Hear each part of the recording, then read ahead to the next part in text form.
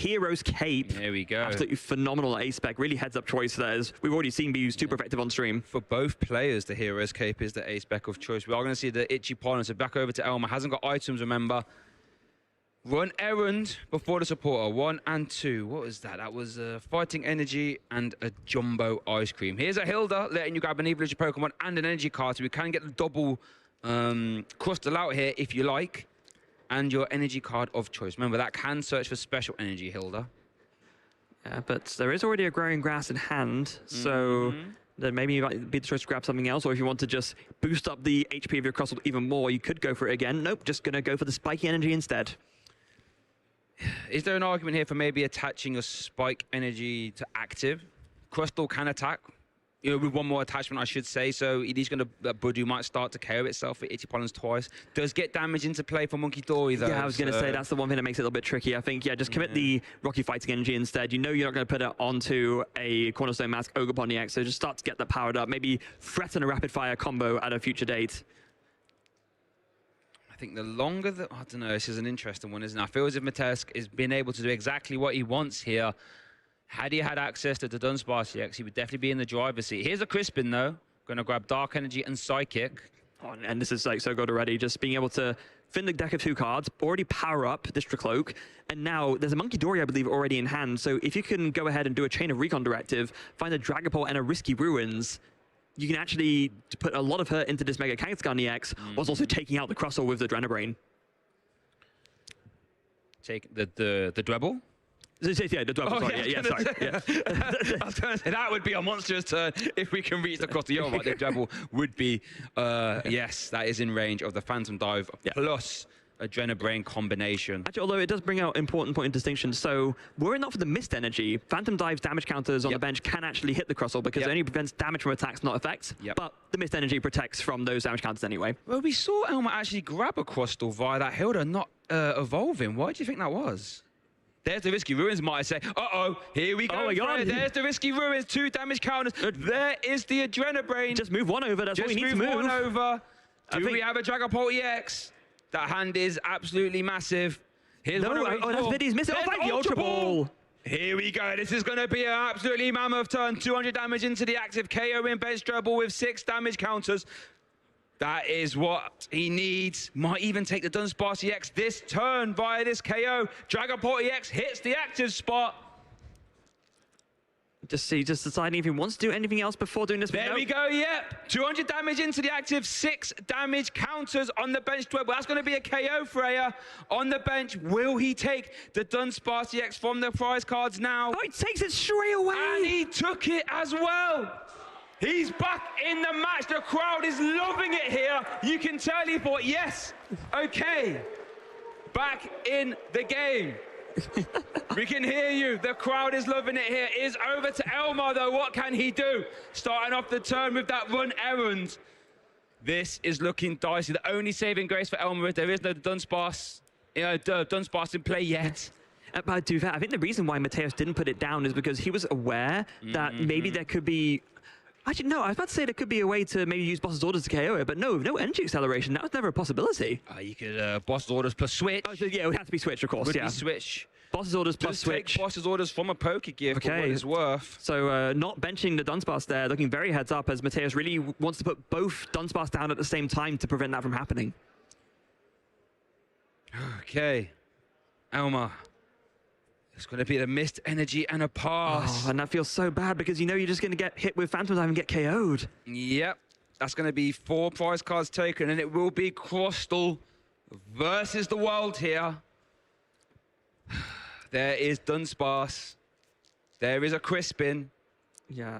Oh, but hold on. This could get very dicey, right? Because you're putting the Dunsparce down, but... we know he's got a Boss's Orders. No, we know he has Boss's Orders, and I kind of misspoke earlier. Of course, he can't put down 2 Dunsparce because there's only 1 bench slot left. Exactly, yep. So Elmar can play a game of whack-a-mole of the Dunsparce. Whack a Dunsparce, try and stop it. Oh, okay, now he can't. With that Hero's Cape, that is an 170 hit point Dunsparce. Mateus knows exactly what he's doing. Now, this could get scary. 170 hit point to Dunsparce. How often is that the key to victory? But it is right now. There is, we know the list, we've looked through, there is no way for Elmar to boost the damage of the Superb Scissors, so that is going, that Dunsparce, there is no way for it to be knocked out now. And here we go, Phantom Dive, it's going to do 200 to the active, nothing to the Crustle, but I don't think you really care at this point. No. 3 prizes taken, only 2 more to win. 3 prize cards taken from that KO. Only 2 prize cards remaining. Here we go. This is Elmar's Crustle against the world. Here is the growing energy. There is the boss's orders.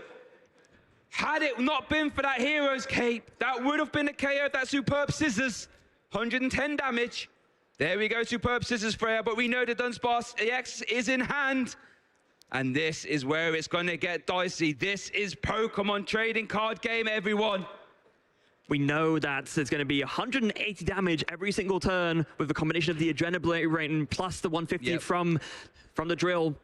It's going to be very, very hard. It's going to be just like game 1. Elmer needs to find so much healing, and he just doesn't have enough healing in his deck to deal with this. Oh, I don't think he does. There is the Dunsparce EX hit in the field. We still need 1 more energy for Destructive Drill. Here come the Recon directives.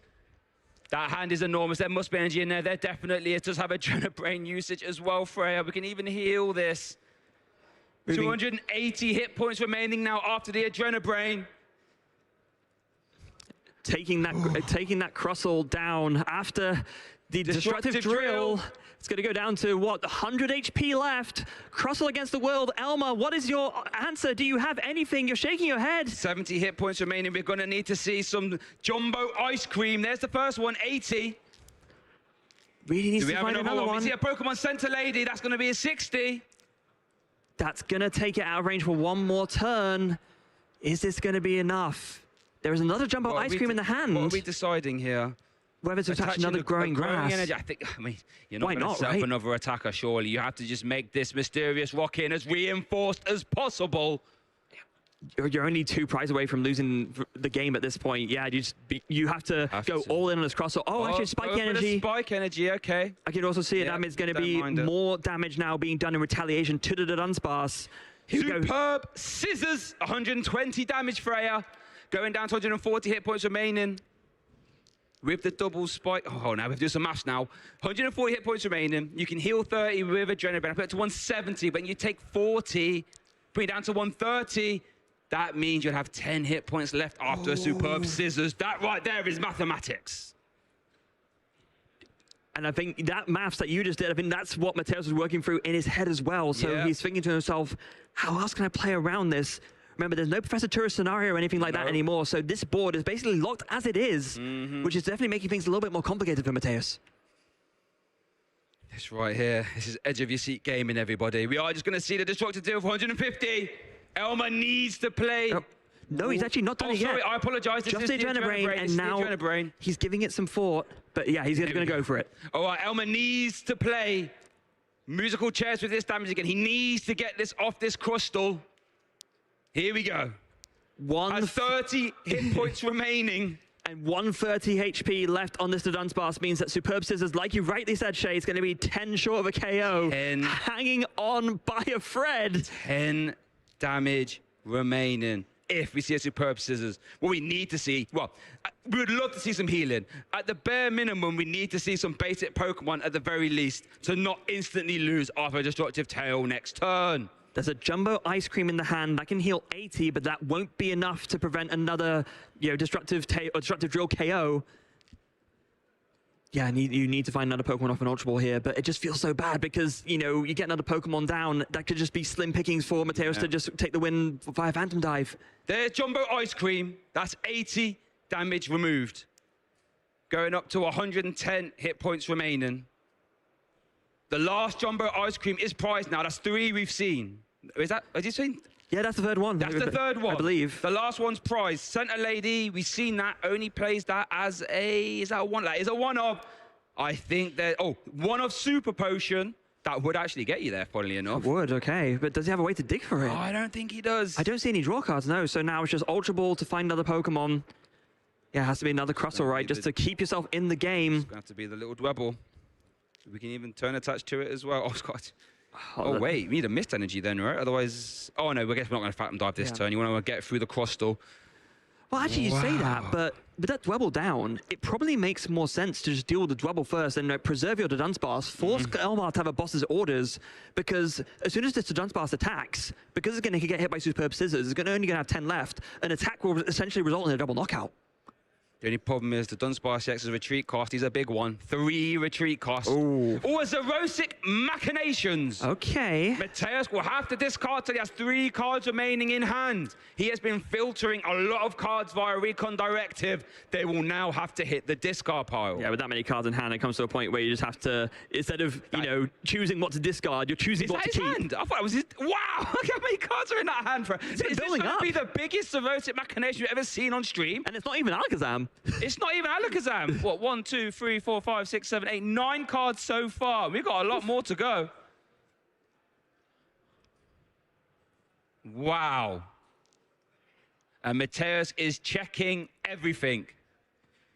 Can afford to get rid of 10, some 11, boss's 12, orders. 13, 14, 15. Yeah, that Night Stretcher is vital. You're going to need it to get back the Dunsparce when it inevitably gets KO'd. So it's just a matter of what gets KO'd, what gets discarded otherwise. I think that's a 16 card Xerosic Machinations, Freya. 16 cards. That's a quarter of your deck. That is the Elmer's like, give me that. Let me consult that again. Wow. Just want to make sure I paid attention to just what exactly was discarded in that massive pile. No, he can't evolve that. Nope. Forest of Vitality. He does play one of he does play one of those. Hasn't got it in hand though. Can turn attached though. That's an extra 20 hit points from that growing energy. Could be relevant. Superb Scissors. 120. Is over to Mateus now. Recon Directing can start to immediately fill that hand back up. It's so tough now because even if you move 30 off with the Adrenabrain, it's going to go up to 40 HP left, and that will still get KO'd by the 2 spiky energy. So it's going to be a very key decision for Mateus here as to how he wants to approach this. The double KO because of the spike energy. That's not something you think we'd be saying too often, but here we are at the final of Prague Regional Championships, and that is what we're staring down. Adrenabrain. I mean, obviously you would move it to the Dwebble here, right, yeah. Because you already have enough damage with the Destructive Drill to take a knockout on this Crustle. Yeah, we are doing our mass credits. So 10 hit points left. Adrenabrain. Move off 30, I take you to 40. Spiky energy is 20 for each one if you attack into it. That would be a double knockout. Oh, dearie Fire me. energy. But again, yeah, it is beefy retreat cost, but maybe it's just worth it here. Here we are. It's double going to be knockout. the double KO, the Destructive Drill. That will KO the Crustle, thanks to damage, but the Spiky Energy Recoil will KO the Dunsparce EX as well. It's Elma's first prize cards here in this game. Mateus promotes Budu. Dwebble hits the active. Will become, I imagine, a Crustle very soon. There we go. But at this point, with so much healing gone, Dragon Headbutt might be enough. Just start announcing Dragon Headbutt. Yeah, that's the thing. Yeah, it's like really not ideal no matter what. It gives Elmar a chance, but because Mateus only has 1 prize card left to take, he might have just done, or rather, Mateus might have just done enough to take this last cheeky prize and a title of Prague Regional Champion. It's just going to be a pass from Elmar. Mateus, what do you have? How much hit points does it have left? 120 hit points remaining on the Crustle. I don't think we can get there this turn. Dragon Headbutt would be 70. You can Adrenabrain off 10. I guess you could Risky Ruins actually get 20 in play, I guess. There we go. Gonna get back the Dunsparce. Well, I mean, it's a good thing to do anyway, right? Nice Stretcher, we know that's one of the cards he kept. Yep, so you can get the Dunsparce down, ready to evolve into Dunsparce. Although one thing I want to keep an eye on, does he have enough energy to use Destructive Drill again? Well, that's a good point. That's why he was so keen on preserving them, right? That's why he opted to preserve the energy over the boss's orders. We know Nice Stretcher can get back the Dunsparce EX, but there's a lot of energy in play, and let's have a look. How many in that discard pile there? 1. Okay, well, get to see 1. Well, there's a lot on board already. There is a lot on board. Only plays, what, 12 in total. There's going to be the Adrenabrain. But yeah, I think you're right, Shay. I think you imagine there's got to be a Dragon Headbutt here. And actually, hold on a second. Yeah, I think we're going to... Energy cards might be a problem, so we're going to go for Dragon Headbutt plus Mind Bend combination. But you're focusing on... No Dragon Headbutt. Missed energy. That's going to be confused. Yeah, so this actually makes a huge difference. Is going to go for the Mind Bend, prioritizing that over the Dragon Headbutt, prioritizing the confusion. Does missed energy remove? No, it's effective attacks. It just denies the confusion from happening. Yeah, so it doesn't heal it. It's not like therapeutic energy. And there's the missed energy. It's going to be a concession from Elmar.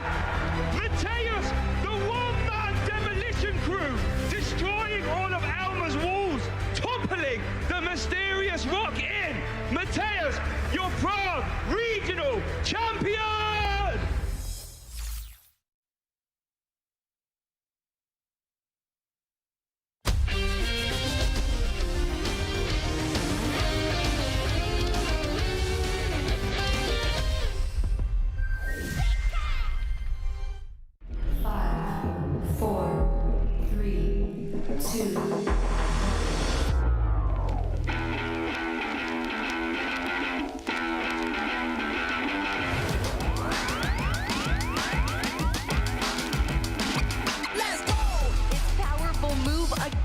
And then applied with that fairy zone on the Lily. Oh, he's ready to just give up the game.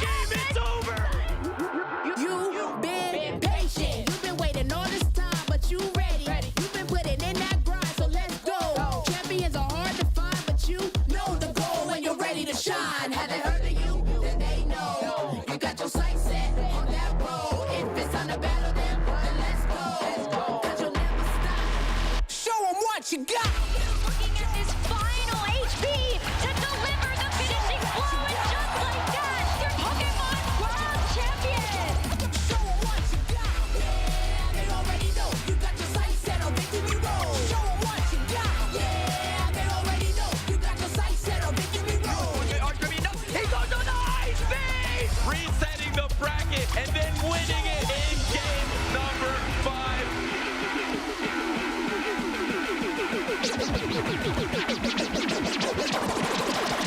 Show 'em what you got. Yeah, they already know. You got your sights set on victory road. Show 'em what you got. Yeah, they already know. You got your sights set on victory road.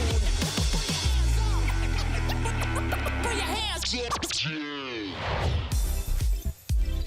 Roll out the red carpet because a star will be born this weekend because we're live here at the Los Angeles Regional Championships. It's gonna be an exciting weekend.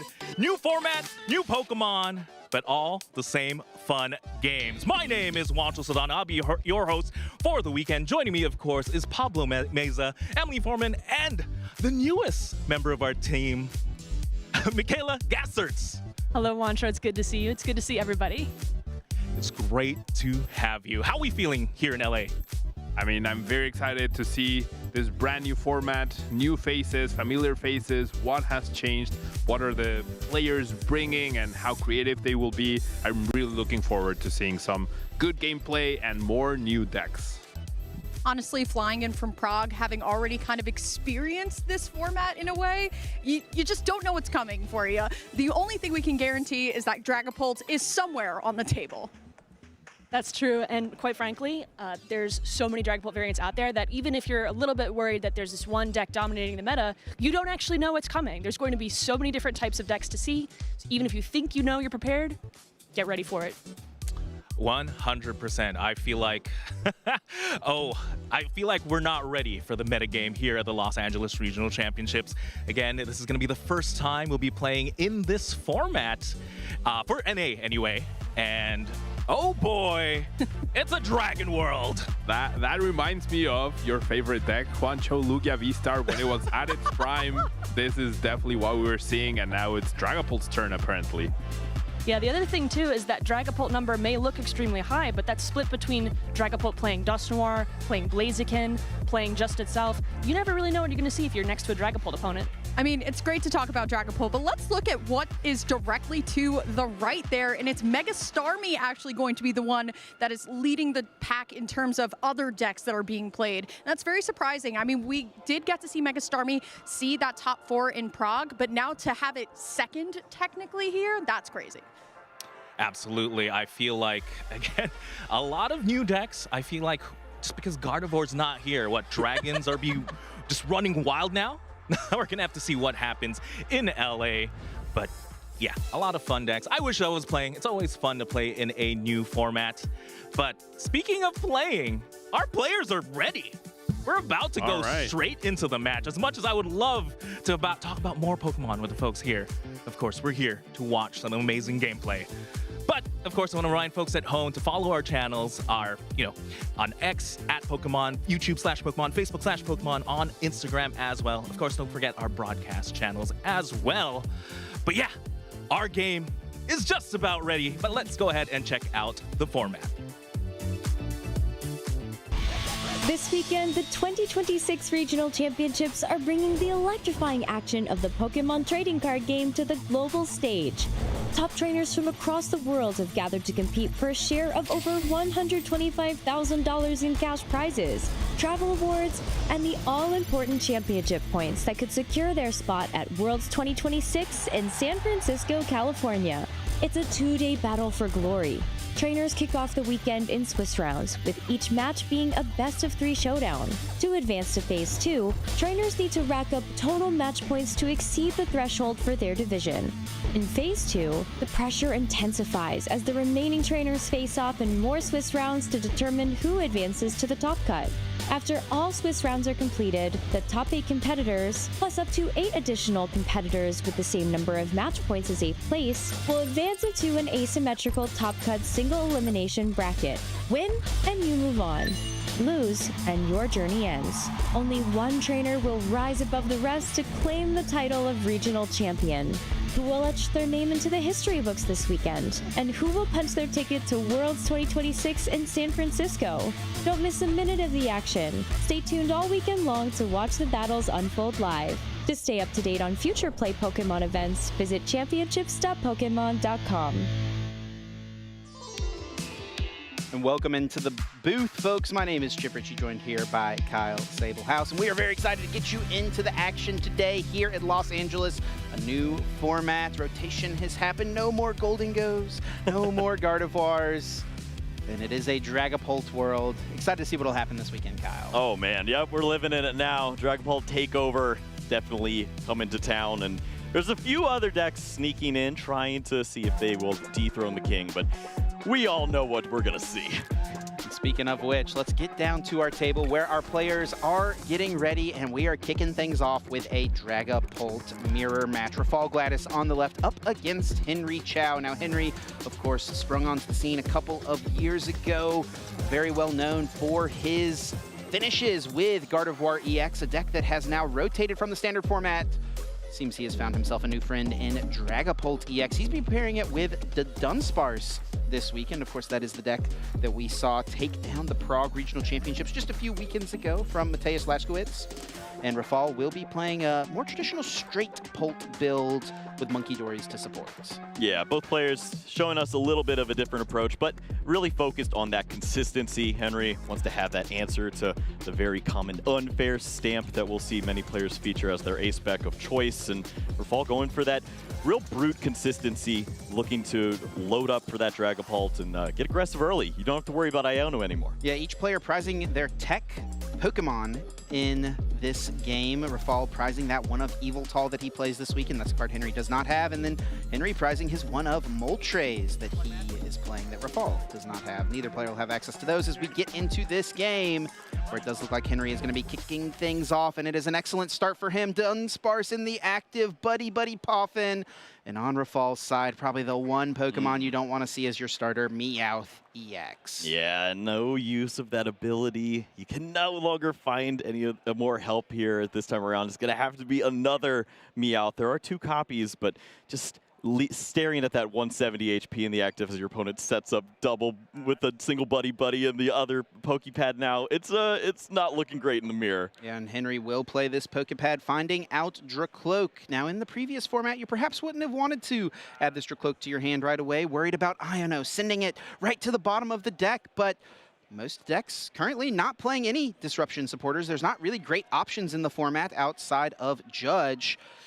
Most players not even playing Judge in their decks for the weekend, or if they are playing it, it is usually just one. So Henry here will play a pair of Pokepad, prepping for the potential of an Itchy Pollen from Rafal. That Badoo still a force in the metagame, locking you out of playing any item cards. Yeah, telegraphing the play, but understandably so. It's where you need to be in this spot. You're already looking to be so far ahead with just what we've seen from Rafal. It's just not much with a Meowth in the active spot, and now you have that guarantee to draw. And what else is there now? Oh no! There's an Ultra Ball, but that's not a pretty setup. It's not the best. Also getting rid of both Crispin and Energy. Ugh. with the discard here. I think he does have his other Meowth EX in the hands.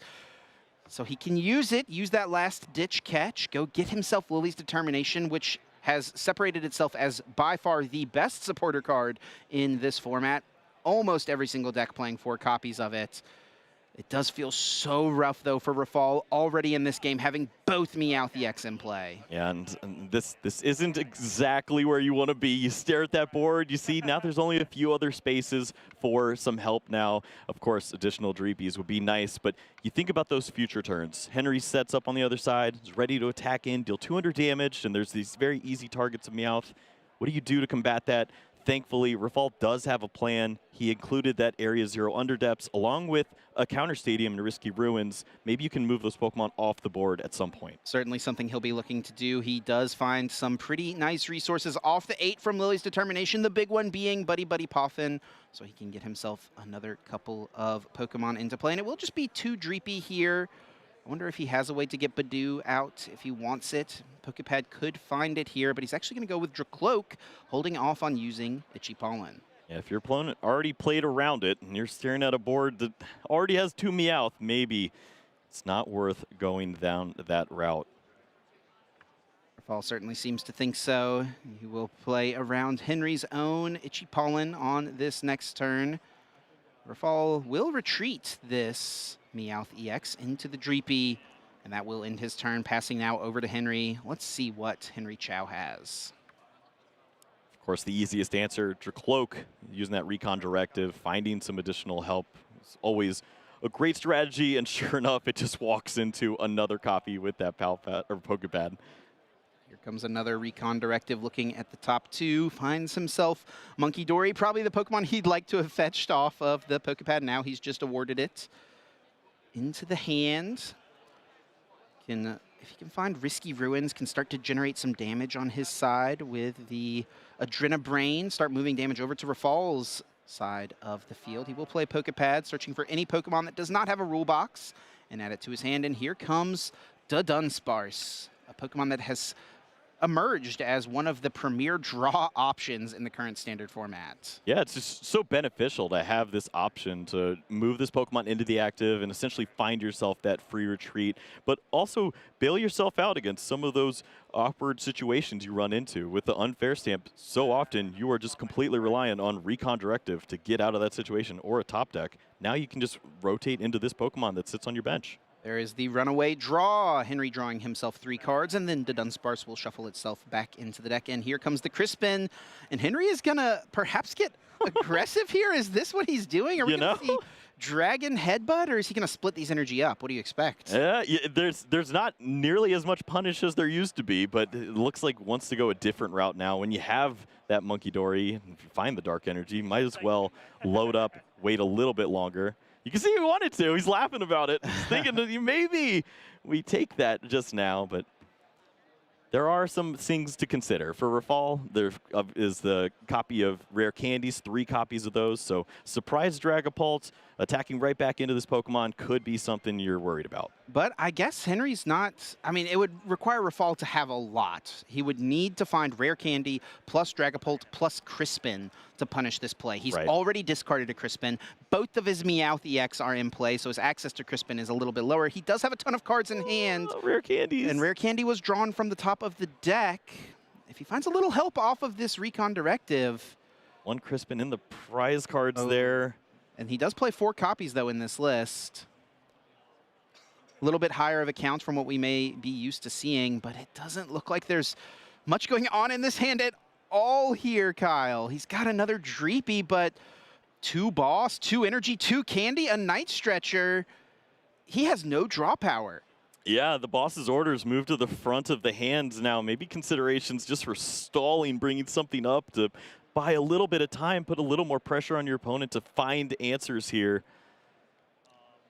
It's not a great place to be, but this is what you have to do in these spots. Just see if you can give yourself a little bit of a window to climb back. And it will be a boss on Monkey Dory and a pass. Rafal hoping that this can just buy him a little time. Henry with a couple of interesting choices here. The Risky Ruins Stadium, a really big part of his general strategy, a way to put damage onto his own field so he can use Adrenabrain. One of the nice pieces of the Dunsparce is that it's continually a spot that you can put down, get that Pokemon down, get the damage on it, move it off with Monkey Dory, shuffle it back in the next turn and rebench a Pokemon. So a big part of his strategy will be that Risky Ruins. He does choose to hang on to it. And now here comes Ultra Ball. I got a feeling we'll see Dragapult EX. Oh, he's already got the Dragapult in hand, actually. Yeah, it's worked out so well already. And look at the embarrassment of resources there, just tossing away 2 prime supporter cards in the spot just for that additional consistency of the Dracloak. 3 now in play to work with. And you have to expect at least a KO this turn, but maybe there's a room for a little more. Recon Directive number 3 used for Henry Chow. Just look at the difference in setup here from these 2 players. Henry even finding himself a Psychic Energy to retreat this Monkey Dory, and he finds Boss's orders to bring up the Dracloak. He'll put down a Dunsparce, not even going to use the Risky Ruins, doesn't want to give his opponent the option to generate some damage. And he will use Phantom Dive, 200 damage, taking down Dracloak, and he can spread some damage onto perhaps these 2 Dreepies, set them up to be KO'd next turn. Yeah, we've seen the 3-3 spread be pretty favorable anytime that you evolve into the Dracloak now. 60 hit points remaining for one of these Pokemon, and just puts pressure back on Rafal. Now you need to see the rare candy, along with some help here. Likely would be that combo you were talking about earlier with the Crispin, but it's just so hard to find any of these pieces. It's going to be all onto this Recon Directive. He really needs a Lily's Determination, and he does not find it. But Dew and Ultra Ball offered up, and yeah, I think Rafal recognized, can't come back from this situation. He's going to concede this game. We're going to head to game 2, a pretty convincing game 1 win for Henry Chow. Yeah, it looks like he's right back in the driver's seat of the Gardevoir of old. He's just finding ways to accelerate energies, attack with a big stage 2, and get things rolling. Now, Rafal has chosen to go first here in game number 2. It seems like that is the consensus amongst players. Going first feels a little bit better in this format. Sure, sometimes your setup will be a little weaker as you cannot play a supporter card, but the opportunity to get an energy attachment and evolve just outweighs every other option. Yeah, it's back to some more fair Pokemon. As we see in this game, not so much when one person gets set up. Boss's orders taking down the Dracloak this turn pretty much sealed the deal as Henry takes sheer advantage of this setup, has the damage placed onto those Dreepies, and from there, Rafal needed a pretty magical combination of cards to even stay in this thing. Why not conserve that time for yourself, see if we can get a good game 2 and maybe 3. Setting up here. Looks like we got a split sleeve over on Henry's side, so gonna just get that sorted, replaced, and reshuffled. Rafal will be going first. And yeah, that game, number 1, is a great example of why going first is so strong, right? It allowed Henry to go for the Dragon Headbutt play, something he probably wouldn't have been able to do if he was going second. It was so much more unlikely for Rafal to be able to respond to that play. Yes, the combination of cards that exist, Rare Candy, Dragapult, Crispin, and maybe it's not that unreasonable for Rafal to have, but Henry's just playing the odds, saying, you know what, I don't think he's got it, and it paid off very nicely for him. Definitely in a world without 2 Meowth already in play. Yeah. That's when I start to doubt if you will get over that threshold. But maybe this time we're in for a different game, and it looks like it. The mirror match continues, but it's a little different. Monkey Dory's starting things off. Welcome to the format, folks. There it is, a pair of Monkey Dory and an Ultra Ball here for Rafal. Very similar to last game, as an Energy and a Crispin do get discarded right away in favor of finding himself a Pokemon. It looks like Dreepy will be eyed up. He's prized his Yveltal yet again in this game.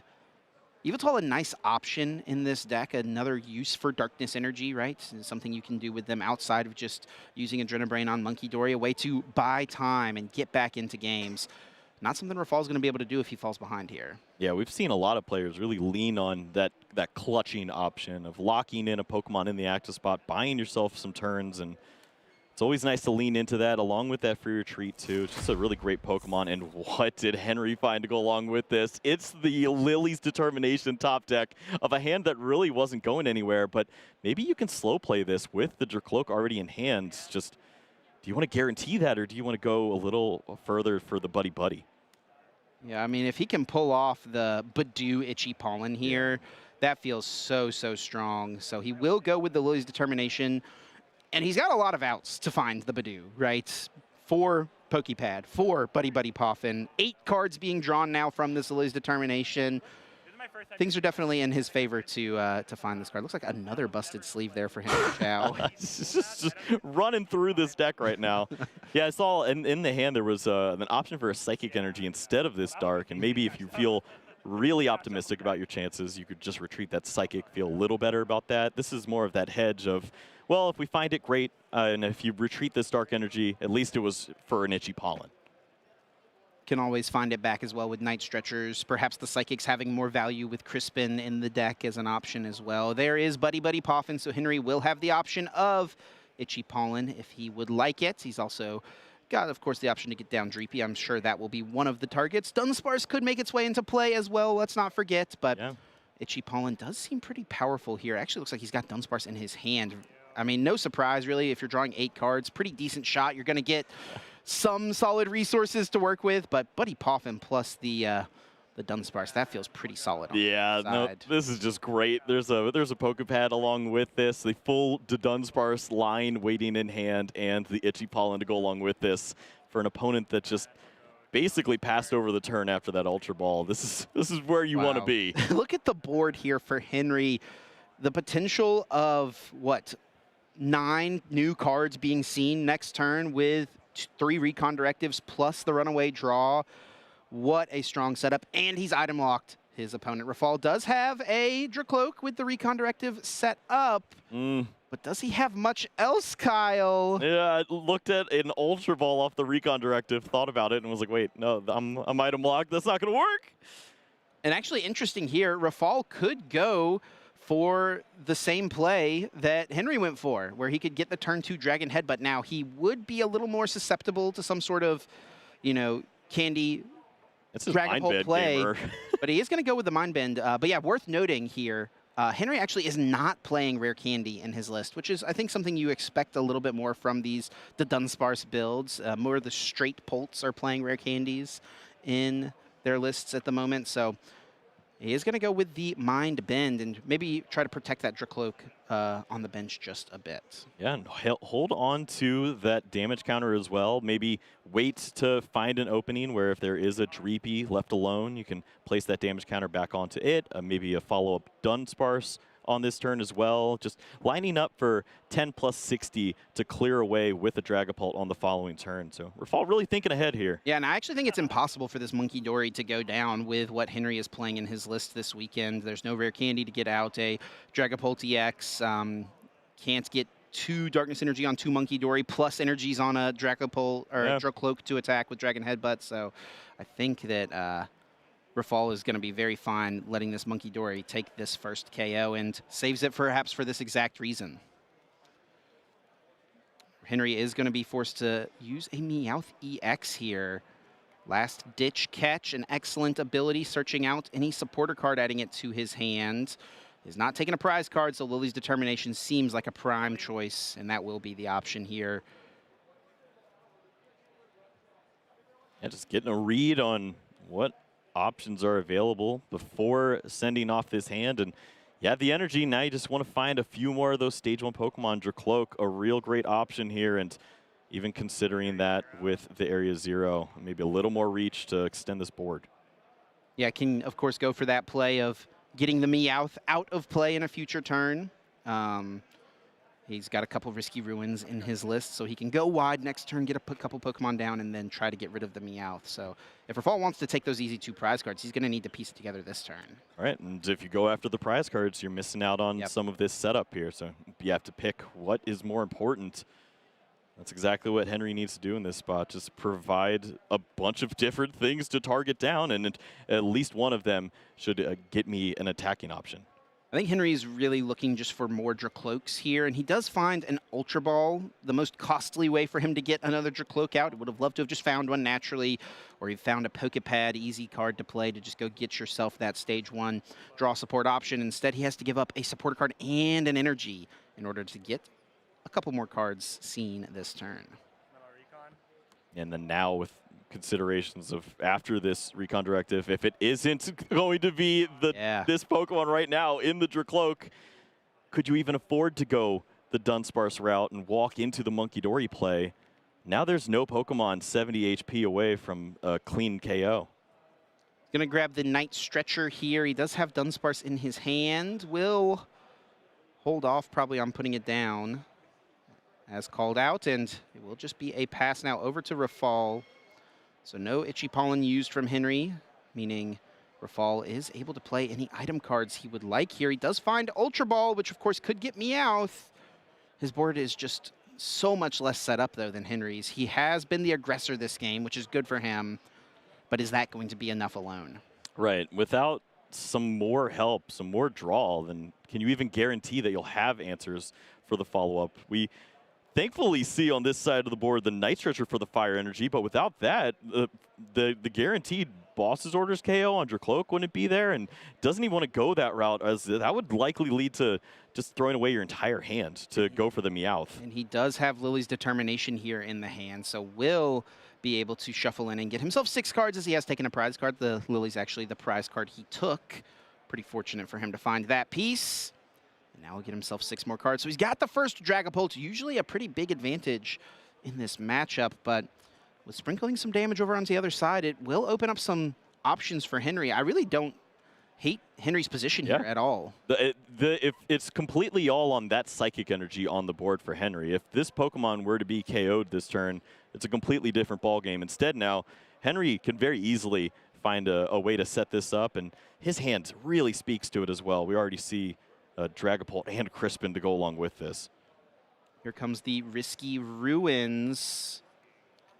And what this will actually do here, Kyle, is it guarantees that Henry can't play his own Risky Ruins. He only has the one Area 0 Underdepth, so that Meowth is going to be stuck in play, save for a potential Tuck Tail, I suppose, but I don't think that's a useful use of your energy commitments. So it will be an attack here. Phantom Dive, 200 damage, down goes Dracloak. And Rafal will spread 6 damage counters over onto Henry's bench. Let's see how he spreads them out. It will be 3 onto Dracloak, 3 onto Monkidori, setting either of those Pokemon up for the future. And now Henry will happily promote his Dracloak with the energy. He's already got Dragapult and Fire in hand, so his own Phantom Dive is already lined up. What else does he want here? Yeah, now you have a way to get some more Pokemon onto the board, but with the Risky Ruins in play, you start to wonder, is it even worth playing these Pokemon down, walking into some of that Dracloak damage, or the Dragapult damage? But I suppose with there already being a Dracloak in play with 30 damage on it, you feel a little more okay about leaving those options up. Yeah, his Crispin in hand actually gives him access to his Darkness Energies, which is pretty nice. I think actually if he had found a Darkness Energy here on these Recon Directives, he could have gotten double Monkidori potentially established this turn if that would have been worth it.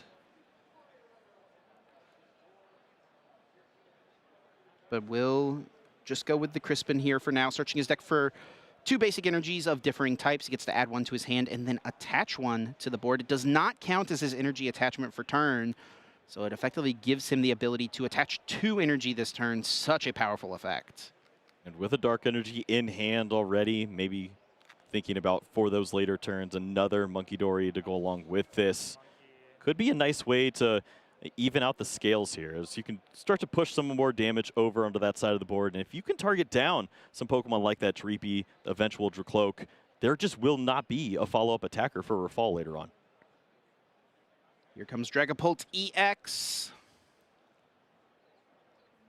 Yeah, like we said, this position's still feeling pretty solid for Henry. He will use the Buddy Buddy Poffin.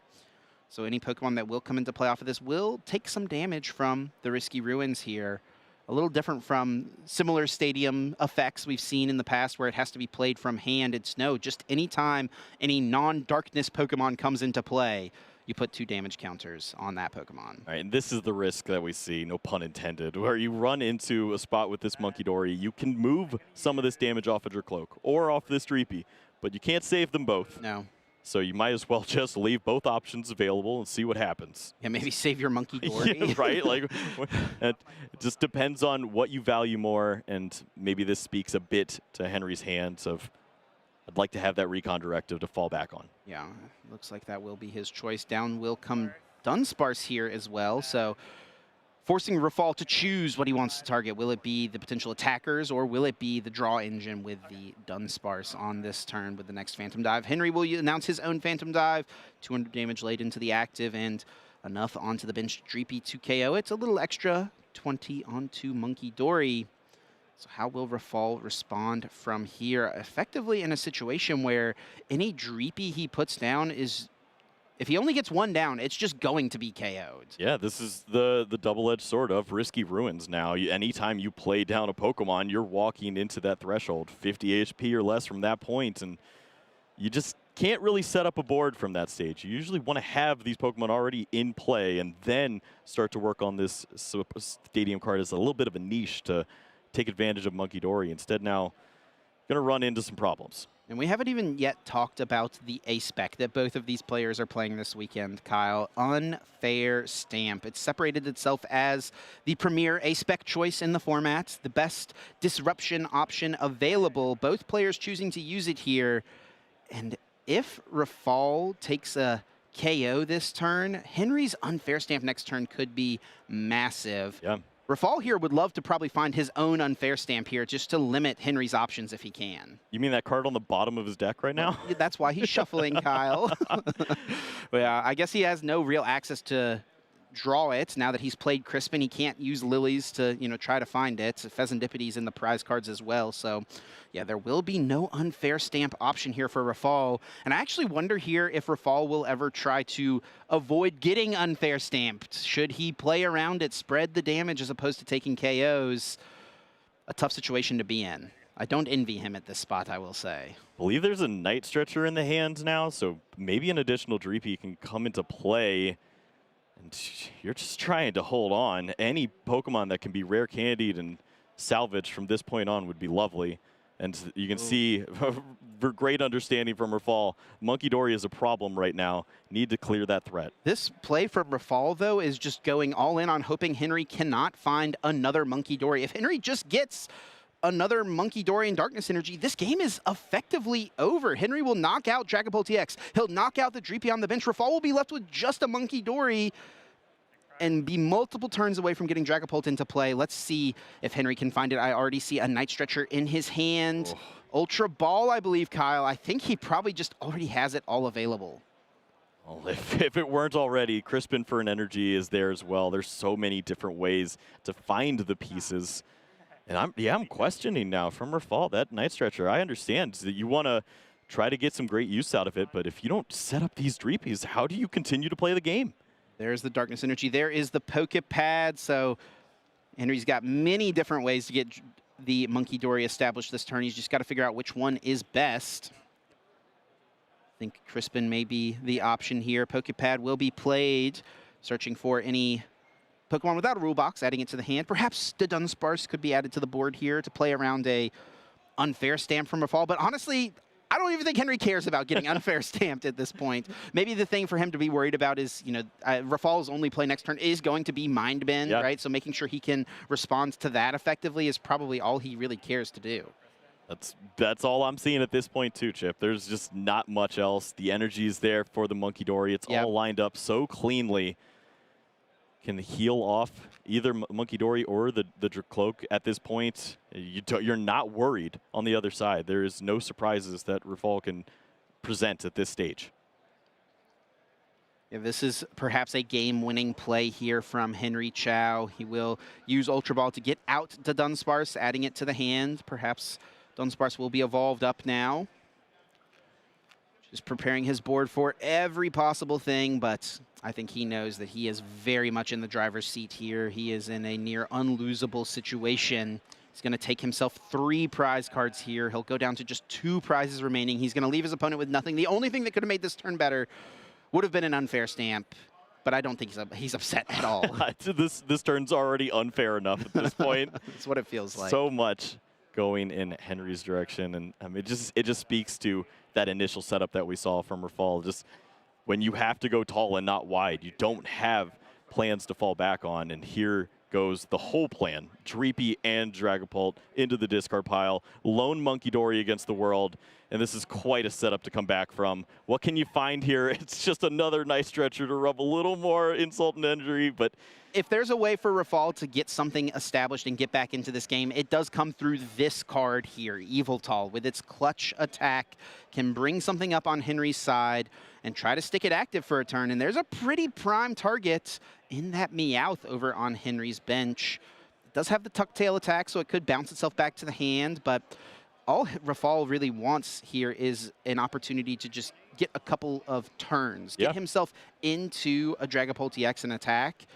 And honestly, Kyle, if he can find Rare Candy Dragapult Crispin, is there enough damage in play that there's not going to be enough for Henry to do where Rafal could just win the game next turn? I actually think it could be possible. Yeah, well, with the Meowth stuck in the active, it's all about how much damage can you build on your side of the board to either take advantage of with your Cloak with 60 hit points remaining, Monkey Dory there with 70. There is a world where Henry gets to move some of that damage off the board and start to think about those routes, but there should be something left there for Rafal to work with if he can find the perfect cards. Now, if Henry can find another Monkey Dory and another Darkness Energy, he can actually just knock out the Dreepy right now on Rafal's bench, just with the use of a couple of Adrenabrains. So if he can find all those pieces, that would be really, really strong, and really, that would probably be the nail in the coffin to end this game. He will play Buddy Buddy Poffin.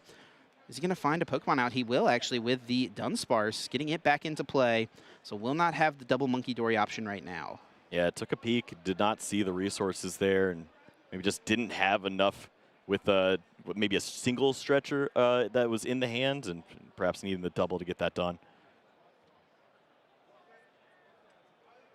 Maybe Rafal has found himself an opening here. Henry will attach return to this Meowth. A Crispin could allow it to attack next turn, provided there's enough energy in his deck. I didn't see him, Chip. Yeah. I don't know if there is an energy there at this point. We see already, what, 5 on board, 3 in the discard pile. There's not much left to work with at that point. Boss's orders from Henry brings up the Dreepy from Rafal. We're going to see him move that damage over from Adrenabrain. And just a pass. Now, what this Boss's orders is going to do is it means that Rafal can't get an energy. I don't think he has a way to get an energy on Monkey Dory to use Adrenabrain this turn. Yeah. And retreat this Cloak and to be able to clutch once again. So that's what Henry is trying to force out of Rafal here. He's going to commit perhaps an energy to his active. What a tricky situation this endgame has developed into. It just speaks to the power of that Yveltal to slow things down, buy yourself some time, and both players really itching for that Crispin. If the resources are there for Henry, still not sure if he can get to that point. Maybe 1 energy remaining, but you can find that in combination with the Night Stretcher for 1 more resource. There is an energy in the prize cards too, so really low on counts.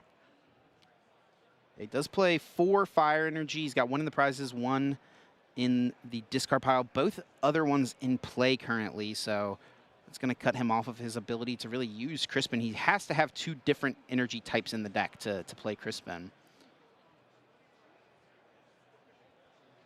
Rafal off the 6 cards. Does get himself a Buddy Poffin.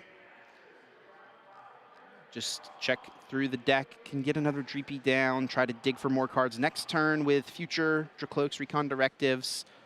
But I expect him to just go for clutch once again and try to stick this Meowth active for a little bit longer. And I mean, if Rafal just buys 1 more turn, and if there's enough energy remaining for him, maybe he'll be the one to come away with a 3-prize turn and winning this game.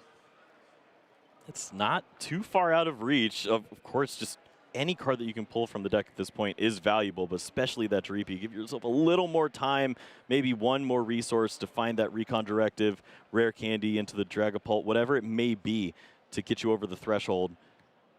And now it's time for Henry. What can he find here? You have bench space with that Dunsparce. If you can move this, do you have the resources for a second Monkey Dory? It's going to have to be both of his Night Stretchers being played with, a couple of Darkness Energy in his discard pile with the other Monkey Dory in his discard pile. That's the only way for him to pull it off this turn. He needs both Night Stretcher. He already had one in hand. That was number 2 found right there. Yeah, big find there. Just allows yourself a little more reach if you want to remove one of these Pokemon from play. Buy yourself a little more time before the Meowth starts to work its magic and get out of being locked in the active spot. It's just really been the downfall of this game right now, just holding on to that clutch. Trying to hope that it comes in clutch for Rafal, but it may not be enough just yet. We'll see if Henry is going to piece together that double Adrenabrain use, or would that just put too much of a strain on his remaining resources? Will he ever be able to move this Meowth? I think with double Monkey Dory in play, there's just already enough damage that he's going to come out ahead in any sort of Monkey Dory ping-ponging back and forth damage battle that we could find ourselves in the coming turns. I guess the only thing that you don't love about this second Monkey Dory is the energy placement of missing out on setting up for one more turn to get the Meowth out of the active spot and hold on. We see the last energy in the deck there, that psychic energy. But with the stretchers, they could go for energy instead. Yeah, really tough spot here. 17 minutes left on the clock, so still plenty of time in this set. Does not find the psychic energy, though. That just makes this a little more awkward. You can search out the energies with the stretcher, but then you lose out on the potential to reach for the Monkey Dory Dark on a later turn if you want that. You might have to just do it now, Kyle, and that may be what this Night Stretcher finds. Let's see it. There's a Darkness Energy brought to the front. That will be played out. I mean, this could also just speak to the 50-50. If you go Dark Energy Monkey Dory, you could pull that fire out of the discard, or out of the prizes. He's not going to go for that, though. He will just attach to the Meowth. Looks like he is planning for a Tuck Tail, Kyle. Okay. So this is setting up for a couple of turns here on Henry's side, and he's got to hope that Rafal doesn't have game-winning combo here. And I actually don't think it's actually not possible, right, with the way energies are placed right now for Rafal. He can't put 3 energy in play in one turn. He can't get a Dark. It would have to be Rare Candy Dragapult with the Crispin active. But there's not enough damage on the bench, right? You're right, on Henry's side. There's nothing that Rafal can take that last prize. Yeah, without the Monkey Dory already loaded up, this does not have that set up. So wise movements there from Henry, moving the correct damage over to ensure that that couldn't happen, getting Dunsparce out of play. It was a potential risk last turn, right, it being in play, but didn't. Rafal was not able to quite piece it together. Rare Candy, Dragapult, and Crispin. It is a lot of cards to have all at once.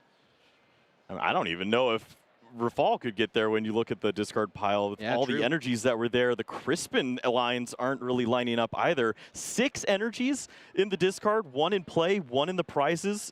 With 9, there's 1 remaining energy again. So Crispin was not going to find any route to victory there, even if it were available. Yeah, honestly, something Rafal could have potentially done last turn before he played the Lily. He did have a Night Stretcher. So what you can do in those situations is Night Stretcher, get the energy back so it becomes an out for Crispin just to get you a couple energy in play. It's a really gross Super Rod, but it's a way to get these energies back into the deck and find them for later on. And now holding on to the unfair stamp, but we'll see if Henry even allows that, if Henry doesn't wait to lock in a double knockout at any point here. It's going to be an energy for turn to the Dreepy, just retreating back into the clutch yet again. 20 more damage, ticked up onto Meowth. Draw for turn now for Henry. That 1 Psychic remaining in the deck. He really is hoping to find it here, I imagine. Should definitely have reach with the recon directives now, and I think it's just what resources do you have left to close out the game? He also needs to make sure he doesn't deck out here. Normally not a problem for this deck as you play the Dunsparce, but he is maybe a little worried about putting the Dunsparce into play with the Risky Ruins, right, being an easy potential KO. So all things he has to manage here. It looks like he's got enough cards left in deck to not have to worry about it too much, and he will load up this Meowth. You know, I joked about this Meowth being stuck in play the entire game, and there's no way we would see a Tuck Tail, but you know what? Here we are, Kyle. Tuck Tail about to be used. 60 damage. Put this Pokemon and all attached cards into your hands. Yep, energies would go back in if we saw the later on an unfair stamp. If this is in combination with Monkey Dory to KO the Yveltal. Just depends on what Henry values the most here. Does he want to avoid future clutch from locking him out of contention, or does he think he can hold on a little more through this? And right now, with Psychic Energies thrown back into the hand, I think you can afford to leave this Yveltal around for a little longer. And the way that Henry is thinning here, I'm thinking he's probably planning to take a KO here this turn. He can use Adrenabrain to put some damage onto Yveltal so that Tucktail will KO it. So perhaps making sure that he will not be too bothered by an unfair stamp, as we see Ultra Ball's just getting rid of a ton of cards he does not want to see anymore. Pretty much has all of the answers at this point for a future turn. Boss's Orders, Dragapult, there's energies in play, there's Crispin if it's a follow-up, Dracloak, a Pheasantipity if a KO were to happen. And he will play this Night Stretcher as well, playing around even Badoo, Itchy Pollen, locking him out of getting some piece back, but I don't think it's too big. Actually, maybe what he's doing with this is actually making sure he's got more live cards for Crispin available if he does get unfair stamped. Just a few more resources to help out here. Meowth has the answer. It's just, do you want this KO? Looks to clear the threat of the Yveltal. So prize card will be open. Unfair stamp is unlocked, and maybe Rafal does piece together a little something now. This is going to be a really interesting closeout here, Kyle. Yep. We are in our very first game of the Perfect Order format, going to see Meowth EX both use its ability and use its attack. Tucking tail, heading back to the hand. Henry gets himself a prize card, now just one away from winning. What does Rafal have to fight back here?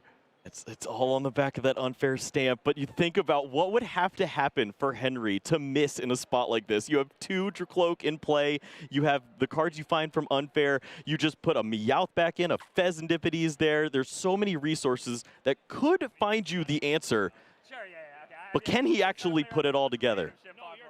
Here comes another Monkey Dory into play. Buddy Poffin going to be played and failed, and unfair stamp. There it is, the A-spec of the format. You can only use this card after your opponent has taken a KO and both players shuffle their hands into the deck. You're going to get 5. Your opponent gets 2. Rafal being the beneficiary here, getting himself 5, limiting Henry as much as possible. But Henry only needing to find the pieces to find one final prize card. Lots of pressure on these 5 cards here for Rafal. Hoping to find something to get back in here. Yeah, it's a lot to ask for at this point. The discard pile's really screaming at you. There's 8 energies in the discard. To find an out to even attack with the Dragapult seems so difficult now. Did find Crispin, but yeah, just there's not enough energy available. We went through that. I mean, there's the previous turn. What, 0 energy at this point with the one in the prize cards. There's just nothing to work with at this stage. Yeah, and the Rafal is just, I think, totally run out of gas here. Maybe if he could piece together an Yveltal with Night Stretchers and Boss's Orders, right? Could stick the Monkey Dory active, but that doesn't even seem like a winning line. There's no way to get there's just too many resources burned here for Rafal. At this point, it's hit points as the main resource. Just leave them in the active spot and hang on. See if this buys you a little more time to find some help here. But yeah, as you're speaking to, I mean, it is Night Stretchers from this point forward to get the job done, and we're just not seeing the resources, and that's the extension. Yeah, Rafal not seeing them either. Extends the hand, and it will be Henry Chow walking away with the win on stream here. Gardevoir, no more, but that is no problem. Dragapult EX, his new best friend. Yeah, it's a stage 2's Monkey Dory. It all feels similar. He's getting the job done, and you just don't have the Screamtail to take things out. Instead, now you just find it with your friends. Yeah, I'm sure Henry feeling right at home in that situation. Rafal here does fall to a 3-1 record. Still a great start here at the Los Angeles Regional Championships. Obviously, he's using a very powerful deck. Him and, 31% of the room. He's going to be, I'm sure, in a fine position to continue forward in this event. Let's recap that game, Kyle. And it was Henry going aggressive in game number 1, going first and getting off the turn 2 Dragon Headbutt. Yeah, it's something we used to mock in previous formats of going way too aggressive, walk into the Neo upper. It's just not that kind of game anymore. There's unfair stamps and shenanigans to look out for, and it led to a really quick opening game here, and Rafal, unfortunately, just saw a lot of the same in this second game. It was a really slow setup for Rafal. Nobody Poffins found in the opening couple turns, not able to get a bunch of Dreepy outs. He never used Itchy Pollen in this set, so all pieces that he would have loved to have found, and Henry able to just take care of the one Dreepy at a time and really limit Rafal's mid-game. There did become an interesting situation after this turn where Henry jumps really far ahead. That Meowth EX in play becoming a bit of a liability. Was able to be stuck in the active spot for a few turns thanks to Clutch here from the Eviltal. But Henry, with a couple of well-timed boss's orders, just forced Rafal to extend a couple of extra resources. You see what big of a difference those couple of energy attachments to retreat made, as it left Rafal with nothing in the end game, ensuring Henry would become the winner of this game. Yeah, this is what you have to do in this spot. Exhaust your opponent of resources. Think of every card as a little bit of a percentage points to victory, and if you just exhaust your opponent of all those, what do they have left? And truly, even after a perfect unfair stamp right at the end of the game to try to close things out, there was no combination of cards that was going to get him over the threshold. Yeah, Henry, of course, did have a little experience already in this format with Dragapult. He actually just played at the Prague Regional Championships, got himself a respectable top 64 finish over there with Dragapult. He was not playing the Dunsparce then, though, taking a little bit of notes from the results of that event and making an adjustment here. The Dunsparce becoming a pretty prevalent part of Dragapult currently, it seems. Lots of players choosing to use it as a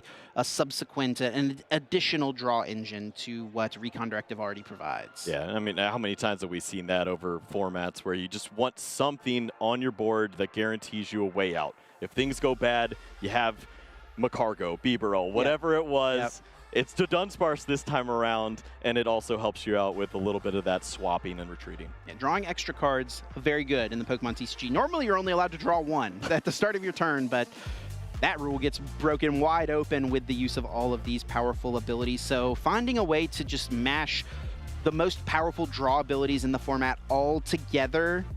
I mean, we didn't even talk about Flip the Script with Pheasantipity. We didn't see it in that game from Henry, but another option as well to just draw so many cards. Finding a way to make all of those pieces work together is usually a recipe for success. Yeah, I think that this matchup really showed us a look into that consistency that you can find of just saving onto those resources. The Dunsparce was shuffling back in, cycling through, finding those outs, and also the way that you build the deck has 10 energies as opposed to 9. Just found more of those energies as we moved through the game, brought them all back in with the Meowth, and then just had nothing to worry about at the end, whereas Rafal on the other side is just really grasping at straws to even get through the retreating process. All right, well, Kyle, I do believe we're going to get to hear from Henry Chow, how he's feeling with the 4-0 start with Dragapult TX. Let's hear how our round 4 winner is feeling. Thank you, casters. Juancho Saldana here, and I'm joined by Henry Chow. Henry, I feel like this is the first time we're going to be talking, and we're not going to talk about Gardevoir EX. How does that feel? Yeah, I mean, I'd say I'm already fairly well adjusted to the, I mean, you know, there's a ton to learn to the new format, but I'm well adjusted to not playing Gardevoir anymore, you know. Been thinking a lot more before the tournament about what deck to play, not just lock in the purple no matter what. So, yeah, I mean, I already played a tournament. I went out to a European regional, played Dragapult, so a little settled in, and yeah, Dragapult's pretty fun. The mirror, as you know, you guys can see, sometimes, you know, not, you know, sometimes the person who just gets that first Phantom Dive off is going to have a big advantage. Although I guess in the second game he got the first Phantom Dive off, but he had some big issues with his board. So yeah, I'd say the mirror is not quite as good as Gardevoir, but the deck is still very fun to play overall. For sure, for sure. Before we talk about the match again, I just want to dissect, you know, you not playing Gardevoir a little bit more. No, I mean, again, I felt like it was such an end of an era that we added Dragapult to your page, right? It was literally everything was Gardevoir until that one Dragapult in Prague. But yeah, now that you're adjusting to the format, can you tell me a little bit more about it? Why we landed on Dragapult? Yeah, I mean, I saw the meta graphic while I was walking up to the stage. It seems like, I was not in the minority. There are 30% of people playing the Dragapult. Actually, second highest play, this is off topic, they're playing Starmie. I thought that was absolutely nuts. I did not expect that. But yeah, Dragapult is just, there are decks that counter it, but the problem is the decks that counter Dragapults pretty much all have really bad matchups. So Dragapult is the only deck that feels like you have a chance in every single game. There's this Jellicent Dusknoir deck I've been considering for a while, which is, sort of similar to Guardy, just a very, very tiny bit. We're just locking in purple still. Exactly, and you got the Clefairy, of course. So the Dragapult matchup is favored, but, you just have so many other rough matchups, where with Dragapult, thanks to the power of Recon Directive, you're drawing so many cards every turn, you have so many options, and you can see these games can go long. It comes down to all these different supporters left in your deck, even counting the energies that are left. So I think a tendency to have long games makes the deck a little bit more skill expressive and more fun and easy to win with. I like it. I mean, with that though, I know you discussed why you chose Dragapult. Let's go a little bit deeper. Why Dragapult with the Dunsparce package? Yeah, that's a great question. First of all, I want to give a huge shout out to, I know some Japanese players are the first ones to invent sort of this Dunsparce thing, and Mateus also won the last tournament. They had a whole testing group do amazing with it. So shout out to them.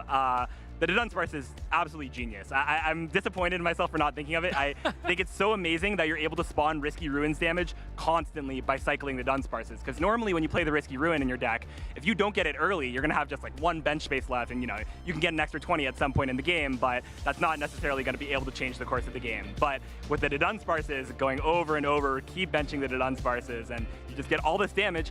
Almost feels like Gardevoir, right? Because Gardevoir, plenty of decks have used Monkey Dory already, but Gardevoir was unique in the sense that it was able to generate the most self-damage. And now I'd say this deck has sort of followed in that footsteps, obviously to a lesser degree. But yeah, I even considered playing like 3 Risky Ruins, 3 Dark, 2 Monkey, really committing to the self-damaging stuff, because you can just do so many cool things when you can combine Phantom Dive with full power Adrena Brains, right? Yeah, I like it. Again, just all the Gardevoir practice, all the times with Gardevoir, still to this day, still bring in, still help out. Absolutely love that, Henry. How do you feel though, your specific Dragapult deck against other types of Dragapult decks? I think Dragapult Dusknoir is seeing a lot of play on the floor. Maybe the Dragapult Blaziken. Yeah. How do you feel about? Yeah, I mean, it's hard to get too much of an edge in the mirror matchup, to be honest, kind of for the reasons you guys saw on stream.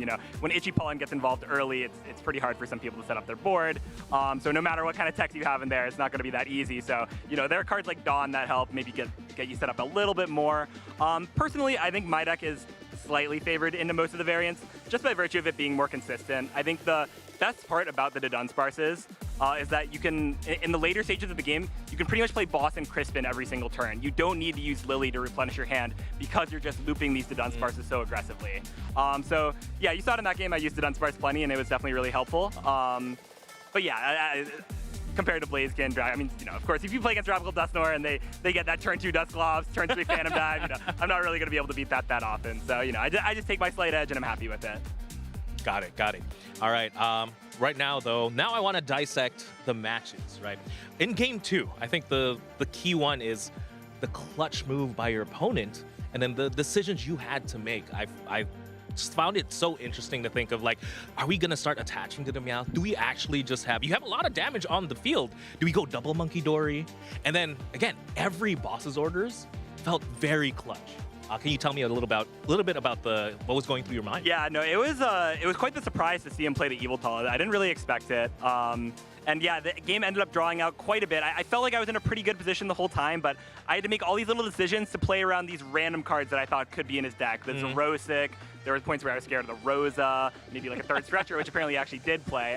So all these like sort of cards he could play, like, I just have no idea. I mean, he didn't have very much draw on his board, of course, but, if there was one turn he's able to get this Rosic and I'm holding on to 3 Boss's Orders and a couple Night Stretchers, that could have been really bad, right? So I just wanted to make sure to have sort of this balance. And yeah, I definitely was considering that second Monkey Dory at some point. It would have cost both my Night Stretchers, though, and then I wouldn't have been able to, like, necessarily get out of the Meowth. I thought maybe he could just rush me on deck out, even though I have more monkeys than him. He could just keep clutching my Meowth. I'm moving damage, but didn't have that many ways to replenish my deck. My judges in my last few prizes. So yeah, I was definitely a little bit worried about that. But yeah, my own bosses definitely helped out a lot, because if he was able to build up his attachments, then he could just go Phantom Dive, knock out Meowth, knock out Dracloak, and the game would be over. So I was really scared of that. But luckily, since my hand was so big, I was able to chain those bosses orders together. Yeah, again, it's not every day you see what bosses orders really turn into what crushing hammers almost. Right? Just getting each of those bosses meant he's not attaching to those Dragon Balls, he's not attaching to Monkey Dory, and you're essentially winning the Monkey Dory war. That was perfect. Masterfully played, Henry. With that, before I do let you go, anyone you want to shout out? Yeah, I mean, shout out to all my friends who have helped me prepare for the new meta. Shout out to all my friends watching at home.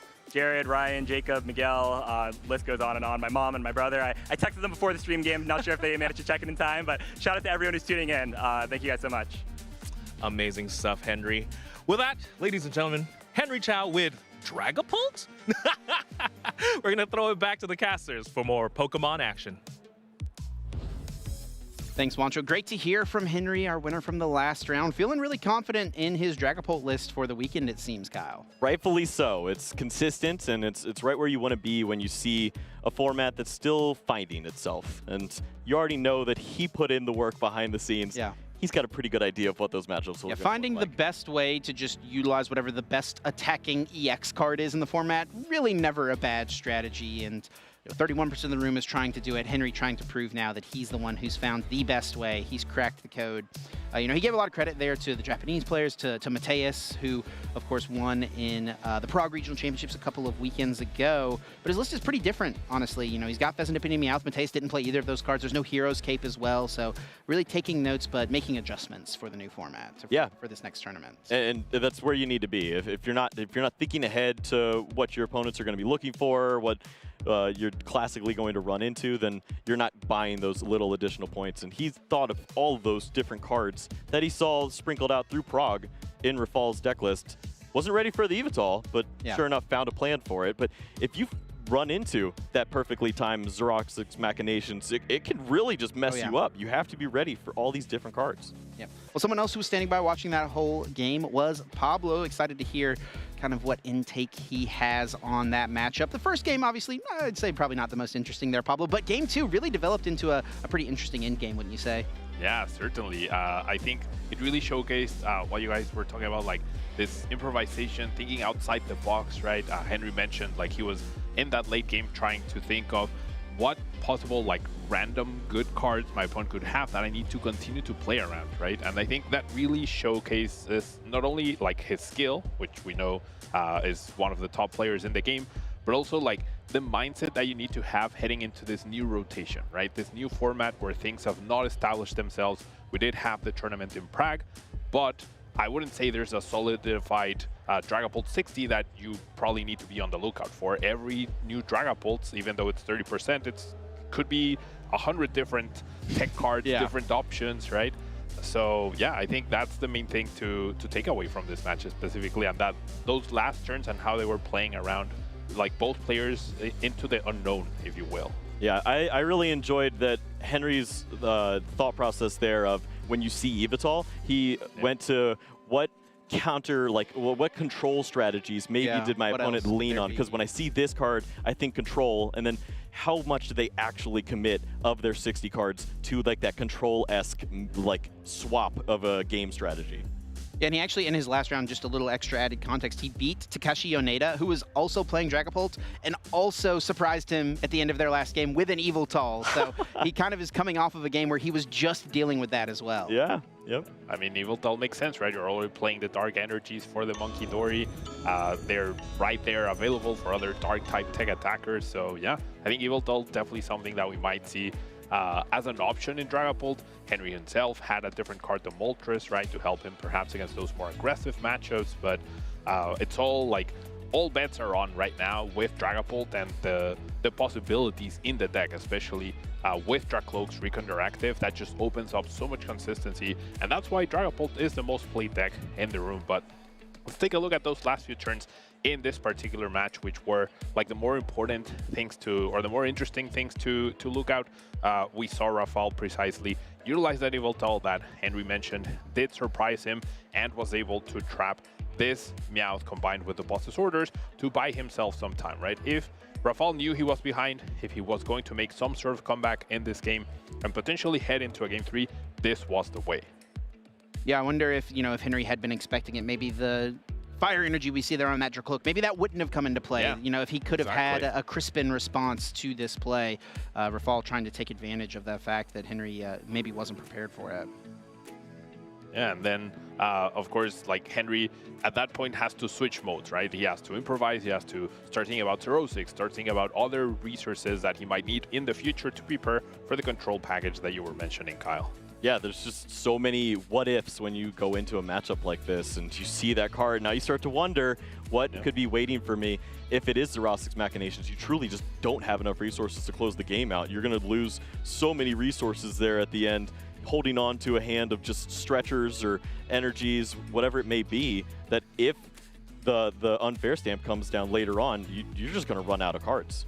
And I think this is something very key that happened in Game 2 because Game 1 was so quick and so uneventful that Henry didn't have this information, right? He saw perhaps Dark Energies, he might have seen the Monkey Dory, but he never saw the Yveltal come down. So it's hard to prepare against something that you are completely unaware of. I'm sure Henry, because of his last match, maybe it was in the back of his mind, but until you really see it, it's hard to really preemptively prepare for something like this. Yeah, I'd say at this point, not a common card to see in Dragon Ball. Not a surprise, really, but not a super common thing you expect.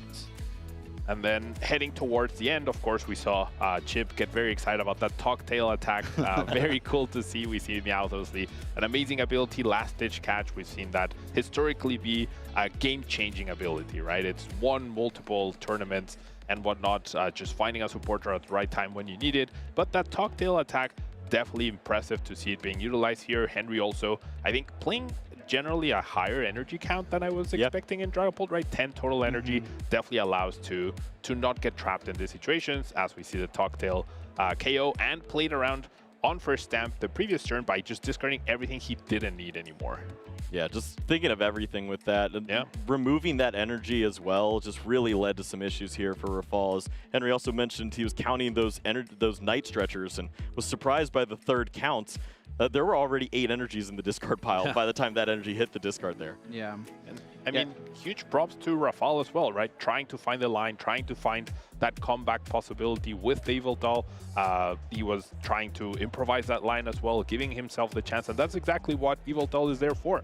It's there to surprise your opponents, there to buy you time, it's there to set up these potential comeback plays, and I think he was relatively close. If he had a few energies left over, and he might have gotten to that Dragapult attacking once again, he actually might have taken this game away from Henry.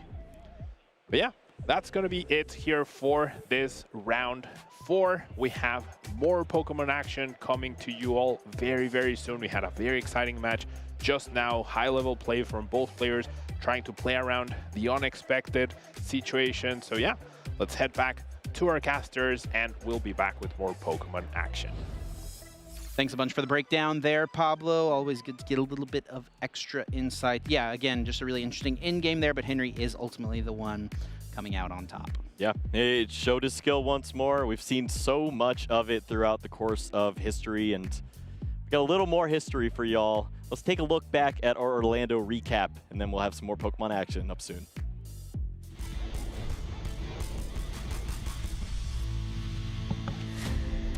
The Orlando Regional Championships was the last tournament before rotation, which meant players had one last chance to play fan-favorite decks like Gardevoir, Charizard, or Goldengo. Sure enough, one of the most successful cards ever printed found itself in the finals one last time. Gardevoir EX, piloted by Makani Tran, but could he overcome the Dark-type powerhouse of Zoroark EX, played by Noah Sakajian? Game 1, with only one Pokemon on board for Makani, Zoroark EX was able to clean up, giving Noah a quick Game 1 win. But in Game 2, Makani's Mega Diancie EX shined brightly. Its durability, comboed with 2 Monkey Dory, took big knockouts to tie the series up, bringing us to a Game 3. In Game 3, Noah set up 3 Zoroark EX, which meant 6 extra cards every turn and allowed him to chain bosses' orders with key knockout after key knockout. Zoroark EX traded his way to victory and crowned Noah Sakajan your Orlando regional champion. And I believe that's the game. Keep going to Tatsuguri, find the boss's orders, and Noah Sakajan becomes your Orlando regional champion! It's always a great time to start your Pokemon journey, so check out Pokemon.com/compete to learn more and join in. We're live here right now at the Los Angeles Regional Championships, and oh boy, do I have a treat for the folks at home. I was able to run into a father-son duo. This is Caleb and Frank, but I believe, Caleb, you're the one competing tomorrow, yeah? Yes, that's true. How are you feeling competing in the Los Angeles Regional Championships? I'm very excited. I want to have fun and play with all these new people and possibly bring home my medal. Oh, let's go, let's go. It's always a good time making new friends and all that, but it's also fun to bring home a medal. With that, though, can you tell us a little bit about your Pokemon journey? How did you get into the Pokemon trading card game? So in the summer, like in 2024, I went to a cooking class and I was just like talking with some of my friends there. And then one of them brought up Pokemon and I'm like, what? There's a game for that? So I went to the store, bought some cards. I started learning the game with my dad. And then we kind of just got pulled into it.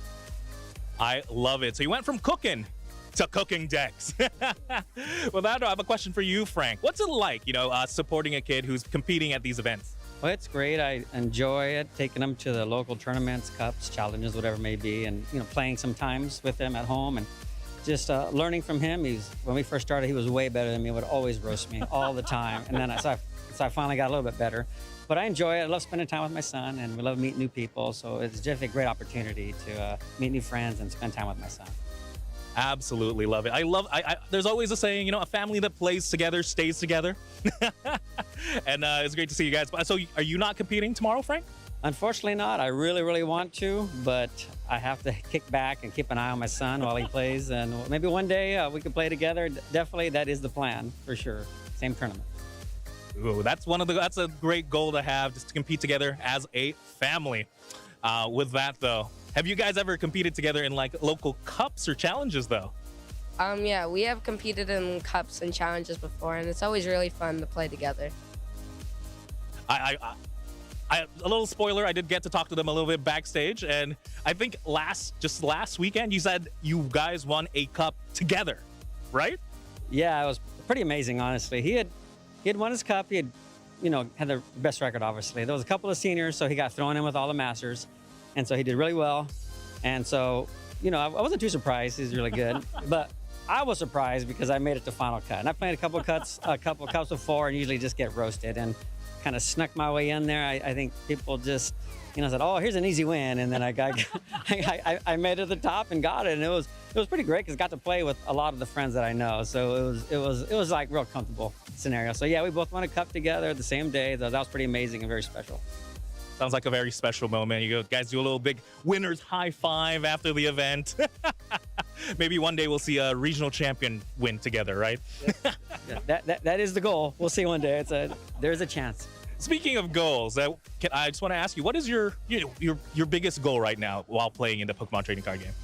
I think my biggest goal is to just get that Worlds invite, because my dream is to go to Worlds and play in it and have fun and possibly win or place really high. But for LA, I think my goal is just to make it to day 2. Great goals to have. With that, just a couple more questions for you guys. How did you prep for the event?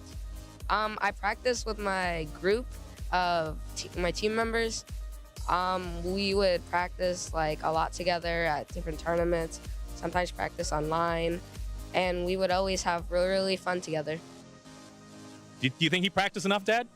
I sure hope so. We definitely try to meet with the people on the Discord. We have a testing group, so they all definitely give us some tips and hints, and good advice. So hopefully he can use that tomorrow. Love it, love it. One last thing, anyone you want to shout out before I let you go? Shout out to Joaquin, Lawrence, William, Josh, Ryan, Brandon, Jonathan. And all your friends, I'm sure. All of them. Amazing stuff. Sounds like, yeah, it really does take a village to really get ready for these events. Sounds like you guys have a great support system, especially with your dad. Yep. With that, we're going to throw it back to more Pokemon action. It's lights, camera, action, and draw for turn, of course, here at the Los Angeles Regional Championships. I know I am super excited to see everything that is coming for us post-rotation, but we're only at the start of the day as we are going out into our beautiful crowd and seeing what everybody is bringing. Of course, it's Dragapult, we know that for sure, but what's coming up after that, we may never know. My name is Emily Foreman, joined here by Michaela Gassert here. How you feel? First time on the desk. I know, it's so exciting. I can't believe it. It just really overwhelms you. But I'm ready to get all excited and into this action to see round 5 of Swiss. Well, earlier, I know we didn't have too much of a lounge segment because our match was already ready to go here. So we do have some caster predictions because I know everybody at home does like to see what we're thinking is going to do rather well here. So we do have Wancho's picks for now, but I mean, you're new here, Michaela. Yeah. Take us through yours and why. Sure. Across the board, all the way at the end, you can see I'm an Alakazammer, huge Alakazam fan. That powerful hand attack is able to do incredible damage, and the Psychic Draw ability fills up your hand. Combos super well with Dunsparce. People are playing a ton of that in all kinds of decks, but the two of them together make a formidable combo. And then what about the Dunsparce, of course, your second one? Oh, yeah. Runaway Draw, you're able to play down the Dunsparce, and it shovels itself into the deck and draws you 3 cards. So the 3 cards you get are not going to be part of the Dunsparce pieces. So that's going to, 1, fuel the powerful hand attack. 2, it's going to clear out a Pokemon from somewhere on your bench or your active, letting you play down different support Pokemon, like maybe a Genesect to block Unfair Stamp. That's a huge problem for Alakazam because hand disruption is limited this format. There are not many ways to get rid of that hand, so there's not many ways to counteract Alakazam. But it's not just Alakazam that's doing well on the desk. I see you have some favorites as well. Well, I did come from Prague 2 weeks ago, and I am a big believer in having fun this format, realistically. There was a big portion of people that did come with Festival lead. I do think Thwacky's Boom Boom Groove ability, if you do miss Pidgeot EX, is a great way to kind of reminisce to old times. You can use it 3 times in a row if you have 3 Thwackies set up. But also I think what finals did show us with Elmer is that Crustle is here, and we have to respect it. And there are tons of things that Crustle has also gotten, like Growing Energy with Perfect Order, that allows for Crustle to get a little bit bigger here. But looking at some of our other predictions, I do like Kyle's pick of Dragapult. I feel like all of us did kind of shy away from it because it's kind of like that looming option in the room. But also this Raging Bolt EX, I want to definitely point out. It seems like Raging Bolt is going to be that leader in the big basic deck that we've been kind of seeing here and there. We got to talk about Mega Lopunny as well. Chip's pick, but also does agree with you as well. It's Alakazam hours, really.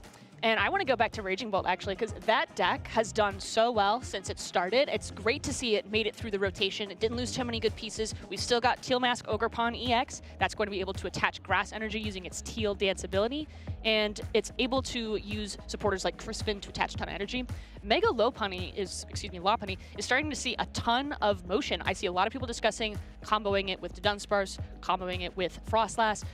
All kinds of different pieces can work with Mega Lopunny, and it only uses a single energy for that first attack, meaning you could probably put that in almost any deck and see if maybe it's a good answer for a Crustle matchup using its second attack. Well, speaking of the Crustle matchup, we got to talk about Wancho's pick as well with the Dusk Noir. I think Dragapult kind of flows with the times, right? And we see when Crustle does well, what can handle Crustle, and is going to be that Dusk Noir. But also giving respect to the Team Rocket's archetype as well. Mewtwo seems to be the better of the two right now compared to its counterpart Honchkrow here, but with that Erasure Ball attack. But thanks to Spidops, I think Grass is kind of like on a real big pickup right now. Thanks to Spidops, Rocket's Rush, that attack also does extremely well. We do also have Pablo's pick as well. We do also want to loop in Pablo's pick too here, because I can't remember what he picked, but it looked like we had like this. I think we all gave respects to a lot of our decks here. Here we go, coming up here. What did Pablo pick? And Zoroark and Meganium. Interesting picks here. Yeah, I really love Zoroark. There's not a ton of them on the field today, but they are out there, and that first ability, Trade, we all remember it from 2018. It's back again. You're going to be able to discard a card from your hand, draw 2 cards. If you've got 4 End Zoroark EX on the field, you'll be able to do that 4 times total. That's 8 cards you can get per turn, comboed with its Night Joker attack, which allows you to copy any Ends Pokemon attack from your side of the field. You're able to do incredible damage using End Zoroark, Ends Reshiram, Ends Zekrom, maybe even Ends Darmanitan. So you have a ton of variable options. It's kind of reminiscent of the Mew VMAX deck. It could be very well true. I like how a lot of us are picking decks that can draw out of Unfair Stamp. I think as we now move into the new regulation, we've lost a lot of these supporters, Iono, for example, that really kind of help with that disrupt. And now we still have Judge, right? But much less reliable at the end of the day. So I think a lot of us are kind of seeing this way that, you know what, more cards is better. And of course, Alakazam, you know, I mean, you just love this deck, don't you? I do. I've been playing it nonstop. It's my favorite deck on TCG Live. That's why I'm a little bit biased towards it. Now, there's also this Meganium. That's kind of interesting because grass decks haven't really solidified on what goes best with Meganium. You've seen Meganium paired with maybe Mega Venusaur or Mega Meganium. Some people are playing it with Arboliva, even though Arboliva may not seem to combo immediately with that ability, Wild Growth, which turns each attached basic grass energy into 2 grass energy. And double the fun.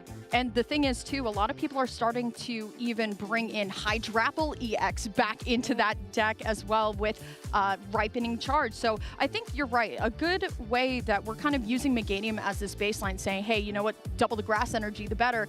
We have also seen single prize attackers like Tapu Bulu coming back into the fray using that, I believe it's Wood Hammer for 220 damage, only doing 30 to itself. So these single prize attackers, I think this is really their kind of format to try and do their best against big bad Dragapult. And those single prize grass attackers, you might have to pick one up and read it. There's Tapu Bulu. Some people are playing Wo-Chen. If you're familiar with that, that deals bench damage. There's, what's the other one?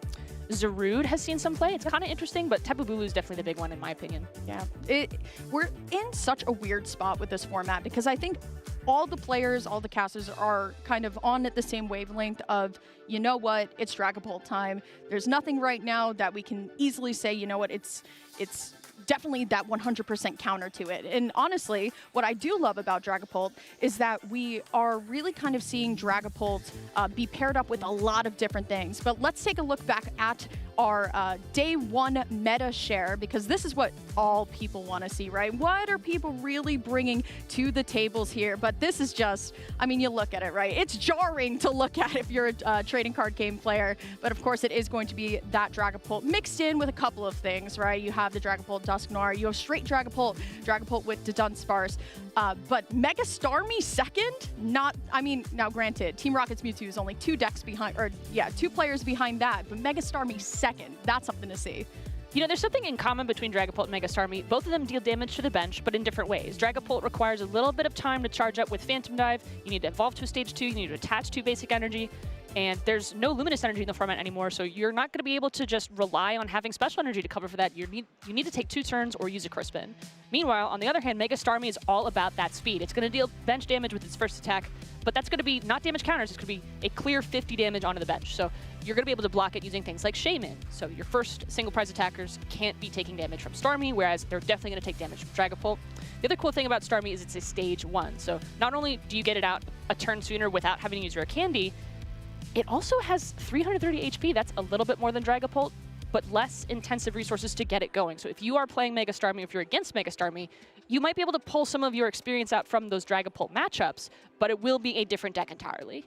I agree with you too, Michaela, but we got to also talk about legacy energy that Mega Starmie is still playing too. That's we did true. see that in top 4 of Prague, and that's a nice way to kind of mitigate some of your potential liabilities by playing a Mega. These Megas are 3 prizes here, and being able to just drop it down to just 2 helps the prize mapping a lot, especially in a weird world now where our prize mapping isn't so clear as 2-2-2 anymore. It could be 3-2-1 or 1-1-2-2. It's a very very awkward time in our format, but I'm excited to see how our players are really going to be kind of figuring it out. But I am glad that Rockets is finally coming into the spotlight just a little bit more, because I think Team Rockets is one of the only decks that still does play some sort of shuffle supporter with that Team Rockets Archer. Team Rockets Archer is able to, almost reminiscent of decks like Roxanne, once your opponent takes a knockout on your next turn, you play Archer down, you're going to get 5 cards, your opponent's only going to get 3. That's going to be major in a format where very few decks have that option. You have to have a Team Rockets Pokemon get knocked out in order to do it, so you can't just tech it in wherever you want. It's a special tool exclusive to Team Rocket. And Team Rocket's also going to have the access to Team Rocket's Giovanni. That's going to let you, if you're familiar with Guzma from the older formats, it's going to let you take a Pokemon from your active, switch it for one on your bench, and then choose one of your opponent's Pokemon to drag to the active. So tons of mobility, lots of resources, and not only that, you're also going to get to use the Team Rocket Stadium that lets you draw 2 cards just for free. So you're going to be able to use maybe a boss's orders, and they get a little extra bonus. Very nice. Yeah, it's so interesting to kind of like find the things that we loved about old formats and then just put them over new things, right? So, I mean, I've had enough about talking about our meta. I really want to see some games. So let's jump on down to the stage, finally get into our round number 5 here. Oh, I'm so excited. Who are we going to see? It looks like it's Grant Manley versus Nicholas Moffat. It is Alakazam versus Dragapult Dusknoir. Oh, I'm so excited for this. I'm sure you are, but we got to familiarize ourselves with our players here. That's going to be Nicholas Moffat on the left, a friend of the stream. I think we've seen him a lot of times now, and for good reason, of course. It's his big finish this season so far is 6 at Las Vegas with Golden Go, top 16 at Houston with Dragapult Dusknoir, of course, and has 8 top 8 finishes at regionals without a win. So he just wants to go in for this first place. Good for him. And on the other side, we've got Grant Manley. He's starting to get some big finishes with 24th at EUIC and a 13th at Seattle Regionals. He's really looking for that dub. He's been playing a lot of Gardevoir and Charizard Pidgeot this season, so this is a new deck, new archetype, but I'm an Alakazam believer, and so is Grant. 14 top 8s as well, so Grant is no stranger to the stream, no stranger to playing at the high-stakes tables. Big Finish could do a lot for him here. I think the biggest part about what's going to be happening in this format from now on is what can we do against Dragapult? How do we play against the Dragapult matchup? But which Dragapult matchup we're playing against, right? So I think Nicholas on the right path here with the Dragapult Dusknoir as well. And that going against a deck like Alakazam can be very, very dangerous. That's true. Alakazam's strength here is that it can get going very quickly. You're able to Rare Candy immediately turn 1. As soon as you start building up that hand, you can take to KOs, and there's no mist energy usually on a Dragapult side of the field, so as long as Nicholas is not teching anything crazy, Grant's going to be able to do maximum damage with Powerful Hand as soon as possible. He's going to try to get those prizes, and also, he's playing single prize Pokemon, so Nicholas is going to have to take as many knockouts as he can very quickly to get around this prize deficit problem, where if he's got a Dragapult in the active, he's possibly giving up 2 prizes for his attacker, whereas Grant has 1. That's a very advantageous prize map. Well, we got to also look at the lists as well, and I think Nicholas is not going to like the fact that Grant does have a 2-1 Relor Rabska line in his deck prepared for all of those damage counters coming down here. So there have been kind of safety precautions going into this regional. You just have to expect you're going to hit Dragapult at some point. Yeah, very few ways to counter that Phantom Dive damage counters. Okay, we're going to get the prize cards going. Right side of the field doesn't look too bad. You never really want to prize the Dunsparce. You definitely don't want to prize the Rabska. Is that the only one? Yeah, now you're realizing. He doesn't have, oh no. Yeah, now you're realizing the issue here, but that is unfortunate here. Looking at some of the other prize cards there, 1 copy up to Dunsparce, 1 Abra, not too bad there. The Pheasantipity all the way at the top is a little bit uncomfortable, but not too much energy in the prizes here for Nicholas. We'll see how this one is going to go. Grant Manley gonna start us off going first here. We'll see if he's gonna be able to get his board set up, and he absolutely will be with this Buddy Poffin coming down, assuming he's gonna be grabbing some Dunsparces, Abras, everything to go with. Yeah, the plan here is usually with the Buddy Poffin go in for your Dunsparce, because telepathic psychic energy is a special energy that lets you search out 2 basic psychic Pokemon. So Buddy Poffin, you use that on the Dunsparce, and the psychic energy, you put that down on your Abra in the active. All of a sudden, you've got a full bench with just 2 cards committed. It's extremely useful. And if you can't get the psychic energy in play, then you still have Buddy Poffin to go grab your Abra. Usually on your first board, you want to have multiple Abra, because 50 HP is not a lot to work with.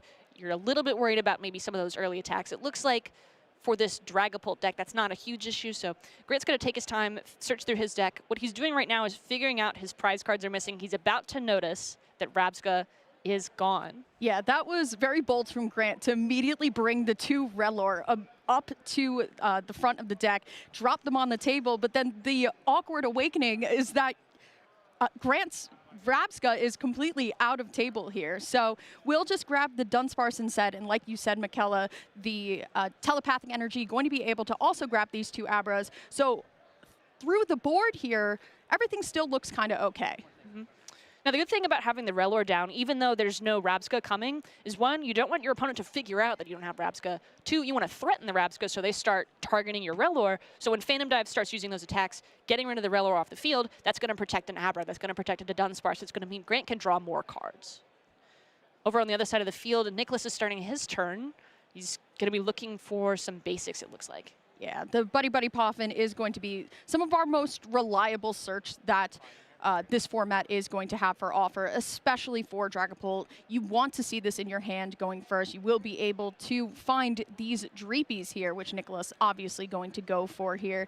Looking over at his prize cards, like we saw a little bit earlier, will be that 1 copy of Pheasantipity up in that top left corner that we're not exactly too comfortable with. But honestly, nowadays with Dragapult, we're really looking towards things like how much energy do we have available to us, especially because Nicholas is not playing the Blaziken engine. So definitely has to be a little bit more careful of his energies attachments going forward in this game. That's true, and with the fire energy in the prizes, that's 1 less available. Dragapult energy counts are so low. We might be used to seeing decks where a Pokemon is able to pull maybe 1 of 7 or 1 of 6 kind of energy of that color.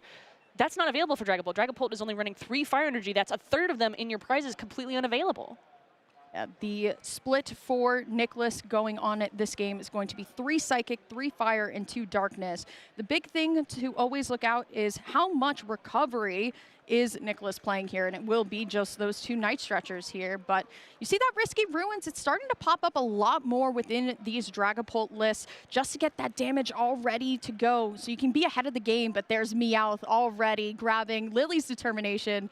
It is going to be Nicholas drawing a fresh 8 cards. If you're unfamiliar with this, Risky Ruins is going to place 2 damage counters down on a bench Pokemon when it's laid down, as long as it's not a Darkness-type Pokemon. You may wonder, why did Meowth come down after the Risky Ruins? You know, if you'd done that first, there wouldn't be any damage counters on Meowth. And the reason for that is Monkey Dory. Monkey Dory's Adrenabrain, as long as a Darkness energy is attached to Monkey Dory, you can move up to 3 damage counters from 1 Pokemon to 1 of your opponent's Pokemon. So that's fueling up the Monkey Dory, creating opportunities to move damage from Meowth, which otherwise is probably not going to get knocked out, to maybe a Abra on the bench or maybe a Kadabra on the bench to get a knockout with Phantom Dive later. So Nicholas is shuffling up.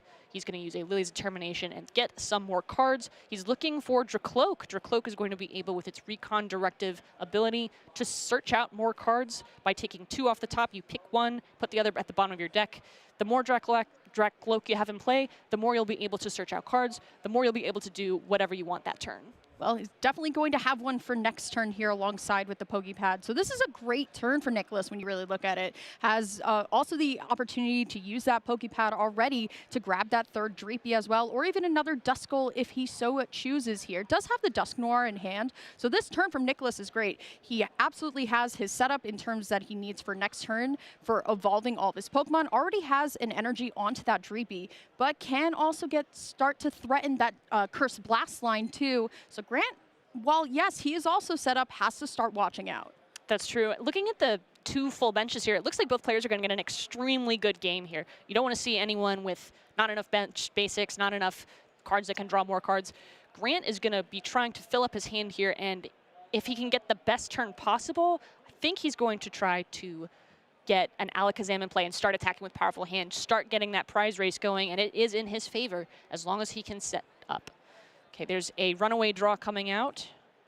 3 cards, shuffle in. 3 big cards here, and that's going to be the big point of Alakazam here. You're going to be able to do more damage depending on how many cards that you have in hand, and Kadabra draws you cards, Alakazam draws you cards, and it's all thanks to that Psychic draw ability.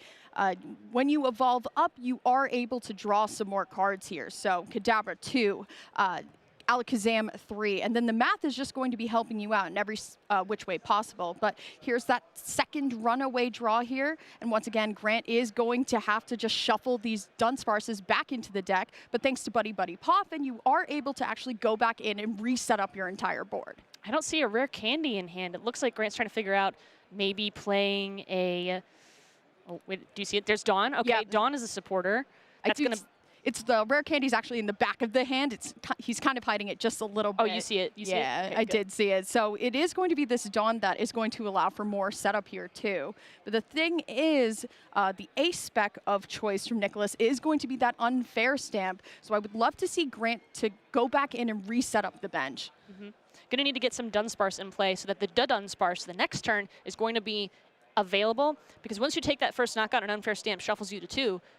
You don't have anything on board, but if you are able to keep the Dunsparce or the Dunsparce on board, as soon as the unfair stamp comes down, you will be able to shuffle that back in, draw 3 cards, your hand is full up, unfair stamp can't stop you. The ace spec on Grant's side of the field is actually Enriching Energy. That's an interesting card. Most of the vendors here are completely sold out of them. Alakazam fans love this card. As soon as you attach it to a Pokemon, you're able to draw 4 cards into your hand. So that's another out to unfair stamp. That starts to fill you up with maybe a supporter that can get you an energy that can get you more basics. It's just every card synergizes so beautifully in the Alakazam list. Grant's going to have options whether the unfair stamp is ready or not. Unfortunately for Grant, only going to be able to find 1 Dunsparce with the Pokepad. Didn't unfortunately draw into a Buddy Buddy Poffin to fully reset up the board, but will be able to at least get it on the field here. Does have another energy attachment as well in hand, whether that be just basic psychic or telepathic, but Grant is looking set up no matter what here. Still has the Relor and is actually going to put down the second Relor here, just anticipating that Nicholas is probably going to go a little bit more aggressively here, but it is going to be that powerful hand that takes that first knockout for Grant Manley. No Monkey Dory, it's in the discard pile now, so we're going to see if Nicholas Moffat can get together a Dragapult play. Looks like we're going to check through the hand. There's Dracloak coming down. That Recon Directive is going to draw more cards. But honestly, Dragapult tends to have a little bit of a slower opening, so it's not super likely that we're going to see a Phantom Dive this turn. It's just if he hits absolutely everything in the exact right order.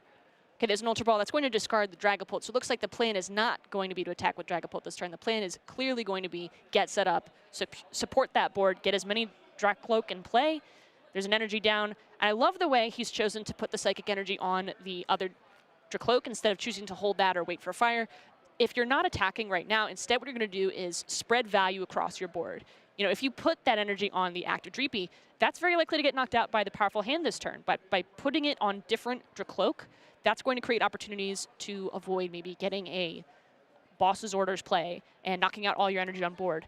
This is going to preserve all of Nicholas's options for this next turn if he knows he's not attacking right now. Okay, there's the second Recon Directive.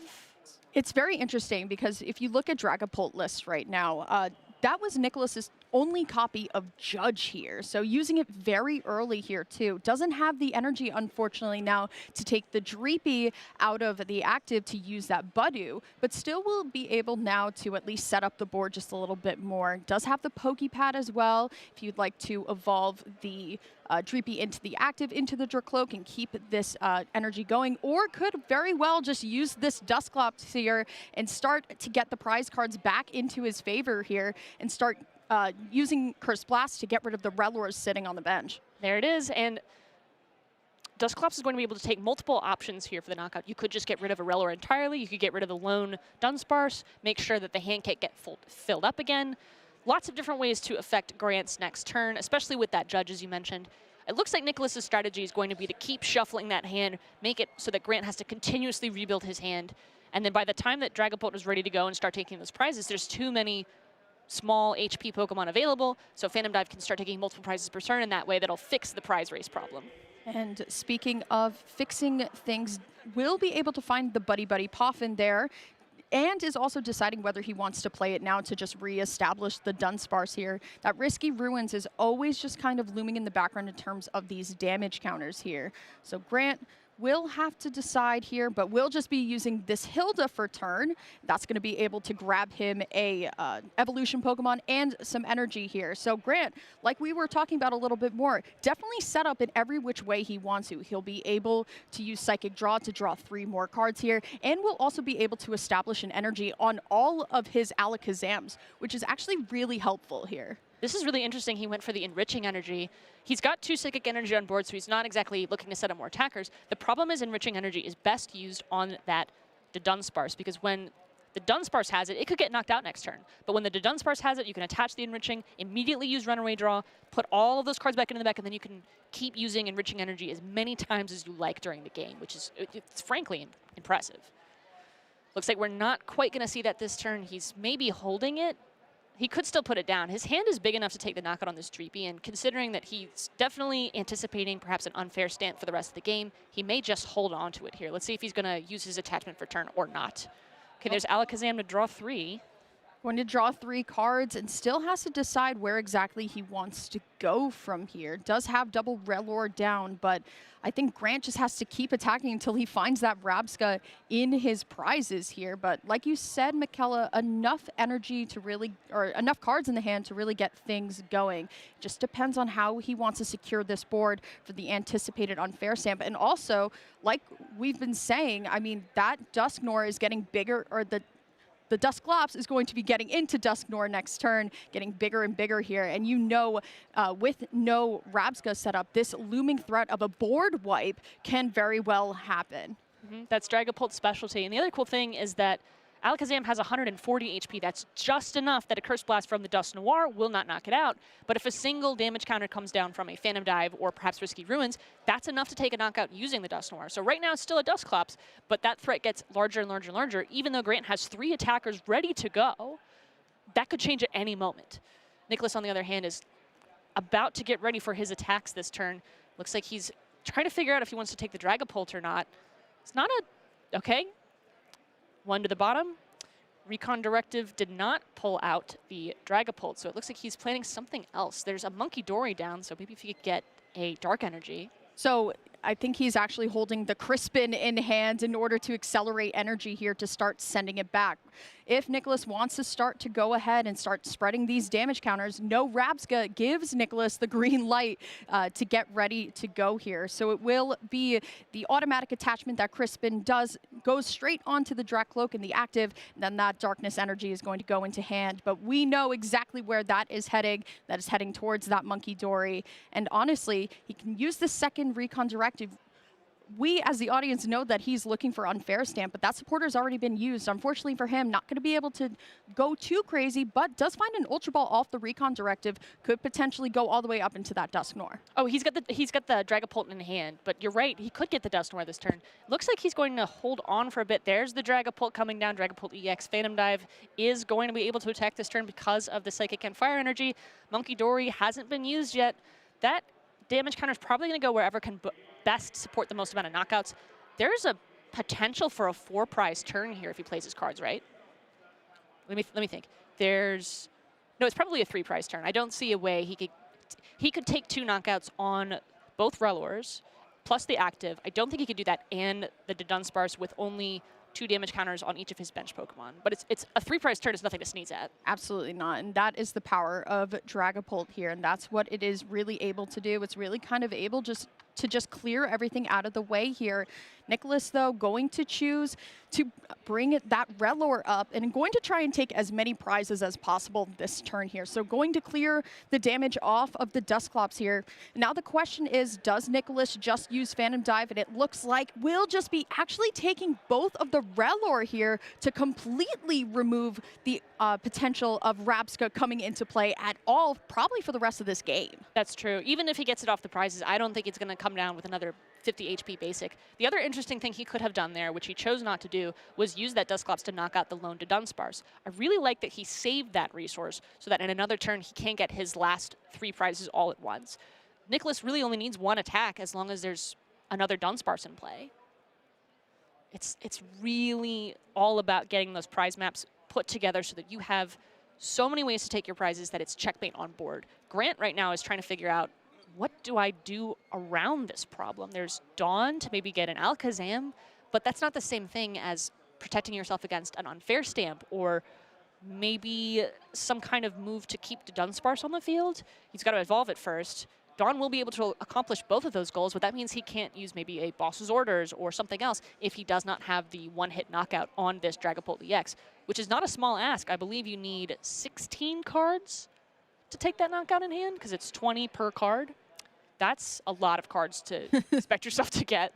Yeah, it's really strange, right? Because it feels like Alakazam is that deck where you really draw the entire deck. So when you even miss, it just feels awful here. But using Poképad to grab that Alakazam here, and honestly, I'm looking at the rest of Grant's board as well. I'm wondering if Grant is going to use any of his recovery options here. Does play one copy of Sacred Ash as well as 2 Night Stretchers here. So going to potentially try and get some of those Red Lords even back into the deck. But the question is, does Grant even have time to reestablish this board other than a couple of Dunsparce at most?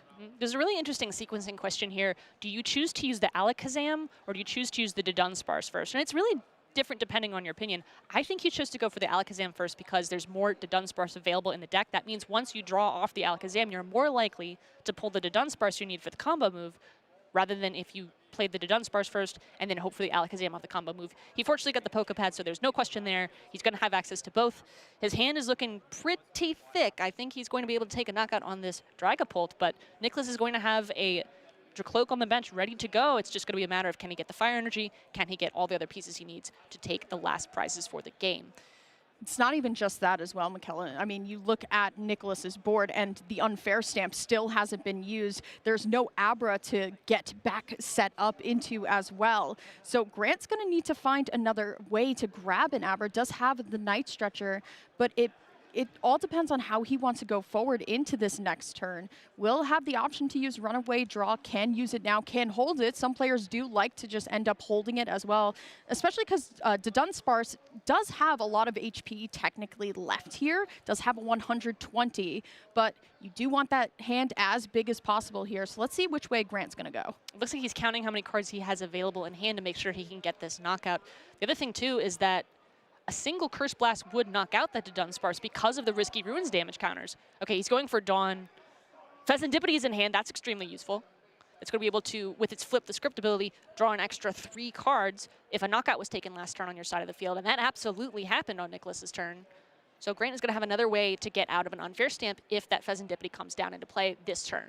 Feels like Pheasantipity can also be a liability here, though, Michaela. I mean, Nicholas only does have 3 prizes left and a Boss's Orders, and then moving the damage off of the Monkey Dory onto the Pheasantipity, and then using Curse Blast onto one of the Alakazams or even the Dunsparce, and thanks to the damage counters onto the board, that's actually a riskier move for Grant. It depends on how much he wants to extend here, and it will just be the powerful hand, and definitely has enough cards in his hand to do so here. Yeah. Let's see how Nicholas is going to respond. Can we see a full board wipe? I don't think so just yet. It's going to require having the Dusknoir in play. If the Dusknoir is not able to be played, then there's no board wipe possible. But it doesn't matter. Just the threat of that being available this turn is enough to get Nicholas going this turn with, it looks like, a pretty big hand. There's no unfair stamp in it, but that doesn't mean he's not going to get it maybe off this Recon Directive or off of perhaps a Lily's Determination. Lily's Determination is only going to be able to draw 6 cards now since he's finally taken some prizes. But that's never stopped anyone before. No, absolutely not. I do agree with you there. Ultra Ball being used here, and it will just be Nicholas looking for his Dusknoir or potentially getting set up another Dreepy. It is kind of dangerous to leave at least one Alakazam up when you don't have your backup attacker ready to go. So it will just be the Ultra Ball for the Dusknoir. We can anticipate we might see both of these Alakazams potentially go down this turn thanks to Rapska being in the prizes basically the entire game. And unfortunately for Grant, he's going to check all the resources that Nicholas has used this game so far. Notice that unfair stamp is still very fully available. Do I see both Fire Energy in the discard? We know that one is still prized. That means that unfortunately Nicholas is going to need to use a Night Stretcher to get that attack going. Okay, there's the Buddy Poffin for another Duskull. That's an interesting, well, he's debating to figure out what Grant's got available. he's looking at those Rellor and he's going, I don't want to see a Rabsca. I'm probably not going to see a Rabsca, but you never know. There could be some kind of failure to get a Dragapult. There could some like slow turn maybe where you have to gust something up, but there's nothing up to gust on Grant's side of the board. He's got 2 attackers and a Pokemon that can put itself right back into the deck. What do you do? Such a weird conundrum that Nicholas is in. It feels like a weird, as long as he has a way to get the fire energy back on to the Dracloak, it feels like this weird false sense of security here, especially with the 2 Rellor shying away. But the thing is, like you said, Michaela, I mean, I couldn't see if there was a Night Stretcher in hand here, so is going to have to recon for it. Unfortunately, does miss the recovery option, but does have Pokepad. Could at least sift through the deck just a little bit more. Once again, gets set up some of these Dreepy in play, or just going to grab the Dracloak to thin the deck as well. That's the problem. When he went in for that Buddy Buddy Poffin, he didn't grab any Dreepies. That means this next turn there's no Dreepy available to evolve up to the Dracloak. There's Dragapult coming down. There's Lou's determination. He's really hoping for that unfair stamp. If he gets the unfair stamp, he's back in this game. If he doesn't get that unfair stamp, he's probably just going to look at a Jet headbutt turn and pass. He might even retreat into, let's say, the Dusknoir. Might have to just evolve into Dusknoir and or use Curse Blast and try and find an option out of it. 6 big cards here for Nicholas. The game was looking so good for him in the beginning, and now it might be fleeting away. Let's see if he's going to be able to find an option. Oh, I don't see it. Unfortunate here.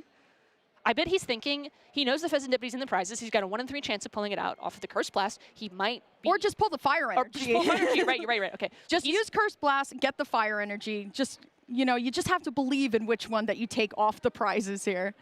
Okay, let's see if he sees it. He's looking around. He's checking his notes. He's checking his discard. He knows he doesn't have Fezzendippity right now. He knows it's in the prizes. Okay, there it is. Choosing not to take a knockout, though, that means he's not going to get the prize cards, but he can use the Monkey Dory to secure that. The other thing, too, is by using the Monkey Dory to take the KO, that means that Grant is not going to be able to use Fezzendippity next turn because that's not an attack that was taken using damage from an attack. Grant getting the Abra there, taking the prize card, and it will be the fire. He is able to find it there. That fire energy coming in clutch. Nicholas is going to be able to take both of the attackers off the board thanks to Phantom Dive here. And now it's just 1 to Dunsparce with an enriching energy versus the world. How can Grant get this final prize card? It's 1-1, Michaela. I mean, Grant does not have any immediate attackers. It looks like he's going to try to stall this Meowth for a turn. That's his best move. He needs to put that Abra in play, and he needs it to not get knocked out. The problem is Risky Runes is already going to put damage on it. If anything happens to put a damage counter on this Meowth, that's curtains for the Abra. Okay, Telepathic Energy is going to search out more. Is he out of Abra? Oh, I don't see any in his deck. Well, he's looking for so I think Nicholas flashed Crispin to Grant saying, hey, I actually have the way to move Meowth out of the active, but I think Nicholas has to prove it, essentially, saying like, hey, I have energy in deck to do so, because like you said at the beginning of the game, Michaela, it's all of this energy in Dragapult can, you know, you use it and then you lose it, and then if you don't have these recovery options, you're really kind of stuck with this Meowth in the middle, essentially. So Grant's still in this as long as he can keep this Meowth trapped. Okay, flipping the script, he's going to draw 3 cards. I don't know what Grant's choices here are, but they seem to start with a runaway draw. That's going to need to put something in the active. Ironically, Fezzendippity is one of the most bulky choices that Grant has available. The problem is that it's going to be knocked out using the Monkey Dory. So he's going to need to find anything that can give him one more turn. I just don't think he's got it. He's passing. Draw for turn. There's for Crispin. Let's show the energy for you know, taking us through the game. That will be Nicholas Moffat taking game 1 here, playing that Dragapult Dusknoir, showing how strong it is. But Grant also put up an amazing fight with this Alakazam as well. It's going to be very close, Michaela. We'll see who's going to go first. But how do you feel about that match? That board wipe was devastating. The minute both Alakazam went out, I was like, oh no. He doesn't have a Blood Moon or Saluna. He doesn't have any kind of immediate turn 1, drop that down attack cards. He's going to need to stall for a turn, and that's tough to do when a Pokemon only has 1 retreat cost. So let's take a look at the replay as we head back through this match. It felt like both players were really set up and ready to go, but when the double Relor was kind of sitting there on the bench and Grant really couldn't get that Rabska set up, and that is why this is in this deck, to protect Dragapult from to protect Alakazam from getting board wiped like this. A massive 3-prize turn for Nicholas there, and then using Monkey Dory, of course, to move these damage counters across, and then, of course, grabbing the fire energy off of the prizes, being able to take out both attackers in one turn, thanks to Curse Blast and the Phantom Dive here, but it was just the Crispin there to show the energy to retreat, and that will be Nicholas taking game 1. Let's see how game 2 goes. I mean, really unfortunate prizing not having access to the Rabska this turn. And also now, Nicholas knows that Rabska is in the deck. In game 1, he had no idea that was going to actually come into play. Fortunately, Grant is starting Relor here. That means he has it available. Looks like is he choosing to go first or second? I don't know, Michaela, if that's an Abra in hand or if that's a Kadabra here for Grant, but it is going to be Nicholas's turn first, so definitely can use these Buddy Poffins to once again get set up here. And let's look at the prizes. That is a strange type, that is a strange prize spread when we're really looking at it, right? 2 Dreepy on one side, 2 Abra on the other, Pokepad and Buddy Poffin, and, you know, 1 Boss and Dawn being up there, but both players have their basics prize. Granted, couple left, but when you want to get set up all the way, you definitely don't want to see something like that. Yeah, Grant's prizes have decided he's going to play on hard difficulty because 2 Abra at the top, that's going to make those board wipes twice as possible because you're going to need to use a Night Stretcher or a Sacred Ash to get your Abras back into play, but you only have 2 at most at one time. So 2 Dreepy, 2 Abra, taking a little nap. We're going to see if the players can knock it out of the park with half of their deck hidden behind their backs. Will just be the energy attachment for turn. And you know what? It was attached pass from Grant. He just played a supporter. He just played a supporter going first. No, I think actually it was an attached pass. I think it was an attached pass from Grant, unfortunately. I think that's what I was trying to show you, is that I think it wasn't an Abra in hand with telepathic energy. It was actually a Kadabra. So now Grant is going to be not only behind here, but going to be behind in the evolution drawing, right? Not going to be able to psychic draw next turn at all. And no supporters, no Dawn, nothing to search out a basic. This is dreadful. He can't even use a telepathic energy because Relor is a grass type Pokemon. That means telepathic energy's effect will not trigger. Okay.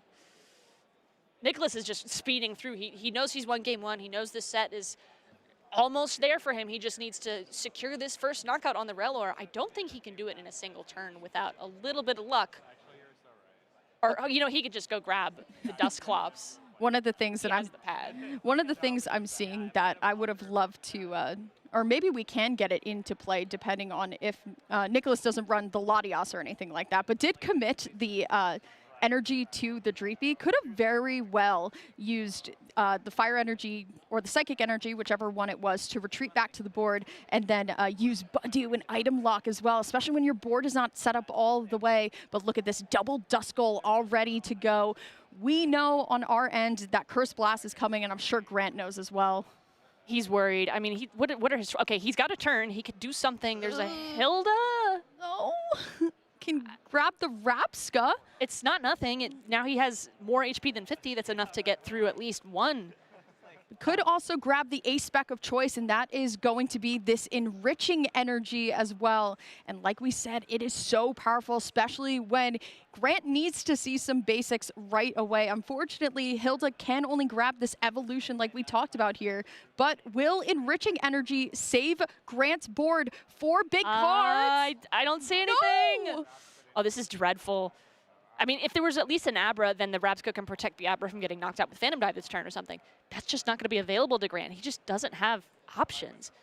This is bizarre, Michaela. I mean, we know that any deck can brick, right? But when you see Alakazam breaking 2 turns in a row, no Abra there, that gives Nicholas so much time to get everything that he needs to done, and could potentially just use double Cursed Blast to even get it done as well. There's the Crispin, so can align some more energy here, get one on the Duskull and retreat, and then use, what is it? I mean, Dragon Headbutt to take knockout, no. And that's the end of the set. Nicholas Moffat gonna have to get creative with it, and my goodness, what a way to see Grant go. But Nicholas, I mean, wow. Yeah, I mean, that was an excellent showing for Dragapult. This is why this deck is so well beloved. Just going to be able to do incredible damage out of the gate, even getting value from the attack on the stage 1. Dracloak, there's just so many pieces that go into winning a game like this, and all of them got in Nicholas's hand immediately. Just beautiful work. Alakazam breaking? When does that ever happen? Every card draws you cards. And even just the heartbreak of 4, even if there was just one Abra, one Buddy Poppin off of that enriching energy, right? We knew that Grant had that telepathic energy in hand to get things done as well. But that game went by in a flash. Let's check out the replay as we get into this game number 2 between Grant Manley and Nicholas Moffat. 2 amazing players. And we see this was game 1, which, you know, both boards were really set up. And unfortunately for Grant, that Rabsca being prized really kind of allowed for Nicholas Moffat to open the floodgates and curse blast everywhere across the board here. But then it was Nicholas Moffat who was able to wipe off the threat of Rabsca even coming into play. And that was what kind of led us into this game number 1, where it felt like where it just felt like Dragapult does as Dragapult does. But look at that, grabbing the fire energy off the curse blast. It's a movie. It's everything he needed. He only had a 1 in 3 shot of getting that card. So if he didn't do that, he would have needed another turn to get a recovery card. He would have needed so many other pieces just to get the Phantom Dive going. Fortunately, the script was written so that he would get the cards he needed. Got everything going. Dragon Headbutt. Dragon Headbutt. Why not? Sometimes I get it mixed up with the Dragapult, and then one's Jet Headbutt and one's Dragon. Using all the headbutts? Yeah, but still, wow. When have we seen Alakazam brick? I think I've played something like 100 games of Alakazam, and the brick count is maybe 1. Yeah. It just doesn't happen. Unfortunately for Grant, that was not in the cards today. Abra did not wake up early for game 2. But we did get to see Alakazam do what it does best, and that is kind of this weird single prize trade into a big deck like Dragapult. So many people are playing these big 2 and 3 prize decks now, and being Alakazam, where there's not so much hand disruption in the format, if you're able to protect yourself from something like an Unfair Sam, essentially draw your way out of it with a Dunsparce, you really can do some big damage. That's true. That judge did absolutely nothing to stop Grant from having a hand of 16, 20 cards. We stopped counting at some point. There's just too many cards in Grant's hand to count. And they were all available. That means all the options are there. The problem is, if the Abra are not on the bench the turn before, they're not going to be able to evolve into Alakazam. So you need to make sure to pace out placing those basics down. When 2 Rellor came out so early in the game with no Rabsca available, I don't know what you have to do to come back from that, but you need to clear out your bench and fill up those spots with more basics so you can avoid a board wipe like that. That's Dragapult's specialty. If you see Dragapult, you go, I need my board full of attackers, otherwise it's going to be over for me. Ready to go as well. And it's just so unfortunate that we didn't get to see the Rabsca come into play in that game 1 to really kind of showcase what Spherical Shield does. And it's really just kind of protect the bench from all of those damage counters that are flying around. And that's why we see players starting to play things like Risky Ruins to get these damage counters onto the board. I mean, I feel like this format's just going to be a little bit wacky for a while until us, the player base, really kind of decides, hey, what's the best way to play Dragapult right now? Is it with Dragapult Blaziken? Is it with, you know, just Dragapult to Dunsparce? It's really kind of hard to say what exactly we're thinking in terms of going forward to the end of the season. I see a lot of people favoring this Dust Noir approach. It was good last format, it's good this format. Even with Hawlucha gone from Starlight Violet, Risky Ruins covers that niche. Nothing quite as strong as Dust Noir for doing that massive board wipe damage. That's why it keeps getting used. You know, interestingly, we never saw a Budu come into play that game. No. I thought we would see a Budu for sure. That's a first. Yeah, Budu seems to be not falling out of favor. Plenty of people are playing Budu, don't worry. But it's less of an immediate turn when you have to have Budu to play the Dragapult game. You just have so many resources as this game continues. We don't have Iono, we don't have Counter Catcher anymore. Dragapult has had to change its style, so it's no longer a wait, bide your time, and then get it all out at once. You've got to start doing those things immediately, and we saw that in this game. Yeah. It's so tough for Grant as well, because I wanted to see the deck go all the way, and we did get to see it in game 1, but just in game 2, coming in on what was Attach Pass, Nicholas realizing, hey, it's just Attach Pass. I'm going to get 2 Duskull ready to go, right, for the eventual double Curse Blast, and didn't even need to do it at that point. I mean, just the Dragon Headbutt to finish it off just feels so bad. I mean, Dracloak very rarely gets to attack, so it's true. You know, it's cool for Dragapult to be able to use its stage 1 for that effect. Normally, it's just Recon Directive time. We get to see all the card coming into play at this point. For Grant, It was really impressive, though, to play out to even the last strategy available, using Enriching Energy off that Hilda to get anything going. Maybe a Buddy Poffin could have come out of there. Those were your outs. He took them. Well, speaking to somebody playing to his outs, it is going to be Wancho in the lounge with our last round's winner, Nicholas Moffitt. Let's hear it from them. Thank you, Emily. Wancho Sedana here, and I'm joined with our last round winner, Nick Moffitt. Nick, congratulations on the win. How are you feeling? Thank you, Ancho. Feeling good so far. 5-0, obviously can't complain. Pretty happy with how my deck's been performing thus far. That's great to hear. Great to hear. We just saw you win well, game 2 was pretty good. Sometimes you get lucky with that, but let's talk about the game 1. Yeah, tell us a little bit about it. Ended up being really interesting, a lot closer than I imagined it would be. Obviously came down to needing to find that fire energy off of the Lily. And I actually had the option to take Crispin off of Recon Directive, but I was kind of convinced that I needed to find Unfair Stamp there. So because I saw he had put down 2 Psychic Energies, and with the Rabska and no Battle Cage, I was like, maybe he's found room for a Clefairy and a Wonder Patch, right? Oh. And that's kind of what I was nervous, to see. He has basically his whole deck in his hands. If he plays it, he's going to have the option to do it, right? So I wanted to make sure I could find the Unfair Stamp and play around it.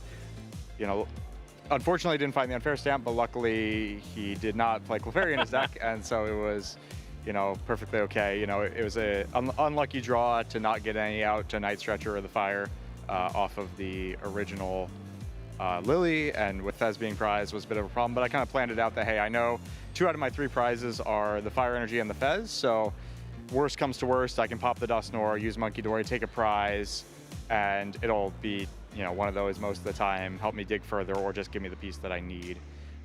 So luckily it wasn't that 3rd prize, whatever that one happened to be. Maybe that was an out as well. I knew I had the 2 outs at least, so I thought those were pretty good odds, even if I whiffed off of the Lily. No, it was a calculated risk, and I like that you were playing around just because, yes, we're in a new format, completely fresh. So sometimes these decks are running new cool techs, especially when you're playing against Grant Manley and he's not playing any stadiums. Yeah, that's a lot of space. Exactly, yeah. I figured it would be perfectly reasonable for him to have a Clefairy and a Wonder Patch and 2 in there. But yeah, it was very hyped to see you take that knockout and just grab the Fire Energy and pretty much wipe out Grant's entire board. But yeah, again, be it Fire or be it Fez, I'm sure it would have worked out. Let's talk about your deck choice now. Again, I don't know if you've seen the graphic for the event. Like around 30% Dragapult. That's what I remember seeing, yes. Let's talk about why you chose Dragapult for the event. Yeah, it's been what I've been playing ever since Ascended Heroes came out. Got a nice little top 16 over in Houston. Was on the stream pretty early on for that one as well against Festival Lead, funny enough. Another single prize matchup that happens to be pretty favored for Dragapult Dusknoir specifically. Obviously, this build with the Rabska is probably pretty good into a straight Dragapult, but the Dusknoir is able to take care of them pretty handedly. But yeah, it's the deck I've been the most comfortable with. Debated switching to Alakazam myself. Last night, actually, kind of glad I didn't. I played against 3 Dragapult matchups the first 2 rounds, and then Alakazam. So I was pretty happy to be playing the list that I am, which happens to be pretty solid into both of those. Ooh, I'm curious though. What you're debating switching last night? What was the other choice? Oh, it would have been Alakazam. Yeah. Oh, okay. Yeah. Fair enough. Well, looks like Dragapult is working out perfectly. Again, I feel like Dusknoir is just very powerful in the format right now. Can you actually talk to me about that? Like why we just chose this specific Dragapult as opposed to like something with the Dunsparce or maybe the Blaziken? Yeah, I mean, obviously those are more consistent. I think the extra power that the Dusknoir brings is really important into a lot of the otherwise challenging matchups and decks that are trying to tech for you, right? So, for example, a Team Rocket's deck, right, can be very challenging for a straight Dragapult with that Articuno blocking the bench damage. With Dusknoir, you can, knock that out, and then you have free reign to place your damage however you like. So that's one example of where the Dusknoir is good. Garchomp as well. A lot of the more fringe matchups that are otherwise supposed to be favored into Dragapult. What about the straight Pult matchup? How do you feel about that, though? Yeah, I mean, I think it's at worst 50-50 for me. I'm playing a build that's really fine under item lock. That was something I thought was important, in the Dragapult mirror. Most people are only playing 1 Badoo these days, but it's still really easy for them to get into it if they wanted to. And so in Prague, I played a list with, that was more item reliant, let's say that, and didn't end up having a great time into a lot of the Dragapult mirrors. And this list is kind of built more to have at least, an even matchup there. Okay, that makes a lot of sense. I feel like that's the exact mindset you have to go into, especially in a metagame like this, where 30% you're expecting to run into the mirror. Absolutely. So, you 100% have to be ready for that matchup. But yeah, now I want to talk about some what ifs, right? Sure. We saw the Rabska. Well, we didn't see the Rabska in game 1. We saw the Relor. But if Grant was able to set up the Rabska, does the game get like a lot more difficult, or what would you have done? Yes, definitely more challenging. I would have to use Dusknoir on it, obviously, rather than it's being able to save the Dusknoir for the following turn. So that would have been potentially a problem, for sure. Yeah. No? Yeah, I see it. I mean, I feel like Grant has that specifically for the matchup, but again, Dusknoir is just so handy in dealing with, like you said, these fringe little techs, fringe little matchups. Just a lot of power. With that, you've been really successful in the Pokemon trading card game, Nick. Any advice you'd give to someone who's aspiring to get to your level? I would say think very carefully about the way you build your deck and how that's going to shape up into the meta game you expect. And then I would say practice, but I actually played, I think, a total of 4 games between Prague and now. But I had a good base of practice leading up to Prague. So I do think it's important, especially at the beginning of a new format, to play a lot of games, get familiar with how things are different from the way they were before, because it's really a very different format than it was. I like it. That makes a lot of sense. With that, before I let you go, anyone you want to shout out? Yeah, shout out to my girlfriend back home, Nancy. It's actually her birthday on Monday, so I'm being a little bit of a bad boyfriend by coming here. So I'm on the red eye back as well. So I'll get home at about 5 a.m. and I'll crawl into bed with her and give her a birthday kiss. Well, happy birthday, Nancy. Maybe Nick is gonna come home with like some date money potentially. Hopefully some hardware. Hopefully some money to go out for a nice dinner on Monday. But yeah, we're both planning to take off work Monday. Okay. So yeah. Well, again, happy birthday. Don't worry, Nick is doing well here. With that, thank you so much, Nick. Best of luck with the rest of your rounds. With that, though, I mean, we were talking about Dragapult. I was lucky enough to shoot a Dragapult versus Raging Bolt debate yesterday with some amazing players. Let's go ahead and check it out.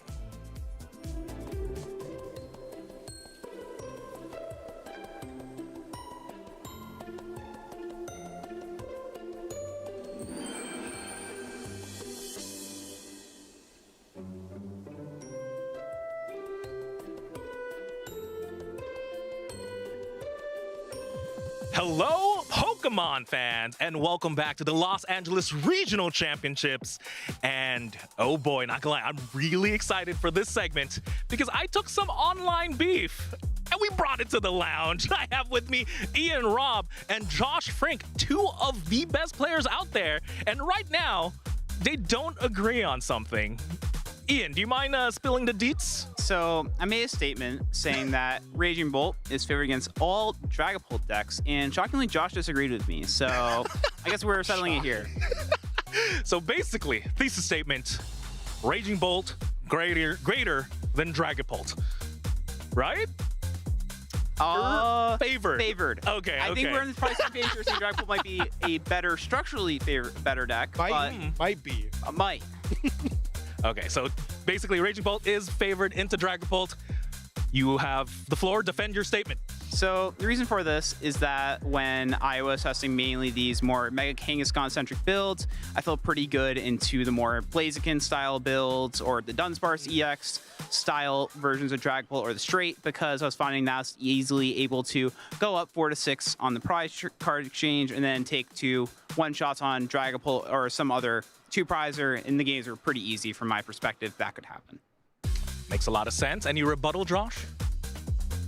So I think one of the things when I initially made the statement, Ian said Raging Bolt beats all variants of Dragapult. And so, Ian and I are buddies. We were ex-team members. We're friends. So I hit him up. I was like, what does your Raging Bolt list look like?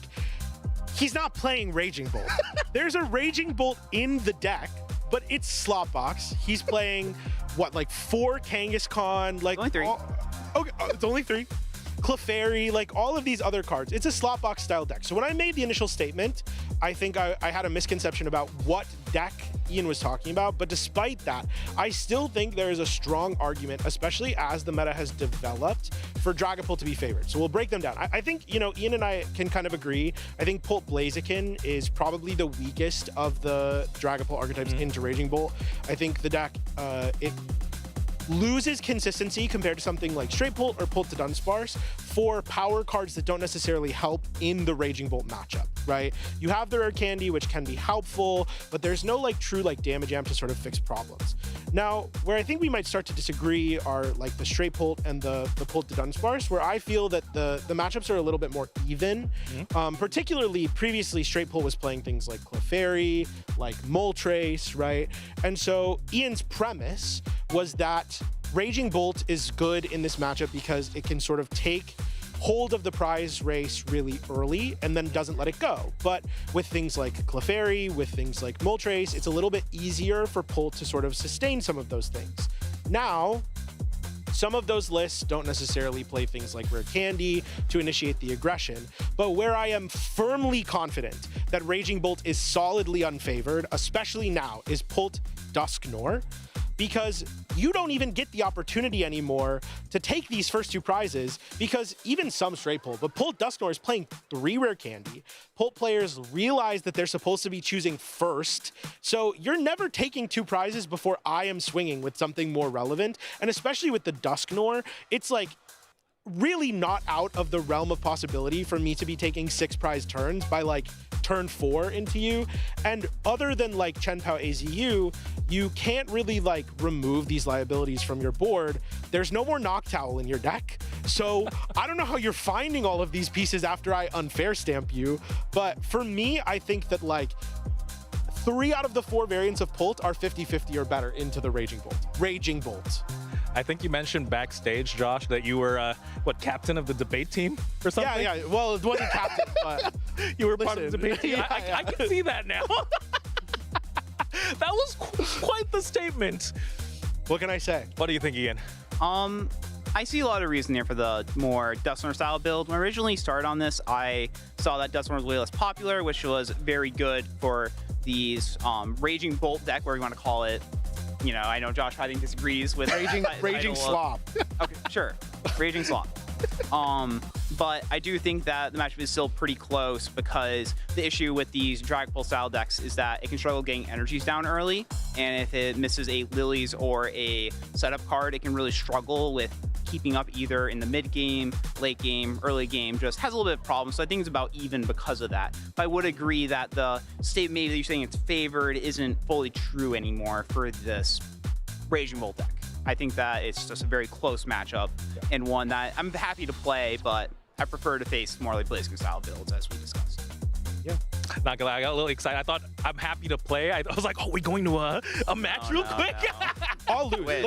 Listen, there's no debate. Ian is a better player than I am, so I'll stick to the words. I'll stick to my tweets and my debates. But you know, if we're betting at home, you should put your money on Ian to beat me. Regardless, well, not regardless. I am 1-0 lifetime, but that's true. 100-0 matchup is about what it takes. So, oh, you just know if you guys pair up throughout the weekend, you just know we're probably gonna see you on stream. Unless it's round 1 or 2. That's it. That's true. That's true. So, but yeah, all right. So now we've talked about the whole Blaziken, the Dunsparce. Actually, the Dunsparce, has that been a problem for Raging Bolt? Big Dun EX actually feels like does a ton of damage, does a ton of work. Big the Dun is pretty annoying. I think it's really draw dependent for this Kangaskhan deck. Sorry. See, Rage Bolt Kangaskhan, easy to mix up in my mind. They sound the same. They look the same. They do. They've been out as long as each other. I'll say. Yeah, very, very similar Pokemon. But I think that it's really, if you're able to control your board early, where if you have maybe those 3 EXs and the Dunsparce EX doesn't do anything, it's very irrelevant for how I want to play the game plan. So I think it's just really draw dependent for how the box player plays it. So the card is just very annoying, but very beatable if you properly play around it. All right. one last thing, just because we don't have as much time. I would love to keep talking theoretical Pokemon with both of you, but with the Dusknoir, what is favored now? Whoever goes first. Poltnor. All right. Great statements for amazing players. Anyone you want to shout out before I let you guys go? Ian first. I'll shout out my friends helping me test this deck, and I'm excited to get Raging Bull a regional win. Josh. Wow. Shout out all of my friends who helped me test Poltnor. Shout out Ian. Always fun to have these conversations with you, buddy. And shout out you, Juancho, for being such a great host of this debate. Oh, thank you guys for coming in a little bit early to put it together. This was a lot of fun. Thank you. With that, we're going to throw it back, though, to more Pokemon action. Tord Reklev, easily one of the biggest names in the game. Tord, one of the greatest players of all time. He's done this on the international stage so many times now. Basically his entire life just living and breathing Pokemon TCG. My first big major win generally was NAIC in 2017. I played Trampa GX with Garbodor.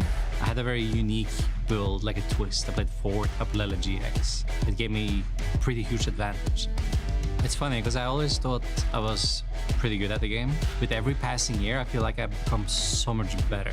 I feel much stronger now as a player, but it's just so much more difficult to succeed in this super competitive era we're in now with thousands of players entering every event. The biggest regional championship so far in the history of the Pokemon trading card game. I had a pretty high ambition goal this season, and that was to be the highest ranked player in the world. It's really ambitious. I have gotten it before. I had a season where I got like 2 ICU wins and a final, so it was like impossible to catch up. Always realizing how much more I'm able to push myself. It's just very exciting. I've been struggling a little bit to close out events. Towards the end stages of the event, I'm just so tired, and I'm already, so far. This is like kind of good enough. It's something I say to myself mentally. Maybe that's been holding me back a little bit. It's definitely all about balance. If you play Pokemon 20 hours a day and you barely sleep, then you're still not gonna make it. You obviously need to take care of yourself. That's something I try to be better at. I'm getting older, so it makes sense. You're never done improving. You can always level up. It's not like in the games where you can only get to level 100. There's definitely a barrier many players enter where they feel that they kind of have done everything they can, and what's holding them back now is just variance and luck. But if you think that, then you kind of already lost. Boston's orders! The crowd going insane. My brain hurts, Jeremy. The finals felt pretty difficult after the fact. It was actually quite a back and forth. I have a mix of emotions right now. It feels really nice being crowned a champion again. It's actually been a little while. Last time I actually won a big event was EUIC in 2024. I got really close a few times. It feels really good winning. So far I had an incredible season. Very happy with where it's headed. Everyone else is getting better and better. And Worlds is the event everyone is really prepping for. That's where everything is on the line. It was a pretty rough loss in the Worlds final, but I didn't play completely optimal either. There was a couple things I could have done better, and that could potentially have changed the outcomes. There always is. No one is perfect. It would be insane to have Worlds finals with us. If we played the finals, no matter which one of us won, it would be, history. The coolest thing possible would be to get Jason Plesinski to play again. Probably not very realistic. That would probably make for the best show possible. It would be nice just to have that final thing crossed off the list and being able to say that you succeeded on like every front of competition in the game. But even if I never get there, I feel like I'm very fortunate to have been able to travel so much, accomplish so much, get so many friends, and experience the game. I'll keep playing Pokemon as long as the competitive circuit exists. I'll still be there, even if, I'm like 50, 60, getting like really old and playing poorly. I'll still be there having fun,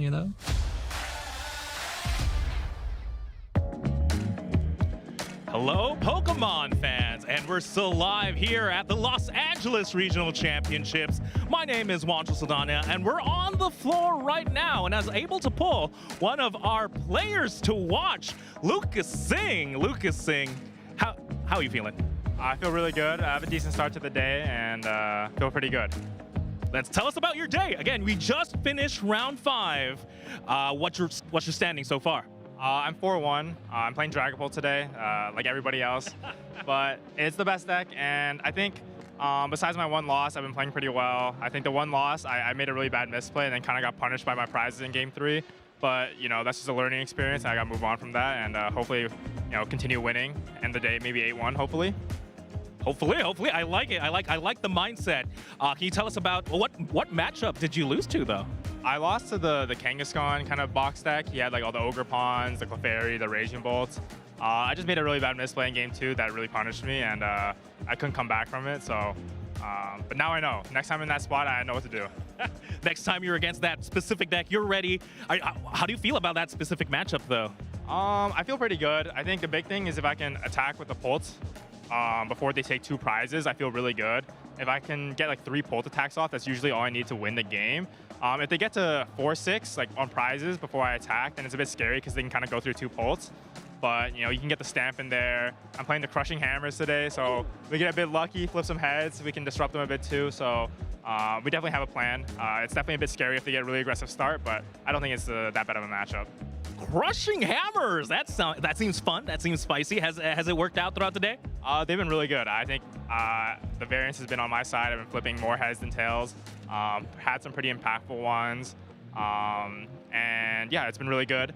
It's kind of a lucky card, you know, it's a coin flip. I don't usually like playing those, but I got convinced to play them, and they've been really fun to play. Yeah. I like it. I like flipping some coins. I like taking out my opponent's means of attack. So great card. With a couple more questions, because again, we're still in the middle of the round. I want to make sure you make it to your next rounds. What do you want to run into? What do I want to run into? I think anything really. I think my deck is really good. I think Pult is really good. I think playing some mirrors would be interesting. I have only hit one of those. I think, I'm not really sure how many matchups are like really favorable for me. I think all the matchups are just like decent. So I feel pretty good no matter what I hit. You're just ready for everything. Actually, out of curiosity, what are the 4 decks you've beaten so far? I beat an Alakazam, I beat Festival Lead, I beat a Mirror, and I beat the Stormy Dusknoir deck. Yeah. Well, okay. Good spread. You sound ready, Lucas. Anyone you want to shout out before I let you go? I just shout out all my friends here. Shout out my parents back home and my brother. They've always been really great at supporting me, so shout out to them. Amazing stuff, Lucas. Best of luck with the rest of the rounds. We're going to throw it back to the casters now. Emily, Mick, take it away. Thank you so much, Juancho. And like Lucas said, I'm playing Dragapult like everyone else, and it certainly feels that way. But we're talking about our players to watch here, and it is going to be Lucas, of course, here, but Henry Chow as well, 5-0 with Dragapult Dunsparce. It was our first featured match today. And then Ian Robb, the player to watch here, too, if you're very interested about that big basic Raging Bolt deck that he's been kind of the champion of. He's 4-1 right now. That's right. I didn't see that in our meta share. So Ian is on his own with a deck that I'm excited about personally. I love that deck. So many different ways to take knockouts. Unfortunately, not the most HP, so it's easy to get knocked out. Ian has decided to take that risk and go for it and pilot that deck. Yeah, it really feels like it's back to Ogerpon is the driving force behind a lot of the decks, being able to use Teal Dance to get that free energy attachment for turn, and then using Energy Switch to move those energies around to your attacker of choice. And I think a lot of the players who are playing this deck are really kind of using Mega Kangaskhan's rapid fire combo to get these early attacks off into smaller HP Pokemon like these Dracloaks, like these small single prizers, so he can save things like Raging Bolt later to take those big knockouts with Bellowing Thunder. But every once in a while, you get those heads coin flips. You're able to take a knockout on something a little bit bigger. That's one of the best feelings as a Kangaskhan player. And you know what? You also get from the Teal Dance, you get free card drawn. You know, it's just at every stage of that deck, Every single ability lets you do something cool or new or unique. One of the best ways to build a good deck is to have pieces that synergize together, but especially if those synergies carry a little extra bonuses, little extra benefits. Love that. Absolutely. Let's see what these players are playing for, though. It's great to come to a regional and get a regional mat alongside your entry, but why not $10,000 to go with? But of course, also booster packs, 108 booster packs in particular for winning first, and then all that sweet money goes all the way down to top 32, and you still get some booster packs even if you place outside of the top 32, 64, and even 128. You know, plenty of booster packs to go around for everybody, but we don't leave out our junior and senior divisions as well. We still have plenty of money to give them too for scholarships. That's right. Especially if you play a lot of these tournaments, that starts to stack up over time. So if you're new to Pokemon, if you're not sure if this is quite your scene, just give it a try. See if you want to try a regional. You could just end up at our top tables. You could just end up in our finals, and that's a pretty sweet bonus if you make it there.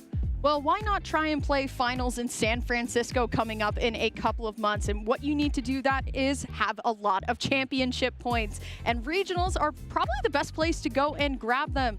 For on our left column here, 350 for first, but also you get to lock in your invite there. But look at how many points you even get for being in the top 10-24, you still get 20 points. And as we look to our right here in this table, looking at how many players are going to be qualifying for that World Championship, which, believe it or not, is coming up much quicker than I initially thought it was. 135 now in the Masters for North America and EU, but 125 coming in from LATAM for our Oceania region, 20, and then our Middle East and South Africa for 10 players. And I mean, Nick, Worlds is Worlds, right? It's so hard to qualify for Worlds these days. It's extremely difficult. There's different ways it's been done this year. You need to hit that top rank in your region, and we are a hop, skip, and a jump from where the Worlds will be located this year.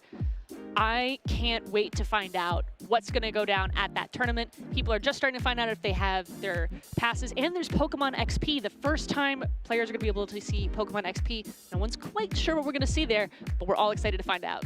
Well, of course, you were mentioning this a little bit earlier. It is kind of expensive to get to these tournaments, so why not also get a travel stipend as well for some of our top placing players within region? So even if you get your invite, you don't have to stop playing at that point. You can go for these travel awards. So listen, if you're out of region, that $3,500 to help you get to tournaments definitely feels really good. But I always like to talk about that priority registration. Registration time gets a little stressful. We're all trying to get to these tournaments.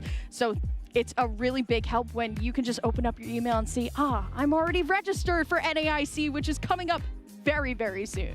That's right, New Orleans NAIC. It's the talk of the town. It's going to be one of the first tournaments with Chaos Rising. So everyone's excited to see that new format coming up.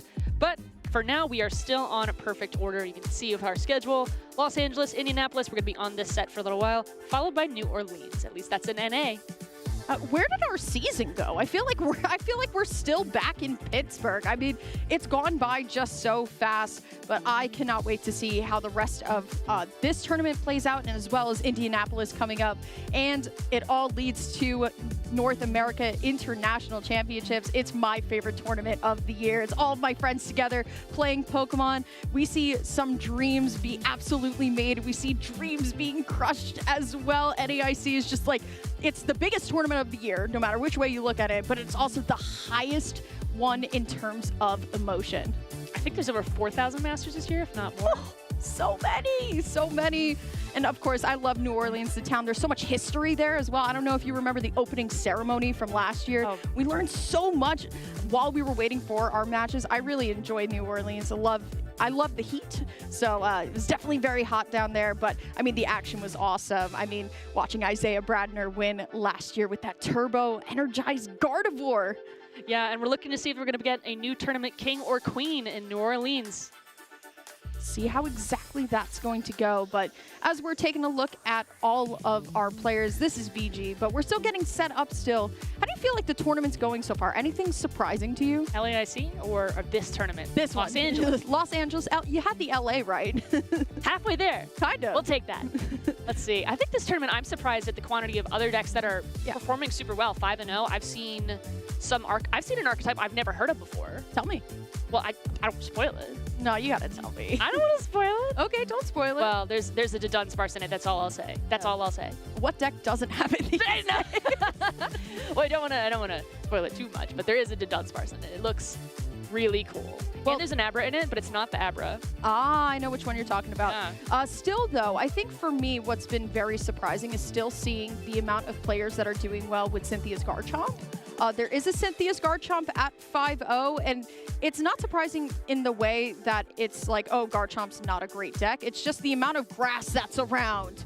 You know, whether it's Ogerpon, Meganium, or seeing Festival lead, just being bold enough to say, you know what, I'm just not going to hit it. I'll be fine. But yeah, we're seeing a lot of decks still be very creative at this 5-0 point, which I personally love to see. We're still seeing Festival lead at 5-0. We're seeing Teal Mask, Ogerpon, and Meganium at 5-0. Of course, we're going to see Dragapult at 5-0, but there are still Alakazams at 5-0, and leading our top table is, and it's a match that we're not going to see, but her top table is going to be Raging Bolt with Solrock and Lunatone, actually, at table 1, which is crazy. New. Yeah, that's new.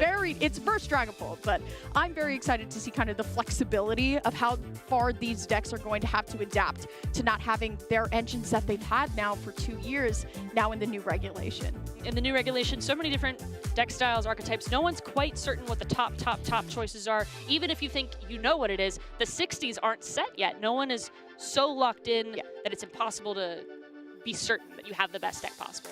And you can still make arguments for all of our Dragapult variants that we have, right? That's true. Everyone can make an argument of why the consistency that Dragapult Blaziken offers with Seething Spirit is a great option, right? Don't have to worry about those energy attachments. But then again, if you run into Cressel, for example, Dragapult Dusknoir is a great option. If you're still looking for that draw, Dragapult Dunsparce with that Dunsparce EX gives you that liability, or the kind of the capability, there's the word, to keep drawing through everything so you can draw yourself out of unfair stamp like Mateusz did in Prague to win it all. So it's really kind of interesting to see where Dragapult actually kind of lies. Believe it or not, to say something about Dragapult that's like, you know what, it is interesting still, but we'll see how exactly which variant is going to end up top at the end of the weekend. That's true, and depending on what variant you pick, that could have been relevant last match. True. In Swiss Round 5, we saw Dragapult struggle to get those energy. Blaziken could have fixed that problem, but Blaziken didn't show up that day. So no matter what variant you're playing, no matter what you're planning to do, there are lots of choices, lots of trade-offs that you have to make. And it's really up to you as a player what deck you bring to a tournament. If you've never been to regionals before, if you haven't signed up one already, take a look this next season coming up, see if you can get into one and build what's right for you. You know, don't just go for what's the main thing. See what you feel in your heart and soul. That's the way to do it, I think. Yeah, I think it's a big push for going to your locals. I mean, you can also get those prize pack series that players love to like deck out their decks with prize stamps. But of course, I've always said that you're always going to play better into a bad matchup if you know the deck that you're actually like piloting, rather than just saying, you know what, I think this deck is good for this tournament. I'll just play it for the first time at the regional. Now, granted, it's not something I haven't seen before actually work, but you're usually better on a deck that you've had a couple of reps in, and you can get that at your local leagues. That's right, and I believe this weekend, players are starting with Chaos Rising pre-releases, so if you are watching this tournament action, you're really excited, you want to try the game, head to your local card shop right now, this moment. Yeah, just get in your car and go. And I can't wait for Chaos Rising as well. I mean, it seems like every new set, there's just one or two things to bring in that it's just like, oh, okay, like maybe that will go with something else coming up in a next format as our players are starting to sit down here. But yes, if you feel like locals are a little bit too big for you, a pre-release is definitely one of the best ways to integrate yourself into the kind of in real life community rather than just the online community, because it's a different format. It goes much faster. It's just best of one. There's a lot less prizing on the line. Everybody will walk out with a couple packs of Chaos Rising as well. You want to pull that Mega Greninja. It is a beautiful secret illustration rare. And what makes it so special is that everyone is there to help you. If Yeah. you go into a tournament for your first time, every single person you meet is going to encourage you to do your best and show you anything you're missing or haven't figured out yet. I have to say, being welcomed by the community at some of my first tournaments are some of my most special memories with Pokemon.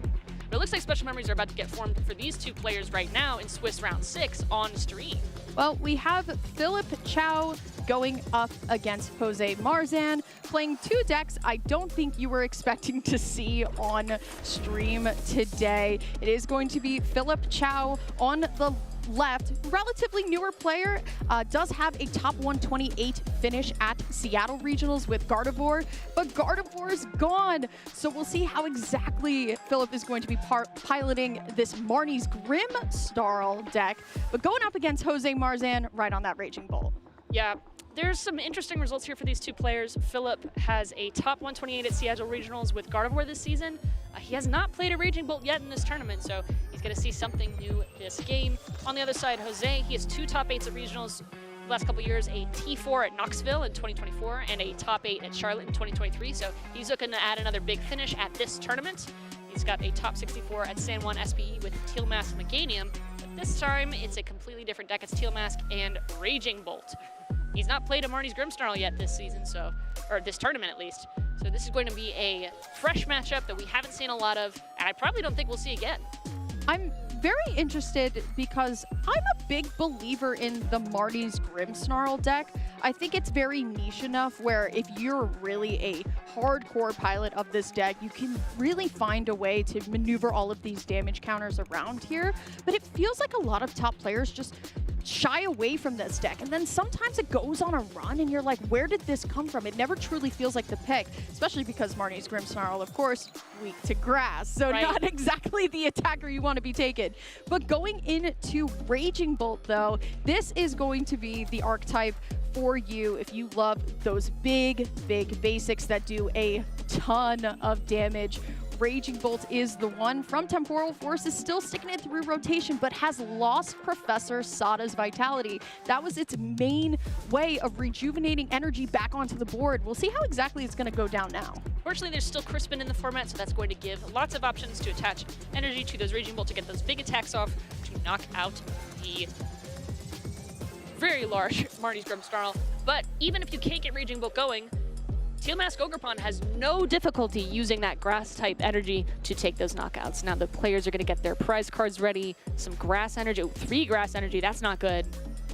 There is 8 in the deck. The thing is, Raging Bolt has now kind of pivoted towards playing a lot more grass energies now to kind of cover a lot of options. 1 energy switch, 1 Teal Mask Ogerpon, and an Ultra Ball. You can't ask for anything more to be prized. The energy will come out a little bit later here, but on Philip's side, did prize 1 Marnie's Grimmsnarl and that Team Rocket's Petrol, which seems to be really kind of gaining a lot of popularity to grab those trainer cards, but let's see how it is going to go down here. Will be Jose, I believe, starting us off the draw for turn, and that's exactly what you want to see if you are a Raging Bolt player, already having your Latios ready to go to enable Skyliner so you can retreat and start drawing cards with that Mega Kangaskhan, which has suddenly become the engine of this deck. But thanks to Teal Mask Ogerpon, Jose's going to be able to get a ton of energy on this board.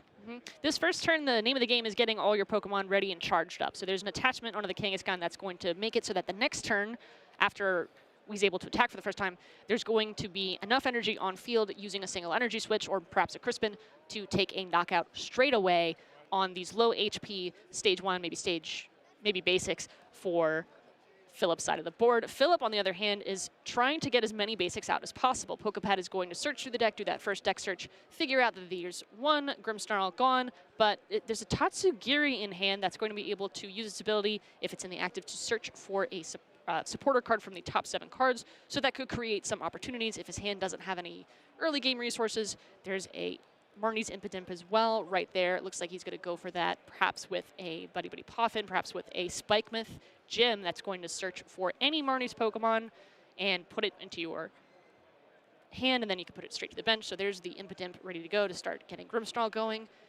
Does that look like a... That can't be a pass. It is a pass, Mick. It doesn't exactly feel too great, too, especially when your hand is full of supporters, right? Now, granted, Jose does have the Crispin, so an attack could be launched this turn, but I think Jose really just wants to kind of see what's going on through the deck right now. Now, thankfully, thanks to Spikemouth Gym, Jose can search for his deck for free, essentially, knowing that there's no Marnie's Pokemon, but Philip doesn't necessarily know that. So that's actually a free deck search for Jose before he goes in and uses something like Run Errand to just draw through the deck. Now, granted, once again, this Raging Bolt deck, it's really focusing towards grabbing as much energy as possible, but sometimes you're stuck with hands like this where you have all the supporters in your hand, and there's just no Pokemon to really go with.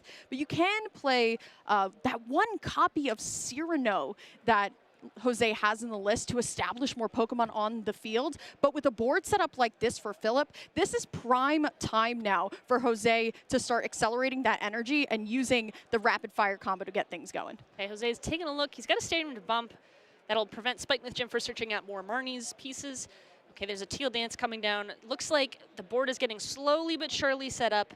The sooner that Jose can start attacking, the better, because the prize map is extremely rough. On the other side of the field, what Philip needs to do is build damage gradually onto the board and then do a clean board wipe towards the end of the turn. That's going to prevent things like the unfair stamp that's in Jose's hand. That's going to prevent, well, it used to prevent Iono. We don't have Iono anymore. So instead, it's not quite going to be a war of attrition. It's just going to be, can we get an attacker going? Can we get Frostlass down? And the other cool thing is that there's the new Mega Frostlass EX that deals damage based on cards in hand. So whether or not you actually put that card into play, just putting down a Storant forces your opponent to go, how many cards do I have in hand? Am I going to get knocked out by an immediate move just because I have 5 cards in hand? Do I need to play it safe?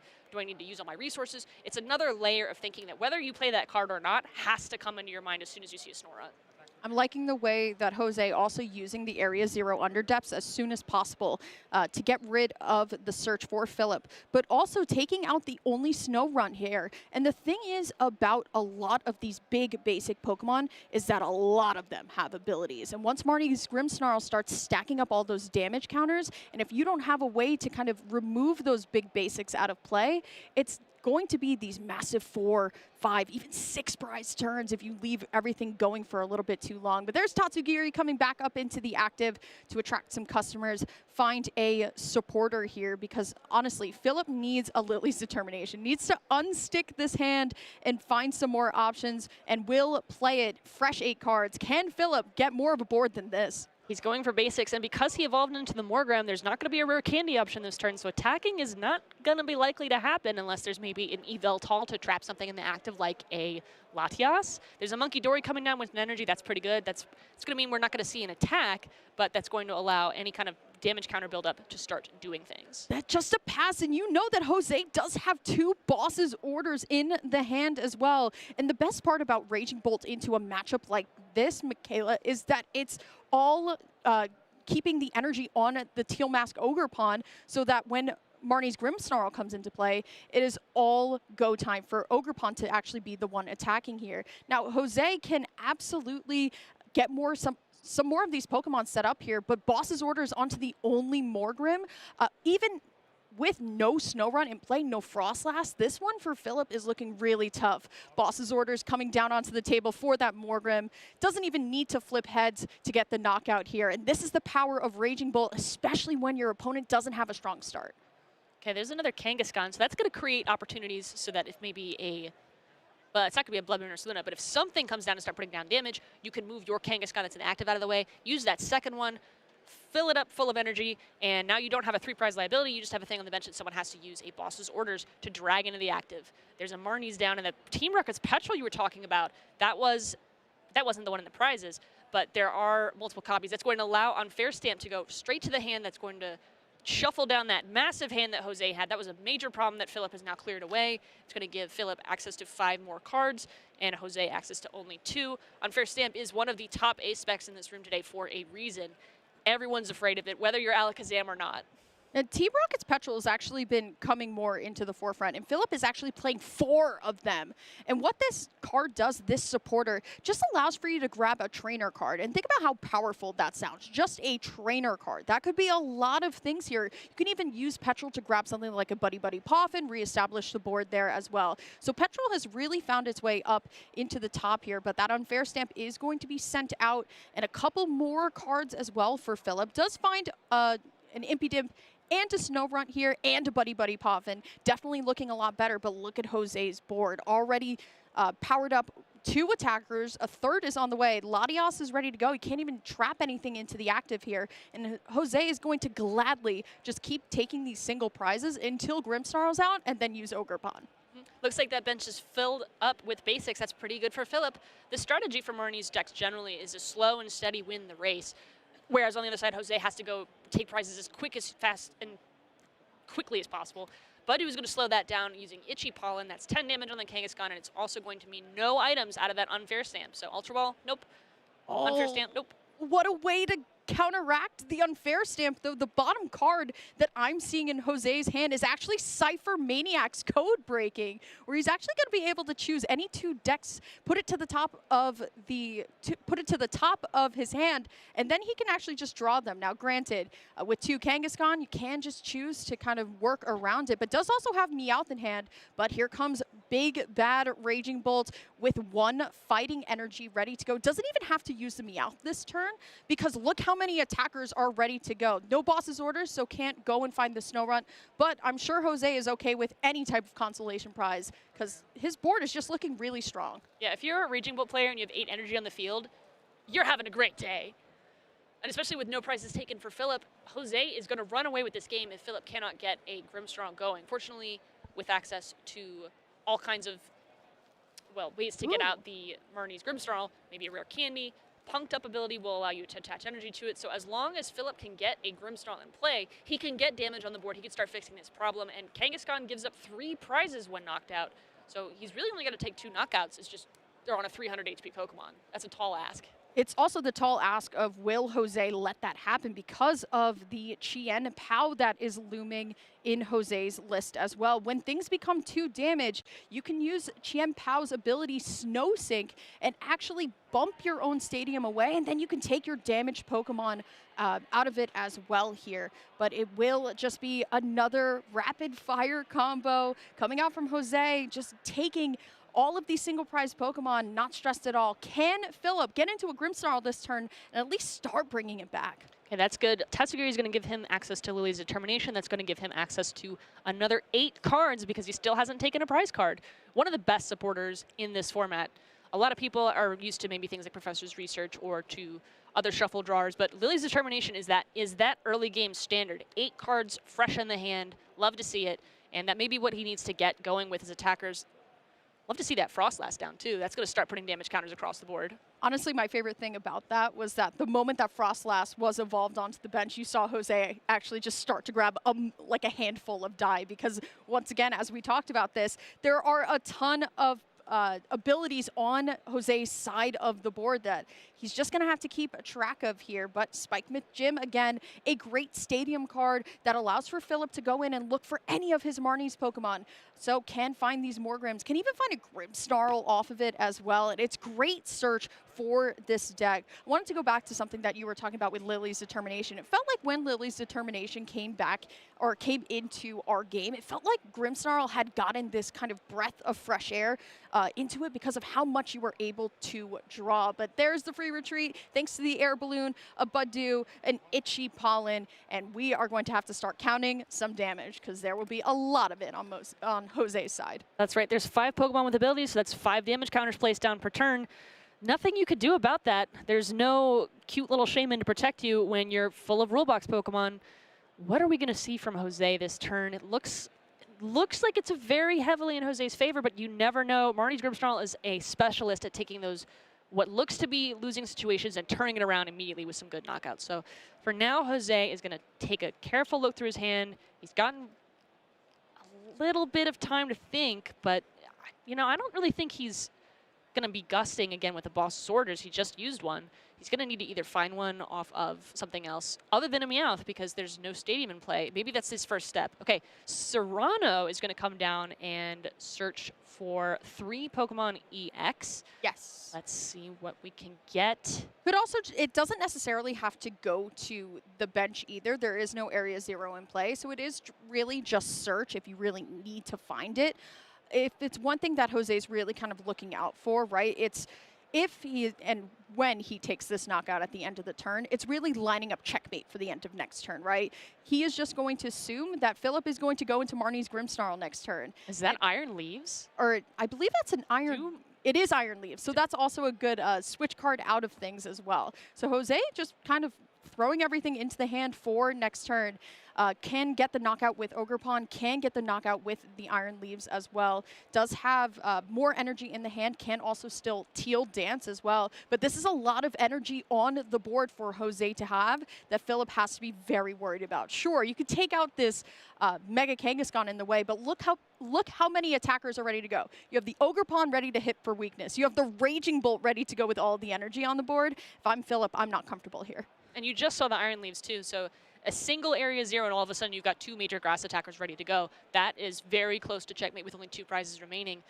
Philip needs to get something going, maybe some kind of Eviltall play. Okay, there's Eviltall. If he's able to use Eviltall to stall perhaps the Meowth in the active, he can buy turns for Frostlass to do its thing, for Monkey Dory to do its thing, and then all of a sudden that game that seemed so heavily in Jose's favor will switch, and Philip will be able to take knockouts one after the other. It just really depends on can he get this lock going. Weirdly enough, with Raging Bolt is one of the decks that actually allows for Meowth to start attacking if you feed it enough energy switches, weirdly enough. Now, granted, Tuck Tail only does 60 damage, but it does essentially remove itself out of play and goes back into the hand with all that energy as well. So, but of course, our bigger, yeah, I was about to mention that this right here, Latias here, and it really depends on how many Psychic energy you're playing, and most Raging Bolt players are actually only playing 1. So this Latias is actually going to be stuck here for a little bit. I'm not seeing anything in the list that switches it out. The only other thing, too, that you have to consider when choosing which Pokemon to target down, Latias is weak to those darkness attacks, so that means there's going to be less turns available to keep the Latias trapped in the active. But as you said, it's not going to have Tuck Tail, it's not going to be able to get out of there. But that's what Iron Leaves is for. The minute Iron Leaves comes into play, it doesn't matter what you've trapped into the active. You're just going to switch out and have this massive grass attacker ready to go. Eviltall's not going to be able to survive that Prism Edge attack. We're going to need to see some way to increase the stadium count, or to put the stadium to increase the bench count, though, for Jose before that can happen. I'm wondering if that Cypher Maniac's code breaking is still in hand, because I do not believe it was used a little bit before. When it comes to stadiums, though, there are 3 in the list, 3 of those Area 0 underdepths. So if Jose is able to use that Cypher Maniac code breaking, bring the Area 0 up to the top of the deck, just accept that Latias is going to be sitting there for 1 more turn, will be able to find his way out of it. And there it is, the Cypher Maniac's code breaking, the one of in the list. You can assume it is going to be this Area 0 underdepths, but also that Chien Pao that he is lining up, once again, with that ability Snow Sink, can actually remove a lot of your damaged Pokemon already ready to go. Could also just take both Area 0s as well. That would be nice. The only problem is that with Kangaskhan not in the active, you cannot use its ability. Instead, it's going to be stuck on that bench. You're going to need to use other supporters to draw those cards. Or just wait. Or just wait, that's true. You draw it off at the start of your turn. You know Latias isn't going to go anywhere, right? Philip is just going to try and keep it there as long as possible. So going into next turn, at least there's an option there, but it just kind of depends on how Philip is going to take this next turn, because Philip knows that Jose just put the cards that he needs to essentially free that Latias out of the active. There's a really interesting piece of pressure here, which is that if a single Grimmsnarl comes down, all Jose has to do is gust it up using Boss's Orders, and then all of a sudden the game is over. So instead, okay, there's another energy going down on the Ogerpon. That's a lot. It's the Teal Dance that he needs to get the Area 0 underdepths into play. And because there is a Terra Pokemon onto the bench, it is going to be the Fist Bump. Won't even let me finish there. The Area 0 does allow for Jose to bench more Pokemon. And there comes that Iron Leaves with that Rapid Vernier ability. Allows for Iron Leaves to go into the active. And with Latias then back on the bench, Skyliner is ready to go. Or you can attack with the Iron Leaves as well. It's really up to you. But it is going to be a great showing for what Raging Bolt can do. Now, very unfortunate for Philip here. Did not get a board going at all. As we check into this replay here, it is just Mega Kangaskhan doing what it's supposed to do in this matchup, which is take these early attackers while you get that Raging Bolt, while you get your other attackers ready to go. You can just reliably keep attaching energy on the board. Now, granted, the thing is, we only saw 1 Frostlass. We never saw a Grimmsnarl this game. It just wasn't that great for Philip, but a great showing from Jose on what this deck can do if you can get yourself unstuck. And you might be curious, why did he scoop why did he pick up his cards and end his game, knowing that it was only going to be 1 prize instead of 2? You know, he had a prize card left. The reason for that is there were 2 big grass attackers ready to go. Whatever got put down by Philip this turn was not going to be enough to take the 6 prizes. and there would still be a response from Jose, so that's why he picked the cards up. Setting up now, though, for their next game, Philip is going to need to win 2 to clear this match out. Jose only needs to win 1. And this is Swiss round 6. 6 wins will put you very comfortably close to getting day 2 in this regionals. That will take you one step closer to the asymmetric top cut. A win and in, if you will, here for Philip. Going first now, and this is exactly what you want to see, that we didn't get to see last time, and that's a buddy poffin. Philip will actually have resources this time to go look, and as we look at the prize cards here, there's one piece of the puzzle that's missing that we just hate to see, right? And it's just that not having that Tatsugiri available to find those Lily's determinations like we talked about a little bit earlier to keep refreshing the hand. So it is just going to have to be the Spike Myth Jin coming down to grab another Impidimp. Then on over to Jose's turn. He's got a lot of energy in hand. Let's see what this run errand can give him. Hopefully a Cyrano. Absolutely. On the other side of the field, Philip has so much going on for him this turn. He's got the Stadium in play. He's got 3 basics. He's got 2 outs to Frostlass. He's sitting pretty with plenty to go. Jose is probably about to start his turn. Looks like he just needs to finish up. There he is. He's doing his deck search. He's checking with the Spike Myth Gem like you mentioned in that first game. Yep. It's a free deck search for everybody, whether or not you have a Marnie's Pokemon in hand. Looking at the prizes, just that Chien Pao that might come in a little bit later, but everything else seems to already be there. And production has told me that Cyrano is actually already in hand for Jose. So this is a great way to start setting it up, and you can tell as Jose is moving all of these EX Pokemon to the back of the deck, he's going to be using that Cyrano very, very shortly to get things going here. And that is one of the advantages, I guess, of going second with this deck. And there it is, Cyrano here. You're able to grab 3 EX Pokemon ready to go, and you can put them right into your hand or just on the bench. Now you can assume grabbing 2 Teal Mask Ogerpon, you know that Jose wants to start getting those energies ready to go, but also just the fact that having Meowth in hand for that last ditch catch ability for Crispin for next turn to start attacking. Energy are going to go straight down to the board, and it looks like that's 2 more cards, that's 2 more outs. There's another Kangaskhan. Don't see any other options with a Stadium there. Okay, there we are. Ooh, Crispin's great for next turn as well, but will have to hold, can get the Area 0 down, as well as even attach the Lightning Energy, the Fighting Energy, or even the Grass, but you technically want to save your Lightning or your Grass Energy for your Ogerpon here. But this is a great turn from Jose. If he did not have the Cyrano, we would be having a very different conversation. Absolutely. That was the key piece he needed to make this turn work, and that's why Cyrano is in the deck. It's just such a strong card to be able to search for 3 EX.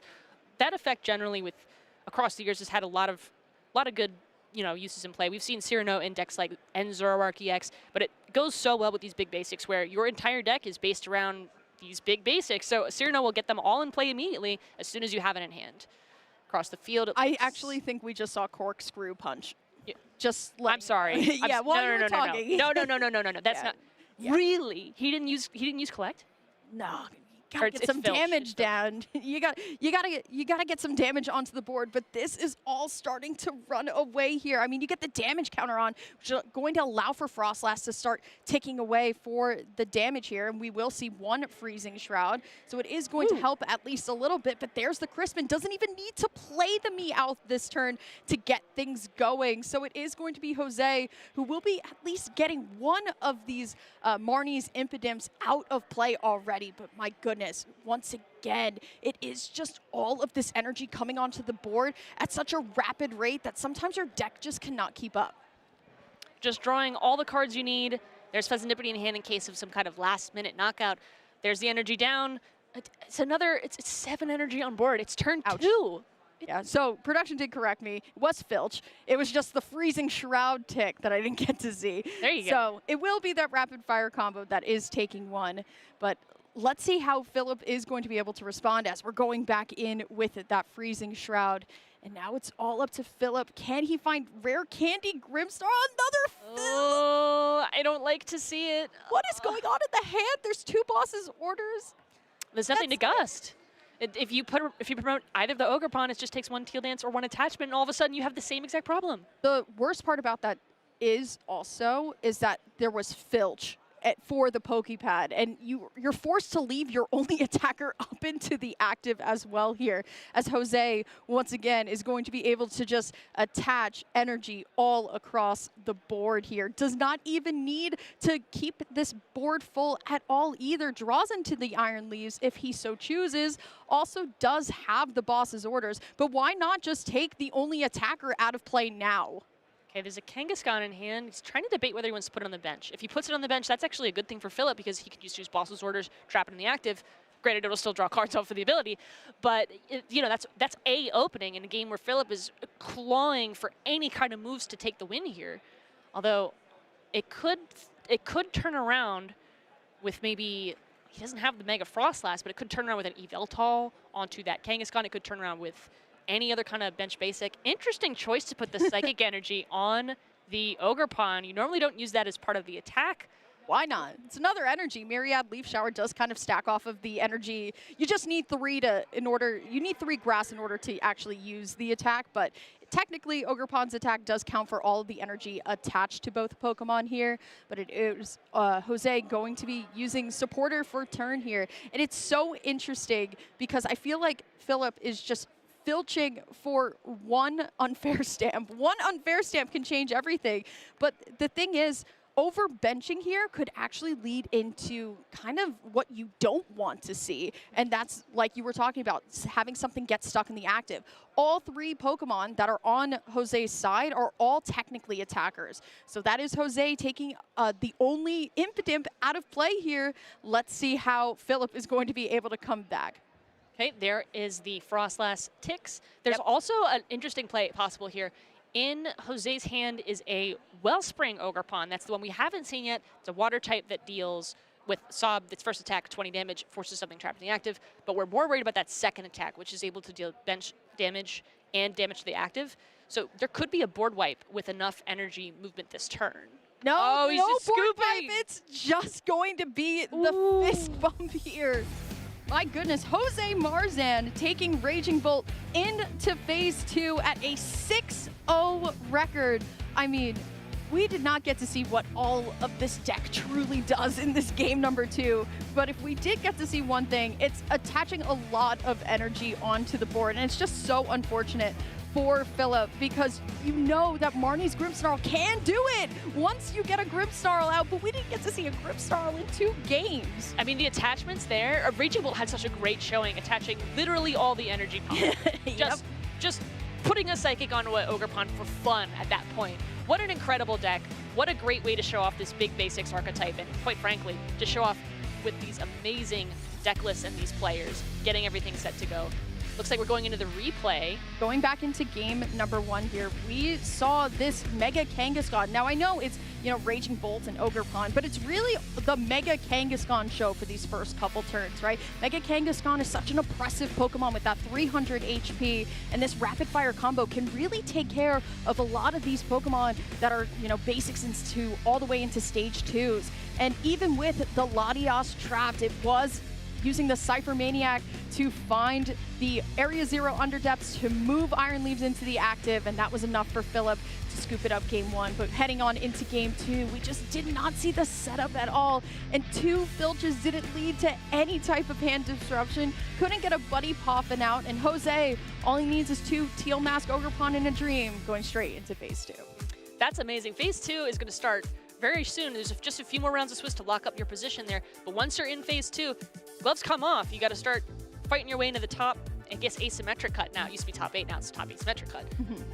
What an incredible showing for that deck and these players. It's so bizarre because sometimes it feels like you have like 3 Pokemon available and then the rest of it will, I guess, work itself out, right?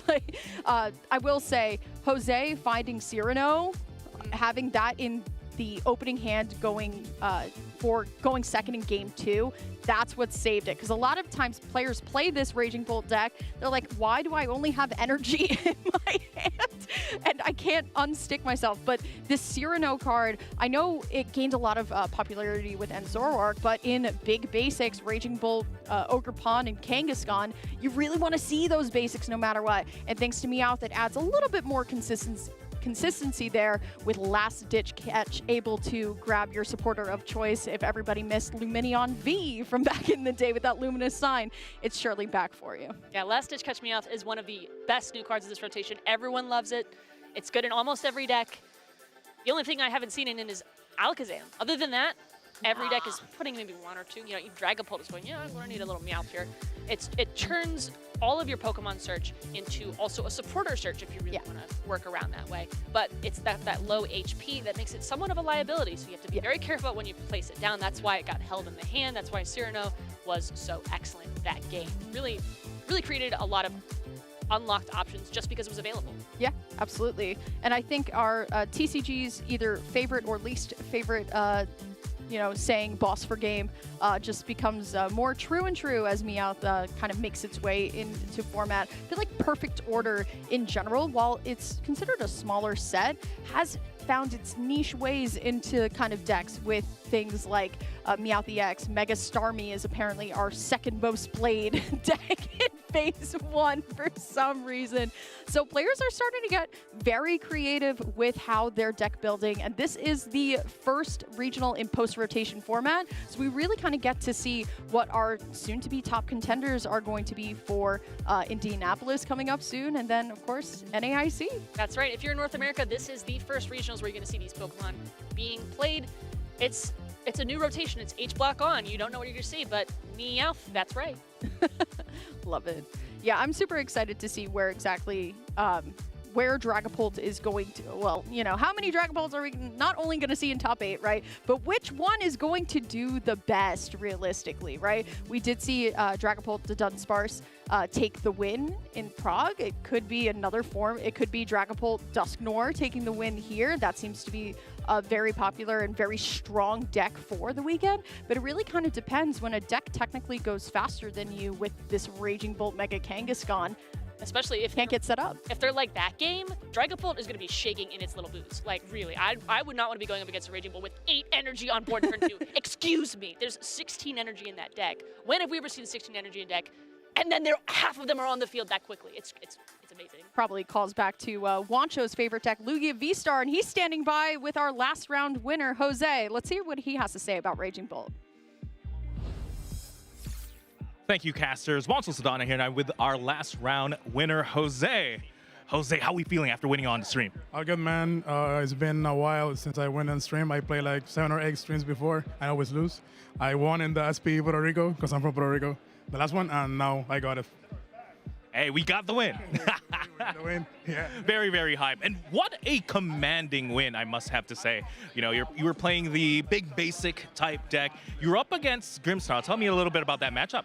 Well, that matchup, as long as they don't have the Mega, I can navigate like with the Ogre Pawns. I shouldn't like play Latias, but I got the Iron Leaves. If you see in the first game, I got the out for the clutch, and then in the second game, I didn't play then at all because I can play with the mask, and that's it. And it's a good matchup basically. Just play with the board in that second game. I like it, but I found it really funny in that first game. I think that's the most energy I've seen on the teal mask on stream at the very least, right? Yeah, it's because that's KO. It always KOs Grimslow with any amount of energy, and because I roam the flauts and the trumpets, my bad, I can recycle them. Yeah. 100%. And we've also seen you use it to draw to full effect, right? That's how, your Latias was stuck in the active, and yeah, you could have waited a turn maybe, but no, hey, let's draw with the effect as well, get that Iron Leaves and get that win. Yeah, if I waited a turn, I could do the Wellspring Mask and get the 2 prizes, but if he has something like Judge or something, I can lose to Frostless eventually, even though it doesn't look like, but it can happen. That makes sense. That makes sense. Might as well get the effect right now. Just play around the Judge, play around, definitely play around some lose conditions. I like it. Very smart. Now let's talk about your deck choice. Why do we choose this big basic deck for the event? Well, I've been testing a lot with my friends. Julio from Puerto Rico. He's like a top Dragapult player, and I just figured out that I got a really good matchup against it. And of course, it's the best deck. It's gonna be a lot of them. It's 30%. We saw it, so it's just a call. I'm gonna call. Oh, so you have a good Dragapult matchup. Did you face a lot in the tournament so far? 3 so far. In the last round, I got in the small streams, and I got that too. Yeah, 3 already, and perfect record, obviously, because you're currently undefeated. You must be feeling great. Yeah, it's good. It's good. All right, tell me what's going through your mind now that you're here undefeated. How are you, what are you telling yourself to continue this streak? Just more Dragables. Give me more Dragapults. I like it. I like those. And with 30% of the field, there's a good shot you'll face a couple more. Yeah. With that, though, can you give me, you're a very seasoned player. What advice would you give anyone who's aspiring to become a good Pokemon player? Well, always watch videos. This is streams. This is like the best you can watch to learn how to play, and you figure out everything that never give up. Just continue playing and grinding, and you eventually gonna make it. Watch the streams. Jose said that. Yeah. Great advice. Great advice. Anyone you want to shout out? On my team, the Games, Elite, Puerto Rico. That's it. Great stuff. Well, best of luck with the rest of the rounds. We're going to throw it back to the casters for more Pokemon action. And if you want to be 6-0 at a regional, you heard Jose, watch the broadcast. Thank you so much, Jose, for being our ally here. Honestly, though, I want to hear what a certain somebody thinks about probably his favorite deck to cast. I'm joking about that.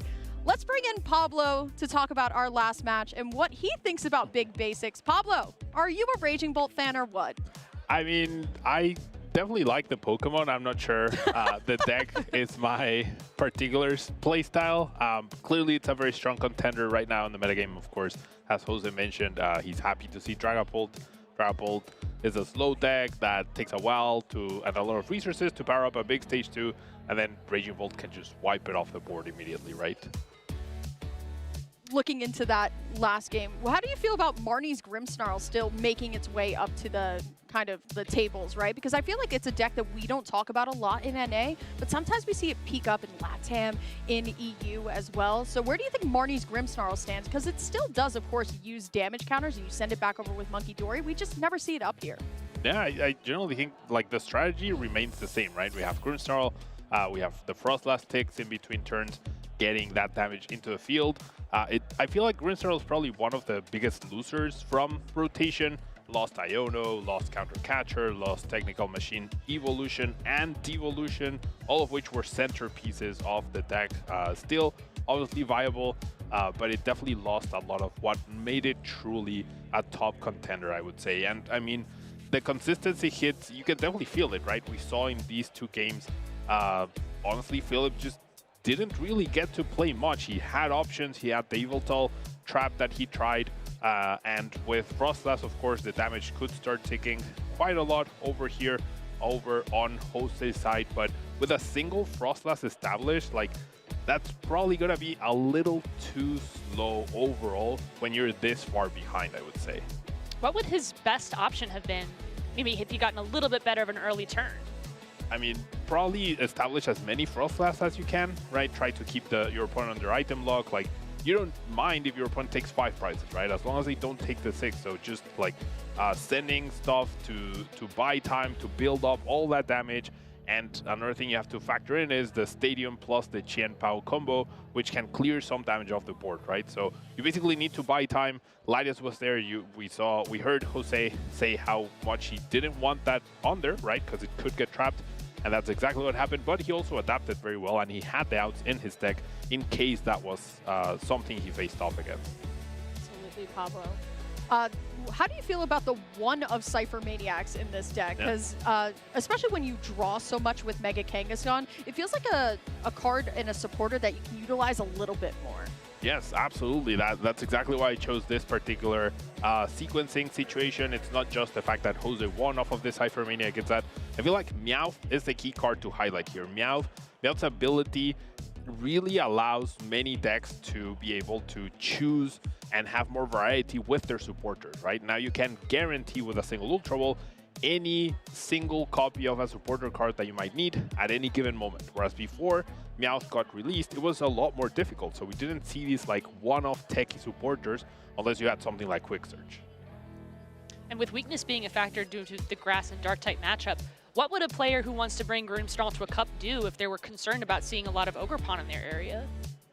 Probably Blood Mirror Saloon. I think you mentioned it during the game, right? If that was an option, that's how you can perhaps later down the line, you can combat some of this weakness. But in the early game, I mean, maybe Moltres and Prism Energy, but then you're really like changing how the whole deck is structured, right? So I'm not sure if there's anything to really deal with all the grass decks out there. That's probably why Marnie's Green Snarl, despite the apparent decent or good Dragapult matchup, yes, it's 30%, right? But you still have to worry about the other 70%. My maths is failing me today. You still have to worry about the whole rest of the metagame. Because, yes, you're going to be playing against a lot of Dragapult, but you're going to be playing against a lot more non-Dragapult decks as well. So you can't just, like, target one deck and then completely disregard everything else. Well, thank you so much, Pablo, for your breakdown of our last match. My goodness, we are already inching closer and closer to phase 2. These days go by really quickly. We got our next Swiss round coming up very shortly. We'll see you guys very soon.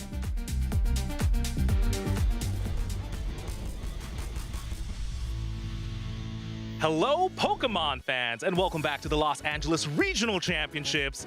I have a family here, a Los Angeles local. I have Taylor, Nora, and Jace, a Pokemon family. How are you guys feeling? Great. Good. I'm excited. I'm really excited. Yeah.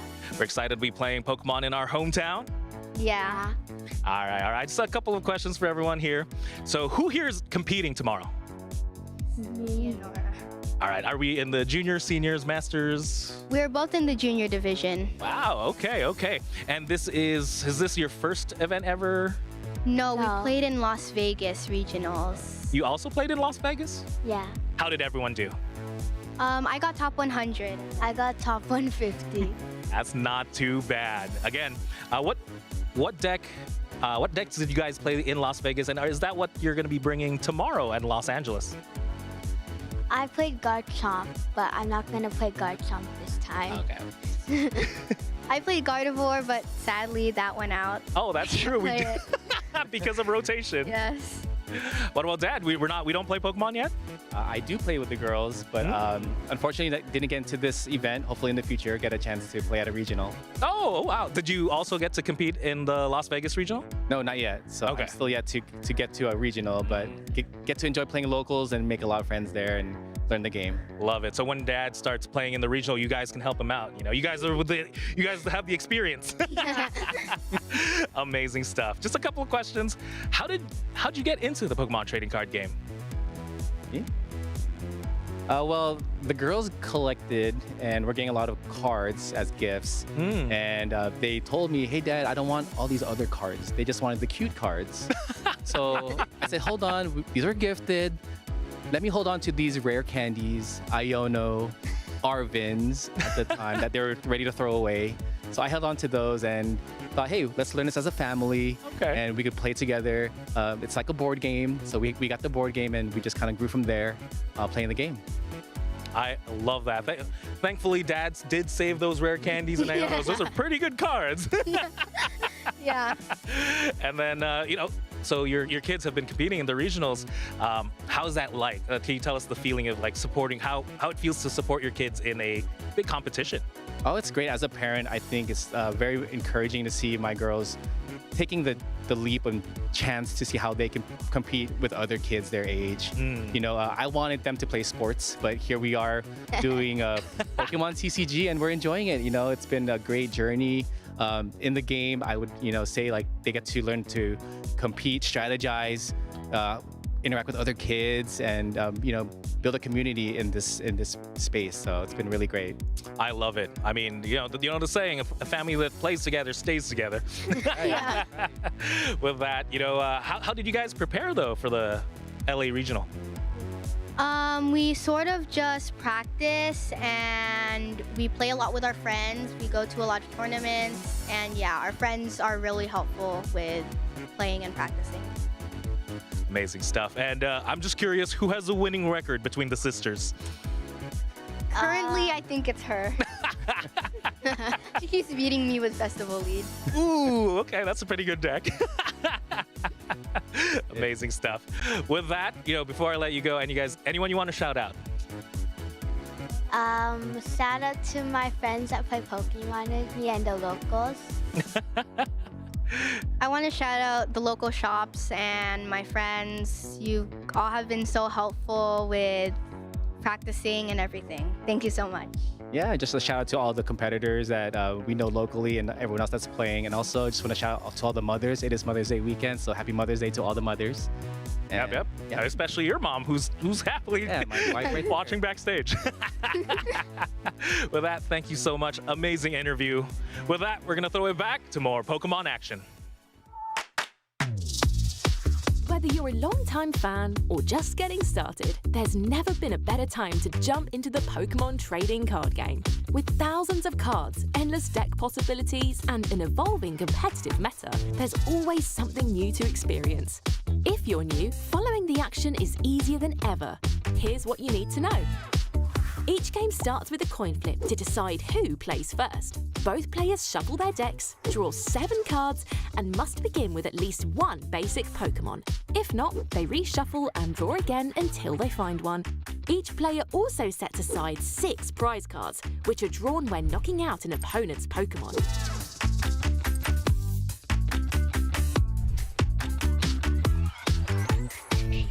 The active spot is where battles happen. A Pokémon stays there until it retreats, gets switched out, or is knocked out. Damage is tracked using dice, usually in multiples of 10. Special conditions, such as poisoned, burned, or asleep, can be lingering effects that last longer than a single turn. On the bench, Pokémon can't attack, but they're still in play.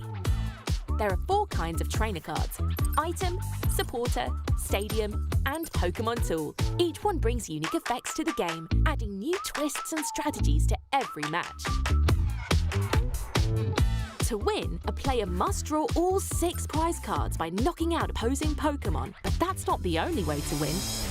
With so many strategies and surprises, anything can happen in the Pokémon TCG. If you're ever unsure, just listen to our expert casters. They'll break it all down. Cards, no ancient card yet. There's 2. The pair will be discarded now. Here we go. This is the comeback, taking 4 prize cards in one turn.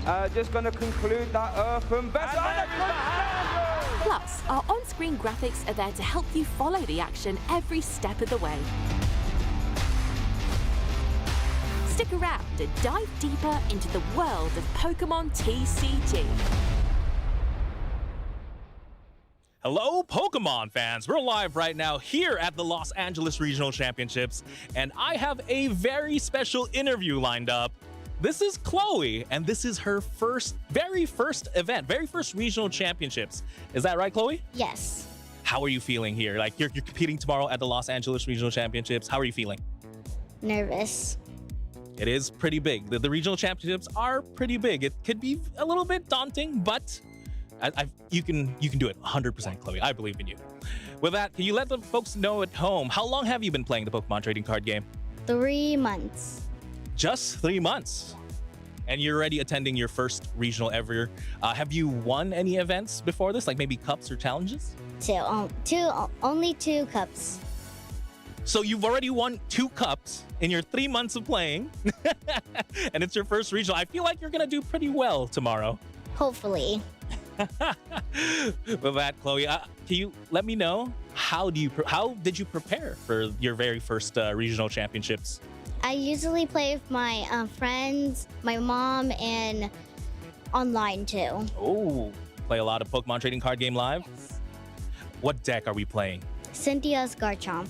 Is that your favorite deck at the moment? That's the only deck I play.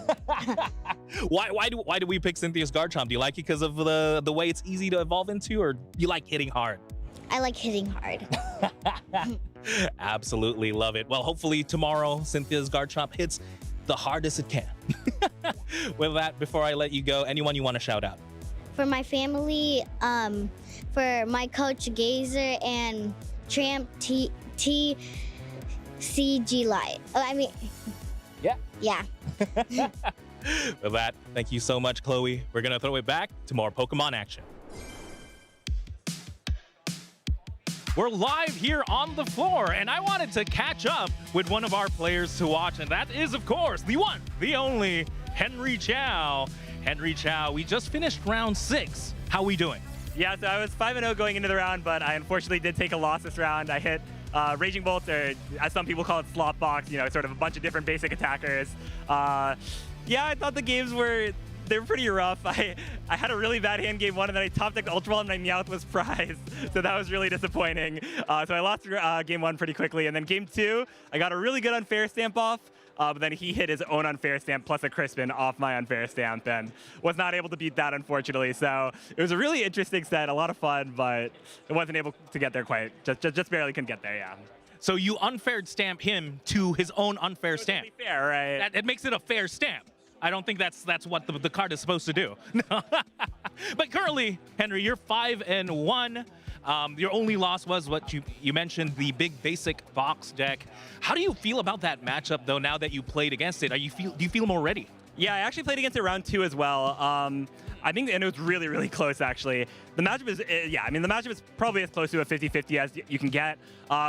I wanted to respect it this tournament, so I decided to play Moltres instead of the Dunsparce EX. That was a change I made very late last night. And I think the Moltres is amazing in the matchup. It makes it a lot better. I think if you play absolutely no text, it's probably an unfavored matchup. They just have so many options with the Wellspring Ogre Pawn, the Clefairy, so much draw on their board. It can be really hard to win, even with the unfair stamp a lot of the time. With the power of hindsight, though, is there any change you would have done in your plays? I mean, I'm not going to go ahead and say I played perfectly. I definitely must have made mistakes, but I thought my game direction was good there, and I think it just didn't work out. You know, I do like to reflect after all my losses. I sat there and talked to him for a while, actually, and yeah, I thought I made the right checks, and yeah, just didn't quite get there. I had the game lined up next turn, but I didn't really expect his unfair stamp, so yeah. I like that mindset, though. After losing a match, you sit there, talk to your opponent, and try and figure out what you could have done better. Is that something you always do after a match? I do it quite a bit, especially if I know them, and this was Michael, who's my friend. Yeah, I've done it a million times. I know, like, after I played against my friend Andrew in Atlanta finals, we were just sitting there talking for a long time, even after, like, the finals ended. So I really like just talking to my opponents and kind of seeing, like, when were the big swing turns of the game, right? That's really interesting to me. So yeah, I love talking to my opponents. It's one of my favorite parts of the event. That makes a lot of sense. That's why it takes you a while to get to the winner's interview with me, huh? You can say that, yeah, sure. Very fun. Okay, so you do have one loss. You're currently at 5-1. What's going through your mind now? Like, how are you picking yourself up? Yeah, no, it's a bit of a tricky spot to be in. I mean, you're taking a loss this early, it can be a little bit rough. I mean, the way I think about it is I think you need to go around 10-2-1 to make cut at this tournament. So I'm 5-1 so far, so if I can do another 5-1, then I can ID into cut. So halfway there, but of course, the next 6 rounds are definitely going to be harder than the first 6 rounds. So can't take anything for granted, just got to play the game and you know, hope it goes my way and try to play well. I like it. That even sounds like great advice for anyone in that specific position. But what advice would you give to someone who's also in the same spot as you, like currently X1? Yeah, well, I mean, it's an interesting spot to be in. It really depends on your goal in the tournament. You know, I think a lot of people, if they lose the next round, they would maybe consider IDing into day 2, which is something I may consider as well. But, you know, I'm really trying to just win the tournament. So I'm going to make as many, you know, like, I'm going to make sure to not tie. I'm going to try to play very fast, make gentlemen's agreements if I need to do that. And yeah, just play sharp. You know, you practice so much just so you can play fast and play accurately. So here's the time to sort of put that to use. Great advice, Henry. Always great to hear from you. Hopefully we hear from you more. Just keep winning. We'll again, you're one of our players to watch. We have an eye out for you, Henry. Okay, with that, we're going to throw it back to more Pokemon action. Henry, of course, lots of success in the game, has become nearly synonymous with Gardevoir EX, and I think a big story into the rest of the season has been how will Henry perform without Gardevoir in his arsenal. I don't think it should be anyone's surprise that Henry is going to do just fine without it, but it's interesting to see because this is the first time that, you know, he didn't know for sure what deck he was playing heading into an event. Yeah, it's always, well, at least for his opponents, right? They always know they're going to be facing the big purple on the other side, and now this time around it is the Dragapult in his hands. He's doing just fine with it, 5-1 so far, and showing off that he still has plenty of tricks to work out, and some of them are oddly reminiscent of Gardevoir. Yes, using some old tricks for sure. Monkey Dory still got to be a part of the equation. Chip Ritchie here in the booth with Kyle Sabas. We'll be taking you through the next couple of Swiss rounds, Swiss round 7, Swiss round 8, the last 2 of phase number 1, where players are looking to lock up the last couple of match points needed to get into phase 2.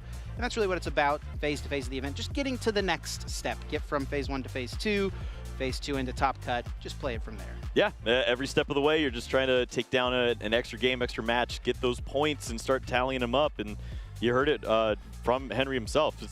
You start to see, all right, well, 5-1 here. You go 5-1 again, you're just an ID away from getting there. And that's really the strategy you have to have going into a big tournament like this, is just cut it up into segments and try to take it one by one. Well, another strategy you need to have going into this tournament is how to play against Dragapult EX. Fair. Dragapult dominating the event thus far and also dominating our metagame. 31.9%. 590 trainers this weekend choosing to pilot some form of Dragapult EX to this event. Now, there's a lot mixed in there. Dragapult the Dunsparce, Dragapult Dusknoir. You know, we've seen the straight Dragapult builds, Dragapult Blaziken, of course. I've even seen some Dragapult Crushing Hammer builds from players out there on the floor.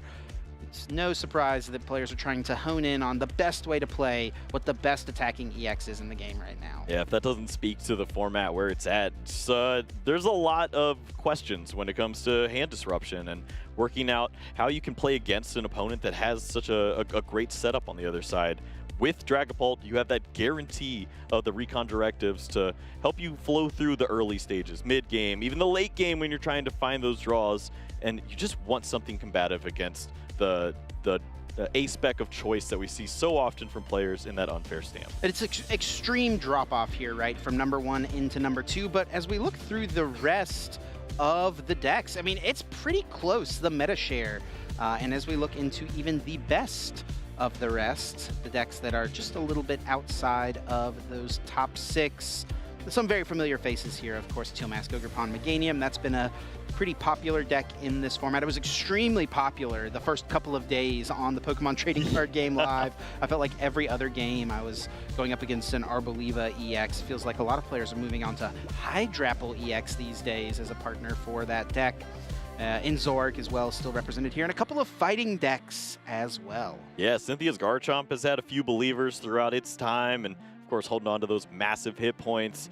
Just nice, consistent attacks, and you find that as well with your Mega Lucario, just in combination with Hariyama, that finding that gust, so often that can be the key in some of those early mid-stage portions of a game, just either locking out on some of those basics that aren't getting fully set up or targeting the lifeline of a deck and taking away those prize cards. We also see Teal Mask, Ogerpon EX, Lily's Clefairy EX in the mix here. Just a real toolbox of a deck. You really, I mean, honestly, the Pokemon that should be over top of both of these feels like it should be Mega Kangaskhan EX. That is just a huge part of those archetypes. Just these big, basic EX Pokemon all working together to try to just counter whatever specific matchup you go up against. It almost reminds me of, you know, being a kid and building your first deck. You just put all your best EX cards into one deck. It doesn't matter what energy type they are. They don't have to synergize. These are the best cards I have. Yeah, this is what we have, and that's what we're working with. That's kind of what happens when you have a format rotation. So many cards are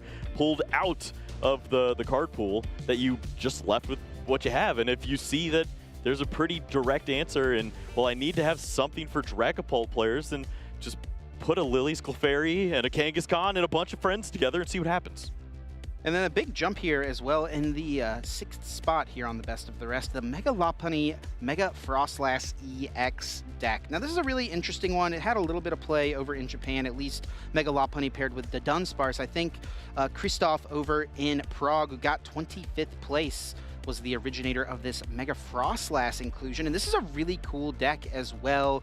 Just an archetype that allows you to lean on to 2 high efficiency Mega Evolution Pokemon, high HP stage 1s, easy to get into play. They attack very efficiently for just 1 energy card.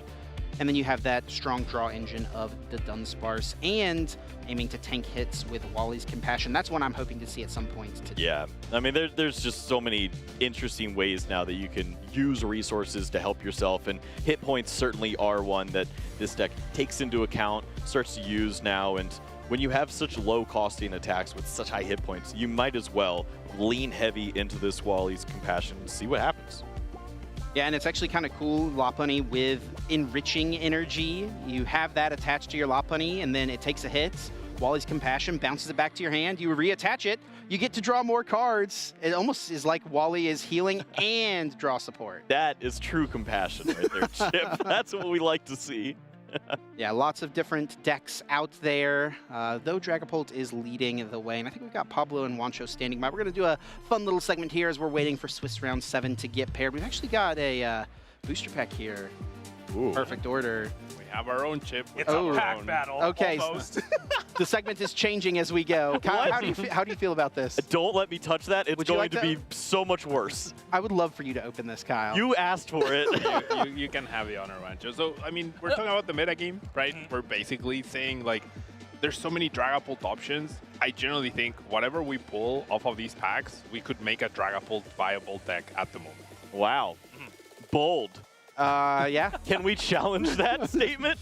Well, let's open the packs and let's see what type of Dragapult deck we're making. So right? we're going with whatever the rare card is in the whatever rare we slot? can use in the pack. I think. Anything in the pack. Yeah, Okay. exactly. I'm going to leave this to you. You don't want to do it? No. Okay. Let's pull them out. Win. You want me to go? Are we going to go? Oh, same card at a time? Okay. All right. Dartrix. Amara. Oh, that's already, dude, I've got Feather Shot, the spread attack. There you That's go, good. yeah. Hang on. Every card here can probably make a successful Dragapult variant. I am sure. Mawile, Double Eater 60 times. Discard 2 energy cards from your hand. It does 60 damage for each card you discarded in this way. How you spin it? How are you going to spin that one, Pablo? It's psychic. We play psychic energies. You already play psychic energies, Chip. Like, it's just a cool niche tech card. Wow, niche. I really want to peek. Did I get anything good? You're cheating, bro. Don't. I didn't see. Hippopotas. I don't think we can use this at Sand all. attack, buy yourself time. Oh. I play Prism Energy, buy yourself time. There you go. All right, what about Rattata, Pablo? Okay, well, maybe not every card. Let me see what we're cooking with. Takedown. Oh, man. Oh, well, it does 10 damage to itself. Monkey Dory spread. There you go. Hey, self-damage. Crazy. There you go. Risky Ruins with that? Oh, it has boy. 40 HP. Yeah, you're playing dangerously. I love how Kyle was skeptical, and now he's very into it. Yeah, he's cooking. All right, we got Hole Digging Shovel, an item card, actually. So discard the top 2 cards of your own deck. Thin your deck. Thinning is winning, right, guys? Is this just testing Pablo? Apparently. Honedge, I'll give you some grace on that one. Oh, I did get a good one here. Barbarical. Oh. No. Not with Dragapult. Not with Dragapult. Not with Dragapult. Playable card. What you got, Wancho? I also got the Rattata, busted, of course. Oh, Turtonator. If this Pokemon is in the active spot, is damaged by an attack from your opponent's Pokemon, discard an energy from the attacking Pokemon. Listen. I've got this one too. Okay. Fire Pokemon. Crustle Tech. Oh. Or we play Fire Energy, you play Crispin. Crustle Tech, there it is. Dragapult Turtonator, you cured it here yeah, first. Yeah. It's Heat Breath, 80 plus 80 if you flip heads. We like flipping coins. Yeah. There are better Crustle Techs in the format. Oh, there are some pretty bad ones out there right now that I've seen, okay? Yeah. That's not that much worse. Talonflame. This is actually a fun little control card here. Sky Hunt. Talonflame? Once during your turn, you may use this ability, flip a coin. If heads, discard a random card from your opponent's hand. Wow. Absol gamers who missed out. I'm going to bring Dragapult Talonflame to a league challenge, guys. No, that's your genius. Talonflame plus Absol. Whoa. A bunch of Talonflames and Absol. We're losing the Dragapult plot, but yes. now is that just our draw engine to get to this? Yeah. All cards can be Yeah, used, we're just all using right? your cloak. We're using your good. cloak, Yeah, right? exactly. Yeah. All right, what you got? I got Naveen. Draw cards until you have 5 cards in your hand. Before drawing, you may discard any number of cards from your hand. Honestly, there is probably someone in the tournament this weekend that is playing Naveen in their Dragapult deck. Surely. Since we lost research, it's really hard to discard cards sometimes, right? Yeah. The disparity between Lily's determination and like the next best draw supporter is pretty wide right now. So I wouldn't fault anyone for giving Naveen a shot. Oh. What did you get? Twinsies? Ooh, look at us. You thought I got something like really good. Oh, okay. Amara. I got the my Hippo first down. hollow. My reverse. Oh, I'm not even my reverse yet. We're lagging. What are you okay, doing? let me catch Wancho? up. I've been going too fast. I got Lumio City. Oh, I think I got. Oh, okay. Well, I got something good. I see. I got something good. Lumio City. Well, I mean, that one's not great. Yeah. No. Sander did play it at Prague, though. Sander Wachik did play it at Prague, in his Crustle deck. After Amora. Cook 'em. Dejene on a tree. Man, this is like not a great angle for pack openings. we just have to describe it better. Super cute. Also, I think Kyle's fingernail caught it. I did not do that. I don't have fingernails. Joke's on you. Who opened the pack? Me, and I was very careful.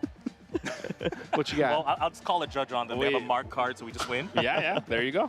Double price I got penalty, an guys. area dose reverse. And a poison sink 50, and your opponent's active Pokemon is poison. Can't retreat. And can't retreat. I mean, that's good. Just like Yveltal, right? Whoa. More we damage. just have to slot in a grass energy now, apparently, and a basic. Easy. You have Crispin. You like the energy variety. Oh, I got something, Pablo. Ooh. We got something. And it's a Salazzle. We play Fire Energy. We play Fire Energy. Ooh, I got Salazzle. Tyrantrum is my holo. MVP of my pre-release deck, but that's There you go. that's about all I got. That's a lot. Yeah. That was fun. I like opening packs. I don't think anything is realistically going into a Dragon Ball But deck. it could. however. No. Their Dracloak's so good that you could make. Anybody who wants a code, go ahead, zoom in.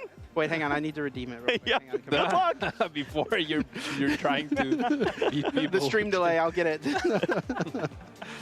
No, but seriously, guys, Turtonator, Talonflame, like, they could be. I'm not saying they're gonna win the regional, but I'm saying they could win a league. They'll win some games. I I'm challenge gonna you, try. Pablo. I'm gonna try. Okay. Keep us Dragon updated. Talonflame, you heard it here first, guys. Oh wow. Okay, I can't wait to Control see you do it. Dragapult is back. Wow. I mean, there are players out there this weekend playing hammers. That's true. And Hammer D is back. Yeah. You think of good old Dragapult VMAX. That was a really strong deck. That was. Yeah. I think Enhanced Hammer has a place in the metagame right now, right? Like as a tech card in many decks. Yeah, I mean, it's really just Alakazam that's playing it mostly, right? Yeah. I mean, any deck that struggles against Cross Soul. Yeah, I think, could play it, could yeah. be. Get the Dedenne and... The Hammer Dedenne chain is pretty nasty for Crustle gamers. They don't love it, no. No, I prefer the Crushing Hammer that a lot of people have been talking about. Just getting rid of those basic energies and Dragapults. I mean, that's pretty good. Yeah, set Just them gotta back a flip turn. heads, which sometimes feels like the hardest thing to do in this game. Just flip heads. Simple trick in the Pokemon TCG. Juancho Pablo, thanks for the pack battle. Who do you think won, Kyle? I mean, we got the better card. I mean, if they hadn't pulled Rattata along with us, it would have been pretty obvious that we had them. But I'll take a tie. A tie. Yeah. All is fair, right? All is fair. I mean, the funny thing would have been if someone got a Meowth EX, because it's like... That's game. It just works, right? Yeah. It just works. It's too good. Or we should have judged the basic energy to include. We unfortunately got the metal. We did get a metal, but wait, hang on, we got a metal guy somewhere. Here, if it's... Oh, he doesn't even need a metal energy. Never mind. I was like, so we can use our Honedge, you know? Yeah. Whoops. No, it did not quite pan out in that way. Well, always enjoy having a little excuse to crack a couple of packs. And got ourselves a nice little couple of pulls. We are still waiting, though, for the next Swiss round to be posted. Should be up very, very soon. Players now at a 6-0 record. Feeling really good, locking up a spot into phase number 2. But so many of these competitors, I mean, every single win is important, right? Yeah, they're coming from all over as well. We'll take a look at our leaderboard and see a couple of these players that have been traveling from all over. Let's start with those who didn't travel nearly as far. North America. We don't see Liam at this tournament, but Jackson Ford starting things off there, over 1,600 points, and is trying to work in yet another top cut. Yeah, he is sitting at 5-1-1 currently. Excuse me, 4-1-1. So still sitting pretty. You know something we don't? What's that? Is he going to win next round? I've leaked the script. Yeah, but lots of players here we see competing this weekend. Abon out there this weekend as well. He, of course, started off the season so strongly. Still had some solid finishes. He's sitting at 4-2 currently. Yeah, suffering from the Henry Chow syndrome of what do we do after Gardevoir. Abon did switch things up and try out a little bit of the other decks before the rotation. I think we saw... He was playing some Dragapult. Playing some Grimmsnarl too, maybe? Yep. So it definitely was giving things a shot, but maybe that will help benefit him as you move on into this next one. And with, of course, we know Makani Tran, Truin as well, both doing a phenomenal job at these events, and maybe they're starting to build on that too. Truan, he's not shy to play the wacky stuff. No. Makani a little more streamlined. Yeah. Makani also someone, very well known for playing Gardevoir. Yep. And trying to find a new identity here. Alongside that, Cal Connor did that for a while too, but did find a bit of the Dragapult, and maybe stick to that as we move forward. And I mean, there's just so many names to go over as you look through this list, and we saw a lot of them taking a different approach to Dragapult. I see, I know one player that took an interesting line with their fire tech, one that went straight for the hammers, just plenty of different ways to go at this with the consistency of Dragapult. Yeah, and this is going to be a leaderboard that we're going to continue to follow as we get into the end of the season. Just a couple regionals left, and then, of course, the North American International Championships. Let's not forget the top 16 players earning themselves a travel award to the World Championships at the end of the season. So lots on the line in these last few events. So, yes, sure, they've locked up their Worlds invite, but there's so much more still to play for. Yep. We have a few others to look at as well. And you take a look at the EU region. Torgreklif dominating as always. You see him there atop the leaderboard. 200 points ahead of second place, just about. It's still pretty impressive that Drew Stevenson and Hermione, these players have just continued to keep up with a record like this from Tord. He just continues to put up astronomical numbers. Yeah, and Emma Hagen and Alex Rudowitz both having really breakout seasons this year, I would say. Alex has had really, really strong finishes, winning a regionals, getting multiple top cuts. He just got top 32, I believe, in Prague as well. Emma, of course, very well known in the previous format for her Flareon deck. Again, someone trying to figure things out in the new format, I would imagine. So many players, just find a deck they feel so comfortable with. They become well known for it, but just one new set, one rotation can change everything. Yeah, I think we could say the same for Ethan Wild, and this performance we've seen over the last few regionals. Pretty unbelievable what has culminated over there. And Ted also with that pretty big performance as well, too. Just able to take down Ethan, who was going for back-to-back championships. Yeah, Ethan, of course, getting second place at the Special Championships with Festival Lead before it was cool, before the rotation. I believe he did still get a top 64 finish over in Prague with the Festival Lead. He started off day one, I believe, 8-1. Did have a little bit of trouble in day number 2, but still had a respectable finish overall. Yep, Christian Fontenot, we've seen time and time again, plays very often in North America, and now staying a little more closer to home when playing over there in Europe, and doing great as well. We've seen a lot of Golden Go from him, so now leads to the question of what's next for you, buddy. And I believe he's been a bit of a Festival Lead gamer as well, so no, he's been playing that a lot on the Pokemon Trading Card Game Live, getting even to really high ELO in the Master Ball tier with Festival Lead, proving, hey, this deck is competitive, it is strong. Yeah, that's a great place to continue to challenge yourself and play against some really top talent. We know so many players are on the leaderboards just trying to earn that Arceus points and go up to, like, what, 2,000 we've seen players reach? Yeah, I did see someone crack 2,000 this last reset, which is the amount of games that must take. That's impressive. It's something. It is a grind, without a doubt. Here is the leaderboard for the Latin America region. Yerko Valencia leading that charge, 1540 in his pocket. William Azevedo not too far behind, 1440 for him. Yeah, pretty impressive. But we've talked so much about William beforehand with a lot of the control styles, some of the Charizard lists of a few years back, but this has been a relatively quiet 1440. I feel like we haven't spoken of William too much, but he's piling up the points. Yeah, still accumulating plenty of them. Fernando Cifuentes, of course, the 2024 Pokemon TCG World Champion, continuing to prove himself here. Third place currently in his respective region. A name I've loved to see come back into the game who took a couple-year break there, Gustavo Wada, someone who is a long-time competitor in the Pokemon TCG, a world champion back in 2011 in the juniors division, someone who has won multiple international championships. It's been a lot of fun to see him get back into the game and continue to compete. Yeah, he can just pick it up with the best of them and put it down, continually building on his performances. He's got the 2 international championships. He has all those regionals as well, and he does great at the World Championships too. And just clearly, just go do whatever you want, come back from school and pick things up, and he's gonna continue to find success.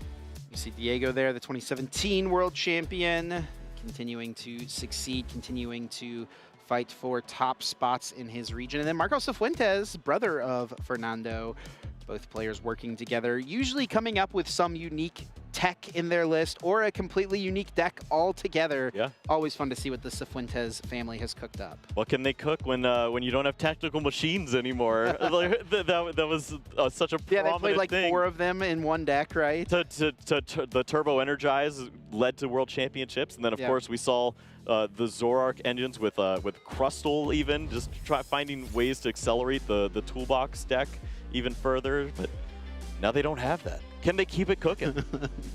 I don't think the technical machines is what was. Is that not what it was? That was not the key to their secret. Their secret to their success, I would say. Glad to hear. But certainly using them. Very unique cards we have in the technical machines. Another piece that's left us, unfortunately, to the rotation. But players are getting set up here for Swiss round number 7. We're going to get that action to you very, very soon. Very important round for many players. You know, a win here for certain records will lock up a spot into phase number 2. Looking to get to that match point threshold in order to continue forward here in the event. Yeah, do you have a chance to continue on through here? It's of course, you can play through into phase 2 with a lot of these match records, but do you have an actual shot at still pushing through to a top cut finish? Basically, you need to give yourself a little bit more wiggle room here if you want to play through. You don't want to have to go truly undefeated throughout the next phase to make that cut. Give yourself some space there and to close out in these next 2 matches. Yeah, worth noting as well here for this tournament, I'm not sure if this has really been talked about just yet this weekend, but with the number of players that we have, we're actually going to have 1 less Swiss round this weekend than we've had in a lot of our regional championships so far this year. Only going to be having 4 rounds of Swiss phase number 2. We will play round 9 still tonight, round 1 of phase number 2, but then tomorrow morning we'll play rounds 10, 11, 12. Actually, it should be 4 rounds, right? Or 5 rounds, so yeah, 5 rounds in the phase. Yeah. 4 rounds. 4 rounds will be played tomorrow. Yeah, as opposed to the 5 that we've been getting on day 2. Yeah, it just means that there's less margin for error at this point. You have to make sure to earn 3 match points at every way possible, and hopefully it just leads to that ID situation. We saw Henry talk about that 10-2-1 mark being a spot that you're aiming for there, so can't really take that tie early if that's the goal. Yeah, as late in the tournament as possible for many players. This is also worth noting as well, our first event in North America where the player who is higher seeded when we get to Top Cut is actually going to get to choose who goes first or second in Top Cut. That is another whole layer of strategy. Lots of times players will be content taking intentional draws into Top Cut. I don't know if you should feel really confident in doing that currently anymore. No, that's something that these players need to consider as well. Is that can be pretty important. So we've seen a lot of players leaning on going first, getting those energies down, and then working into those evolution stages. And that can be a really big difference in the setup, especially in the mirror, which when there's 30% Dragapult, you might want to go first and get your Pokemon out. Yeah. Does feel like a lot of decks can withstand going first or second, especially if the player who, you know, does go first doesn't have an explosive start, doesn't find like a Buddy Poffin or something like that. You get to be the one to play a supporter first, so there's gives and takes to both sides of it, but just on average, it does feel like going first in the current format feels a little bit better, which is different than what we had in the previous rotation. Right. We're so used to that being, well, if players would want to go second, because you want to make sure you have that Itchy Pollen established and slow things down and give yourself some time. Instead, now the energies are just super impactful at this point. You need to get those in play and see those resources. Being the aggressor feels more important as well. Yeah, and the resources counts also are going to be something that's big to talk about too, because once you get into that Top Cut, you get to look at the list and see what every player has, and you don't have to worry nearly as much about some of those secret tech cards. They're all going to be on the table for you this time around. Yeah, that knowledge is so important. I mean, we saw in the first round of the day where Henry was talking so much about thinking through what his opponent could have or could not have had at the end of the game. Just making decisions with that knowledge makes your game plan completely different. Yeah, I mean, he would not been sweating nearly as much if he knew that just playing multiple bosses orders back to back and bleeding your opponent of energies was going to lead to a pretty quick victory there. Instead, had to worry about Zoroastri's machinations or other control tools that actually weren't there. Yeah, just playing around what could possibly be there. It almost feels a little bit more like what things have felt like in the past, right? There's so much information sharing now, very easy to get access to a really good deck list. Deck lists get refined so much more quickly. You get a good idea of what someone does or does not have in their list. Wow. Well, yeah, you know, you may have spoke this into existence for us, talking about some of the old ways. We've got one of the oldest heads out there to show off on our feature match, and boy howdy, am I glad to see Israel Sosa at the main table. There he is, Israel Sosa on the right in the yellow. A multi-time regional champion, someone who had so much success in the game in the early to mid 2010s. He's 5-time regional champion. He won 3 regional championships in a season. He's the Prince of Darkness, man. This is if you play that well with Darkrai, with Evital, of course you deserve to have that title. And yeah, he stacked up regional championships quicker than nearly anyone. Yeah, a West Coast player. You know, someone who's built a family, right? Doesn't have as much time maybe to get out and travel across the country to these big events, but he always gets out and shows out for some of these West Coast events. We've got Matt on the left side of the table, going to be playing Dragapult Dusknoir, a deck we've come to know very well, and Israel playing Mega Frostlass and Mega Starmie. This was another deck that was really popular early on in this rotation. Yeah, I mean, Matt's been piling up some points as well. 8 events with Dragapult Dusknoir and just had a 13th place finish at Prague. So really been building on the results here, and now has another shot with Dragapult in this new format, continuing to see if maybe you can build on that Prague performance, but you'll have to take down a pretty interesting deck on the other side. It is second out there compared to 31%. It's only 6%, but it is something you should be looking out for. There are definitely some Starmies out there. Matt is sitting at 24th place currently in the US and Canada region leaderboard. So a couple strong finishes here at the end of the season could push him into that top 16, playing for that travel award. Prize cards going out for both players here from Matt's side. A couple buddy popping could be awkward in the early game if he doesn't find them. And for Israel, Badoo, Meowth, both one-ofs in his list. He's also got Lucian Prize, the card that he's choosing to play as his Disruption supporter. And a note here as well, Israel did win the flip and chose to go second, actually. Not something we've seen much of this weekend. Not many Dusknoir or Dragapult players are being awarded first to start things off. So Matt's probably a little confused and ready to see what's on the other side. It will be Matt kicking us off with a Dreepy, and he does find one of those Buddy Poffin. That is huge with 2 being prized.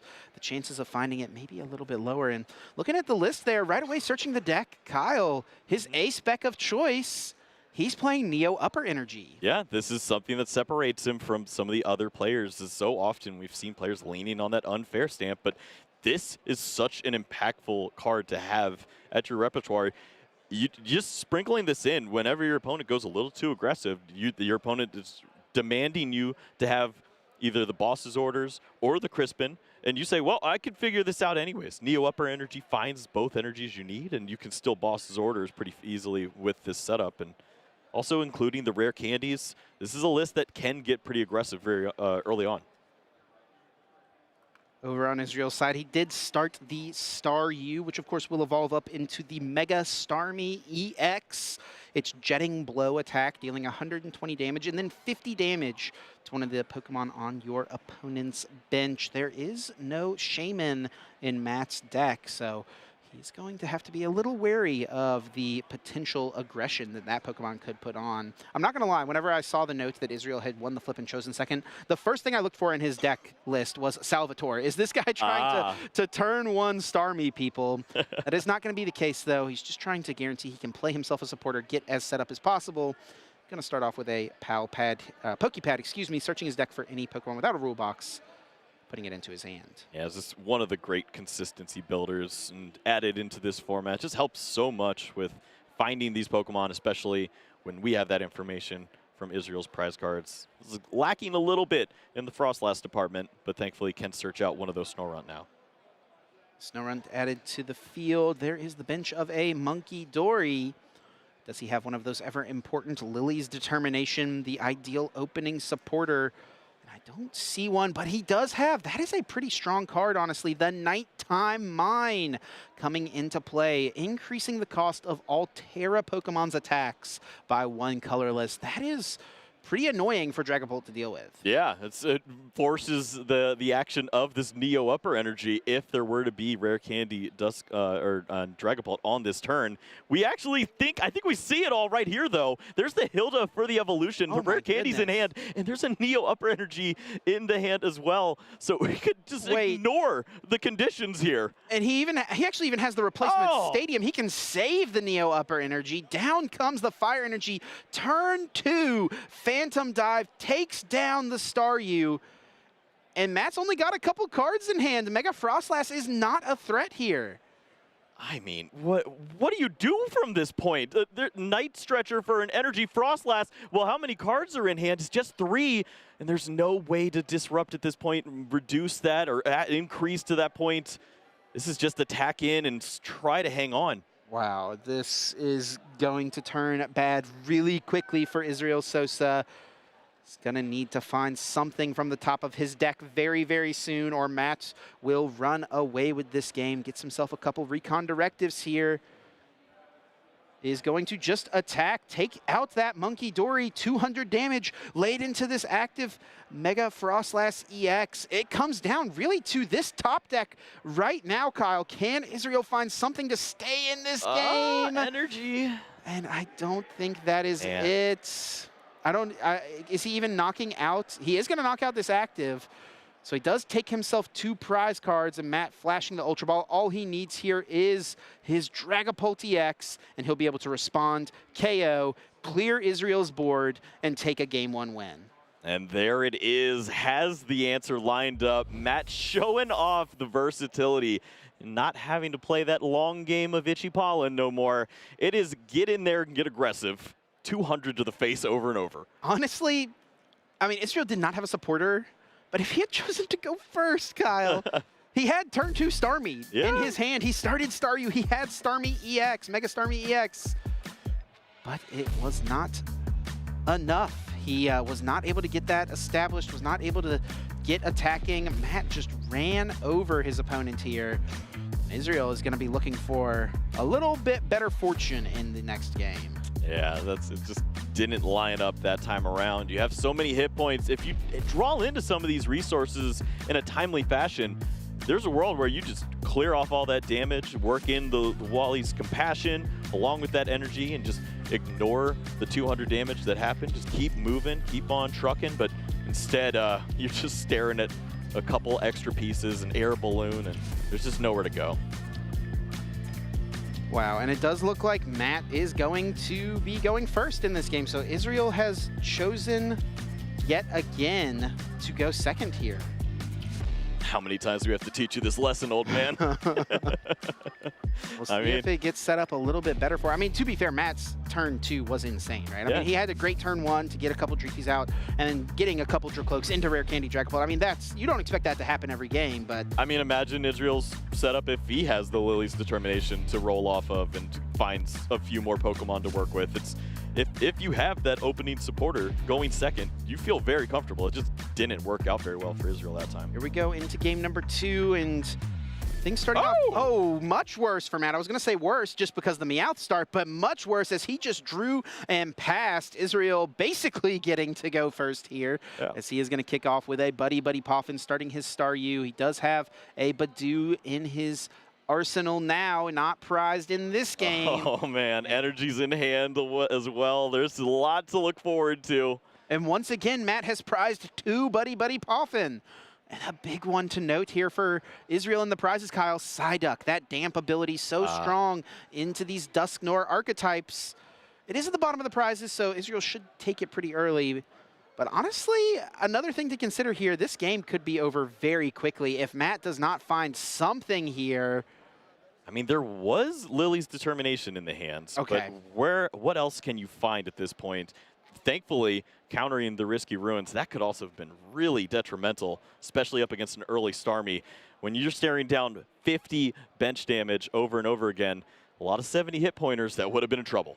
Matt is certainly going to be looking for a couple of Dreepy here if he can find them. He did prize just 1.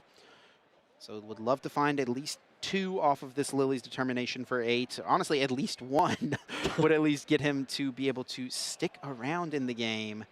8 cards being drawn. Let's see if he can find a Dreepy to get established.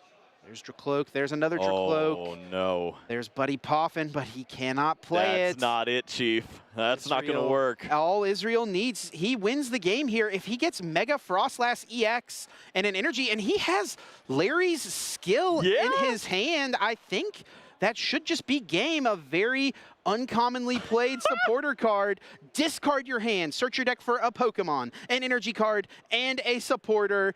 And that is going to be it. Mega Frostlass with a turn 2 win for Israel Sosa. We got plenty of time for game 3, Kyle. I mean, Matt, come on, let's get a clip out of it. We're rolling. I mean, that's wild. It's all right there, and that's another great reason why if you go second, you have a little more chance to see some of those supporters, get things rolling. The Itchy Pollen locked things out, and even when you have Lily's Determination to draw cards and see these items, you're not playing any of these Pokemon down if you don't find them. Plenty of time here for game number 3. Yeah, I don't think we need to bother doing replays of the first 2 games to this one, Kyle. Yeah, what a setup here. Matt's going to get to go first in all 3 games, I assume, as he did lose. So I'm assuming he will choose to go first here. Maybe he's going to question it now. You know? Wait, Matt chose to go second. He's like, hold up, but that was actually Interesting. terrifying. I wonder if that is the move for this matchup, though. Is that really just more important for the Mega Frostlass Mega Starmie deck to play a supporter? Is it that much more impactful? So that both players are kind of on the same wavelength here, so they know at least how they want to approach it. Yeah, now with full information before going into the game. In game 1, they don't know what they're playing against, so you don't have that. But now, since you have full information, it makes sense that players would agree on, well, I'd much rather you go first. Oh, and the start of the Snow Runt does threaten a turn 2 Mega Starmie and, or sorry, a Mega Frostlass. And with Matt starting the Meowth EX once again, that is a threat of 2 quick prize cards. He does have Buddy Poffin, but hold on here, Kyle. There's no threat of Mega Frostlass.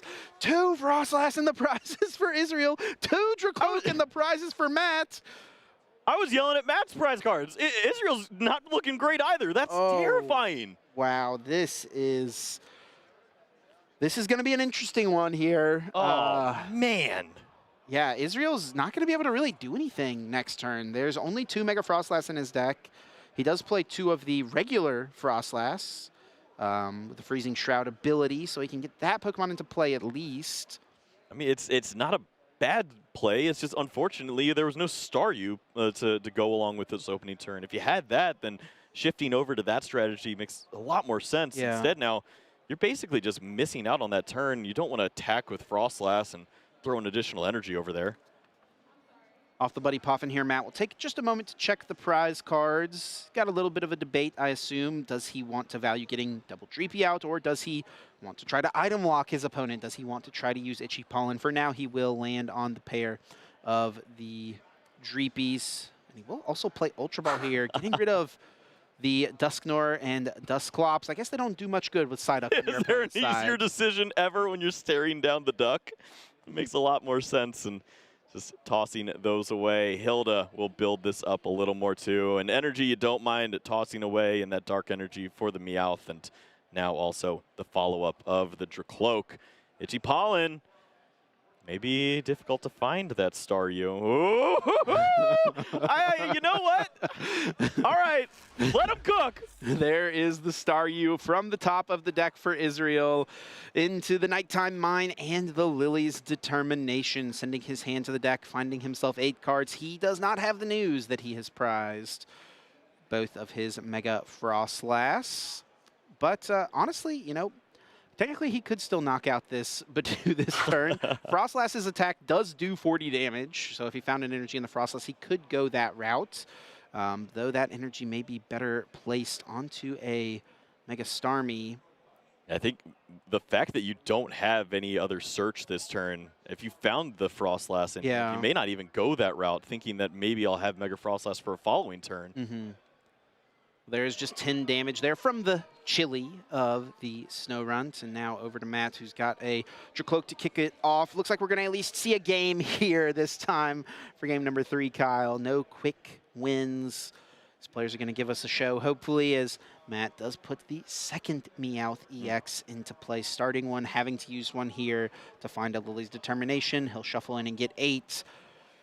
Does feel like a little bit of a liability, though. Yeah, it speaks to the desperation of that hand. Must not have had an energy or another Dracloak to go along with it. I mean, clearly, if you're playing it before seeing any of those. But now, you're pretty locked in on this strategy. And if your opponent does go a little wider and incorporate those Frostlass, the damage piling up on those Meowths, you're not going to be around for a late game. It'll close out pretty quick. Yeah, it can very much lead to Mega Starmie, taking potentially 4 prize turns, depending on how much damage ticks up into play onto these Pokemon. So lots for Israel to consider. I'm sure he is not sad to see the pair of Meowth come down for Matt. And Matt will play yet another Buddy Buddy Puff, and he's got 2 in his hand, so could burn both of them here if he'd like. My goodness. I mean, the rest of this hand's pretty strong, too. The basic Psychic Energy to open this turn up, but then also following with the Neo Upper for a later turn. The Pokepad in that hand, too, to find some more resources. If you don't see Itchy Pollen on the other side, expect for this deck to set up pretty strong, and here it is. Yeah, very solid setup here for Matt. He's got another Recon Directive here to use this turn. He can clear these Meowth out of play. Let's not forget that he's got access to the Area 0 Under Depths and a Replacement Stadium. It seems like it's a popular lineup for Dragapult players this weekend, having a Area 0 to be able to get rid of these liabilities. Yeah, and it can be difficult to line that up. You have to draw into the resources at the right time, but you have plenty of time on the other side when you're playing against the Frostlass. You not only need to find both of them to really accelerate the clock on you, but unless you see the boss's orders coming down to take away the Meowths, you could set that up with a few Recon Directives. We will see Matt commit an energy to Dracloak here on the bench, and just another Itchy Pollen. 20 damage built up now. Israel does have a Larry's skill in the hand, but he's got the Mega Starmie already, so he can start targeting down whatever Matt's got on his side, and he can actually go after that Dracloak with the energy here with Meowth EX. Last ditch catch, using that ability to search out any supporter card. Could find himself boss's orders, and that will be the play. Bringing up this Dracloak, I assume. Take it out before it has a chance to become a Dragapult. You can tell Israel's an old head when he leaves his supporter next to his active. That did used to be what you had to do, yes.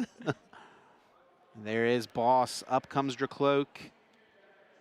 Down it goes, and 50 damage can be spread over to Matt's bench. Israel will target down the Dracloak over on the other side, making it perhaps a little easier for something like a Mega Frostlass to KO later on when it becomes a Dragapult EX. I'm not sure about the Badoo damage there. I think it was just 10, but it may have been shifted over. Yeah, there was no damage counters that could have been placed over. Yeah, I think the Badoo had done 20 damage, but should only have 10 damage on it. So we'll get it sorted. It shouldn't be a big deal. Yeah. Straightened out. And yeah, this is a spot where the A-Spec is pretty impactful now. As you're not nearly as reliant on Crispin here to find an attack and work your way through. The Neo is in hand, but he also needs to find Replacement Stadium here. That Nighttime Mine is being a little pesky for certain. He does only play the 2 stadiums in his list. Oh, is he going to commit and then judge? Oh, boy. He needs to find the stadium here, Kyle. He's got 4 cards from the judge to do it. He also could find himself a Recon Directive to get a little bit deeper into the deck, but this is a huge turn. Yeah, good luck finding Recon Directives. Remember these prize cards, there's just not a lot of resources. Suppose, I mean, it would have to be a stretcher at this point with the one in the discard pile now. And what is there? I think he's going to see right now that there's an Dracloak. I think he didn't know. Isn't that a disaster to think of? Look at that. There's not a single dragon-type Pokemon to even search out at that point. That is crazy to think of. 4 Pokemon in his prize cards. He's going to grab out Duskull. Thinking about it at least. Yeah, and what an opening here for Israel if Matt just has to pass this turn. I mean, he could send up his Dragapult and use Jet Headbutt. That doesn't seem very good. And, I mean, with the way that this played out, the Monkey Dory down, there's no space for like, a Pheasantipity to continue drawing and see more resources. Right. It just ends the turn here. With all of your resources stacked onto this Dragapult, imagine if Frostlass were around and you could build this hand back up. You could clear this. And there is the energy on the Monkey Dory. Israel attempting to play an Ultra Ball, not able to be done because of that Itchy Pollen from the last turn. And he's actually got Lucian in his hand, and he's, I think, going to play it here, Kyle. This is a first for me, I will say. Yes, yep. Each player shuffles their hand and puts it on the bottom of their deck. If either player put any cards on the bottom of their deck in this way, each player flips a coin. If heads, they get 6. If tails, they get 3. Which it's been a pretty interesting card because sometimes you want your opponent to see more resources. If you have the Frostlass, you just let them draw more cards, attack for 300. And that is, I think, a great summary of how this card can go, as Israel has given his opponent a hand of 6. He only gets himself a hand of 3. Rough. He will take down a couple of Pokemon here, taking multiple prize cards. His Mega Frostlass are still eluding him, though. Right. I mean, that was the whole point, is he got greedy in that spot, wanted the additional easy prize there, and doesn't get rewarded with one of those Mega Frostlass. Still 2 of them sitting in the prizes as his last 3, and I will say, though, this board is still looking pretty strong for Israel. I mean, there's not a real way for Matt to respond to this Mega Starmie EX in the active spot. It has 320 HP still. He wasn't able to bench a Duskull last turn, so there's not even an energy. It's just Jet Headbutt right now. Yeah, he needs a Stadium or an energy card here in order to be able to even Phantom Dive, for that to even be an option here. Worth noting as well, of course, he could not use Curse Blast because of the Psyduck available. This is lining up still pretty solidly for Israel, despite with the 2 Mega Frostlass being in the prize cards. Yeah, I wonder if Matt's trying to find out about his chances of a Dark Energy at this point. I think the Stadium is in hand, but if you have the Monkey Dory Dark Energy alongside this, maybe you can clear a little bit of some of these threats on the other side. Maybe remove a Snorunt. Yeah, could get rid of Psyduck as well if he wants to try to lean into a Dusknoir to close out this game, potentially. We're getting dangerously close to no more time for that, with 3 prize cards already taken for Israel. But that's a good point. Maybe one last window there. It is going to be Ultra Ball for Pheasantipity, looking to add a few more cards here. A nice way to make up for the 2 prized Dracloak, using Flip the Script to draw himself 3 more cards, as Israel did take a couple KOs last turn. No problem there with the way that this board is set up. You're not adding any more liabilities. It's already pretty much of a big issue with the easy KO of the Meowths at some point. Here comes the Crispin, found from the Flip the Script, that can search for 2 basic energy of differing types. 1 goes to the hand, 1 will get put into play. So there's Darkness Energy now for Monkey Dory. So Matt can get himself a prize card this turn, set up for the Starmie to go down on the next turn. Then you'd wonder what you do with this other energy, and do you ever just go to Fez? You may need a closeout attacker at some point, and setting up for a Cruel Arrow KO on a Meowth at some point may just be a winner. It definitely could be maybe the way for Matt to try to close this one out. Crispin, you can power it up in just 1 turn, so it's not even that unfeasible. Matt will use the Adrenabrain to heal 30 from his active Dragapult. He's got to decide where he wants to put this. I imagine he's going to take a knockout here, though he may not want to give Israel access to a Pheasantipity, but no, it does not look like he's going to be too concerned with it. We'll just take the KO and stack up a little bit of damage on the Psyduck.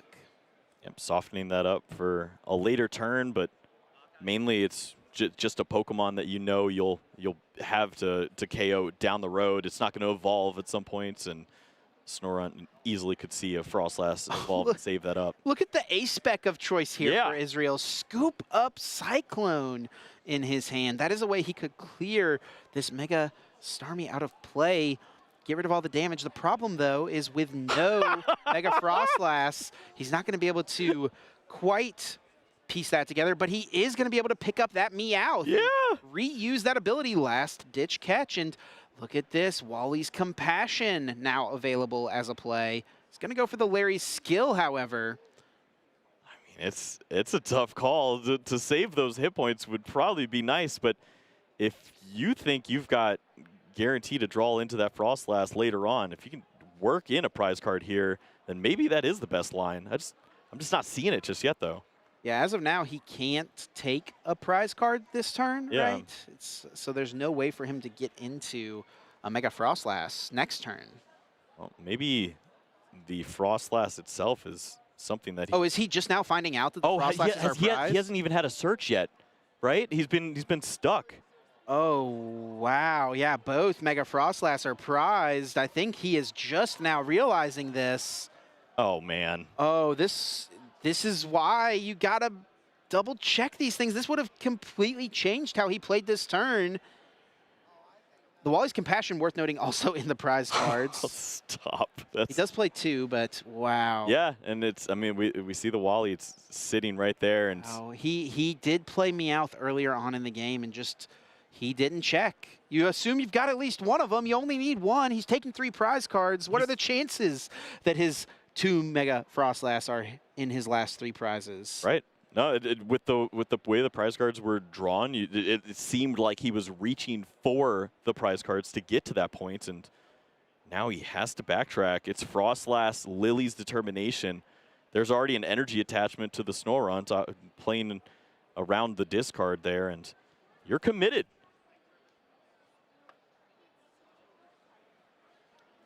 Wow. I mean, what a turn. I mean, this is just terrible, I think, here for Israel. I mean, should he retreat this Stormy and, like, run away into something else and hope that Matt doesn't find boss? Your opponent doesn't have any recon directives. You already see 2 Meowths down. It's pretty likely whatever's in hand is what they're stuck with for a while, but wants to cash in on the damage. The Monkey Dories, another Dark Energy here, could be disastrous, and there is a Crispin that's just been added to the hand. Yeah, so he can find it if he wants. Mega Starmie does have 2 retreat, and Israel had already attached, so that wasn't even available to him. He couldn't retreat. Now Matt here with the 2 Monkey Dory in play. If he can find the other Darkness Energy, he can move so much of this damage over to Israel's side. The Mega Starmie is guaranteed to be going down here with an incoming attack of the Phantom Dive. Now, Matt does need to find a way to get rid of the Nighttime Mine, either getting an energy onto the Dragon Bolt, or, you know, why not just get the replacement Stadium, 1-2, having them back-to-back turns. And here comes Crispin, 2 energy of differing types. Is the Darkness in the deck? No, it's not prized either. It's just in the discard pile. I think that was the early retreat for the Meowth. It was. It was played on the very first turn of the game. It was searched out with Crispin, thinking that he didn't need this energy for down the road, and sure enough, it's one of the more impactful energies that could be seen. But he's going to load up this Pheasantipity EX here, and looking to just take out this Mega Starmie. I mean, Matt should probably be able to get the read now that both Frostlass are prized at this point based on Israel's move and body language on the last turn. Yeah, both players have had spots like this where they search through and just cannot find a pretty likely resource in that spot. For Matt, it's led to this ridiculous board state of just this Dragapult and Pheasantipity trying to hang on to what looks like a lead on board, and Israel on the other side has no attackers left. And if you do include this Frostlass, you're just going to start weakening your own Pokemon for some easy KOs down the road. Matt will take 4 prize cards here. Down goes Mega Starmie. Down goes the Snorunt on the bench, and Israel just having to work through that mistake on the last turn, shaking his head. He knows that that could have been game losing the way things sequenced out for him. He's going to still try to stick it out and find some path back in, but Kyle, I'm not sure what it is. Yeah, I mean, you look at the options at this point. If you don't go wide with Frostlass, which he doesn't seem willing to do, you're left just trying to draw into the Mega Starmie once more. You don't have Frostlass to work into. There's no way to attack in with Monkey Dory and slow down things with Mind Bend. He can't even bench a Staryu here because it's just going to be guaranteed KO'd. I mean, Matt has game on board, right, with Psyduck as a target. Yeah. He can't protect the Psyduck from being KO'd by a Phantom Dive. And, he's just going to toss them on the table. There's not much else he could do in that spot. And was really banking on seeing those cards. Larry's skill did not see them. They were hiding in the prize cards. Wow, and Matt getting away with a great one there with Israel having those cards prized. Matt not having to worry too much about the hand size there with Frostlass not available. A shake of the head from Israel, and GG, we go next. Yeah, that's, I mean, what an interesting showing that we saw from this deck. I mean, you can't do much else than that. We saw the worst of the worst, the best of the best, and then the craziest prize cards in Game 3. Let's take one more look back.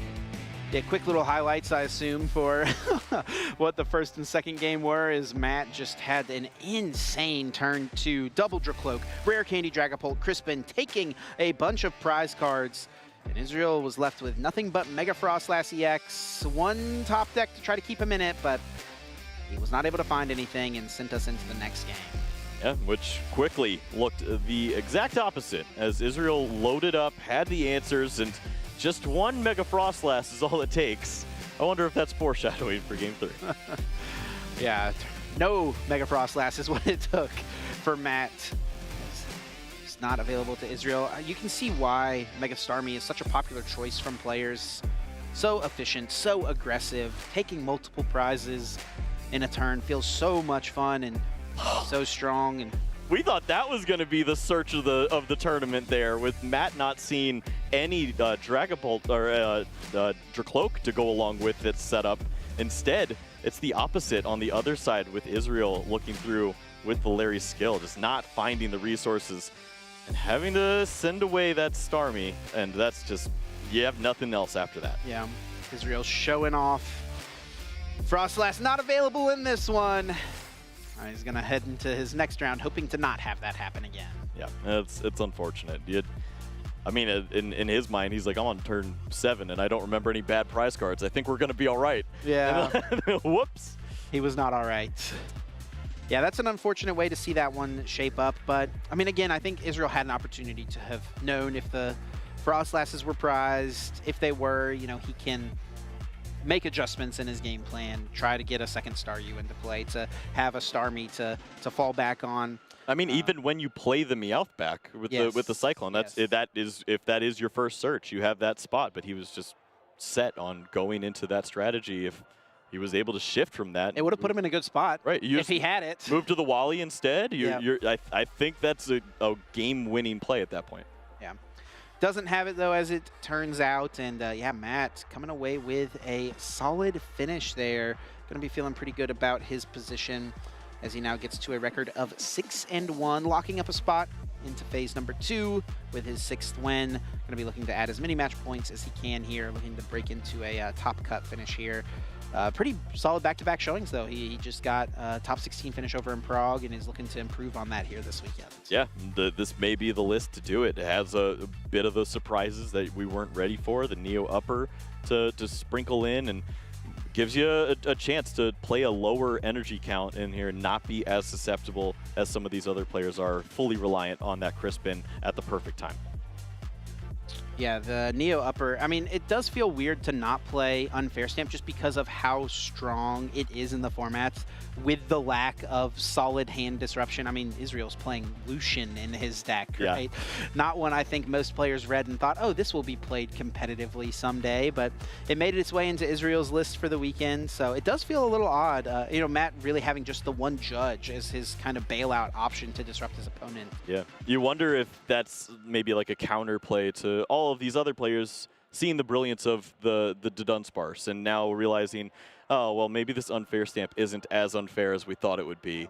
It does instead now just says, I'll just forego that, not try to get lucky, and I'll stick with the consistency of 2 free energy for whenever I need it. Well, we do have Wancho standing by in the lounge with Matt, our winner from the last round. Let's hear how he's feeling after that one. Thank you, casters. Wancho Sedana here, and I'm joined by our last round winner, Matt Chuang. Matt, that game, how are you feeling? Oh man, that was a nail biter for sure. When I started Fez the third the second time, I was like, oh no. And I was like, probably have to like Meowth again to play the game. So it was like definitely really close, but I think that match was pretty solidly favored for me. So when I sat down, I was talking backstage. I know some of Israel's friends were playing Raging Bull, and I don't think that's a very good matchup for my deck. And so I was like, oh, it might be Raging Bull. And when he chose second, I was like, oh, it's definitely Raging Bull. So when he flipped over Starmie, I was like, whew. But yeah, definitely was a crazy game. I didn't think I was going to be announcing Cruel Arrow for game anytime soon. Yeah, again, let's dissect every single part of that game, right? You mentioned it being, you were nervous into relief, so it was a roller coaster of emotion. What were you feeling when you saw the nighttime mine the first time? Oh, definitely caught me off guard, but honestly, I wasn't too concerned. I played Double Stadium, which is pretty standard in Poltnor. I also obviously played the Neo Upper Energy, which kind of helps mitigate that. I mean, his deck has a hard time one-shotting me if I'm playing around this Frostlass, and I mean, shout out my friends. They were testing Frostlass and Unsparks the whole week, so I think I have probably like 50 games in the Frostlass decks this week. So I'm very on top of that. So I was a little scared, but I was like, I think I'll be okay. No, not gonna lie, I was kind of hoping to see the Dragapult with the energy plus the Neo Upper to get through it, but you had the Stadium. Yeah, for sure. But yeah, let's talk about your ace spec of choice, right? The Neo Upper Energy. Why that over something like the Unfair Stamp? I found, because at Prague when I was playing Poltnor, I found that the ace spec was, like the stamp was just a little too hard to find sometimes, and you kind of need it when you need it. And so the idea in this format is that you need like supporter economy, if that makes sense. You can only play one supporter a turn, you don't have Countercatcher anymore, you don't have Iono anymore. So functionally, Stamp is what used to be Iono plus either Neo Upper or Boss, right, in old Poltnor. And now they're playing Neo Upper, that's Neo Upper, or like what would be Crispin in the Stamp build, right? And then so I can still do 2 supporter effects a turn, but now I can search my ace spec off of my Hilda, which felt really, really good into any other Dragapult variant. And admittedly, it's worse into like aggressive decks like Raging Bull and everything because I can't go Stamp and pray that they don't hit anything. That is fair. And again, we saw the Neo Upper definitely come in clutch. Okay, now back to the games. We saw how explosive you were in that game 1. Right? You were the aggressor. Does that happen a lot for your deck? Yeah, I mean, my deck, if I have a Candy and an Ultra Ball, that is a full flesh Dragapult, right? Because I go Ultra Ball for Hilda, Ultra Ball for Meowth for Hilda, Candy Pult, Phantom Dive, which has been really nice. I will say game 1, I definitely misplayed because I was like, oh, I have 3 cards in hand. He can't kill my Dragapult, and I forgot I'm taking a prize card. So I was like, oh my goodness, like I'm such an idiot. But I mean, it didn't really matter because his hand was really bad, so it didn't really matter. But in that moment, I was like, oh, I'm such an idiot. It's fine. It's fine. I mean, keeping track of cards in hand and then just adding a couple of prize cards. Sometimes we forget to count.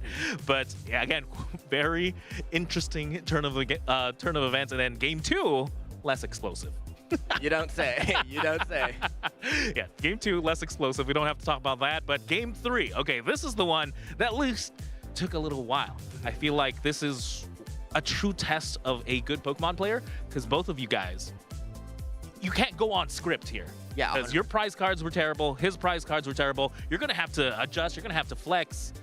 Tell us what was going through your mind in that game 3. Well, I was like, oh, double Dracloak's prize. Yes. Not great, but like, well, first I was like, oh, Meowth, ugh. And then I was like, I have to Meowth again, ugh.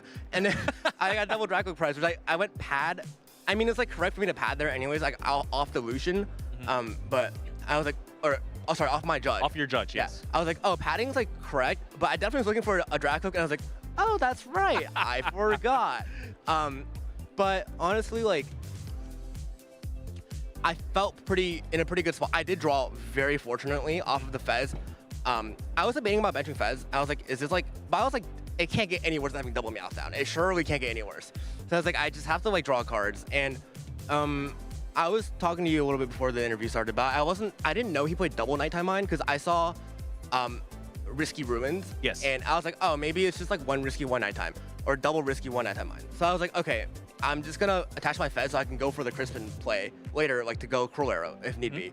And then he dropped the second one, and thank God I had Area Zero in my hand. But if he went like Lucian, drop Nighttime Mine, I was fried. But to be fair, he has no reason to play Lucian because I had like a 3-card hand. So like he's just giving me more cards. He doesn't know that Area Zero is in my hand, obviously, right? So, yeah. But I think if I knew he played double Nighttime Mine, I might have attached to my active instead of onto the Fez. No, I mean, I don't blame you for attaching to the Pheasantipity. You were also like running on what, one Dragapult in that matchup? A bench just full of support Pokemon, 2 Dracloaks plays. Really tough to set up another Pokemon, especially with like Starmie pressure, right? So I feel like Pheasantipity's honestly just sometimes you need just one more prize to close out the game, and Pheasantipity's Cruel Arrow is just perfect. For sure. So again, yeah, don't blame me for attaching there at all. Tell me about how we landed on this deck choice now. Like, why this specific Dragapult? Well, pre-rotation, I've only played Dragapult Dusknoir. I don't know if you look at my win list page, it's literally Poltnor. And then post-rotation, I was first playing straight Polt. Oh, sorry, I was first playing Festival Weed, and I realized this deck loses to Dragapult, which is not very good in this format, as you can probably tell from the 30% Dragapult. So then I went, okay, I'm gonna play straight Polt. And then I was just like getting farmed by like random decks that just like, they play Genesect. I can't stamp you anymore. They play Clefairy. I really have no answer into this, right? And I really missed the power level of Dusknoir. And then like, you think about like, but Straight Polt's more consistent. And then you look at the cards I'm playing in my deck, and I'm actually playing the same consistency as Straight Polt. But instead of playing, some techie options like Shaman, like Maractus, yada yada yada, I'm playing Dusknoir, which is straight power, right? So that's kind of the trade-off I'm willing to make. And even with my deck now, I feel very confident into any Dragapult variant. So I'm pretty happy with what I played. Well, that's good to have, and especially in the 30% metagame. Oh my gosh, if you're confident in the mirror, that's pretty good. Have you faced a lot of mirror? No, actually, I've only hit 2, which I guess is about average, actually. But it was really good into the mirrors. I started the day hitting Raging Bolt in a slot box. I was like, oh, I really wish I played Stamp right now. But then, a couple rounds later, I started hitting mirrors. I was like, all right, we're back. We're back. So you want to run into the mirrors. What other matchups do you want to run into? Honestly, Alakazam if not playing Psyduck, it's pretty good. Festival Lead if not playing Psyduck is pretty good. That's about it. Like, this deck is very, very much tailored for Dragapult Mirror. And, I mean, going into this tournament, me and my friends were like, oh, like, I think all the good players are on Dragapult, right? Some variant of Dragapult. If we have a good time into Dragapult, we are chilling. That being said, Henry Child's entire group is playing Hammers into Dragapult. So now all of a sudden my ace spec is 50% of the times a blank. So, right? But who was going to expect Hammers in Polt again? Yeah, I was not expecting that either. To be fair, I wasn't expecting Neo Upper and Dusknoir as together either. I missed pre-rotation Dragapult. What can I say? Great to hear.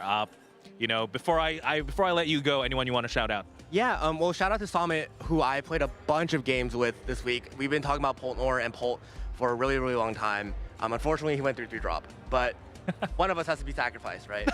And on that, shout out my entire testing group, Bodhi, Noah, Piper, Julian, Ian, Paolo, everyone else. Wow.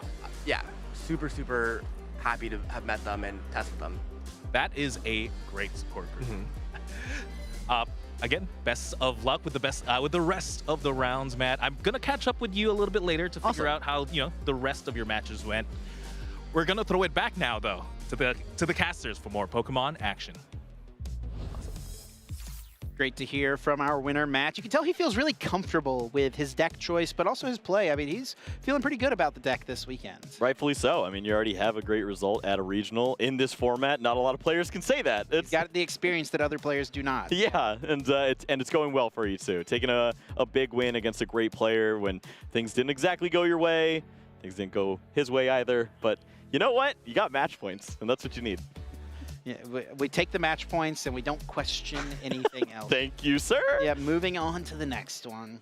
Yeah, so a little bit of time here before Swiss round number 8. That will be our final round of Phase 1. We're going to have the first round of Phase 2 tonight as well. We're doing 9 total rounds today, so don't go anywhere. You certainly will not want to miss it. But yeah, round 8, these last couple rounds, a lot on the line, of course. Players trying to just get more match points that are already locked into Phase 2. Players just trying to get into Phase 2. Be it to compete for a title or even just to compete for championship points. I talked to some players out there who are players who've, had multiple regional top cuts, who have won regional championships as well, and they're just like, I just need to get some points into day number 2 here so I can lock up my Worlds invite this year. Yeah, I mean, we're getting close to that point of the year. You only have a few more tournaments to look at. You're closing in on max results at all of your locals, and you got to get it done here. A few more regionals to go. IC up ahead very shortly, so Let's see what they can get done in this new format. It's early, and there's a chance to pounce. And a lot of players taking advantage of that. Well, to continue to dissect that game we just watched, we got Pablo standing by, ready to join us. Pablo, how you doing, my friend? What did you think of the Mega Starmie, Mega Frostlass deck? I mean, in theory, seems pretty cool, right? In practice, I think today has been a constant reminder on why Dragapult is just so good. Like the consistency, right? The Dracloaks really add another level to the deck. And I mean, that slight mishap by Israel, I mean, we've all done it, right? We've all gone, oh no, I priced exactly what I needed just now, right? Like, it's happened to the best of us. Unfortunate situation there that both of the Mega Frostlasses were priced at the key moment, right? It's okay if they're priced when you don't necessarily need them, but I mean, the highlight here is definitely like when you're so sure of your play, right? You have the opportunity, just double check. Yeah, right here. Yeah. Take 2 seconds to double check. You have the search. You're going through your whole deck. Maybe you pivot right into the Wally's Compassion as opposed to a Larry's skill. Wally's right here would have been pretty good, right, Pablo? Yes, absolutely. And you have plenty of time, right? Like games 1 and game 2 went by. We're over within the first 10 minutes or less, right? So take your time, right? When it's time to go turbo mode, go turbo mode. When you have 30 minutes to finish this one crucial game, double check the key play that you're making, make sure it's available. Oh, you know what? Mega Frostlands are available. I go Wally, I return the energy, I keep pressuring. I have 2 of them priced in my last 3 prizes. You go for the odds that you'll find it eventually, right? But yeah, taking that small step or that small amount of time to double check, very, very important to do so, no matter how veteran or new you are to the game. Yeah, and I mean, look at those prize cards. Not only is it the 2 Frostlass, but also another copy of the Compassion. I mean, maybe if it hit him in the face and he just draws into it, he'd go, oh, okay, yeah, that's a pretty good. Let's just go for that instead. But I mean, he was locked in on this play. He thought he had the other Frostlass that he could pivot into. Didn't want to go down that route. Just 100% wanted to see the Mega Frostlass, and unfortunately, just that tunnel vision catches you sometimes. Yeah, it's happened to all of us. I'm sure both of you have made that mistake. I've made that mistake plenty of times on stream, off stream, where you go and you try to play it cool. You know, like you try to like get your do this. Your face where you're like, yeah, I was totally planning to do this when in reality you were just like compensating for your slight rushing mishap, right? I think I had a game on stream that Kyle was commentating where I buddy poffing down a Battle VIP passed down a Sableye thinking it was a Comfey. Yes. Yep. Just trying to play quickly, you know? It's purple. It didn't do nearly as much as you wanted on opening turn. No, in fact, it did nothing. Yeah, I chose the wrong energy to take a knockout with that Rayquaza, which was very, very embarrassing. Probably my most embarrassing moment in the live stream. It happens, right? It happens in the crucial moments, happens at other times, and that's what you get for not double checking, right? So it's important to play at a very good, solid pace. When it's a key moment, just double check, right? It's just extra 2 seconds, double check the card you're going to look for is available for you. Thanks a bunch, Pablo, for the insight. We appreciate you joining us as always, breaking down the game just a little bit deeper. We did get to see Raging Bolt earlier on today. I know it's a very popular fan favorite deck, and there's been one really, really strong player who's been a strong advocate for this deck in the format so far. Ian Robb posting about it very continually online, making YouTube videos talking about the deck. He took a moment to get together with Wancho to talk about his Raging Bolt EX deck list this weekend. Let's take a look.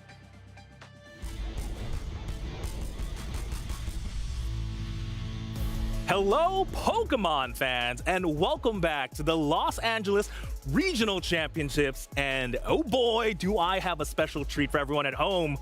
For everyone just, watching the stream, make sure this is the time to take screenshots because I have with me Ian Robb, one of the best players in the world, and right now, Raging Bolt's strongest and loudest soldier online. For sure. Ian, how we feeling? Feeling really good. I've been working on trying to figure out how to make this deck the best thing possible, as it's just the best deck to play in the format right now, and I feel pretty good about it going into this event.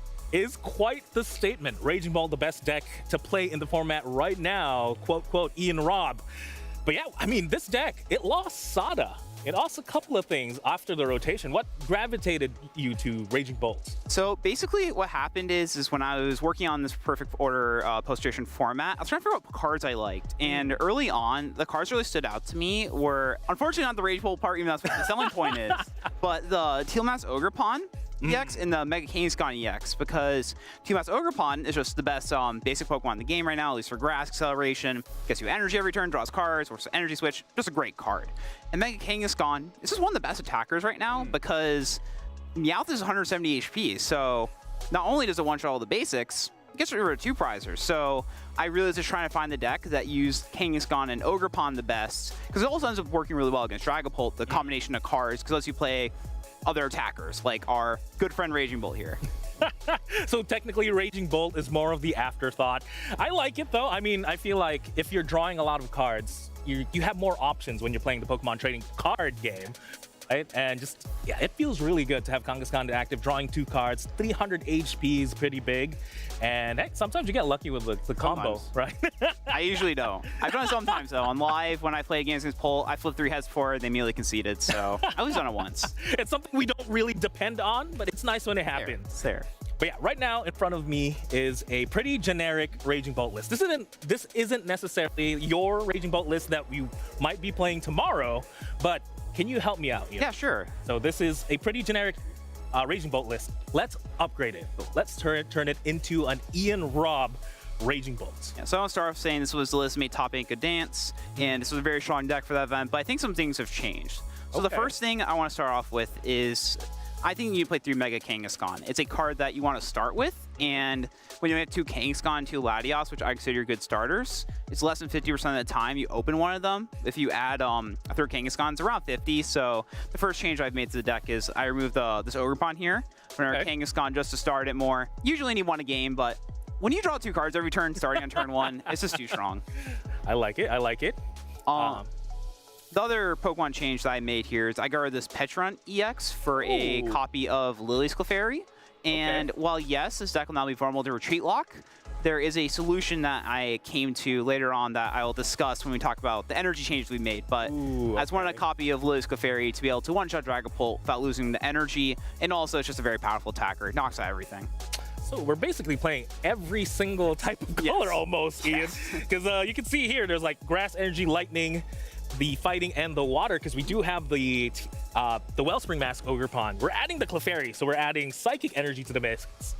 That at least makes the Crispin a little bit more powerful. It helps a lot. So there's a lot of times where I look at it as we're playing Raging Bolt, so we have extra types, so I think the other one's not that bad. We're fitting it all in. That's how I look at it. Okay, so we're adding the Clefairy.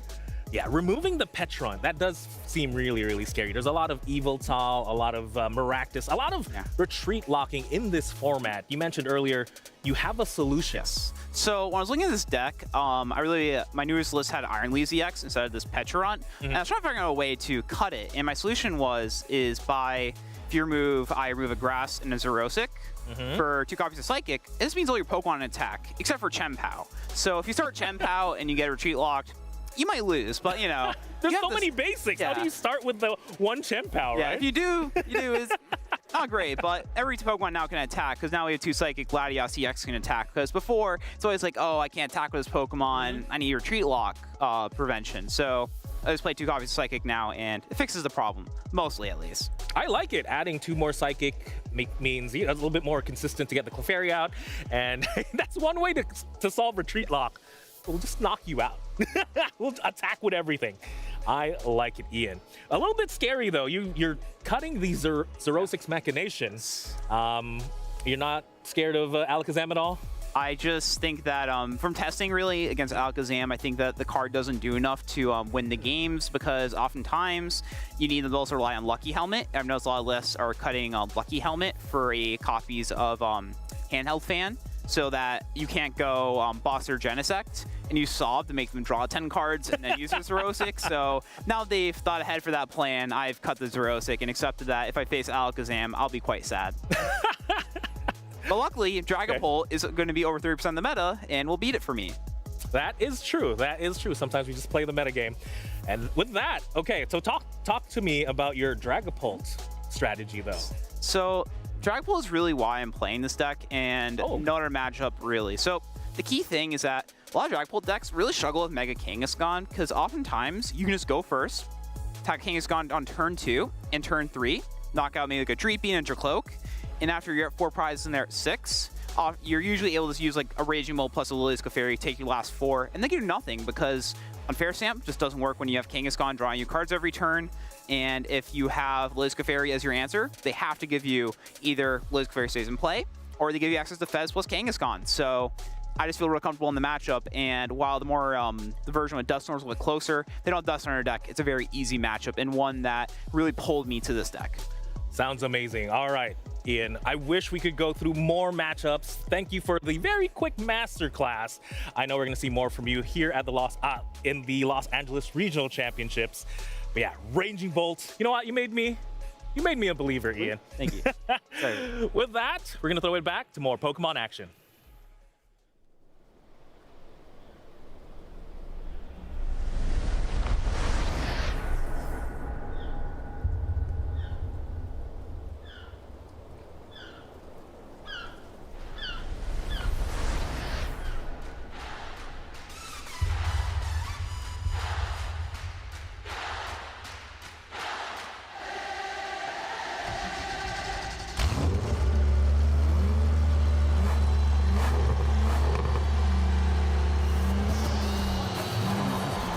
Welcome to the 2025 Pokemon World Championship!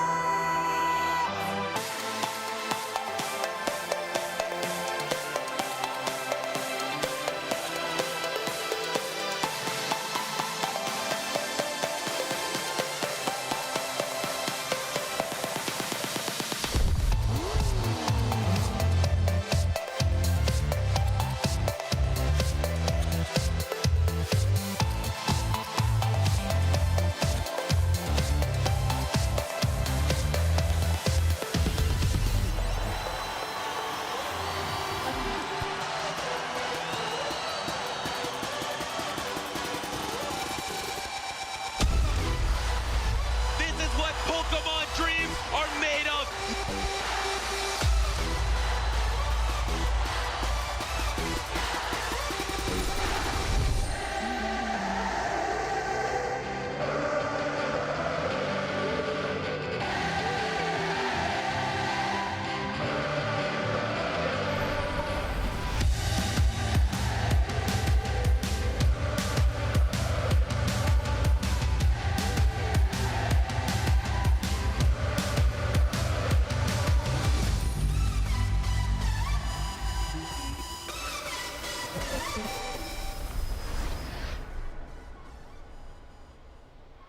Hello, Pokemon fans. I have Josh Frink here with me, and we're about to do a really fun segment. I have some zoomed in cards, and Josh, you're just gonna have to guess what card that is. You ready? No. Well, too bad. Let's go. Here we go. First card. Clue. These are all from Ascended Heroes. Also, take your time so that folks at home have a chance to guess as well. Okay. So I'm looking at this blue thing, and it kind of looks like a lightning bolt kind of deal. I know Ascended Heroes had a bunch of the megas from ZA, so I'm thinking maybe like a Mega Electros. You think this is Mega Electros? Yeah. Okay, we're locking that in, and it is Canary. No, that was my second guess. Yes, the trainer. Well, Canary. You play this in the Mega Electros deck. And I think, doesn't she have Mega Electros? I think so. I'm counting that as a moral win for me. You get points. No, you don't get any points, Josh. This isn't even a Pokemon. It's a trainer. All right, whatever. It's fine. All right, next one. It's what Ascended Heroes. Rockets. Oh, it's Giovanni's Mewtwo, the SIR, right? It is Giovanni's Mewtwo. It was zoomed in though into Giovanni. I was hoping you'd think it was Giovanni. It was that was my first guess, but I think that like I own this card in Japanese, so like I've looked at it at least twice. All right. Well, good job. All right, here we go. Next one. Last two. Who is this Pokemon, Josh? This is a Pokemon. Okay. My first instinct was Slurpuff, but I think that's wrong. Is it Mega Meganium? Yo, you got it right. That is Mega Meganium. It does look a lot like Slurpuff, though, right? The pink, it kind of looked like its head. Yeah. All right, last one for you, Josh. Who's that Pokemon? Togekiss. I don't even have to think about this one. Sorry, people at home. I was supposed to give you time. It's not Togekiss. Let me think. Is it Togekiss? Oh my, you're right. It is Togekiss. Okay, Josh, you got 3 out of 4. That's not too bad. It's just Canary you missed. It's better than I thought I was going to do, so we'll take it. Cool. Thank you so much, Josh. With that, we're going to throw it back to more Pokemon action.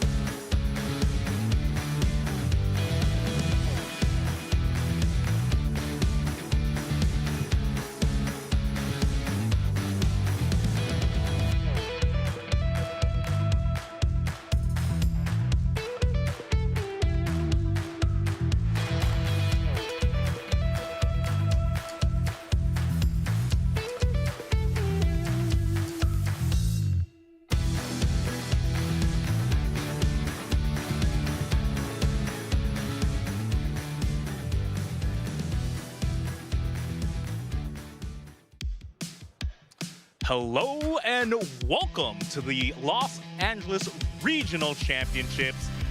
Things are heating up here. We're much later down the line in the tournament. Just a couple more Swiss rounds, and then I think one more Swiss round actually, and then we're into phase 2. But right now, I'm in the lounge with my friends and co-hosts, Pablo, Michaela, and Emily. Right now, we're gonna play a game. Or we're gonna play everyone's favorite game. Guess that flavor text. You guys ready? Forward to it, yeah. Oh yeah, let's do it. All right, so what I'm gonna do is I'm gonna be opening this pack, reading the flavor text. So you guys already have a clue. It's from Perfect Order, and whoever has the most points gets this second pack. But I get to open the first one. Are we getting clues?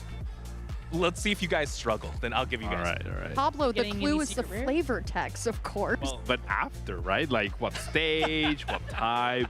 I mean, we know the set, right? Okay. So that all means right. one less point.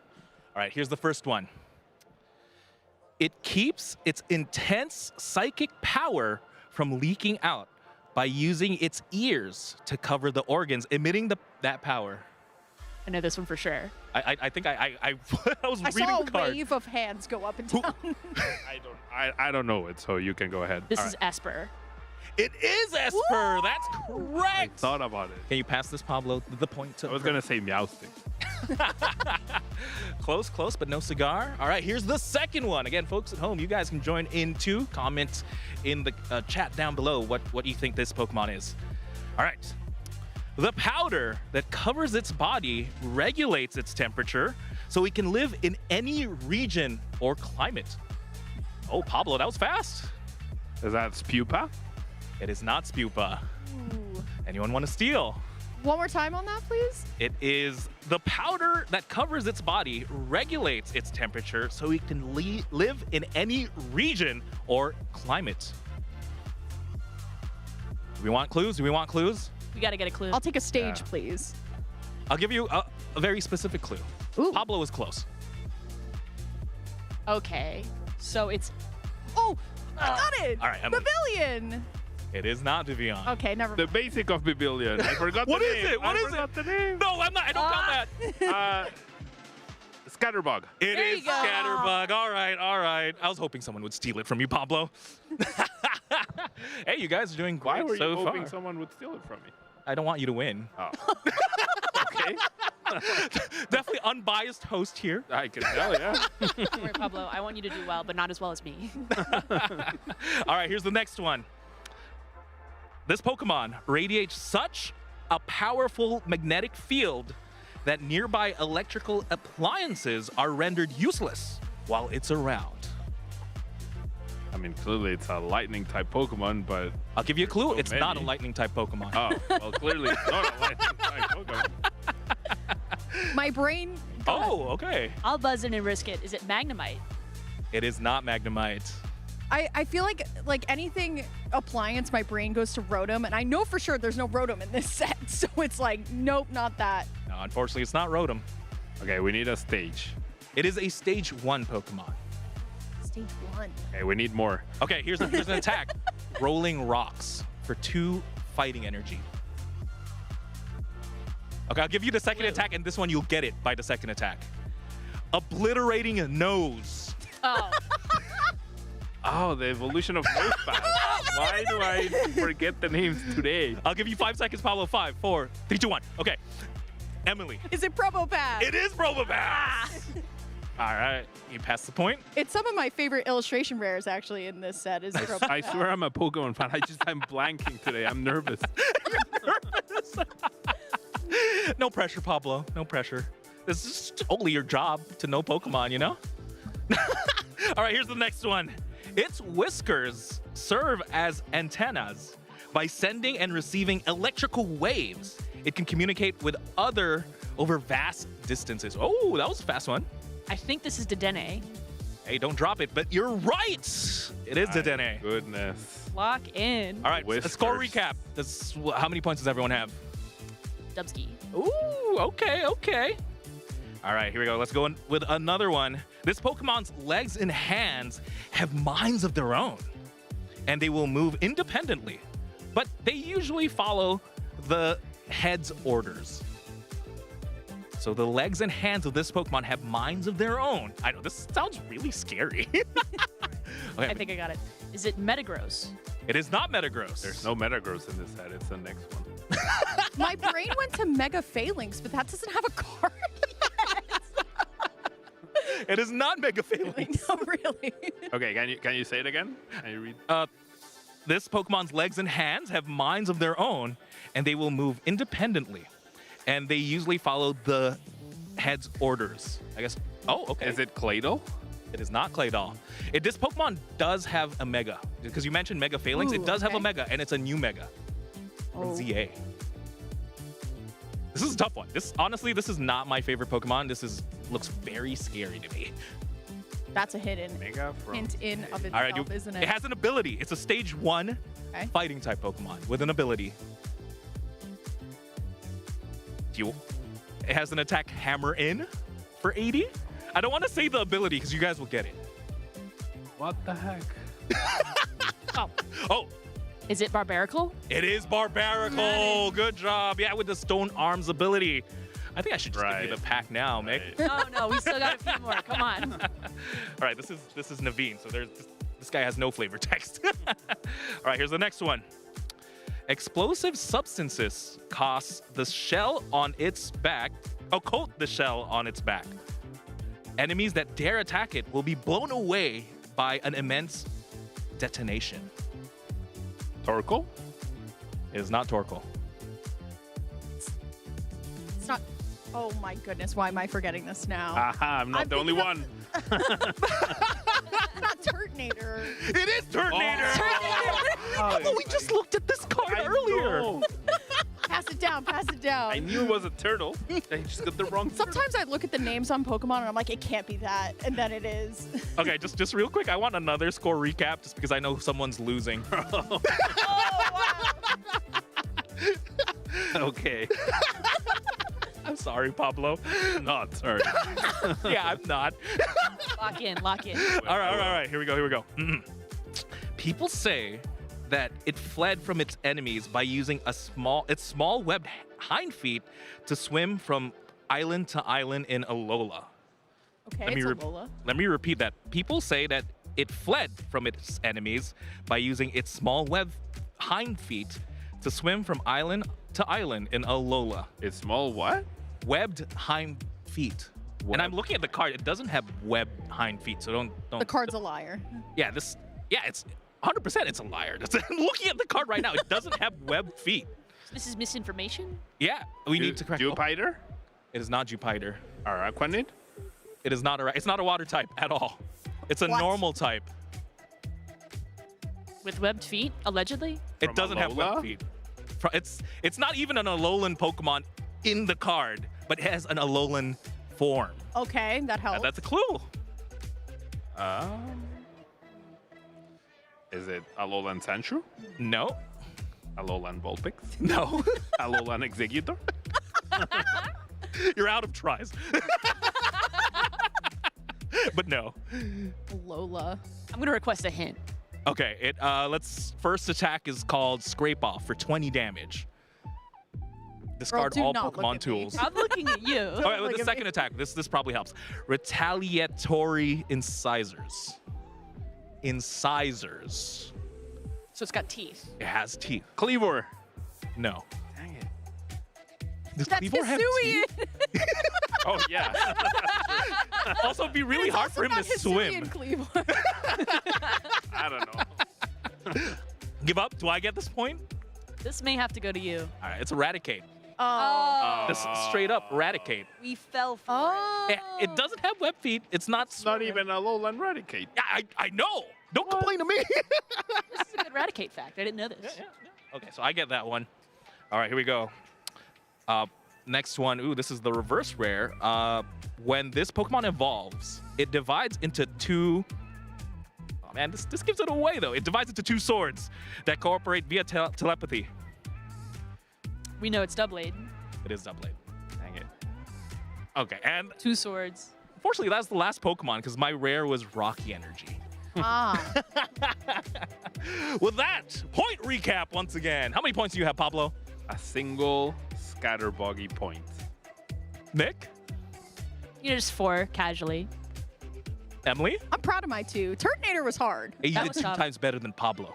That's all that I matters. could have had those two. I could have had those two That's if all I that matters. remembered. Well, Nick, Robo congratulations. You won a pack. One Open it, Pokemon beautiful. booster pack. Perfect gotta order. Okay, so I'm going to get the gold rare, right? Yes. So Right, let's that's open how it it right works? now. Yeah. What's everybody's favorite card from this set? Illustration-wise. Because I think Probopass is my favorite illustration. I like Clefairy. I want SIR Meowth. Ooh, that's a good one. I think a Great lot of choice. players. I think a lot of players agree with you. You're gonna read them out? Okay, you got it? You got it? Yeah. Okay. Seal, Hawlucha, Shinx, Doublade, nice. Jacinthe, Meowstic, Drapion, Drapion again, Spupa, Hey! you remember this guy. Hey, you know that Pokemon. Yeah, I and know it. Luxray, and a Grass Energy. I call dibs on this pupa. You got an illustration rare though. That's pretty good. That's nice. That was great. That was great. Beautiful. And I think I don't have any more packs with me. I don't have any more cards. I'd love to keep playing.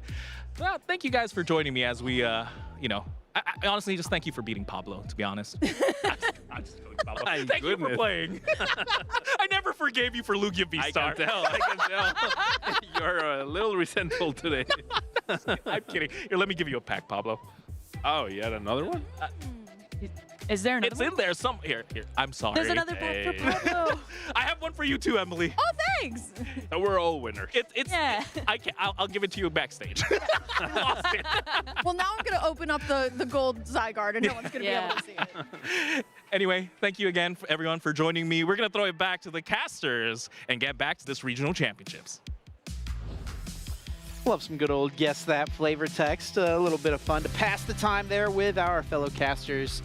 Chip Ritchie here in the booth with Kyle Sablehouse, excited to take you through the final Swiss round of phase number 1. Last chance for players to get into phase 2, lock up some more points towards top cut. How are we feeling, Kyle? Great day so far. Yeah, it's been fun. We've seen so many different versions of this Dragapult deck, and maybe we'll have one more to go into before we see the end of this phase. And we've seen a lot of great play and a lot of interesting positions to be left in. Let's just leave it at that. Yeah. Some quick games for sure, but we've also had some really interesting situations come up, some interesting theoretical end games that sometimes come to fruition, sometimes not, but lots of depth, it feels like, to the games we have seen thus far, at least in some of them.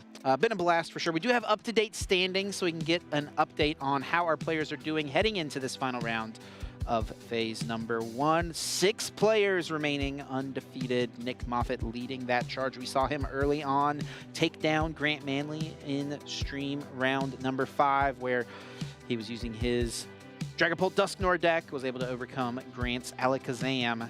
He has continued that momentum here, 7-0 leading this charge.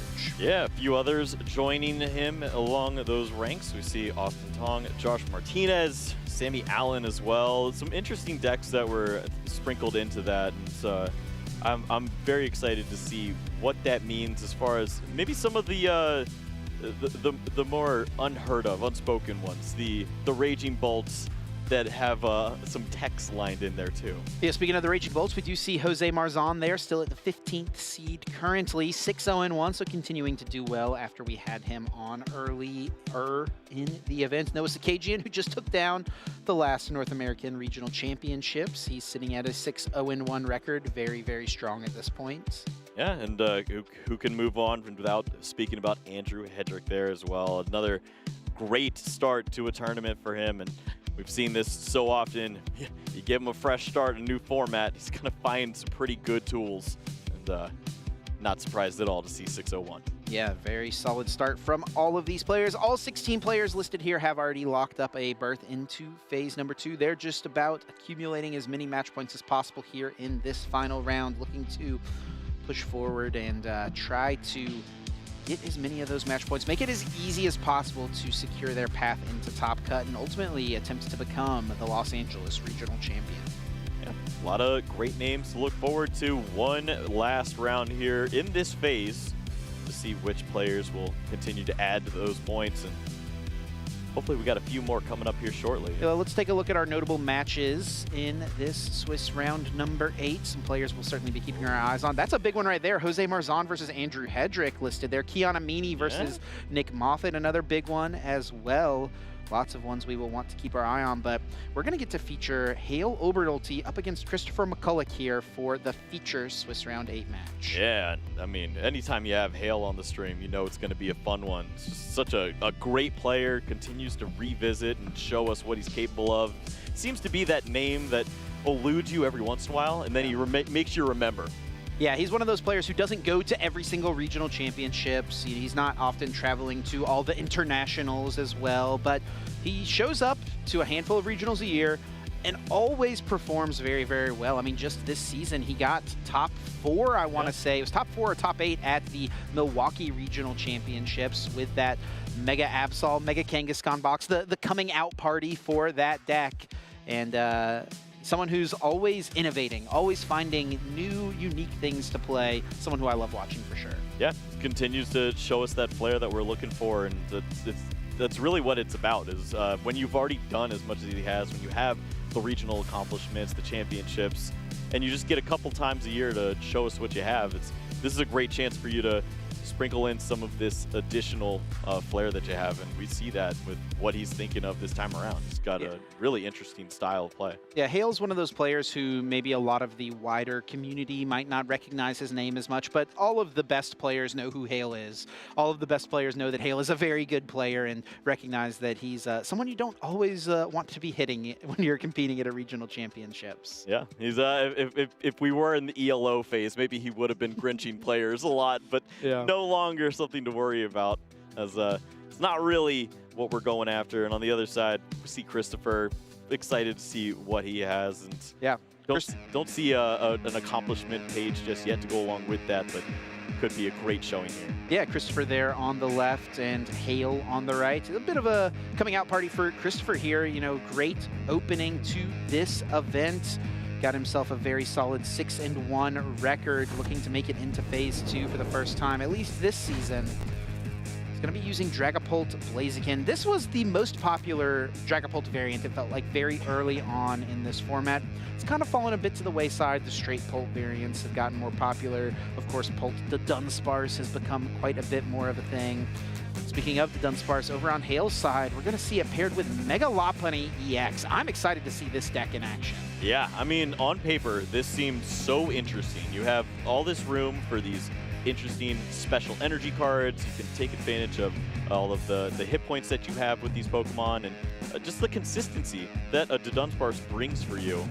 but can he put it all together? We saw what looked to be a really great style the same way with Israel Sosa, but it didn't play out. Can it happen this time around now for Hale? Yeah, going to be excited to see this one play out. Big things for this matchup as we're setting up for it. Hale playing 4 copies of Mist Energy. That's pretty good against Dragapult decks, protecting his benched Pokemon if he needs to. And also playing 4 copies of Wally's Compassion. Yeah. Dragapult is not able to get to 330 in a single attack, so that is going to be a big part of Hale's strategy. Tanking hits with his Mega Lopunny, healing the damage, forcing Chris to work as hard as possible to get through one of those Mega Evolution Pokemon. I'd say that Chris has already worked his way through some difficult stuff this tournament. He's beaten a Crustle, he's beaten an Ogie Dogie deck before in this event, so when he sees this, yeah, maybe the cards are stacked against him, but I don't think he's gonna just bail out here just yet. He has some tricks up his sleeve, and maybe the prize cards have something to say too, as that enriching energy is not the greatest to find in the middle. Yeah, it never feels good to prize your ace spec, but especially the enriching energy in this deck. It's a huge part of the draw engine alongside the Dunsparce, and it also makes your Wally's Compassion kind of a draw supporter. If you get the enriching energy onto a Mega Lopunny EX, you get an Air Balloon on the Lopunny, you can retreat into a Dunsparce, cycle it back into the deck, and then use the Wally's Compassion, heal the Mega Lopunny, and then reattach the enriching energy. Not something Hale will have access to as we do kick off the game. Hale starting that Dunsparce in the active position, using Buddy Buddy Poffin to immediately search his deck for 2 basic Pokemon with 70 HP or less. Get them directly into play. Christopher starting Monkey Dory on the other side of the table, so Hale probably going to assume that he's up against some form of Dragapult, more than likely, in this situation. So we'll see how he wants to approach his opening. There is Fan Rotom in this deck, Kyle. Yeah, it's one of the great resources that you see when you have that Buddy Buddy Poffin and all these colorless Pokemon. It doesn't have to be a Noctowl line to make a sure advantage of this card. And now with the second Buddy Buddy Poffin, doesn't even have to show that just yet. We'll probably reveal this information now, and you're not worried about Iono on the following turn. You can load up this hand with some help if you want to. Yeah, I don't even think we'll see him grab out that Fan Rotom here at this point now, because the Fan Call ability only gets you the colorless Pokemon with 100 HP or less. So it can be a really great way to set up all the basics, the Dunsparces, the Banneries, but it can't get the Dunsparce EX. Of course, cannot get Mega Lopunny a little too EX. big. A little bit too much HP there. So really nice opening here for Hale. Look at this board. 2 Buddy Buddy Poffins, and he's fully set up. Yeah. All 4 Dunsparce in play, Kyle. Yeah, this definitely leads Christopher to wonder, well, I pretty much have an idea of what you're trying to do, but is this enough of a deck? And do I even have enough of a deck? Hang on. Oh, no. Attach and pass. No supporter. No Dreepy. No Buddy Buddy Poffin. Simply the bench of a Pheasantipity EX. Ah, when the world itchy pollens you. Lovely. And now Hale is in an incredible position. He'll start off with a Dunsparce using Runaway Draw, drawing himself 3 cards, shuffling his hand, or shuffling the Dunsparce back into the deck, able to promote the Dunsparce. He does play a split here. That 60 HP Dunsparce actually has free retreat, so an easy way to get into a Mega Lopunny EX in order to use its Gale Thrust attack. 60 damage, and then if the Pokemon moves from the bench into the active spot during your turn, that attack does 170 more damage, 230 damage for just an energy. That is incredibly efficient, Kyle, and it KOs a lot of prevalent Pokemon in the format. A big one being Pheasantipity EX. If Hale could piece together Boss's orders here, I don't think Christopher can come back from that. Yeah, and you can see the considerations there for Hale, as there's already guarantees with the Hilda in the hand. If you wanted to go that route, instead now, wants to probably risk this a little more and see some cards, load up with the Dunsparce, and if you do find the right pieces, maybe you do just get there. The boss's orders off these 3, or do you just wait and use the Lily and just see a ton of cards? It's hard to tell. Yeah, I mean, I think that the position would just be so strong for him if he found it. I wouldn't have faulted him for at least trying, but he also looks like was missing an energy card. So with that consideration, he will just lean into the Lily's Determination, just get himself as set up as possible. I actually wonder if he should even knock out the Monkey Dory. Do you even want to give Christopher the ability to draw cards with Flip the Script? Oh, that's a great point. If you just focus on your setup, slow down, don't use the Dunsparce, and load up an energy, and you can just lead into the Lopunny for future turns. There is the second Mega Lopunny EX hitting the board. A Mist Energy and the ability to attack is available, and he will go for it now. Gale Thrust takes down Monkey Dory. Flip the Script available here for Christopher. Yep, might be a bit of a bailout button, and we haven't seen much from this hand. What else can be added? Rare Candy. That's not helpful. He needs something off these 3 cards. Lily's Determination would be a nice one. Buddy Poffin and the Pokepad are not too bad. Some help, some Pokemon, but still no supporter to go along with this. It's not what you drew up, but at least one of these Pokemon can stick around. And with Rare Candy and what looked to be every other evolution to go along with this, maybe another attacker for the following turn. And Hale has guaranteed Gale Thrust already established. He has Air Balloon on that Mega Lopunny EX. He can just retreat into the Dunsparce, use the runaway draw, and reproc that Gale Thrust ready to go. Yeah, it's so consistent. Your deck just does not ask that much of you at this point, and just leads the question of, yes, Hale will have the consistency, he'll have the attacks, but is this enough to stand up against Dragapult? Without any Dragapult in play, clearly it looks like he's got a good shot at this. We are going to see Christopher get himself out a Torchic, try to get reestablished here, try to find some way back in, but with the attachment of the energy onto the Dreepy, that means Pheasantipity EX is going to be left in the active spot, which means Hale will take 2 prize cards here this turn if he wants. It's just a massive advantage at that point, and Christopher's basically starting this game with a 3 prize card deficit by not having a supporter in the opening turns. This is going to be a way he'll try to buy a little extra time. Boss's orders to bring up the Mega Lopunny EX on Hale's side. yeah, once you've seen the Air Balloon already played, it makes it a little more difficult to move this Pokemon into the appropriate Gale Thrust for you, but maybe there's some more pieces there to help out. So we see now with the Hilda draw a little bit more there with the Dunsparces, and there's always a few more resources. There's one other copy of the Air Balloon there that could help out. Does find himself out a Spiky Energy from the Hilda. Does play a split of Mist Energy, 4 Mist and 3 Spiky Energy, and he's going to be content to just retreat and take this KO. Taking himself a couple prizes, he'll find the Enriching Energy, which is very nice to have moving forward. And now what does Christopher have? He already had a Rare Candy in his hand. Can he find a Dragapult EX and a Psychic Energy, Kyle, and get off an attack this turn? Yeah, it looks like the Blaziken's there, but it's not the route that you want to go down. And we do see the Dragapult in hand, but... Oh, but does he have a Psychic? What else is there? I saw Dark Energy, I think, but it's just not lining up just yet. Unfortunately, with the Fez down, you lose out on that continued draw. There's Rare Candy into the Dragapult. There is a Lily's Determination. So now he'll get 8 cards. Christopher looking for a Psychic Energy in order to get off an attack here with the Phantom Dive. It also would be really nice for him to find a replacement stadium, as that Battle Cage in play for Hale currently is protecting his benched Pokemon from the effect of Phantom Dive. Yeah, if Battle Cage is removed, you spoke to the Dunsparces earlier on. There's only a 60 HP Pokemon sitting there. You clear that one out, and you could do a lot of work. This is a pretty strong draw here for Christopher. He did not find a Psychic Energy, but he got the Night Stretcher if he wants to get back Pheasantipity. He also got Unfair Stamp here. Yeah, what a double-edged sword, though, when you're staring down double Dunsparce on the other side of the board. It's, of course, you want to disrupt your opponent and slow things down, maybe even just see more cards for yourself, but knowing that your opponent just has guaranteed refill waiting on the other side, it's not as great. And Christopher actually already does have a Psychic Energy in his discard pile, so the Night Stretcher in hand can unlock that. And he can pair that with an Unfair Stamp and try to keep Hale off of a Wally's Compassion.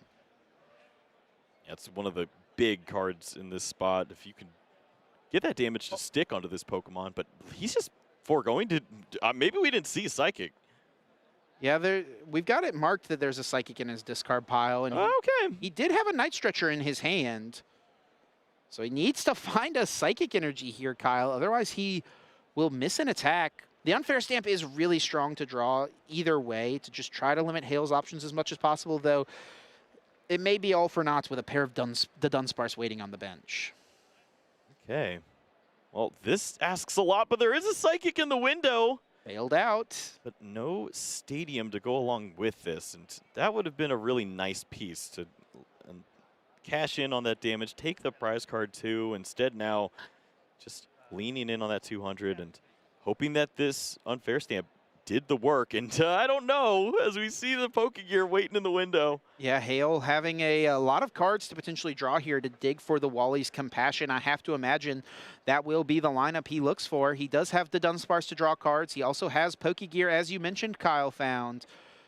And now the question is just how does he sequence it? Will he play Pokegear first, or does he use the Dunsparce first? If you use the Dunsparce first, maybe you get more use out of the Ultra Ball before then. If you just find a bunch of fodder, you can thin out a little more and go for it. Will use the Dunsparce, drawing himself 3 cards. Found a couple supporters there with Boss's Orders and Lilies, but not the one he needs in Wally's Compassion. Again, he does play 4 copies, so very likely to see it this turn. But after shuffling back the Dunsparce, that's actually 2 cards in his deck that are not Wally's Compassion. He did take 1 additional card out, I guess, so maybe the math will work out nicely. And this is actually really smart here from Hale, the way he's setting it up. He can leave, even if he doesn't find Wally's Compassion here, he can leave a Mega Lopunny in the active that does not have any damage counters on it. And imagine the world where your opponent doesn't have Boss's Orders, and then you cash in on the double of a Wally's Compassion, clearing both these Pokemon, healing them up, and it could be so nice to just save all of these hit points. He is going to draw the 3, and now we will see the Pokegear 3.0 come down, looking at the top 7 cards, man. Aiming for a supporter, and Wally's Compassion is found, revealed, and Christopher will probably sigh and see all his hard work just go to waste, as that will remove all damage from one of the Mega Evolution Pokemon in play for Hale. And he's going to be able to pop that Mist Energy back into his hand. He'll be able to pop it right back onto the active Mega Lopunny EX. You can see the synergy.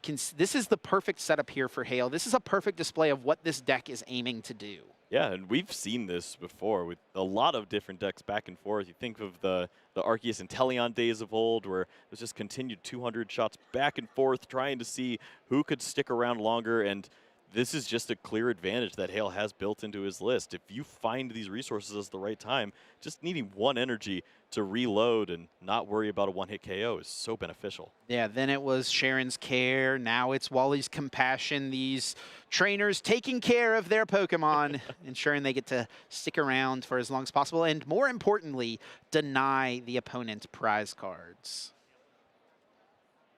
230 damage onto the active Dragapult EX. Christopher drawing now for turn. Does have himself a Lily.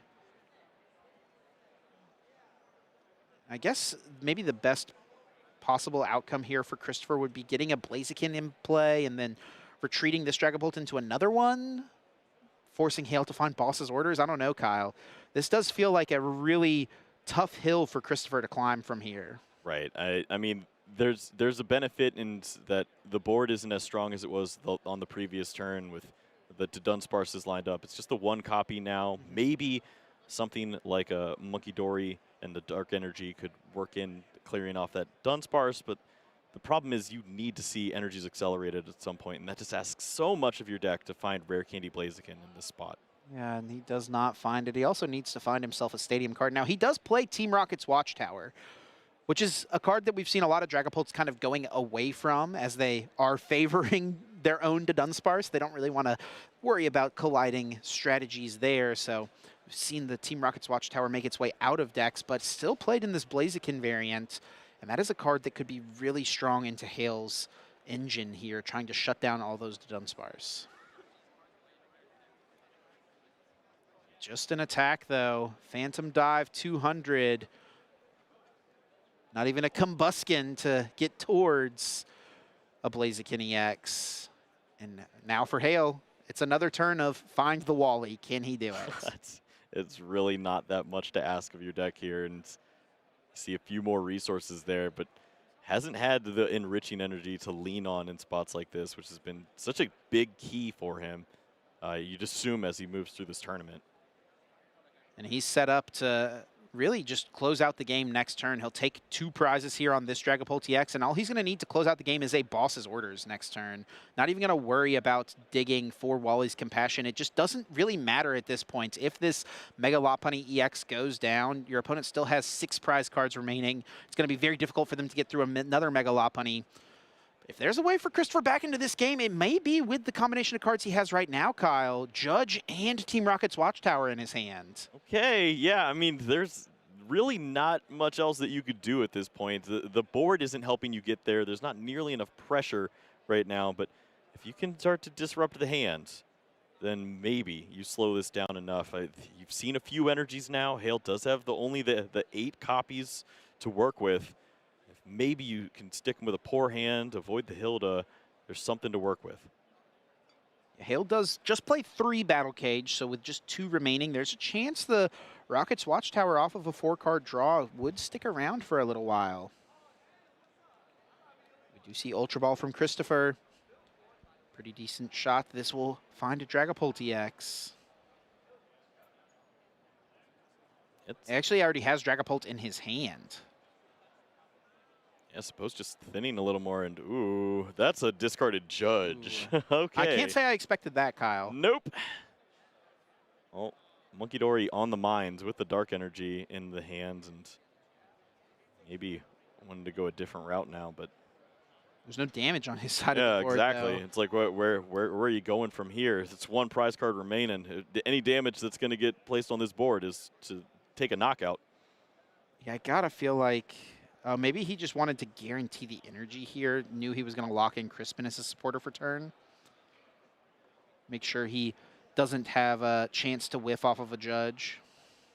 Yep, and maybe that worked out for Hale with that play of just saying, I don't have much strength of this hand. I'm just going to take the attack and move on, take my prize cards, and see if I can find an answer. And okay. Okay. Oh, I was like, oh no. I didn't expect the mind bend. That would have been something. I was really hoping Christopher was not going to attempt to mind bend, as there is a missed energy on that Mega Lopunny. Yep. But he is going to be able to attack here. He does get the replacement stadium. Rocket's Watchtower can load damage up onto multiple Pokemon, and Hale's got the response. The replacement stadium and boss's orders. It's going to lock up this game for Hale. I mean, that was pure poker face. He could have gone digging, looking for some help. Instead, he says, I've got all the answers waiting in his hands. And sure enough, Christopher, he blinked. He threw away the Judge and was not worried. He should have been. Yeah, maybe so. The stadium there is really everything. And that's going to just be such a big key card for Christopher to try to lean into as we move forward in this set. Game number 1, though, was all about Hale Obernolte. What a setup he had. Turn 2, double Mega Lopunny EX.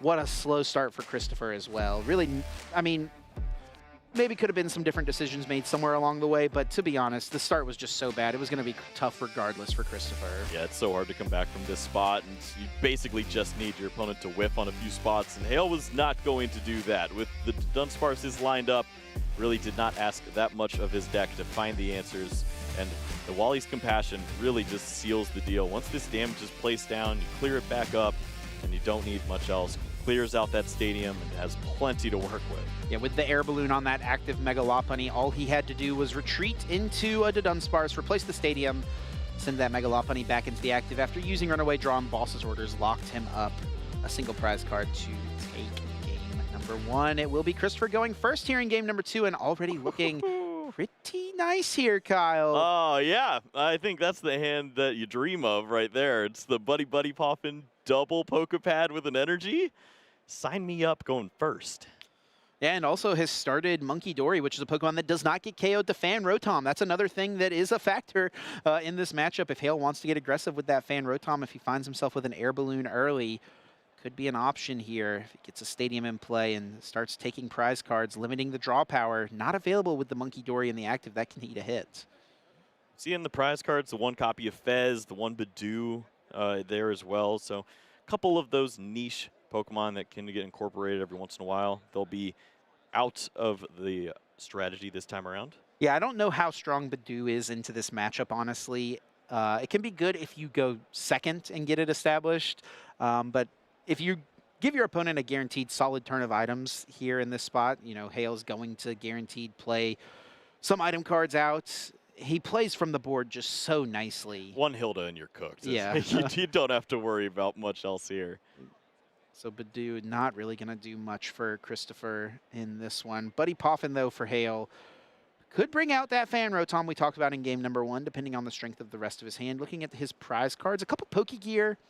It's worth noting for sure. He does play 4 copies, but that could limit some of his reach towards those Wally's Compassions. Battle Cage as well in the prizes, Kyle.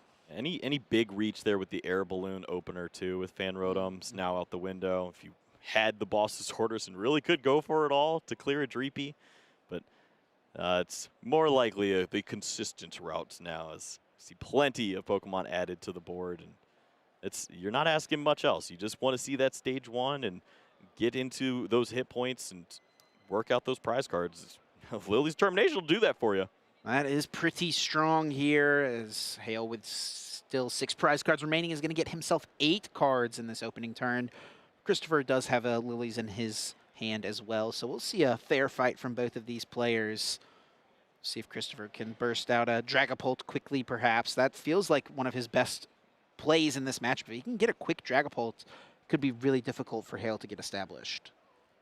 Yeah, with the rare candies, there's always that option to go for the more aggressive approach. It would have to include one of the 2 copies of Crispin in order to get the attack off, but I think with double Pokepad, he's likely more incentivized to just go that slower, more consistent route. But do you have enough time against Hale? If you let Hale build up a hand like this right now, he can hold on to plenty of resources and outlast you with Wallies. It's a pretty solid hand there for Hale. He's got that enriching energy, and he's actually going to put it into play immediately, drawing 4 cards after the attachment. That's a call out right there. I don't believe that you're going to do it. There is no way you're taking a knockout this turn. Well, he's going to get to run away, right, with the run around, I should say, with the Baneri. So he'll be able to protect it at least a little bit.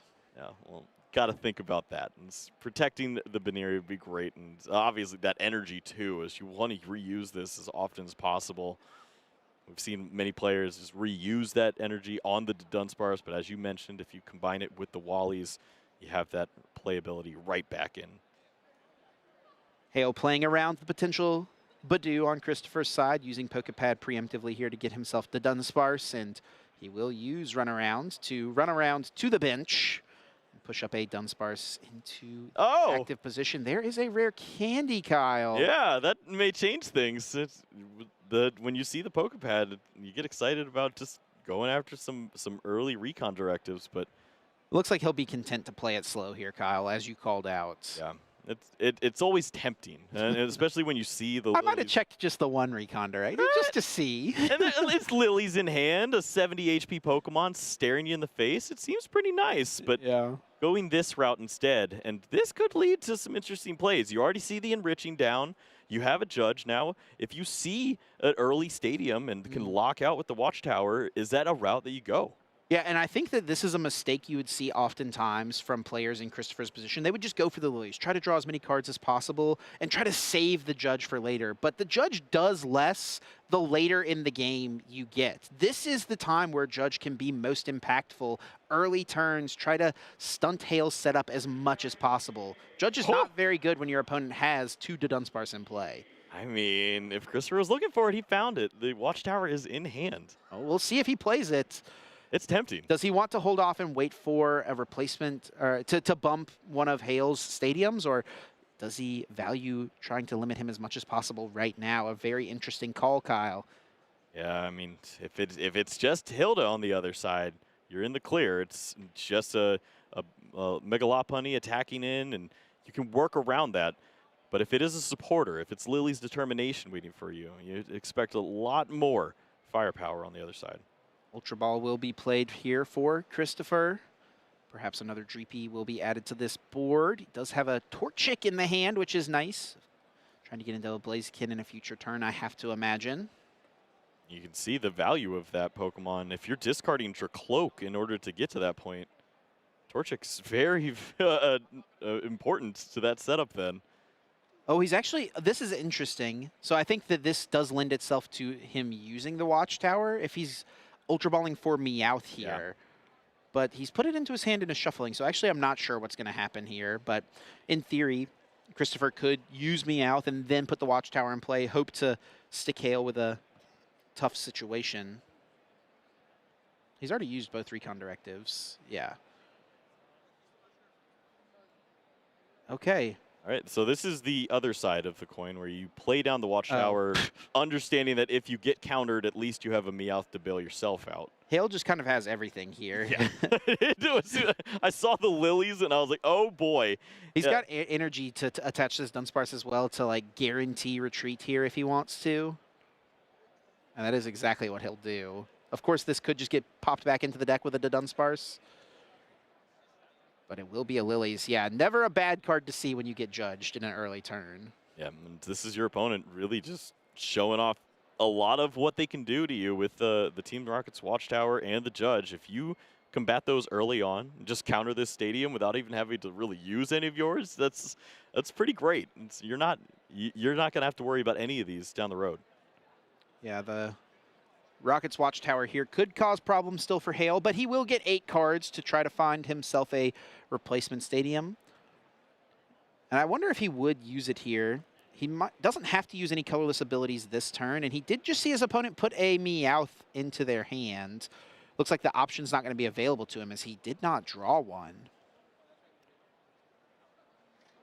Yeah, just misses out and does have the Ultra Ball for a little more to add onto this board, maybe with the consistency or the longevity of that Mega Lopunny. Hale actually does play one card that can function really nicely under Team Rocket's Watchtower. He's got an Abra in his deck, whose ability allows it to shuffle itself back into the deck if it's in the active spot. So that's one way he could reset a Lopunny's Gale Thrust with this teleporter ability, even if a Team Rocket's Watchtower is in play. Yeah, it's a cute way to work around this at this point. If you don't want to use this ability or don't have the chance to, then certainly you can do that. But for now, very content with this KO on the Monkey Dory, staring down the Watchtower as it also works against your opponent. And it's just recon directives for Christopher to work with. Yeah, and this is just, I really do not understand the play of the Ultra Ball last turn for Christopher, as he found himself a Lily here. He's not even going to put that Meowth in play. That easily could have been saved to get a Dragapult here if he wanted it. He also didn't bench the Torchic, which he had in his hand. Yeah, could have been benched Dreepy, bench Torchic. If you choose not to discard the Dracloak, that's a Dracloak right now, and you have a third recon directive to work with. Instead, just going wide at this stage of the game. But you still need some help. There's no attacker lined up, and there's no Pokemon to really move into here. The Dracloak will be KO'd at the end of this turn, even just an energy attachment. Yeah, I can just use Spiky Hopper there, the second attack of the Mega Lopunny EX. Honestly, one of my favorite parts about the card as well is because it just helps you solve any of the random bad things that you could go up against. Yeah. You don't really mind a Crustle too much when you've got Spiky Hopper on your side. Man, I don't need to move around. 160's plenty. Definitely able to KO a lot of prevalent Pokemon in the format, and Dracloak is one of them. Will be 8 cards here still drawn for Christopher, as he has yet to take a prize card, and Kyle, I don't think he's going to take one this turn either. Yeah, but once you've played the supporter, locks in your choices. No Neo Upper Energy in this list. It's the unfair stamp as the A-Spec, so maximum 70 damage, and it's just a retreat to save this Dracloak now. He drew a Combuskin as well. Yeah, the Torchic not being benched last turn makes him one turn further away from Blaziken and puts more pressure on him to find a Rare Candy Blaziken next turn. Yep, just working from behind just doesn't work in this spot. Hale, he's going to continue to move forward. He just needed the energy, and it's very easy find. And every turn that you don't force Hale to use to Dunsparce and sort through, move through, of course, it's not a problem right now with the Watchtower, but as he just holds onto these resources for a late game where he eventually would need this stuff, yeah, that's what you're looking for. And Hale will play boss's orders here to target down the draw engine from Christopher. Gets rid of a Jacloak, also keeps him farther away from a second Dragapult. And look at the prize card added to the hand. In Battle the Battle Cage. It's definitely going to be a nice one for him to have available next turn. Does have Blaziken in his hand. He's got a Fire Energy. There's a Psychic in the discard pile. If he can find Rare Candy, he would be able to guarantee a Dragapult attack here. 2 cards to do it off of this Recon Directive. Both of them. I love this bluff, by the way. It's like, I'm going to think for a second about which card to take. Which one would help me here? Doesn't look. Left one. There is Rare Candy into the Blaziken. He's got an Ultra Ball to get himself out the Dragapult EX, and he's got Lily's Determination as a supporter for turn. And this is a spot where Unfair Stamp, Kyle, would be really, really strong. The Watchtower has stayed in play, so if he can find it, Hale would be left with 2 cards. Yeah, the moment that you finally see the Battle Cage added to the hand, enriching in play, there's just not a lot of ways to draw out of a spot like this if that card is found. And Recon Directive may have to pull some work here. And how about this? Going for a Dracloak as opposed to the Dragapult EX at this point. Are we surprised? Yeah, I mean, if he's got Lilies in his hand, he's going to get to see as many cards as possible to try to find that Unfair Stamp. And I think that is the big card here, right? If Christopher finds the Unfair Stamp, he's in a decent position, honestly. It's a numbers game at the end of the day. Okay, and with the Night Stretcher now, the 3rd Dracloak added, so just loads up onto this board, prepared to see cards after the Lily's Determination, and the odds are pretty good. Not only do you see all of your cards off of the Lilies, but then you have the other Recon Directives to lean on, and as soon as you see the Unfair Stamp, there's some additional draw that could lean into finding that help. And there's the Unfair Stamp to go along with it. Now, could you see the Dragapult? And there it is. Yep, there it is. That's everything Christopher wanted this turn. And he's going to be able to play Unfair Stamp and then use these Recon Directives as well. Gets himself a Fire Energy. Why not from the Blaziken? And here it comes, the pink card. Usually in the previous format, people using it to get set up and established. Now Christopher hoping to disrupt and slow Hale down. He's going to use a Recon Directive first. For good measure. Just sprinkle it in. Why not? I wonder if he's going to save the Unfair Stamp. It would be something. This feels like such a strong turn to play it. I mean, this hand is great, but yeah, I'm more worried about my opponent. He is going to hold it, Kyle. Oh. Okay.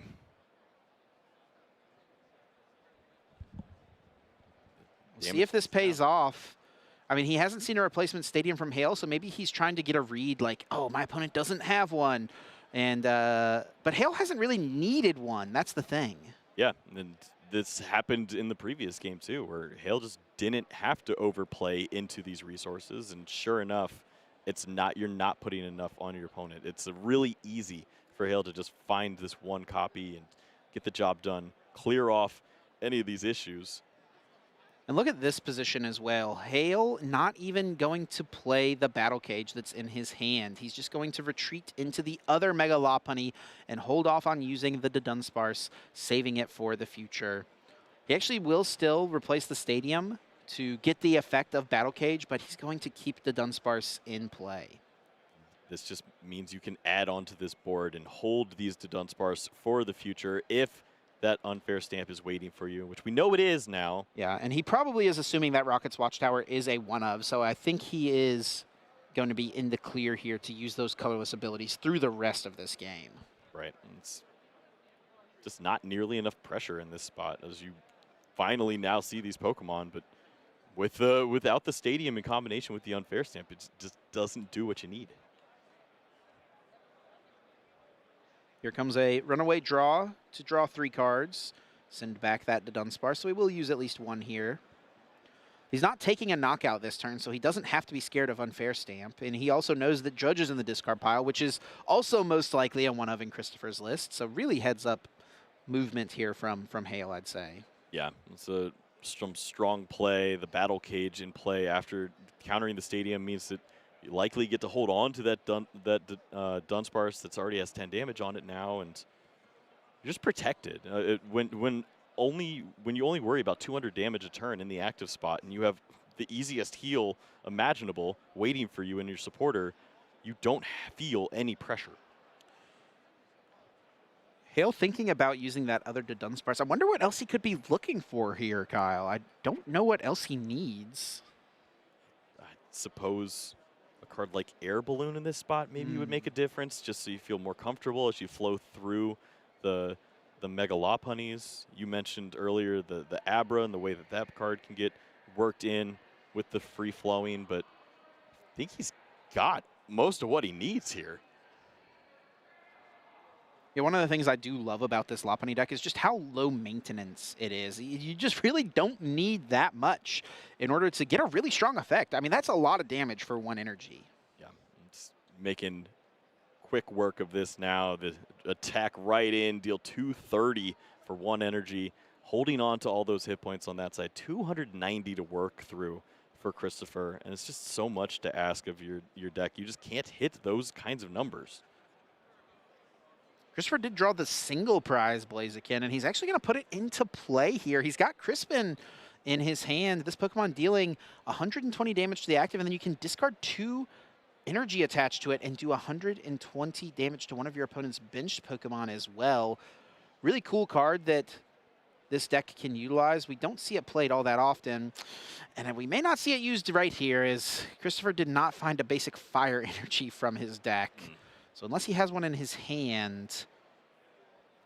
Looks like he's going to be finding those from the discard pile, and one in the prize cards as well. Yeah, so he has to now Night Stretcher to attach for turn, and then he can use Blaziken for the other one. So he can still attack with it. Attach one here from the Crispin, and then Night Stretcher the other. So it'll still work out here for him.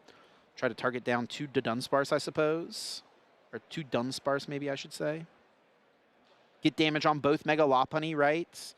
Could also be an option. Yeah, I mean, you soften up both of those targets. Maybe you can work in a KO at some point, but it's just without a Monkey Dory in play, you don't have a way to keep that damage pushed over on that side of the board and line up that 1-hit KO at the right time.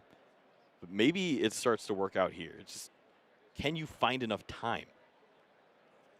Yeah, still yet to take a prize card here is Christopher. That will potentially change this turn, though I wouldn't necessarily hate to see him just load up damage on both Mega Lopunny, try to get through one of them at some point. Such a massive hill to climb, though. It seems like a strong play at this point, just to soften those up and try to work in the KO, but once that prize card and takes that Dunsparce off the board. Now here for Hale, he's certainly going to be looking for one of his 2 Air Balloon that he plays. He can retreat into a Dunsparce and move this Lopunny into the active spot. Also, Wally's Compassion certainly going to be an option here for him.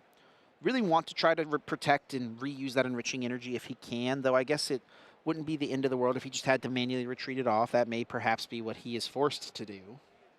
Yeah, if that's the worst choice you have to come to in this matchup, then surely it's not too bad. Wally's is waiting in hand, but we're not seeing the Dunsparce to draw through yet. Yeah, so he may just retreat into the other Mega Lopunny and then use Wally's to still get the healing. He's got a replacement energy in the hand. That is exactly what he will do. Yep, just understanding the value of these resources. It'd be nice to draw and see some additional cards, but don't force yourself to need Air Balloon in this spot. Instead, guarantee the attack through, preserve all of that those hit points with the Wallies, and attacking with the Mist Energy provides that same effect, keeps you in this game and keeps your foot on the gas, and there's just so much pressure on Christopher to find answers. Christopher just still staring down these Mega Pokemon with no damage counters on them. He's working so hard to try to get something to stick, and Hale's just able to clear that damage from play turn after turn. You can see how, you know, Hale trying to take advantage of the fact that Dragapult is such a popular deck in the current game. finding a deck that he feels like has a solid matchup into it. All right, and the risks continue now, so you have to work in this Dragapult, and that was the next question, is this the turn? Work the unfair stamp in. You don't see any Dunsparce on the other side of the board. You're forcing your opponent to already have the energy to retreat to take the KO. Maybe these 3 cards are blanks. Yeah, this actually could work out nicely for Christopher, holding off on the unfair stamp earlier. We were questioning it a bit, but perhaps now it will pay off for him, as Hale is going to be left with no Dunsparce to draw. If Christopher could find a replacement stadium here, that's the one piece missing, I feel like. The risky ruins that could be found. That is his last stadium in the list. We haven't seen it just yet. 2 more cards, and no, he doesn't find it yet. Still, of course, has a supporter to play, but would have to use Meowth, it looks like, to find one. That is a pretty easy 2 prize cards for the Megalopony deck.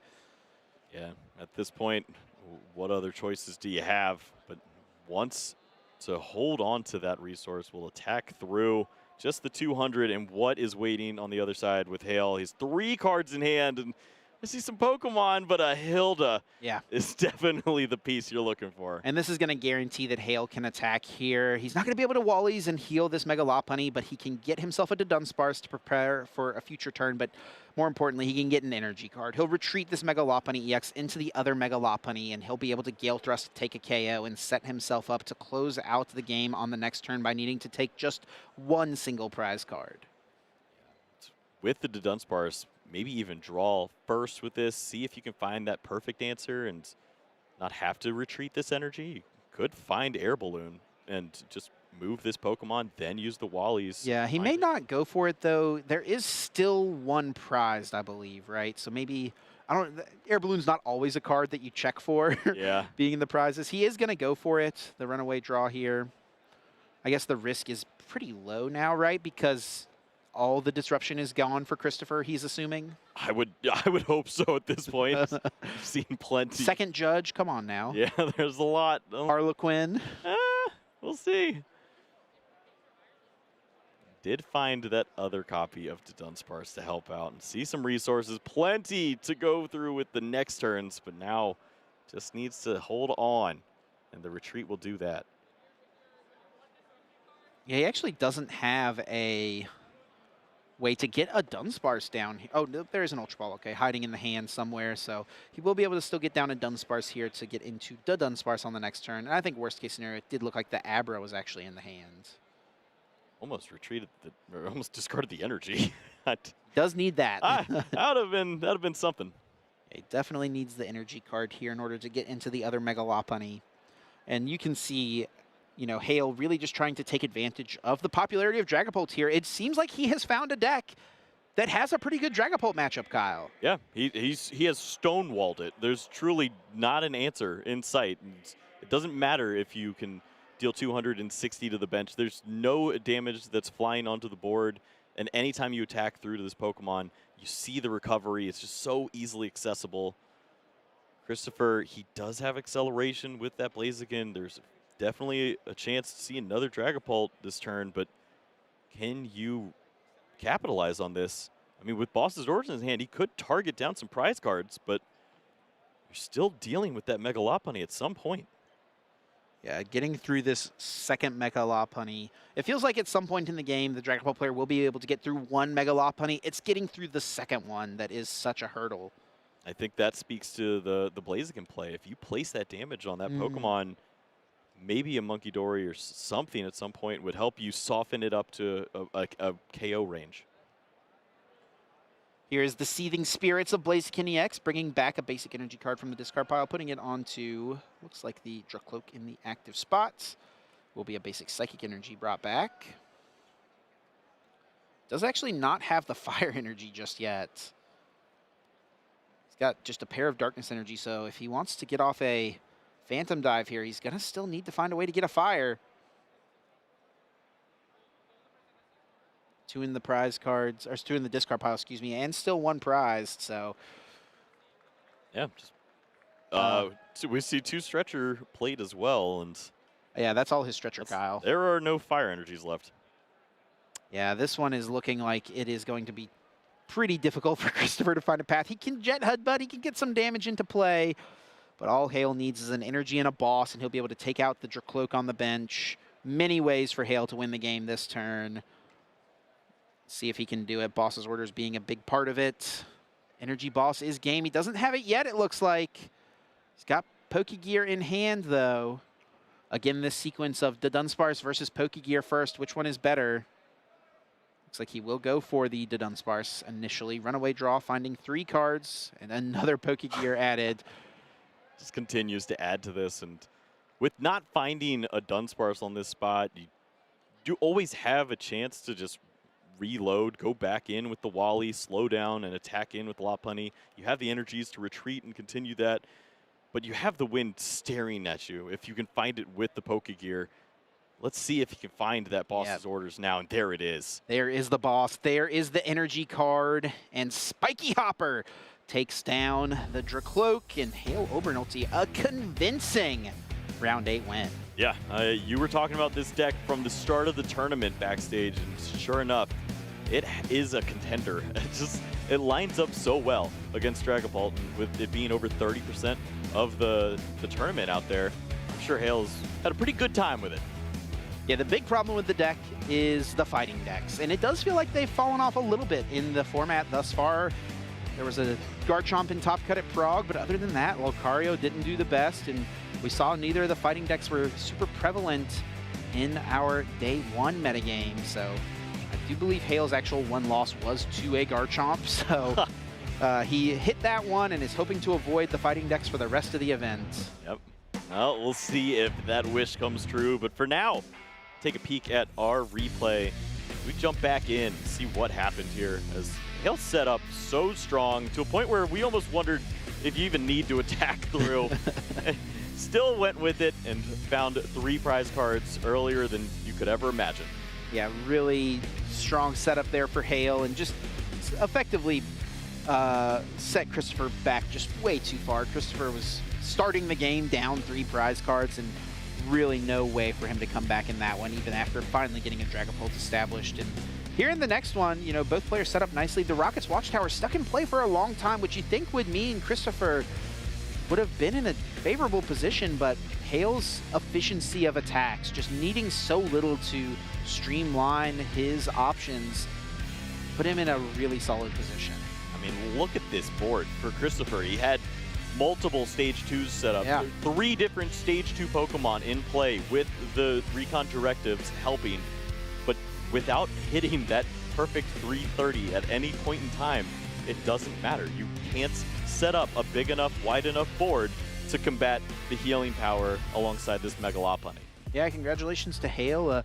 Excellent start here. Now moving to 7-1 through phase 1. The one loss being into a fighting deck, which he definitely wanted to avoid.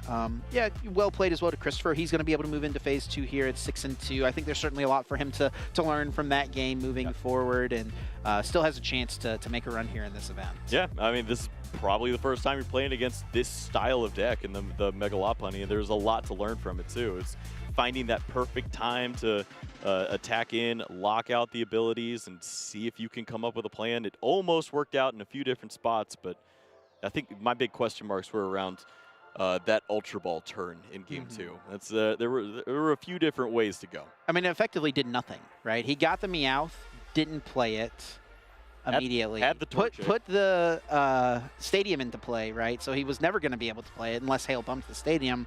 So yeah, again, and there was really no pressure for him to play the Ultra Ball there if he wasn't going to use the Meowth right away. Yeah. Could have saved it for a Dragapult, which would have guaranteed an attack on the next turn. Yep, lots to wonder about there, and the Blaziken attack too. If you attack in, soften up the other Lopunny, maybe you get there. Maybe you find enough damage and clear that off. Put some pressure on Hale to find Wally every turn instead of turning around and using boss's orders against you in those spots. I did really like from Christopher in Game 2 how he led off with the Judge. I do think a lot of players there would have just played Lilies, and I think that was probably the best turn in the game to play Judge, finding it early like that. So I did like that decision there for Christopher, but just didn't quite capitalize. Also, Hale drew out of it immediately, so didn't work out in this game, but I do like the decision overall for sure. Yeah. It really spoke to Hale's strategy going into that of just like reading the opponent, reading the situation, and understanding that even if you have the answers and give me like even a little bit of information, I don't have to play my cards when you think I'm going to. Yeah. In fact, it works to my betterment if I just slow down here and take the knockout and force you to make the first move. Patience was a big word for Hale, I think, in that game. Very methodical with his decision-making, happy to hold off on using those abilities until the time really called for it. Well, I do believe we actually have Hale standing by with Wancho. Let's hear how he's feeling. 7-1 through phase 1. Thanks, Chip. Wancho's on here, and I have our last round winner, Hale Obernolte. Hale, that was a fun game to watch. How are you feeling? I'm feeling pretty good. I mean, I played this deck because I had a really good Pult matchup, and I've hit surprisingly few Pult all day. So really? Yeah, I played one like the first round, and then nothing. Like I played 2 Rockets Mewtwo before I hit a second Pult. So they 2 slot box too, and I don't know. Day 1 meta's weird. Well, fingers crossed. Maybe now that you're in phase 2, run into more Dragapult, because that match was very convincing. You felt like in control almost the entire game. Now, tell us about the deck. How did we land on this? Yeah, so I was absolutely lost on what to play. Like I swapped decks probably like 5 times the 2 days leading up to the event. I was like, I was all over the place. I liked Okidogi, I liked Dragapult, didn't like those, I don't know. And then like 3 a.m. yesterday morning, I was like totally lost. I was spiraling, I don't know. And I saw this deck, it's credit to Tord for the original list. I changed a few cards, but like it was originally his list. I saw that, I was like, oh, that seems cool. And so like, my first game with it was like 3 a.m. Friday, and I don't know, it's super consistent, it's fun, and as long as you dodge fighting, like it's really good, so. So the first time you played it was 3 a.m. on Friday. Friday, yep. Yeah, a bit over 24 hours ago. I guess, I don't know, 36 at this point, something like that. Okay, okay. Well, you're doing well with it. I think it was an absolutely amazing pick. I mean, yeah, you're just the big bunny, and then you're healing a lot with the 4 Wallies. Let's talk about your losses. Your one loss, actually. Yeah, my one loss, I said, you have a good time if you don't play fighting. I played Garchomp, which is like probably like a 5-10% win rate, maybe. And I almost won. I won game 2, and then game 3, he had like Lone Gabite, 3 Roselia, and he needs to get Garchomp, Energy, 3 Roserates to knock me out, or else I like win on the spot. And he hit it. I was like, oh my gosh. I wasn't too sad because it's like a 5% win rate probably. You really need a lot. That's for sure. And actually, I am curious about a different matchup before we go into this match. You mentioned you faced 2 big basic box decks. Are these the ones with the Raging Bolt? No, they weren't Raging Bolt. They were like, I don't know, slot box. Okay. So they didn't have a way to get. Well, they had Passimian. So they had like a 1 prizer that can go through the Mega Lopunny, which makes it like a little bit sketchy. I think it's probably like a 50-50 matchup because I have strong options in the prize trade. Okay. With the Dunsparce CX. So like I don't know. I don't want to play the matchup again, but like it's not terrible. I got there. Got it. Yeah, because I was thinking, as long as this Pokemon can take a hit, we saw how beautifully like all of this just really synergizes together. Being able to, I love being able to see you use the Wally to get your ace spec back. Beautiful stuff. All right, let's talk about the matchup. Again, we saw you in complete control against Dragapult. How do you feel about the matchup? Yeah, usually it's really, really good. I'll say, like, I think this is probably one of the lists that the deck is actually worst against, or like sketchy against, because they have the Team Rocket's Watchtower. It's like normally you can build up some Dunsparces and you're just like immune to ace or to unfair stamp and judge. But when they can like unfair stamp Watchtower you, like suddenly you can brick off of that and lose from there. And I mean, thankfully the deck doesn't need a whole lot to keep going. Like it hit me pretty hard in both of those games, but like I was able to get enough going to keep going. But like if they don't have the Watchtower, you're immune to stamp. You're always healing. You're going through, and it's just like it's a good matchup. But both the Dragapults I hit today had the Rocket's Watchtower and Judge and unfair stamp. So it's a little sketchy, but we got there. Yeah, definitely did get there. What about with the Dusknoir? Does it make it tougher? Like have you faced a Dragapult Dusknoir? I have not faced a Dragapult Dusknoir yet. It's definitely like probably the variant of Dragapult that I want to play the least. But I actually don't think it's that bad. So we'll see. I've not played any games in the matchup. So yeah, that's. I don't know. It seems pretty fine, but we'll see if I ever play it. Well, maybe when I catch up with you later down the line, after a couple more rounds into phase 2, you can let me know. All right. But yeah, again, so how to ask you how do you prepare into this, but you played this deck, what, 36 hours before this. Yeah, it's funny too, 'cause, I mean, this is the second time this season that I've like YOLO last minute swapped to a deck from Tor. I did that from Milwaukee too, like the day before the event. And I was like, I saw Tor's list. I was like, oh, it's pretty cool. So I swapped to that and got top 4. So I don't know. When in doubt, trust the best player ever. I like it. So again, maybe let's get into your mindset. Like, do you just trust your gut at that point? Like, what makes you, again, you switched a couple of times, and like, is it just the feel of the deck that calls to you or something like that? Yeah, it's a little bit of the feel of the deck. I mean, I definitely think one of the things I'm good at as a player is being able to pick up a deck and like not need a lot of practice with it to play it at a very high level. I think I've been playing since 2007, so like most decks I've played something kind of similar. I mean, similar concepts you pick up along the way. This is actually probably one of the more unique decks I've ever played. Like, I was trying to think like what's the most like similar deck to this, and I don't really know. But so yeah, I have the comfortability that like I could pick up anything last minute and feel like I can play it pretty well, which is definitely nice. I wouldn't recommend that to everyone, but like once you have enough experience under your belt, like you know the core concepts well enough, like you can pick up most stuff and play it at a pretty high level pretty quickly. Yeah, I mean that's a great skill to have. Like again, just I think it just goes down to the amount of times your familiarity really with the Pokemon trading card game really does pay off. Yep. And but yeah, with that, how about what other matchups would you like to run into while using this deck? I mean, Crustle is probably like a 99% win rate matchup. Like they don't apply any pressure. Loputy's gonna go through them. You could heal the Loputy. It's like I think their win con is flip like 6 heads in a row with Kangaskhan. Is it 6? Yeah, 6 or so. So that's definitely like a really solid matchup. But I mean, honestly, anything that can't one-shot Lopunny, the deck feels really good into. As long as it doesn't play heavy Watchtower. Like and I mean, I think that's one of the reasons why I went with the deck, because I think Watchtower counts are lower right now. So yeah, as long as they have Watchtower, they can't one-shot you. Like you're gonna keep walling. Like you're gonna draw like 7 cards a turn, wall hearing your Mega and smack you for a punch. And yeah, I don't know. I love the deck. It's fun. I recommend everyone try it out. Like you won't have a good time if you're playing against fighting, but it's like really unique and fun if you're playing against anything else. Yeah, after I talk to you right now, I'm going to build it on live and try it out. It really looked like a ton of fun. It is. Yeah, it's really unique. Let's break down the energies in your deck, right? Your A spec is your A spec draws you 4 energy. Yeah. You have the mist energy. I saw you have the spiky energy as well. When does that come into play? Not super often, honestly, but like it's kind of like the next best energy.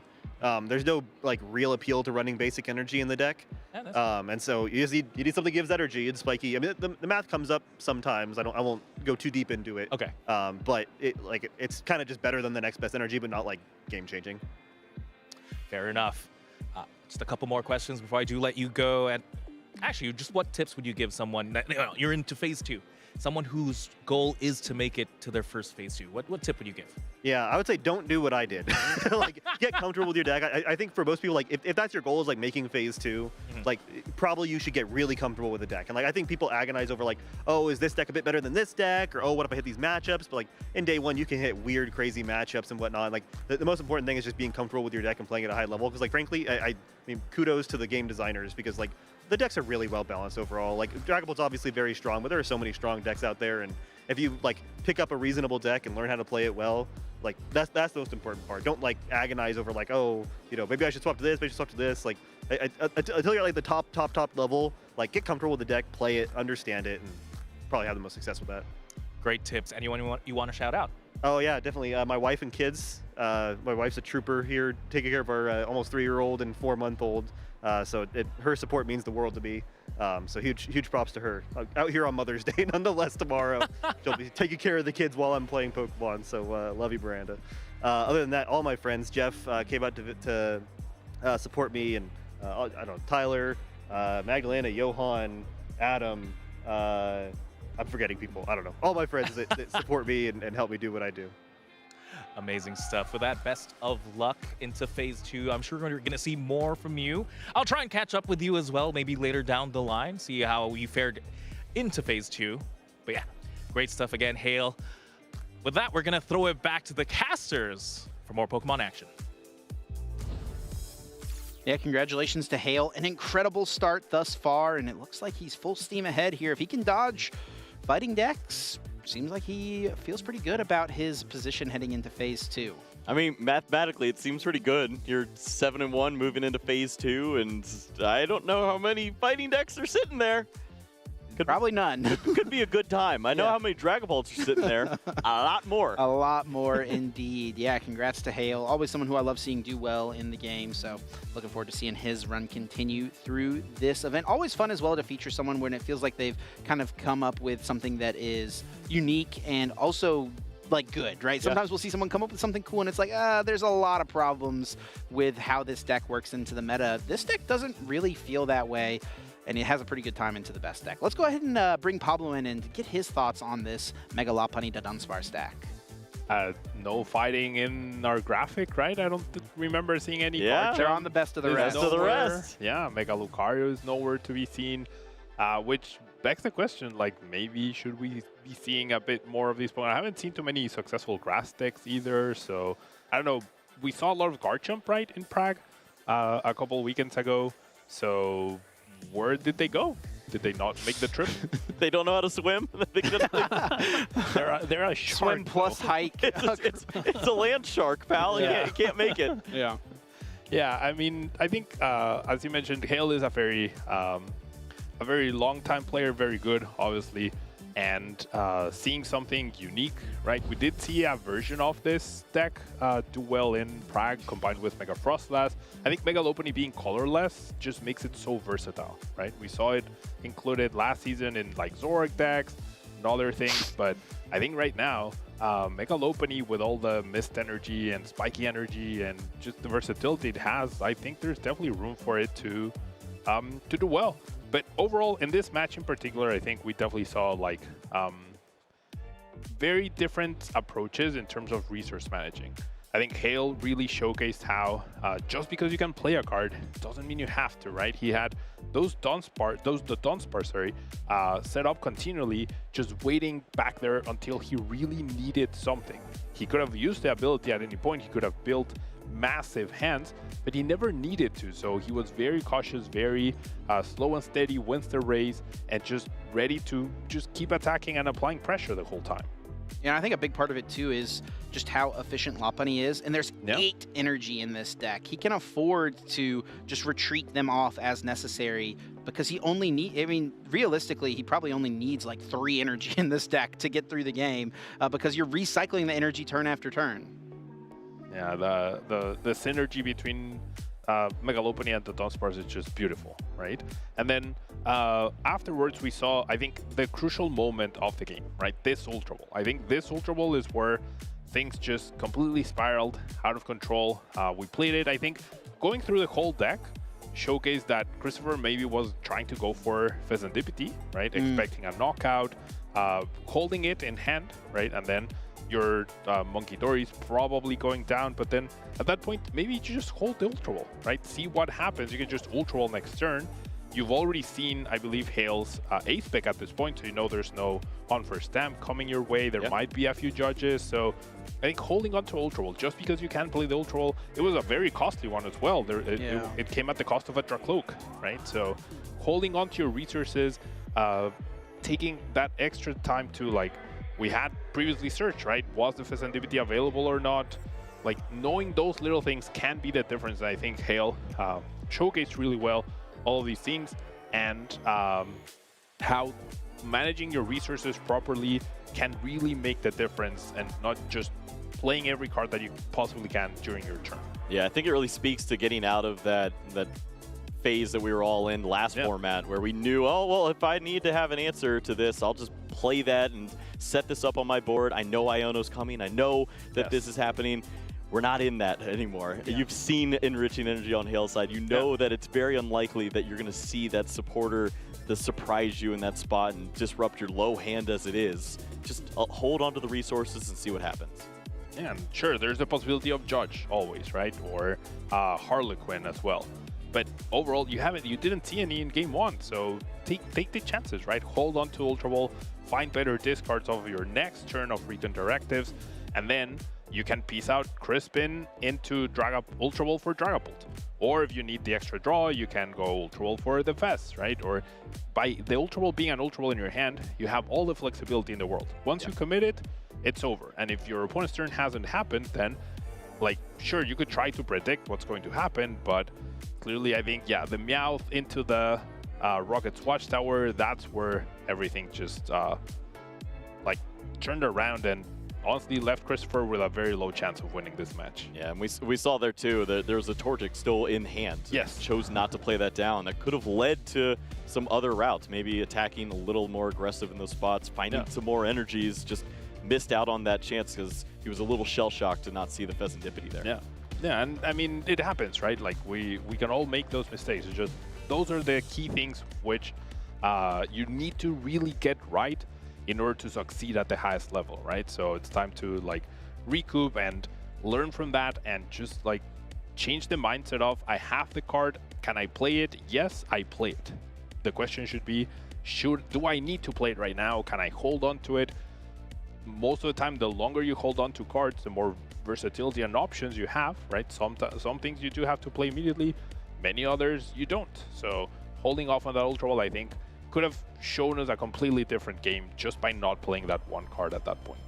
Well, thank you so much, Pablo, for your time and insight into that game. Very excited to see how Hale's journey continues through this event, and that is going to end phase number 1. But don't go anywhere because we've got the first round of phase 2 still to come this evening. You're not going to want to miss it. We'll be back after a short break.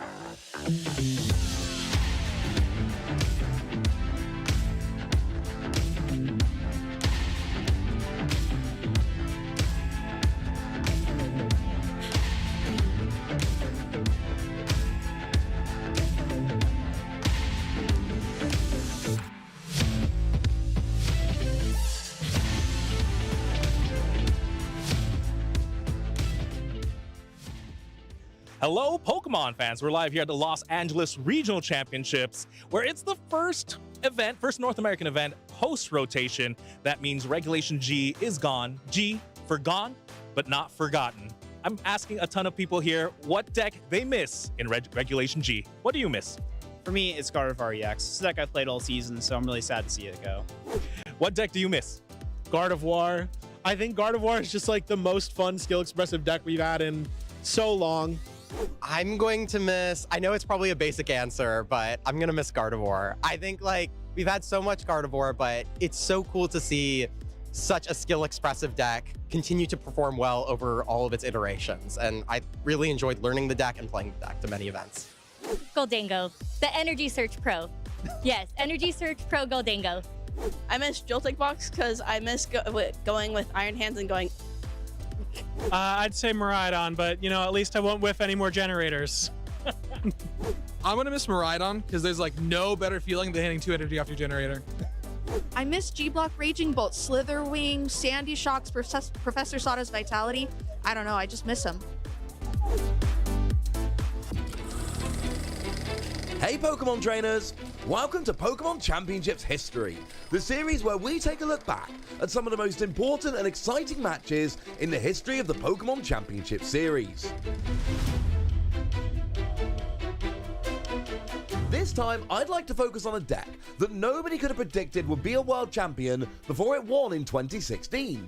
Shintaro Ito's Mega Ordinary EX deck. The deck was especially notable as nobody saw it coming. The deck saw no success before the 2016 World Championships and was never played to any competitive success again. In fact, the only other notable finish the deck ever achieved was when Shin Akiyama piloted the deck to a 22nd place finish at the same 2016 World Championships.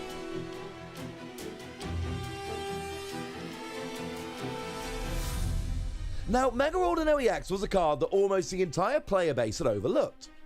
Although its key attack Magical Symphony could deal a ton of damage to both active and bench Pokemon, you had to have the Spirit Link tool card attached when you evolved into Mega Ordinary X, or else your turn would end without giving you a chance to attack. Despite that hurdle, this deck matched up so spectacularly well against so many of the top decks at the time. The 110 base damage from Magical Symphony was the perfect number to get a one-hit knockout on Shaman EX, a 2-prize Pokemon played in almost every deck in 2016. There was also a prevalence of decks playing low HP Pokemon, or evolving decks like Bronzong or Vileplume decks, all of which featured in the top 8 of the Masters Division in San Francisco. Mega Ordinary X also had a phenomenal matchup against Greninja, as we would learn when we watched Shintaro Ito take on Cody Walensky in the World Championships Finals. As Game 1 started, we saw that Shintaro had prized 2 of his free copies of Mega Ordinary X, and the crowd was worried whether we'd even get to see Mega Ordino. Shintaro had no such worries. A turn 1 Hooper EX to search free Pokemon EX led to a turn 2 Mega Ordino fully charged and attacking with Magical Symphony. So here we do see Mega Audino EX come into play. Cody's going to be under a ton of pressure immediately.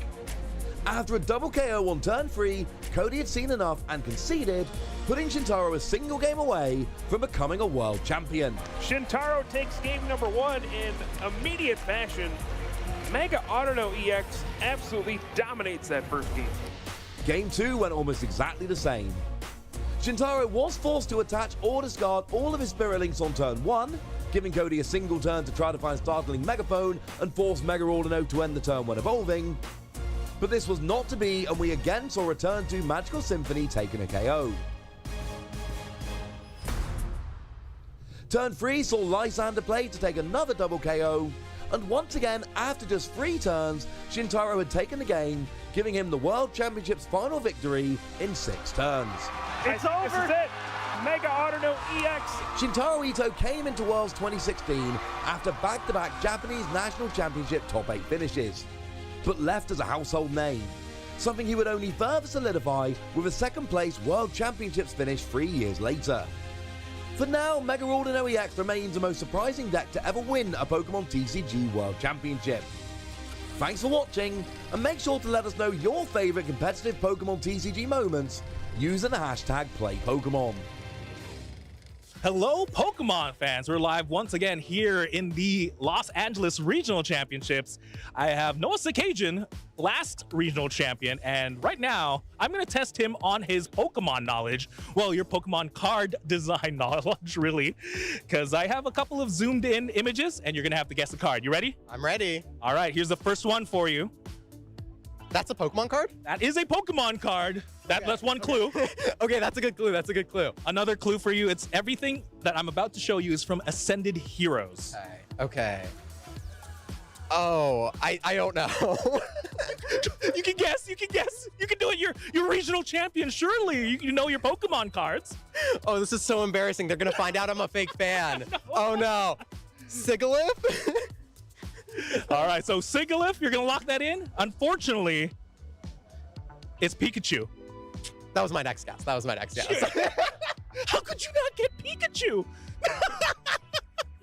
It's Pikachu. It's the Terra Pikachu EX from Ascended Heroes. Don't worry, we have like 3 more. I'm sure. Surely you'll get one of them. Who's this Pokemon? Oh, okay. Oh no. It's just very zoomed in again. Okay, it's gold. It's yellow, yes. I'm trying to think of like gold cards in the set, but I don't think that there were any. Oh no. I'm trying to think, but yeah, no, it's a yellow card. This one's easy. Surely you got this. Can I phone a friend? You cannot. Okay. I'm gonna go with Fan Roto. Fan Rotom. Yeah, that one's kind of like. Where's the yellow in Fan Rotom? It's orange? Yeah. Like if you zoom in on like the yellow, like. It's Pikachu. Another. There's 2 Pikachu EXs in Ascended Heroes and both in SIR. Are you sure you know your Pokemon? Dude, I thought I did.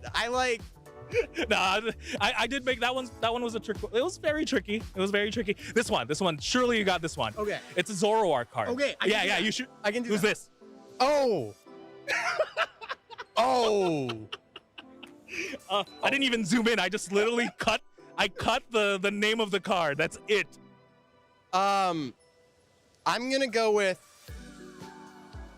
I feel like that it's A and C. I'm gonna go Alejandro and Cremascoli. That's my final guess. Alejandro and Cremascoli. Yeah. It's Anathea and Concordia. Close, but I'm not gonna give it to you, unfortunately. They just be letting anyone be regional champions these days, man. This is a Zoroark card, not a very good Zoroark card, mind you. All right, I'll do the last one for you. Okay. Sprigatito. I got it. It is Sprigatito EX. Good job. You got 1 out of 4. Not too bad. One of which was a Zoroark card, and the 2 others were our mascot. But hey, you're still regional champion. Thank you so much for playing, Noah. With that, we're going to throw it back to more Pokemon action. And it is time to go for gold here in Phase 2. I'm still Emily Foreman, joined here by our Guess Our Flavor Text champion. What a way to have your first regional appearance on the desk. Michaela, how are you feeling so far? You know, I simply know that flavor text. Speaking of things I know we're all getting very excited for Phase 2. This is our 9th game of the day, but it is our first round of Phase 2. We have 2 players geared up. They're going to be doing something that may be very common tomorrow.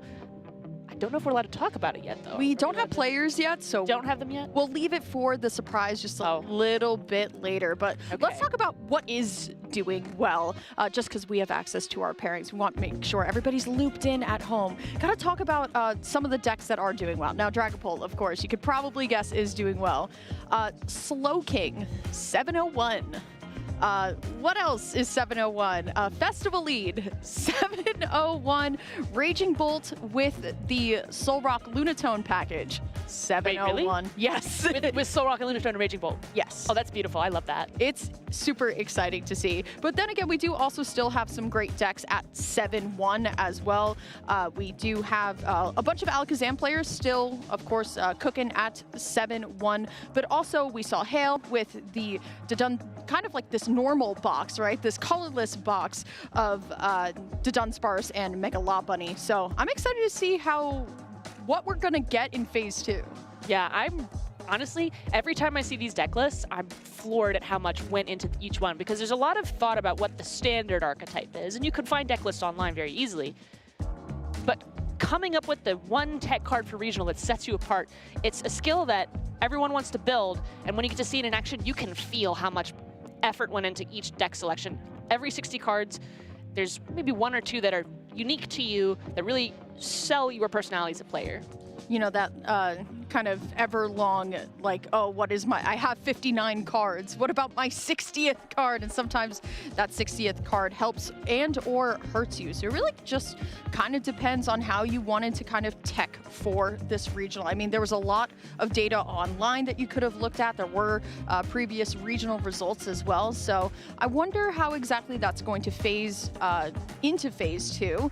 But what our meta share is as well, because we still got some more numbers to look at eventually. Ooh, I'm very excited about that. Do you think we are going to see any conversion differences that we're not expecting? For example, maybe Dragapult didn't convert as well as we thought, or maybe not Alakazam, but maybe Raging Bolt has had a surge in popularity. I'm seeing a lot of Raging Bolts doing well, I'll be honest. Yeah, I think maybe Raging Bolt is going to be on the positive side of a higher conversion rate, just because we saw it a little bit earlier with Jose, using the Mega Kangaskhan to attack a little bit more.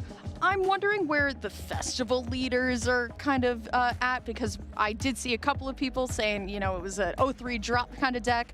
But then again, once you get set up, it really is able to kind of grab you anything you want. It's really hard to tell, but I think the one thing that we all know for sure is that Dragapult is doing well, but I'm wondering which variation is going to place the highest this weekend.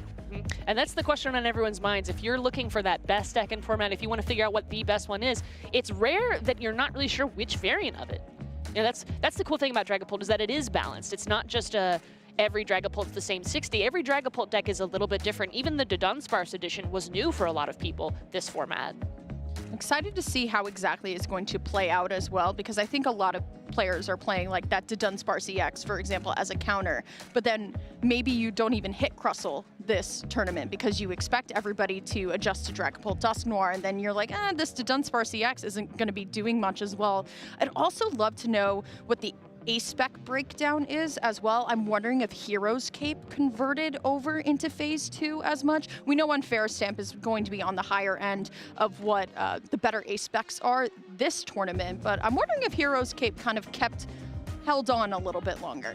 Hero's Cape, Unfair Stamp, Enriching Energy has seen a lot of play, I think. You know what? I wish I'd seen more of Prime Catcher. Prime Catcher has left the building, apparently. Yeah, not here at all. But supposedly, I think that Wancho got to talk to one of our players just before they took the stage. So let's see what Wancho had to talk about with our player soon to be featured. We just finished Phase 1 of the Los Angeles Regional Championships, and I wanted to get a quick recap with one of our regional champions, our last regional champion, actually, Noah Sakajian. Noah, how was Phase 1 for you? Yeah, it was a really interesting Phase 1. I played against 8 Dragapults. All of my rounds were Dragapult. All of your rounds were Dragapults. How did you end up? Yeah, it was actually pretty good because I don't have a lot of games on the deck I'm playing to this event, and that was the only matchup I practiced. So it was actually really good for me. Well, it's good to be prepared for the, 30% of the meta game, right? And 7-0-1. Let's talk about the one. So you tied one Dragapult matchup. Can you let us know what specific matchup and how did that go? Yeah, it was an interesting game. So it was against like the Dusknoir version of the deck, and that deck can be really scary because I'm playing the Dunsparces, and that is more like a balanced, patient build. You're trying to like get to like end games where you're very like favored, but you can get run off the board very easily because you don't have powerful cards like Rare Candy. Yeah. The Dusknoir build can really take advantage of that and just take out all your Dracloaks, and that's what happened in one of the games. Okay. And then I brought it to a tie by using Yveltal to clutch up something. Yeah. Nice. With that though, 7-0-1, that means you beat 7 Dragapult mirrors. Tell us about that. How comfortable were you with those 7 wins? Yeah. I think Dragapult Mirror right now is like, it's interesting, but it's really who gets luckier. And I think I've just been getting lucky today. And, you know, that's a good place to be. No, I don't think that's right. I don't think you can get lucky 7 times in a row. No, that can't be right. You'd be surprised. I drew a lot of Dracloaks. To be fair, the deck is built to draw a lot of Dracloaks, because what? Dracloaks lead to other Dracloaks. It's a chain almost, and it's almost like the deck is good. That's pretty good. I think like the secret to Mirror is like really understanding prize mapping. Prize mapping is like a very core part of like the Pokemon TCG. Understanding where your prize cards are coming from, what knockouts you're taking, is really important, and like how to like deny your opponent's prize trade. So you have to keep in mind your prize trade, and you have to keep in mind your opponent's prize trade. Great to hear. And again, what's your mindset at now that you're in Phase 2? Just gonna keep playing Pokemon. I'm having a great time. I like it. Hopefully we hear more from you. Maybe we'll get another recap, Noah, after the end of Phase 2, but we're gonna throw it back to more Pokemon action. Thank you so much, Wancho and Noah. And as you can see, Noah will be our featured match. But we got to look at some of the other players that are still kind of looming around. And like we talked about a little bit before, there's still plenty of decks to go around here. Now, obviously, Dragapult is going to be your kind of main one here, but there is still Festival Lead, there is still Raging Bolt, there's still Slowking in these pairings, but bad news for Noah, you got another Dragapult in front of you, and this is no easy opponent. It's Andrew Hedrick with Crushing Hammers. Andrew Hedrick is a well-known face on this stream, sitting at 20th place for the US and Canada region right now in championship points. A good performance could push him to the top. He's been very consistent this season. He's starting to heat up with some great tournament finishes. He's got a 9th at Seattle, 18th at Houston, and another at Karatara Regionals. He's won 4 regional championships That's 4 regional championships. It's how do you even win that many? And he's the NAIC champion for 2024. So this is definitely not someone who's going to roll over and let you win. Andrew is going to put up quite the fight against Noah. Yeah, but you got to look at Noah's accomplishments as well. Honestly, I love Noah's just bright attitude towards the game, and that bright attitude took him to win that Orlando Regional Championship with Zorwark as well, and a finish at top 16 of Seattle with Megabox. Currently is ranked within the top 32 in North America, and really these players are pushing towards that top 16 to kind of lock up that travel stipend. Yeah, you definitely want to get that stipend. You also want to get that priority registration for international championships. Everything that you could possibly want, these two players have got going for them, so we should be seeing a very interesting match. And it may look like they're playing the same deck, but there are 2 different schools of thought at play. Andrew, as you can see, is rocking them Crushing Hammers, and Noah is going through with the Dunsparce. So we're going to see which strategy takes the cake. I'm excited to see how this one is going to be played out between both players, and it's because Andrew has picked Crushing Hammer, which seems to be at the top of this Arceus League on Pokemon TCG Live. And that's because this Crushing Hammer, if you're able to flip heads, you can really disrupt all these energy attachments. And Noah has decided to not play the Blaziken package here, so it's really going to be on Andrew, and if he's kind of got it like that, to flip 4 heads in a row here. But already giving Andrew a card here, Noah going to mulligan once, finds another way in. Now granted, I mean, both of these players are in phase 2 as these prizes go out, but you still want to keep a very strong record. One of those Crushing Hammers in the prizes for Andrew, but 1 Dracloak and 1 Fire Energy. I'm not too worried for Noah. Let's see how these opening hands go. Across the board, pretty even prizes, so it looks like it's going to come down to who can get set up and who can get going. Do you have any particular insight here as to who you think is going to take this game? Well, it depends on if Andrew flips heads 4 times. That's true. Let's say he flips 2. I'm personally choosing my favorite, but I'll keep that secret. Ooh, okay. Can't wait to hear it. As we're heading into phase 2, our Swiss round number 9 here, and we'll be Noah drawing for turn first, immediately slamming down this Buddy Poffin, going to be able to go through the deck right now. See that nothing too crazy is out of his hand here, but you know that Noah's going to be searching for these 2 Dreepies. The particular strategy when you're playing Dragapult is to get those basics out, get your board set up, and start attacking in about 2 turns. So it's like a future sight attack. On the other hand, we have Yveltal on the active. Yveltal's able to lock something in the active. That's really relevant if Budu is coming into play on Andrew's side of the field, because once Clutch is used, you cannot retreat. That means Budu is not going to be able to get in the active unless you play something like a Switch. And we've actually lost a lot of cards that could remove things from the active. Air Balloon would not do it. Professor Turos is gone. Clutch gets played, we may not see a Budu, which might help Noah get set up earlier in this game compared to Andrew. Andrew is going to be able to use a supporter going second. There's the Risky Ruins coming down. It looks like he's about to start his turn.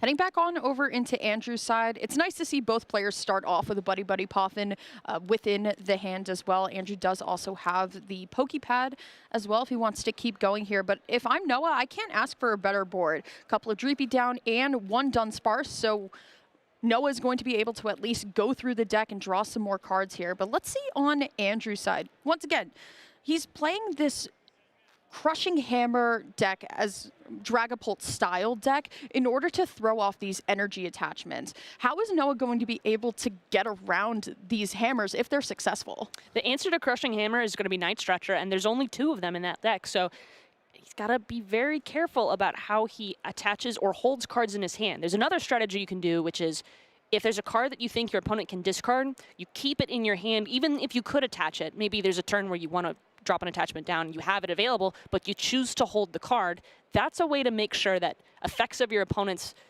items or disruptive supporters cannot reach the resources that you need, particularly when you have limited resources available. Now, unfortunately, he's going to have to commit at least 1 attachment a turn before in order to use Phantom Dive, but Jet Headbutt is an attack that does damage. Plenty of people have been using that to take a knockout on maybe a Dreepy or something on the bench like a Dunsparce. There's plenty of ways to make your turn work for you, even if you're not able to get energy on board to attack because of Crushing Hammer. But he's also got to flip heads on the Crushing Hammers in order for those to make the difference. So for now, we're going to see what they can play out just as they are on the board. No energy has come down yet, nothing to Crushing Hammer yet, no Budu to disrupt the Crushing Hammers. It's all a neutral game. It is going to be Andrew also going through the deck. He does also play the Dunsparces of his own, to be fair. It's not just the Crushing Hammer, but that's kind of the big kind of difference within this deck compared to Noah's here. But I like how Andrew's actually going in and not getting the Dunsparce setup, but instead actually kind of teasing the Monkey Dory here, just because there's already damage on his side of the bench thanks to Risky Ruins. We do also know that Andrew has the Lily's Determination inside of the hand as well, but could also attach to the Monkey Dory if he was able to find a Dark Energy and potentially start sending all of that damage back. But also, I mean, no worries in attaching to the Dreepy as well. Monkey Dory also has a really interesting interaction here with Clutch Yveltal. For example, Clutch does 20 damage, but if you keep using it over and over again, that gives more time for Monkey Dory to move damage counters off your side of the field and onto your opponent. So you could start setting up for takeouts. You could start getting everything ready to go while your opponent is kind of not using their turn to the fullest ability. So Andrew is going to have a lot of ways to make this situation work for him. At the moment, just going to go through, try to get some cards. It looks like he's going to be digging for any kind of path to Dracloak or any other setup cards he may need. And as you mentioned, he's going to be able to attach whatever energy he wants because he's not concerned about Crushing Hammer. Absolutely not, but does find the Buddy Buddy Poffin off of the Lily's Determination, and that is great to get Andrew's own Dunsparce inside play, and also a fourth Dreepy coming down onto the bench as well. Andrew wants to be as aggressive as possible. Looking at Noah's side of the board here, no Badoo, no problem. We'll see if Andrew wants to do anything else with the turn, but look at all the damage counters set up on Andrew's side, ready to be sent right back over to Noah. They are so menacing. And the other thing, too, is that none of them are damaged with 3 damage counters, so won't be able to get the full effect of Monkey Dory unless other damage starts coming down. But that's not going to stop Andrew from having a very well set up board, and having 4 Dreepy in play is an extremely good advantage here because you're going to be able to get more Dracloak in play. That means you're going to get more Pult in play. That means you're not going to be scrambling for more Dreepies later. So as long as they're in play now, that's more turns to evolve, less chances for Phantom Dive to take those easy knockouts on those little 1 prize, 70 HP basic Dreepies. They're so cute. I like what Andrew is going for here by using the Ultra Ball just a little bit early to guarantee a Dracloak just in case Noah were to use something like an Itchy Pollen next turn to keep that engine going here. But speaking of Dracloak, it is going to be hitting Noah's side here as the first recon directive. I did see the Dunsparce EX. We could probably guess that we will not be seeing it in this matchup. Very useful towards Crustle, but and also useful towards an Ultra Ball discard as well for that second Dracloak. One of the other interesting cards in Noah's list is going to be that Brock Scouting as well. I think it's a very underrated card and an underrated supporter that does help you at least get set up. You can grab either 2 basics off Brock Scouting or you can grab 1 evolution. It's a very useful supporter in those early turns.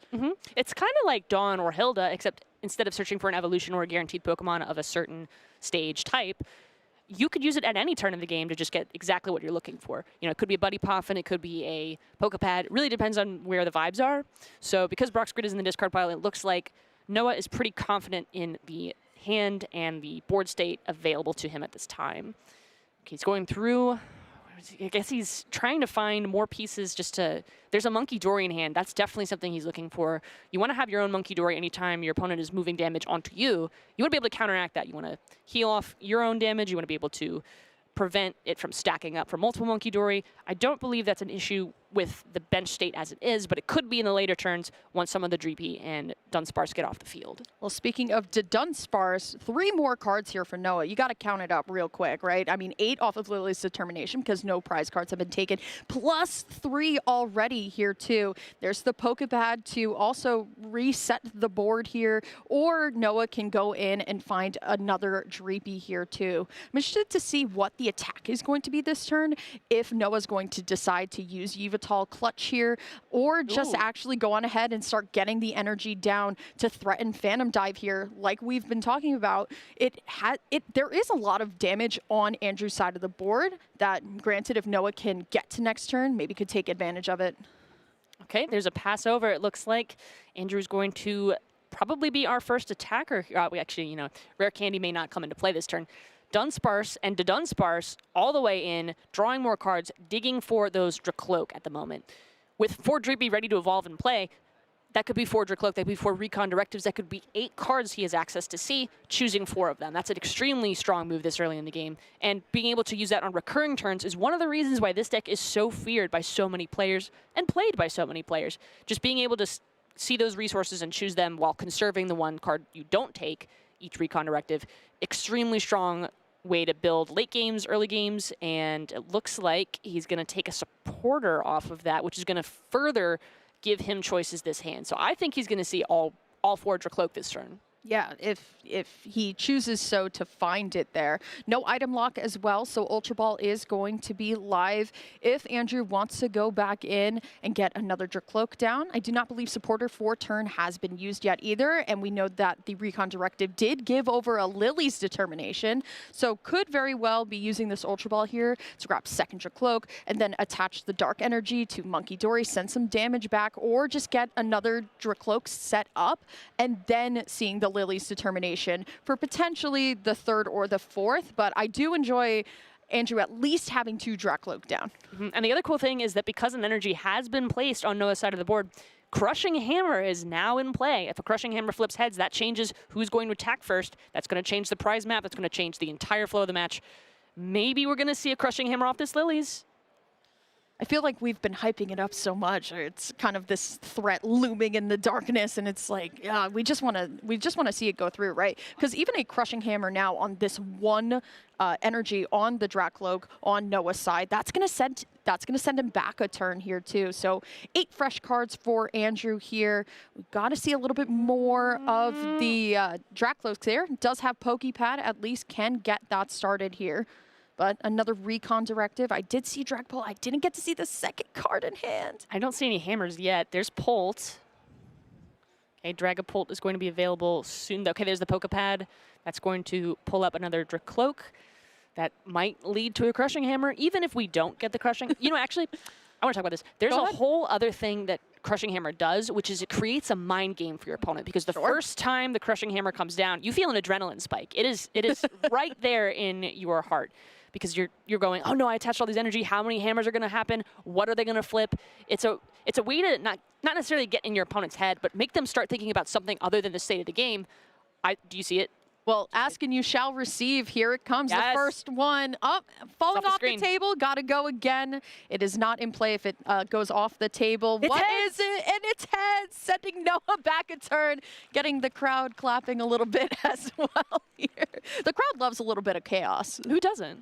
It's very fair. Oh, Andrew is going to be able to prevent Noah from attacking with a Phantom Dive next turn unless there's a Crispin in play. That's going to limit options for gust effects such as Boss's Orders or other supporters such as Lily's Determination. That's a very important heads on that Crushing Hammer, but it's not the only one in the deck, and it's not the only one I'm going to hope to use. Well, look at that, the top deck of the Crispin there. You asked for it, you shall receive it. Now, it's really important that we go back and kind of talk about the recovery, right? We have to be very careful with how Noah's going to be attaching these energy around. Now, thankfully for Noah, this Yveltal in the active does have free retreat, so doesn't have to attach to retreat here. But still, I know Noah has this Crispin ready to go here and does have the Ultra Ball to grab the Dragapult, but still also wants to just take his time here. Finds Brock, but of course the Dunsparce is much better pull here. He's going to be seeing a ton of cards this turn.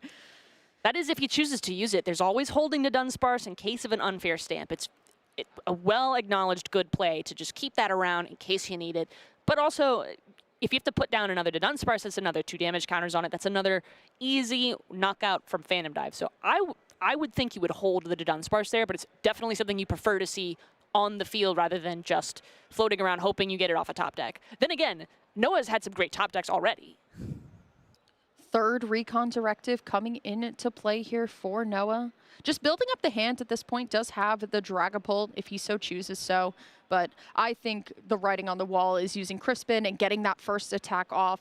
Maybe even you know, stacking some more damage onto the Dracloak onto the bench as well, but we could see that on Andrew's side, there is damage already ready to go, but unfortunately, Noah's not going to be able to power up this Dragapult and the Monkey Dory on the bench as well to get the full kind of use of his board, but at least getting the first attack in after a Crushing Hammer probably feels a lot better.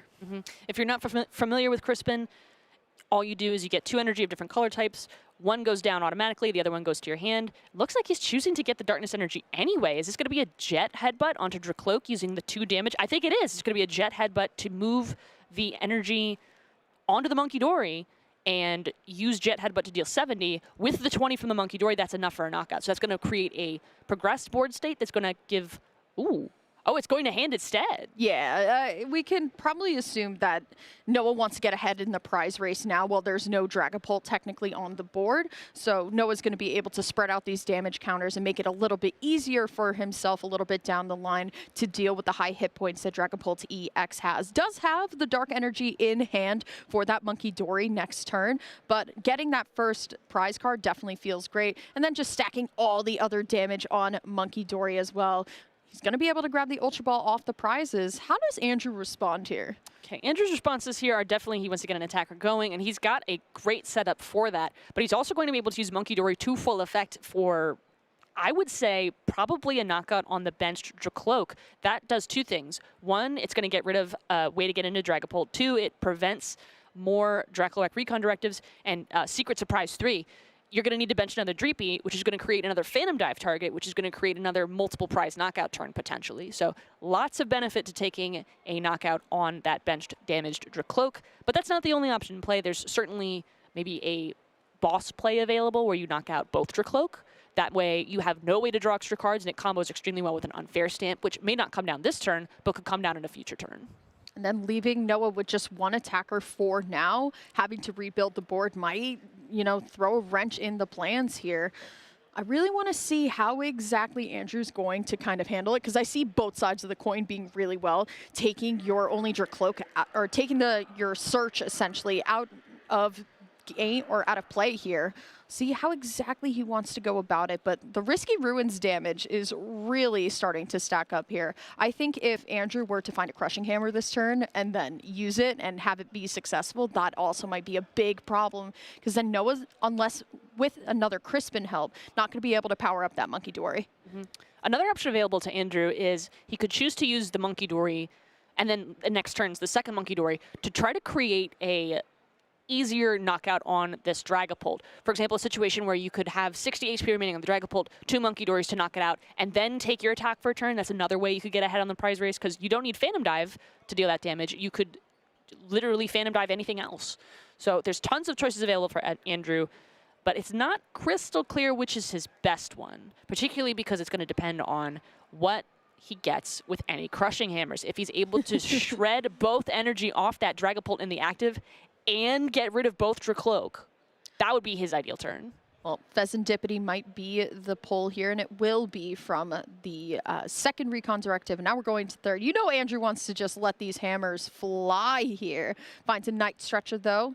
The thing is, especially when you want to draw a little bit more, sometimes Pheasantipity is kind of, you know, a, hey, like, let's just put this down. But I feel like putting Pheasantipity down in this format where it is so risky to do so, especially with all these damage counters flying around, not exactly what you want to lead with. So instead is going to just put the Dunsparce down, sending that damage on over to the Dracloak. And like you said, taking one of these Dracloaks down probably feels a lot better for Andrew. And there's another mind game in progress too here, because we know the Dark Energy is in Noah's hand. So if Pheasantipity were to come down, all it takes is a single Darkness attachment, a boss's orders, and all of a sudden you don't have Pheasantipity anymore, and you just gave up 2 prizes. So, and there's another 6 damage coming down from the Phantom Dive, which is enough to knock out the Monkey Dory, which changes the board state entirely in Noah's favor. So it's just it's a neutral game. They're sizing each other up. They're trying to figure out who can get the best board state in their favor based on these knockouts. Okay, Monkey Dory onto the Yveltal. That's an interesting choice. I guess the strategy here is to charge up damage on there and maybe get a double Phantom or 2 double Phantom Dives to knock that out, take a prize really easily, because Yveltal's not going to evolve. It's not going to get more HP, and it's probably not even going to heal. There's the boss's orders as the draw for turn here. Like you said, there is a dark energy in hand for the attachment. Andrew unfortunately wasn't able to find any hammers, so we're not going to see his master plan come into play here. But Noah here, I'm wondering if it's time to start looking for that unfair stamp. There was a knockout technically taken, so it could be time to start messing up your opponent's hand, and especially because we want to start using some of our Dunsparces to build up our hand as much as possible here. But Noah's still sifting through, trying to find the best line for this turn. There's a real concern for Noah that he's going to run out of Dracloak or that he's going to run out of Dragapult options. So this Buddy Poffin, I would expect, is looking for a Dreepy or something to prevent all of the Dracloak being wiped out of the game. There's one right to the top of his hand there with this deck that he's searching through. He's doing a little math. He's counting out. There's this gesture that people make when they flip their hand. They're trying to think through their turn.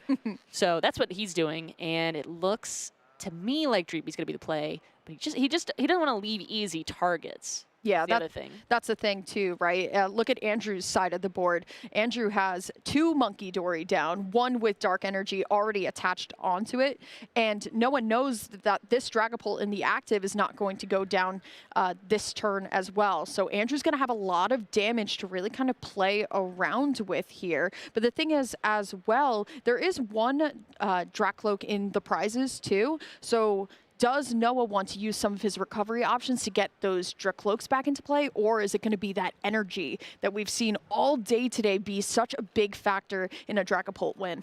And it looks like because he chose not to take the Dreepy off of the Buddy Poffin, he recognizes that he's limited in how many Dreepy he can get in play. So instead, he's going to go for the Dragapult. Now, he may not play it down this turn, but he knows he has to somehow protect that last Dracloak, or otherwise he's never going to get another Dreepy in play. He's never get another Dragapult in play. And then who's he going to have to attack with? Yveltal?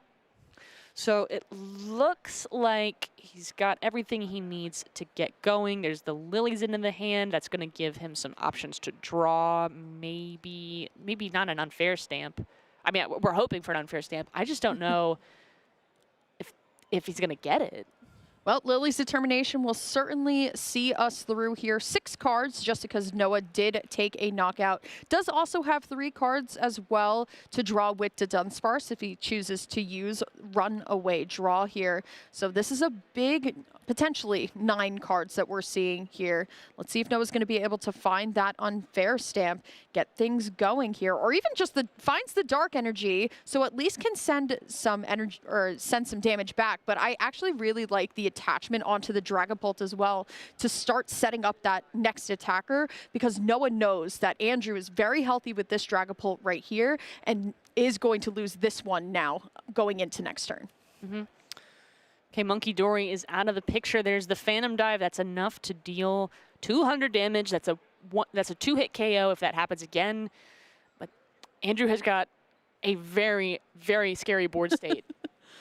Andrew has a massive hand, a very big hand. Has the Pheasantipity as well here. Ooh. Is it Crispin? Makes sense, right? Want to get the damage back onto the Monkey Dory. And also power up the one of the Dracloaks as well. Can't take them both now. Start sending the damage back. Yeah, he's figuring out where the attachment goes, because on one hand, you might think, oh, you know, it easily goes on the Monkey Dory, and then you just hold the Psychic Energy whenever you want it. But you just used a Crispin for that. Usually you use the Crispin to get an attacker charged up in a single turn rather than to create late game options. So it's entirely possible he just holds the Dark Energy and instead attaches a Psychic directly. And it won't matter because he's not concerned about Crushing Hammer, but it might matter if he wants to get a second Monkey Dory in play. So that's why he's put it on this Monkey Dory, so that now he still has his manual attachment if he gets some Night Stretcher or other kind of recovery cards. Still looking for those hammers as well. I feel like Andrew's deck is getting smaller and smaller, and we're still not seeing the hammers that he's really kind of going for here in this matchup. Oh, there's one. Still can use the Adrenabrain here, and another heads to take it off of the Pult on the bench as well here. So Noah smiling through the pain here, as he's not going to be able to attack right away with this Dragapult unless he has Crispin in hand. He's going to need the Crispin, and he doesn't play Meowth. So he's not going to be able to Ultra Ball Meowth Crispin. He's going to have to just get it, and he does not have access to those Dracloak to help ease the way. Instead, he's just going to have to rely on Raw Draw or the Dunsparce. It's not like he can use Laser Determination and then get a Crispin. They're both supporter cards. You can't play 2 supporter cards in a turn right now. So, top deck?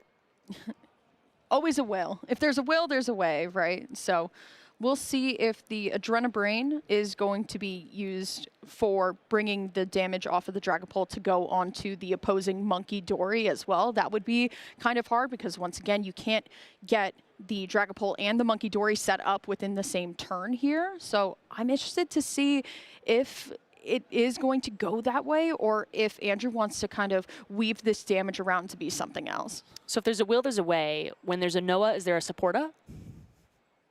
Girl. Look, we're looking for Crispin. We need good luck for Crispin. I'm just floating it out there that we need to get a top deck. We'll see, though. Energy attachment for turn onto the Dragapult here. I really like this board state. There's just so much going on Andrew's side of the field. This is a masterclass in how you play Dragapult. You want to oppress your opponent with so many big HP, no weakness Pokemon. There's nothing you could do unless you have a Lily's Clefairy. And if you put down a Lily's Clefairy, you get knocked down immediately with Phantom Dive. What are your choices? Lose. That's why people are playing Dragapult. It's very fair here, moving the damage off of the damaged Dragapult to the next Dragapult. We're considering the Monkey Dory as well. Could potentially take that out if the math serves me right. Yeah, that would be enough to take the Phantom Dive knockout on the Monkey Dory or the Yveltal. Also which fair. Removes the free retreat option. Instead, it's going to go directly on the Dragapult, especially if you think you can get multiple Monkey Dory in play, which is extremely possible here. That could create a potential one-hit KO scenario. Not yet, though. It's going to take a few turns to charge up at this rate. Dragapult... Again, okay, so there's not going to be any Dracloak probably for the rest of this game, I would suspect. Unless Noah is able to get one down, which I think he would love to get a Dracloak down. It's probably just not going to happen unless he gets multiple Dreepy out in a turn, which is going to require him to do this to Dunsparce, get some Buddy Puffins, and really lock in here.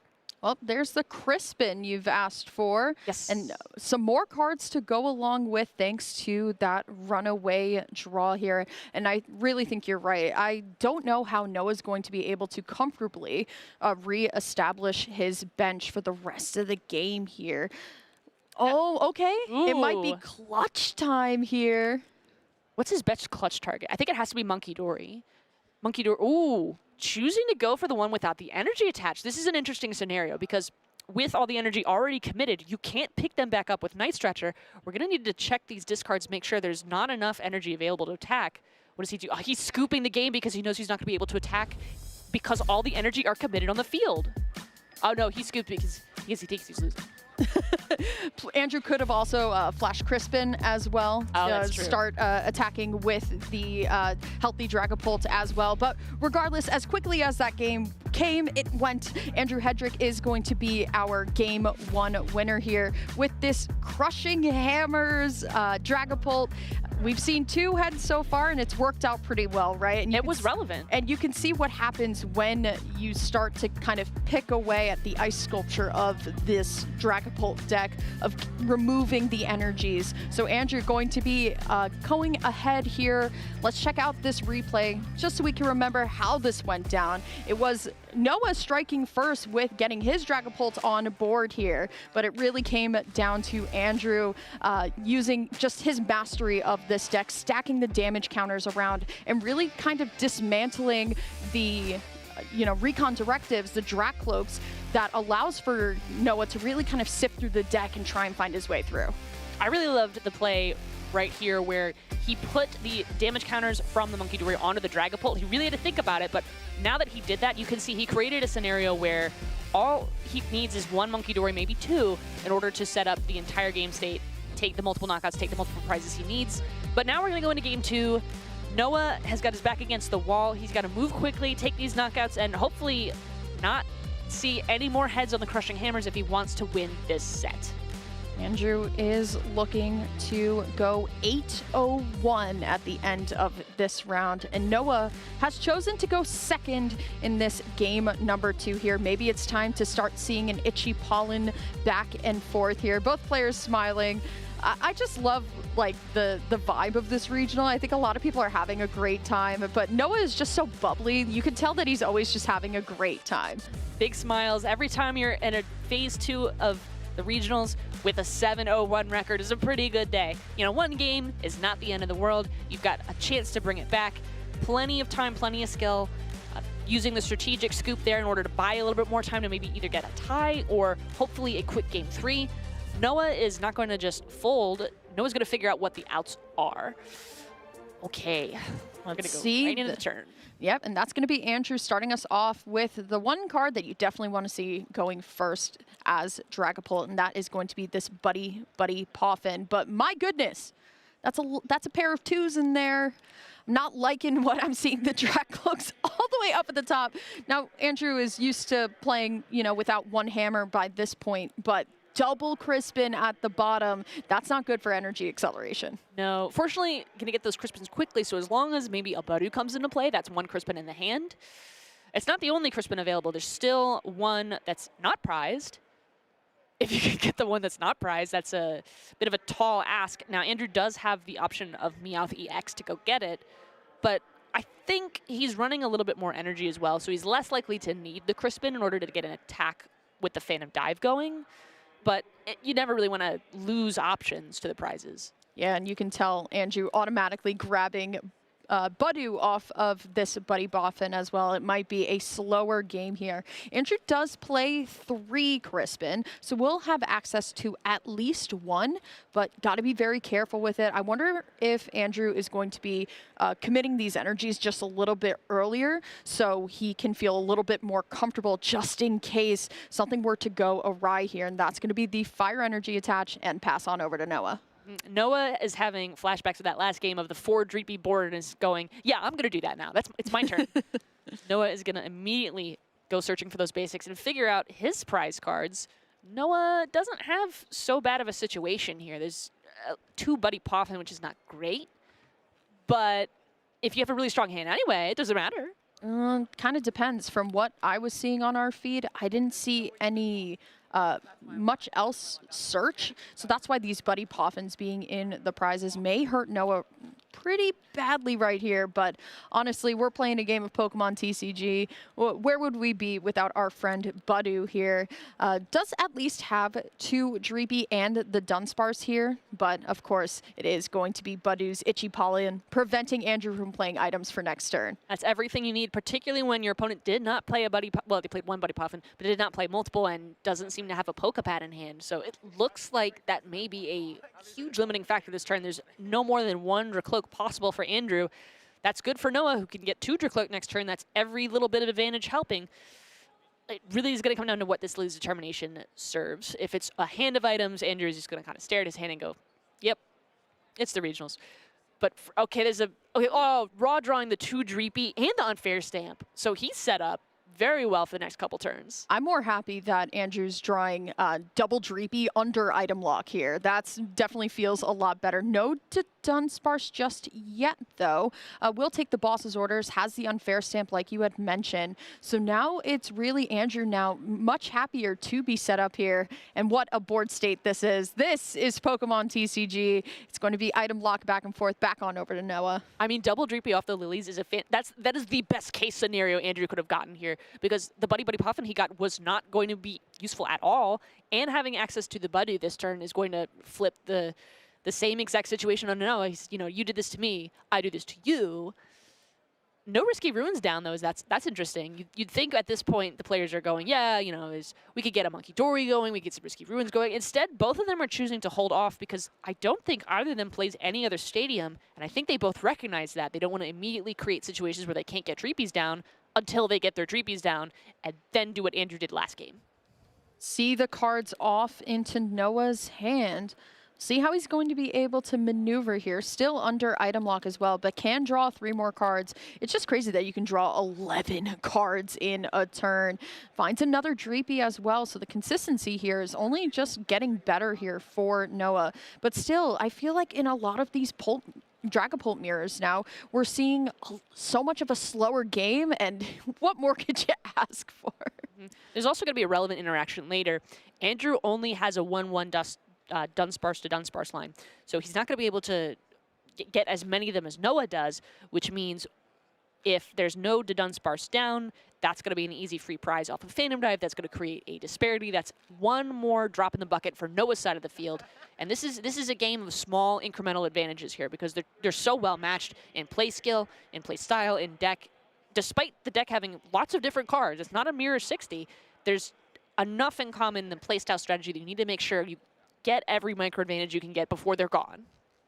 Forced to use the Lily's Determination here on Andrew's side just because he wants to see more Dracloaks, and unfortunately, with no access to items thanks to Itchy Pollen and you can't use your Pokepads for your Dracloaks, just going to have to try and draw 8 cards into them again. Finds the Monkey Dory, a couple more cards here, but finds a Crushing Hammer at least. Did attach return already. Maybe this Recon Directive will help us out. A Pokepad. Can't use it this turn, but still, maybe for next turn, if he's able to get through it here, it might just have to be another Itchy Pollen. Yeah, there's a lot of great interactions with Itchy Pollen, especially because you're using a supporter that shuffles your hand into your deck. If you do not get another supporter off of that shuffle, then when the Itchy Pollen hits, you pass your turn, basically. All you could do is an attach an energy and maybe attack. So every time a Lilies comes into play, Noah is hoping that Andrew does not draw another supporter. With 2 Lilies in the discard pile already, that's less and less chances to get the Lilies, to get out of another Lilies, to keep progressively building your board state in your turn. But because Itchy Pollen is not going to be here forever, it's only going to be for a few turns at most at this point, that's not going to be a problem, I think, for Andrew's game. 2 great cards off of the second Recon Directive there for Noah. Going to be able to set up this board just a little bit more if he would like to go back in and get those Dunsparces set up again. But there's that Brock Scouting card that we alluded to a little bit earlier inside of our game 1 here, where you can either grab 2 basic Pokemon, and these are 2 great choices here with the Dunsparce and the Monkey Dory, or you could just grab 1 evolution Pokemon. I think it's a great way to safely set up your bench just in case you're under something like item lock. So it's a perfect use case here. Ooh, okay, Monkey Dory is going to move the damage counters. Now, you may think, why not just move them onto the Budew, take your knockout, get something else in the active and start attacking? That's just not going to be an action available when there's no Dragapult in play. Instead, choosing to weaken a Dreepy a little bit, create another Phantom Dive target, for example, if the Dunsparce isn't available, or if the Dreepy evolves into Dracloak. If the Dreepy does evolve into Dracloak, that's 1 inch closer to another Monkey Dory knockout or Dracloak play, rather than choosing to put damage onto something like the Monkey Dory on Andrew's side of the field, which will just heal itself off anyway. So very carefully considered putting it on the Dreepy, creating more ways to get rid of more Dracloaks. That's the name of the game. But it's also just the fact as well that you don't want to activate your opponent's unfair stamp off of as something as small as Budew, right? Really want to kind of save that. And especially looking at Andrew's side of the board, only 1 Dracloak in play so far as well. It's very funny to see both players essentially have the same board in a way. So we'll see what these 8 cards are going to bring. Andrew needs to find these Dracloaks here. Does find at least a Dragapult, so it could be the first one to start attacking here. But the question is, where are you going to put that damage? Probably just onto the Dracloak? You don't have second Monkey, though, so it's not necessarily a knockout. Yeah, it's not the same position as Noah's in, where Noah has no bench damage anywhere, so there's not going to be a Phantom Dive knockout unless it's on the Budew. Oh, wow. Ooh. Oh, and there's another great interaction here, which is because you used Itchy Pollen, you can't get hit with the unfair stamp this turn. No item cards. Despite it being an A-spec, it is an item card, so that means no unfair stamp is going to come down, shuffling Andrew's hand away. He's going to keep, this looks like 8, 9 cards. Hand sizes have gotten out of hand. Out of control. Still, though, is going to be Noah back on the back foot, essentially, now. Like you said, Itchy Pollen preventing unfair stamp to be used. And look at all of the item cards in Noah's hand. Does also have the unfair stamp ready to go. could be potentially another Brock scouting turn to get the final Dracloak in play. That could be the option here. I mean, we saw Dragon Headbutt a little bit earlier. Could see it very much again. I just want to see how Noah's going to get himself out of this weird kind of draw here, but I would expect finally a Phantom Dive coming in. Let's see how he's going to be stacking up the damage on the other side of the board. I mean, look at his hand size. Look at how many. Oh, there's the boss's orders. Oh, that's going to be a major knockout this turn, and that's a 2-prize knockout this turn, removing more tools available that would have been nice to have, but not hitting any of the Dreepy. I think the strategy there is to, is to take the knockout first of all, get your prizes, get going on the race.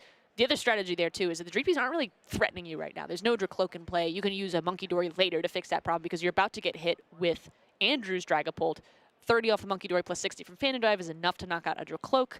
So there's no concern there right now about the Dreepies because you don't need to stack up the Dreepies to get extra prizes. And also leaving the Budu in the active with the damage on it creates another possible knockout either with the Monkey Dory, with the Phantom Dive, or even with Dreepy's first attack, Petty Grudge.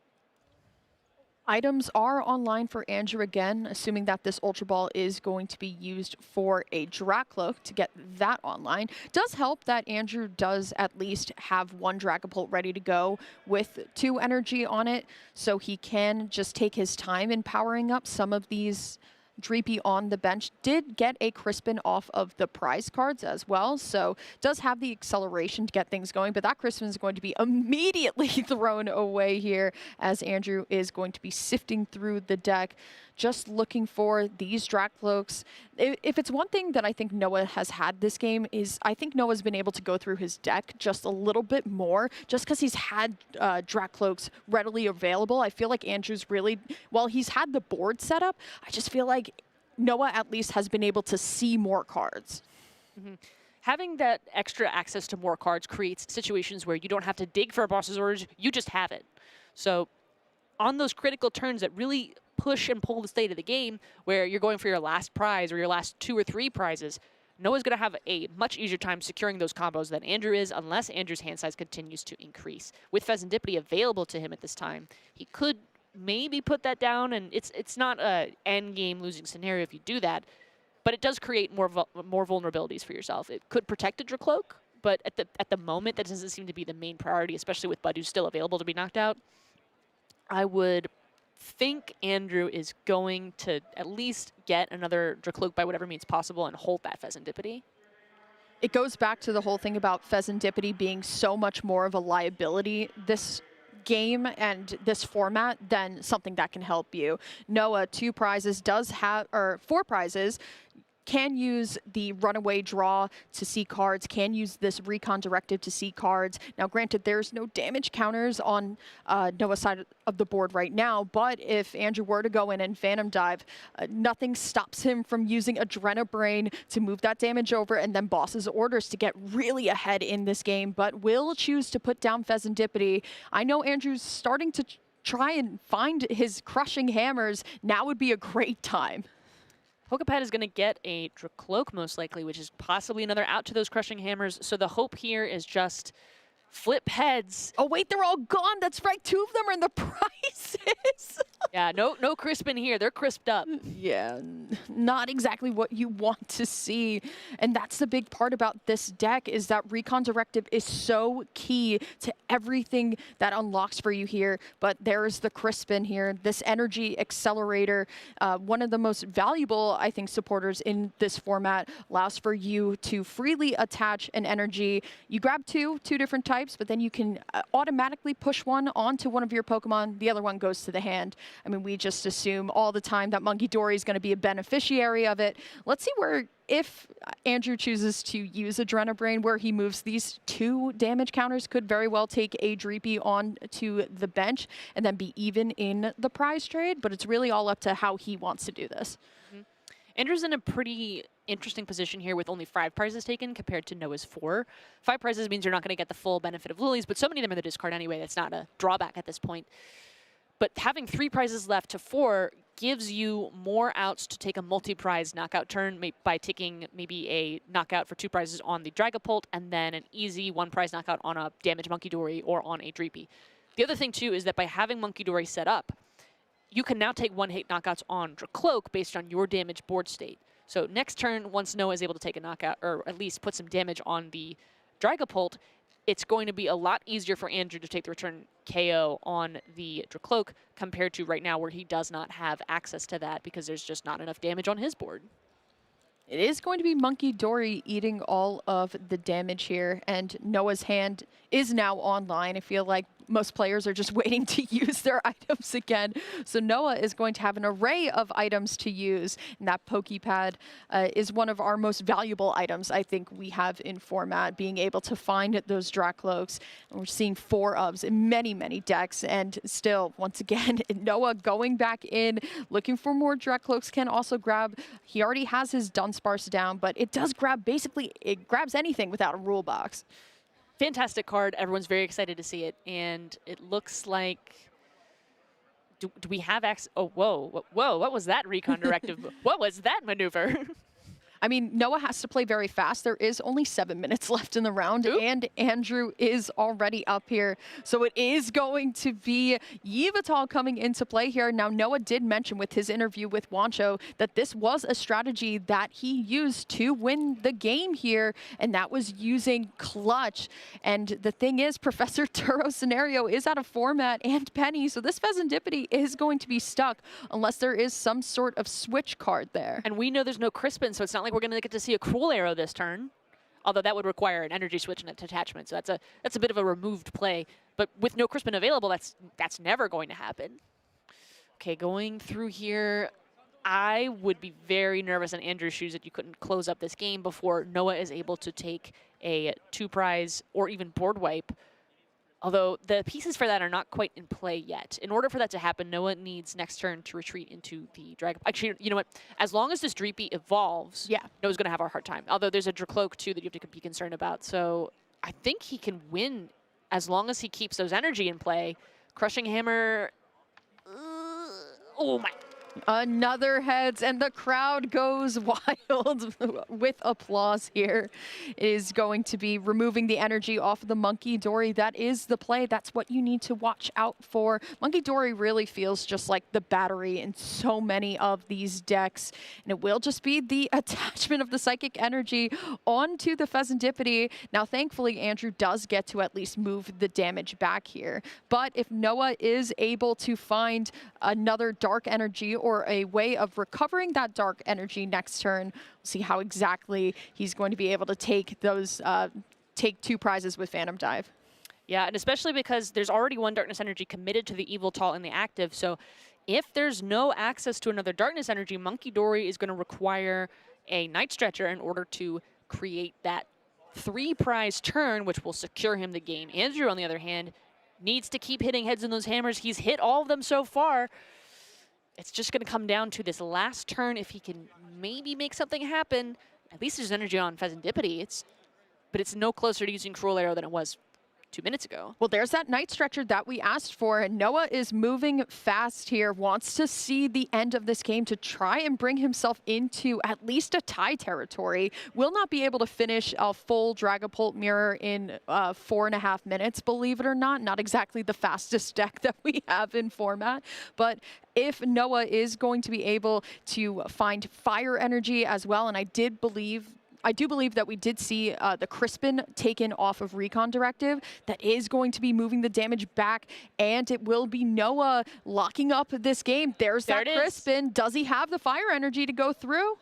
Psychic and the Fire will be able to get off a Phantom Dive this turn. Wait, did he... What's going on there? Oh, it could have been Clutch, yeah. Still Clutch, keeping Pheasantipity in the active as well.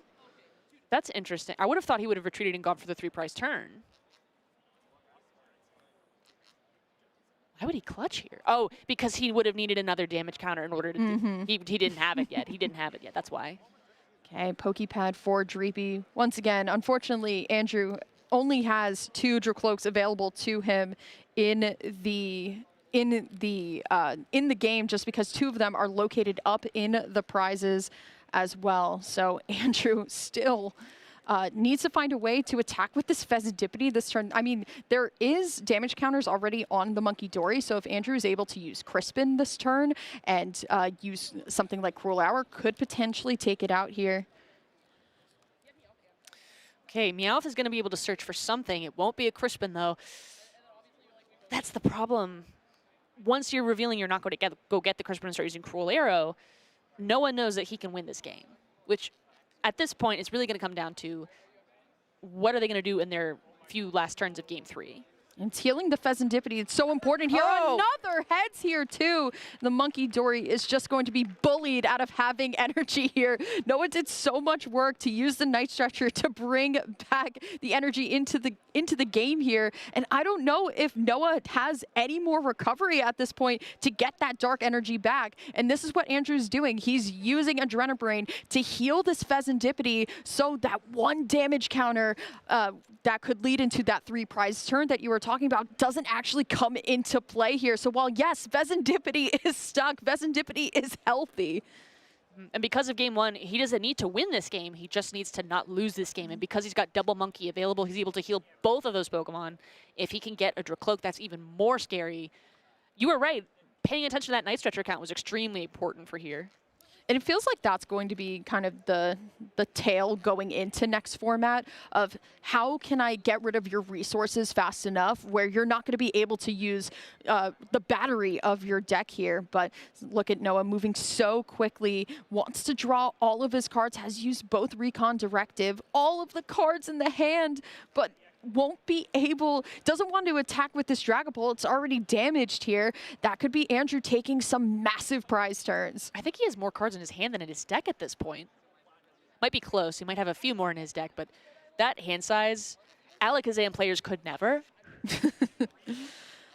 See how Noah wants to kind of go about this turn. He knows that the clock is ticking down, almost 60 seconds left here. Noah has to find a way to take 3 prize cards. We are back in +3 turns here as well. There's just so many Pokegear. What is he even looking for? Top 7 cards, find a supporter of choice. Nothing, has to unfortunately fail it. Pokepad for another search as well, but is it just time for a, I really don't even know what he's looking for. He's just sifting through the deck so quickly. He's thinning his deck out. What he wants to do is get that one Night Stretcher, because we saw it off the Pokegear, but it's not a supporter. He can't take it. He's trying to thin his deck as much as possible so this Dunsparce can grab the necessary Dark Energy off the Night Stretcher.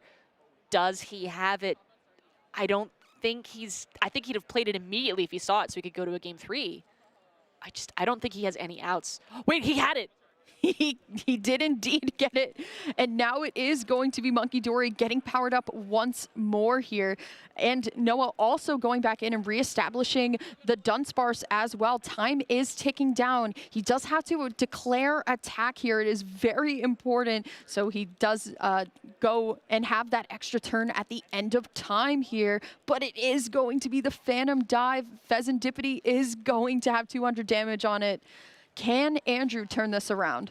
He's going to have access to Unfair Stance this turn. He's going to have access to Pheasantipity this turn. He's got plenty of ways to take this last game. It's just going to come down to the remaining 5 prizes on Andrew's side of the board. This is one area where perhaps some of those more slow, calm turns did not work in his favor. If he only had maybe 4 prizes left in time, he might have been able to win this game. But with this little remaining and just this little overtime left, I don't know if Andrew's going to be able to actually clean up this game. We'll see how it is going to play out. It's a matter of Noah setting up the board as much as possible to make sure he doesn't necessarily lose, but just take a tie and still remain technically undefeated as well. Pheasantipity going to be able to retreat as well, not under retreat lock. We'll see how Andrew's going to handle this turn because Noah's looking great for next turn. But he's no longer locked by Clutch, so that means he can retreat and start attacking, which is very scary for Noah, who's got that damaged Dragapult in the active. That's 2 prizes down, but that's also your main attacker. That means he's going to need a Crispin, a Dragapult, and plenty of other resources in order to take the knockout he needs next turn. Or even he could get a Boss's Orders, pull up the Pheasantipity, use the Clutch attack, use the Monkey Dory, and maybe close it out that way. But it's I don't think he can actually do it with Clutch because there's 2 Monkey Dory on Andrew's side of the field. That's going to make it very difficult to knock out this Pheasantipity, get your last 2 prizes. And there's no other 2-prize Pokemon that are quite as knockoutable as Pheasantipity because that Dragapult has 320 HP. Oh wait, there's Meowth? That could change the whole game. With Meowth in play, that's a single Phantom Dive knockout. All that Noah would need is the Crispin or some other, oh wow. Yeah, this is very scary coming in here for Andrew, using Meowth EX's last-ditch catch ability to grab a supporter out of the deck, and it is going to be that Judge. The only way I can think of this going any worse for Noah is if Andrew finds another Crushing Hammer, thus taking the last Dark Energy in play out of play, and then all of that recovery is gone. Can Andrew find one more Crushing Hammer? Because both of those Night Stretchers are down. We'll see Andrew start to thin the deck here. Okay, there's another possible play here where the Pheasantipity is so damaged, you could just use Dragon Headbutt. We've seen that to win games. Yeah, but the thing is, so much of the energy is about to be wiped off the board here as well. There's the Night Stretcher. Does also have double Monkey Dory as well to heal the Pheasantipity too. There's a real concern with that Judge being played that there won't be any resources available. Dunsparce is not sitting on Noah's side of the field. That means there's not going to be an easy draw 3 cards to get out of your problem. The minute that Judge goes down, ooh. Yeah, it doesn't not feel good at all here. 4 cards for both players. Now, there are 2 Monkey Dories, both with Dark Energy, onto the bench here. So it is going to be Andrew getting to at least send 6 damage counters over to Noah's side of the board, and can also use Phantom Dive to take the Monkey Dory completely out of play. Okay, what 4 cards are we looking at? Wow. Oh my goodness. Ouch. That one's gotta hurt. The disrespect. Yeah. Shuffle your hand again. That does not feel good at all here if you're Noah. Now, granted, Noah is going to at least have 2 Track Cloaks to work off of, so a couple of Recon Directives as well. But we'll see if Andrew's going to be able to find these hammers, because if he's even able to take the energy off of the Yveltal out of play, that probably feels a lot better. But there it is, using double Adrenabrain off the Monkey Dories to move some damage, and will be able to wipe both attackers right now off the board. Noah needs so many resources to make this turn work. One of them, the supporter has to be the boss on the Pheasantipity. There's no way he can take the knockout on this Dragapult in the active. Not even if some kind of amazing Dust Noir came out of nowhere that wasn't even in the deck. So he can't really stall either. Okay, things are getting interesting though. You could see Noah kind of flash the hand there. Still though, doing a little bit of searching. Like we said, thinning is winning here. Noah up against a wall right now. I do believe the 3 cards were Dragapult, Unfair Stamp. Can Noah Sakajan find boss's orders to win this game? It is up to the 5 cards that he's going to draw right now. Noah's smiling. I would be so nervous in this position. Let's see how it turns out here. 1 boss's orders just to tie at the end of the day as well. Let's see how it goes down. 5 big cards for Noah. 1, 2, 3, 4, and 5. Is it? Does also have a Recon Directive as well, and the Ultra Ball to continue to sift through the deck too. Can also find Dunsparce as well. Oh yeah, he's thinking about he's really going to get the Dunsparce. He's really, no, he's not. Wait. Just trying to thin the deck as much as possible as well here. 1 boss's orders. It's right on your screen. It's what Noah needs just to tie this round here. I mean, Dunsparce doesn't even really super thin the deck anyway. It's a net. Here we go. Increase of 1 to your deck, or net decrease of 1 to your deck, actually. Does he, okay. 2 cards, there it is! The boss's orders! Noah is going to be able to win that game in an absolute pinch and just bring it to a tie out of all things. I mean, it's better than a loss, right? But Noah Sakajan showing what he's got on Dragapult as well. But Andrew Hedrick, as you can see, put up an amazing fight. Love to see the Crushing Hammers as well. Noah can't believe it. The last card. I think Andrew looking up like, could I have done anything else? And just no, that's just the power of Recon Directive being able to sift through. Amazing play and amazing work by Noah. Yeah, that boss's orders was so perfectly timed. I don't think he'd bossed any other turn in the game. Well, maybe the Pheasant Deputy turn, but let's take a look at this replay and see some of these critical, crucial turns that led to this amazing play. In game 1, there he is. They're setting up. They're kind of playing against each other. We know that Noah doesn't quite secure the game because his board state's not that great at this point, but he's playing to his outs in the turn, and Andrew is clearing out the field of Dracloak, leaving Noah with very few options to take this game, which led to this game 2 absolute nightmare where he had to come up with a turn with 3 pieces just after getting hit with the Judge and the Unfair Stamp. Fortunately for him, the Unfair Stamp was not enough of a deterrent to draw all the cards he needed to get that 3-card combo in play, to get that Jed Hut Butt, to get that Boss's Orders, and to get the energy and go take the game. Unbelievable. Yeah, it came down to the ending of this game number 2. And just as a reminder, Andrew really only had 2 Dracloaks available to him this entire time because the rest of them were at the top of the prizes. But it came down to this final turn in turns here where it was Noah able to, he not only lost all of his attackers, right, but he was Unfair Stamped into Dragapult, Psychic Energy, and then Unfair Stamped, thinned the deck with the Ultra Ball, and then Recon Directive for Boss's Orders to clutch it up. He can't believe it. That is the magic of Pokemon TCG. And what a way that is to end our day 1 broadcast. If that's anything to show for tomorrow, we're in for an absolute treat. Yes, I am so excited. I'm eating it up. It's delicious. We're going to see more Phase 2 action and goodness tomorrow right here on the Pokemon TCG stream. I hope we see more matches that explosive and that close. I mean, really. I mean, that's the thing with Dragapult, right? I mean, Dragapult can be exciting, believe it or not, especially when it comes down to turns and trying to find your Boss's Orders in Recon Directive. But that's going to be, you know, our format for us when we really think about it, right? What Dragapult is, which player playing? Can you find your Crushing Hammer as well? But to be Unfair Stamped into Dragapult, Psychic Energy, and then Unfair Stamp as well. I mean, the game sometimes, the deck just loves you, right? And just says, here you go, you got it. The universe reached out and said, I will give you this combo, but have faith, play it out. And that's the other thing, too. It's really easy to get down on yourself when you lose that first game and go, I'm on stream. I didn't make it the first game. Doesn't matter. Keep playing. Play with your heart and soul. That's exactly what Noah did. Noah never gave up. Noah never let that moment get to him. And instead, he turned it around and took a win in time. Incredible work. Yeah, incredible work indeed. But the guys are waiting over in the lounge to talk about our day 1 wrap-up. Wancho, take it away. Thank you, Emily. Wancho Saldana here, joined by Chip, Kyle, and Pablo. What a day, folks. What was your favorite match?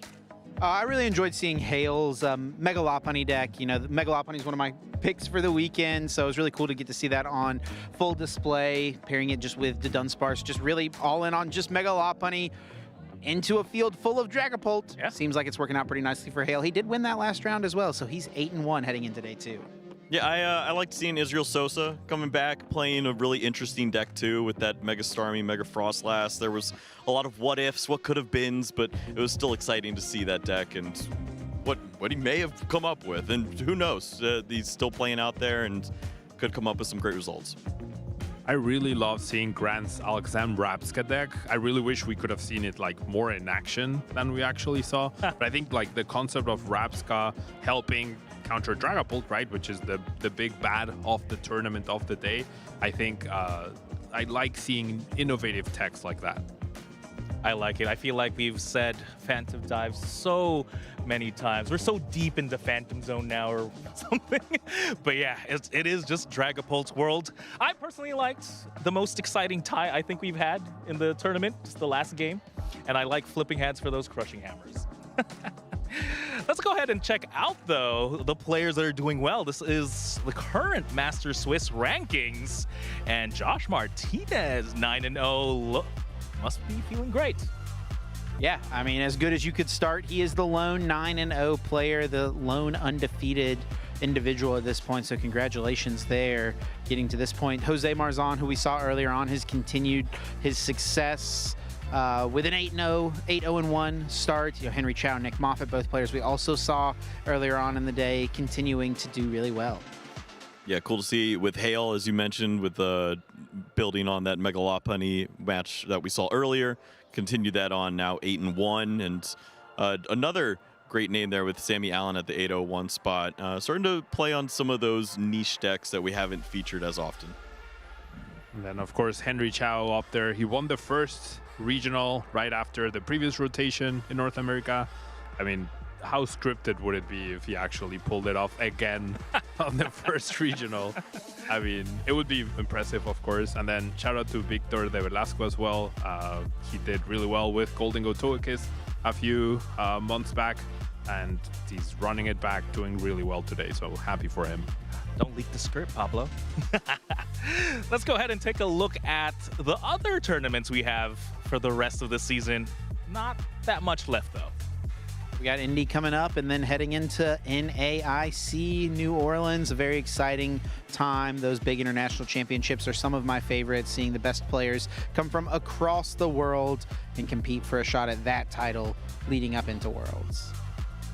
Yeah, it doesn't feel that long ago that we were looking at this all colored through and all the different places we were going to visit, and here we are. We've made it this way, and now we have this new format. We're working towards seeing what will be our opening champion here in North America.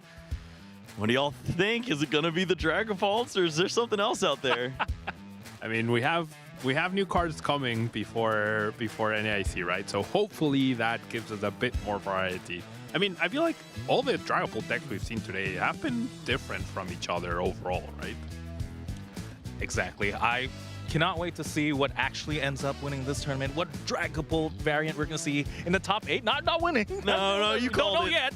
Don't know yet. But, of course, don't forget to tune in tomorrow for day 2. We start bright and early, 9:15 Pacific or 12:15 p.m. Eastern.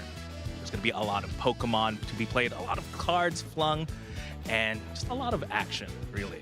And of course, don't forget to follow the channel on YouTube /Pokemon, on Twitch /Pokemon TCG, wherever you liked to enjoy the Pokemon trading card game. And of course, our social media on X, YouTube, Facebook, and Instagram.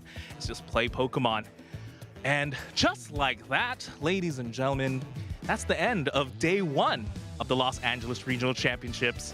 We'll see you bright and early tomorrow.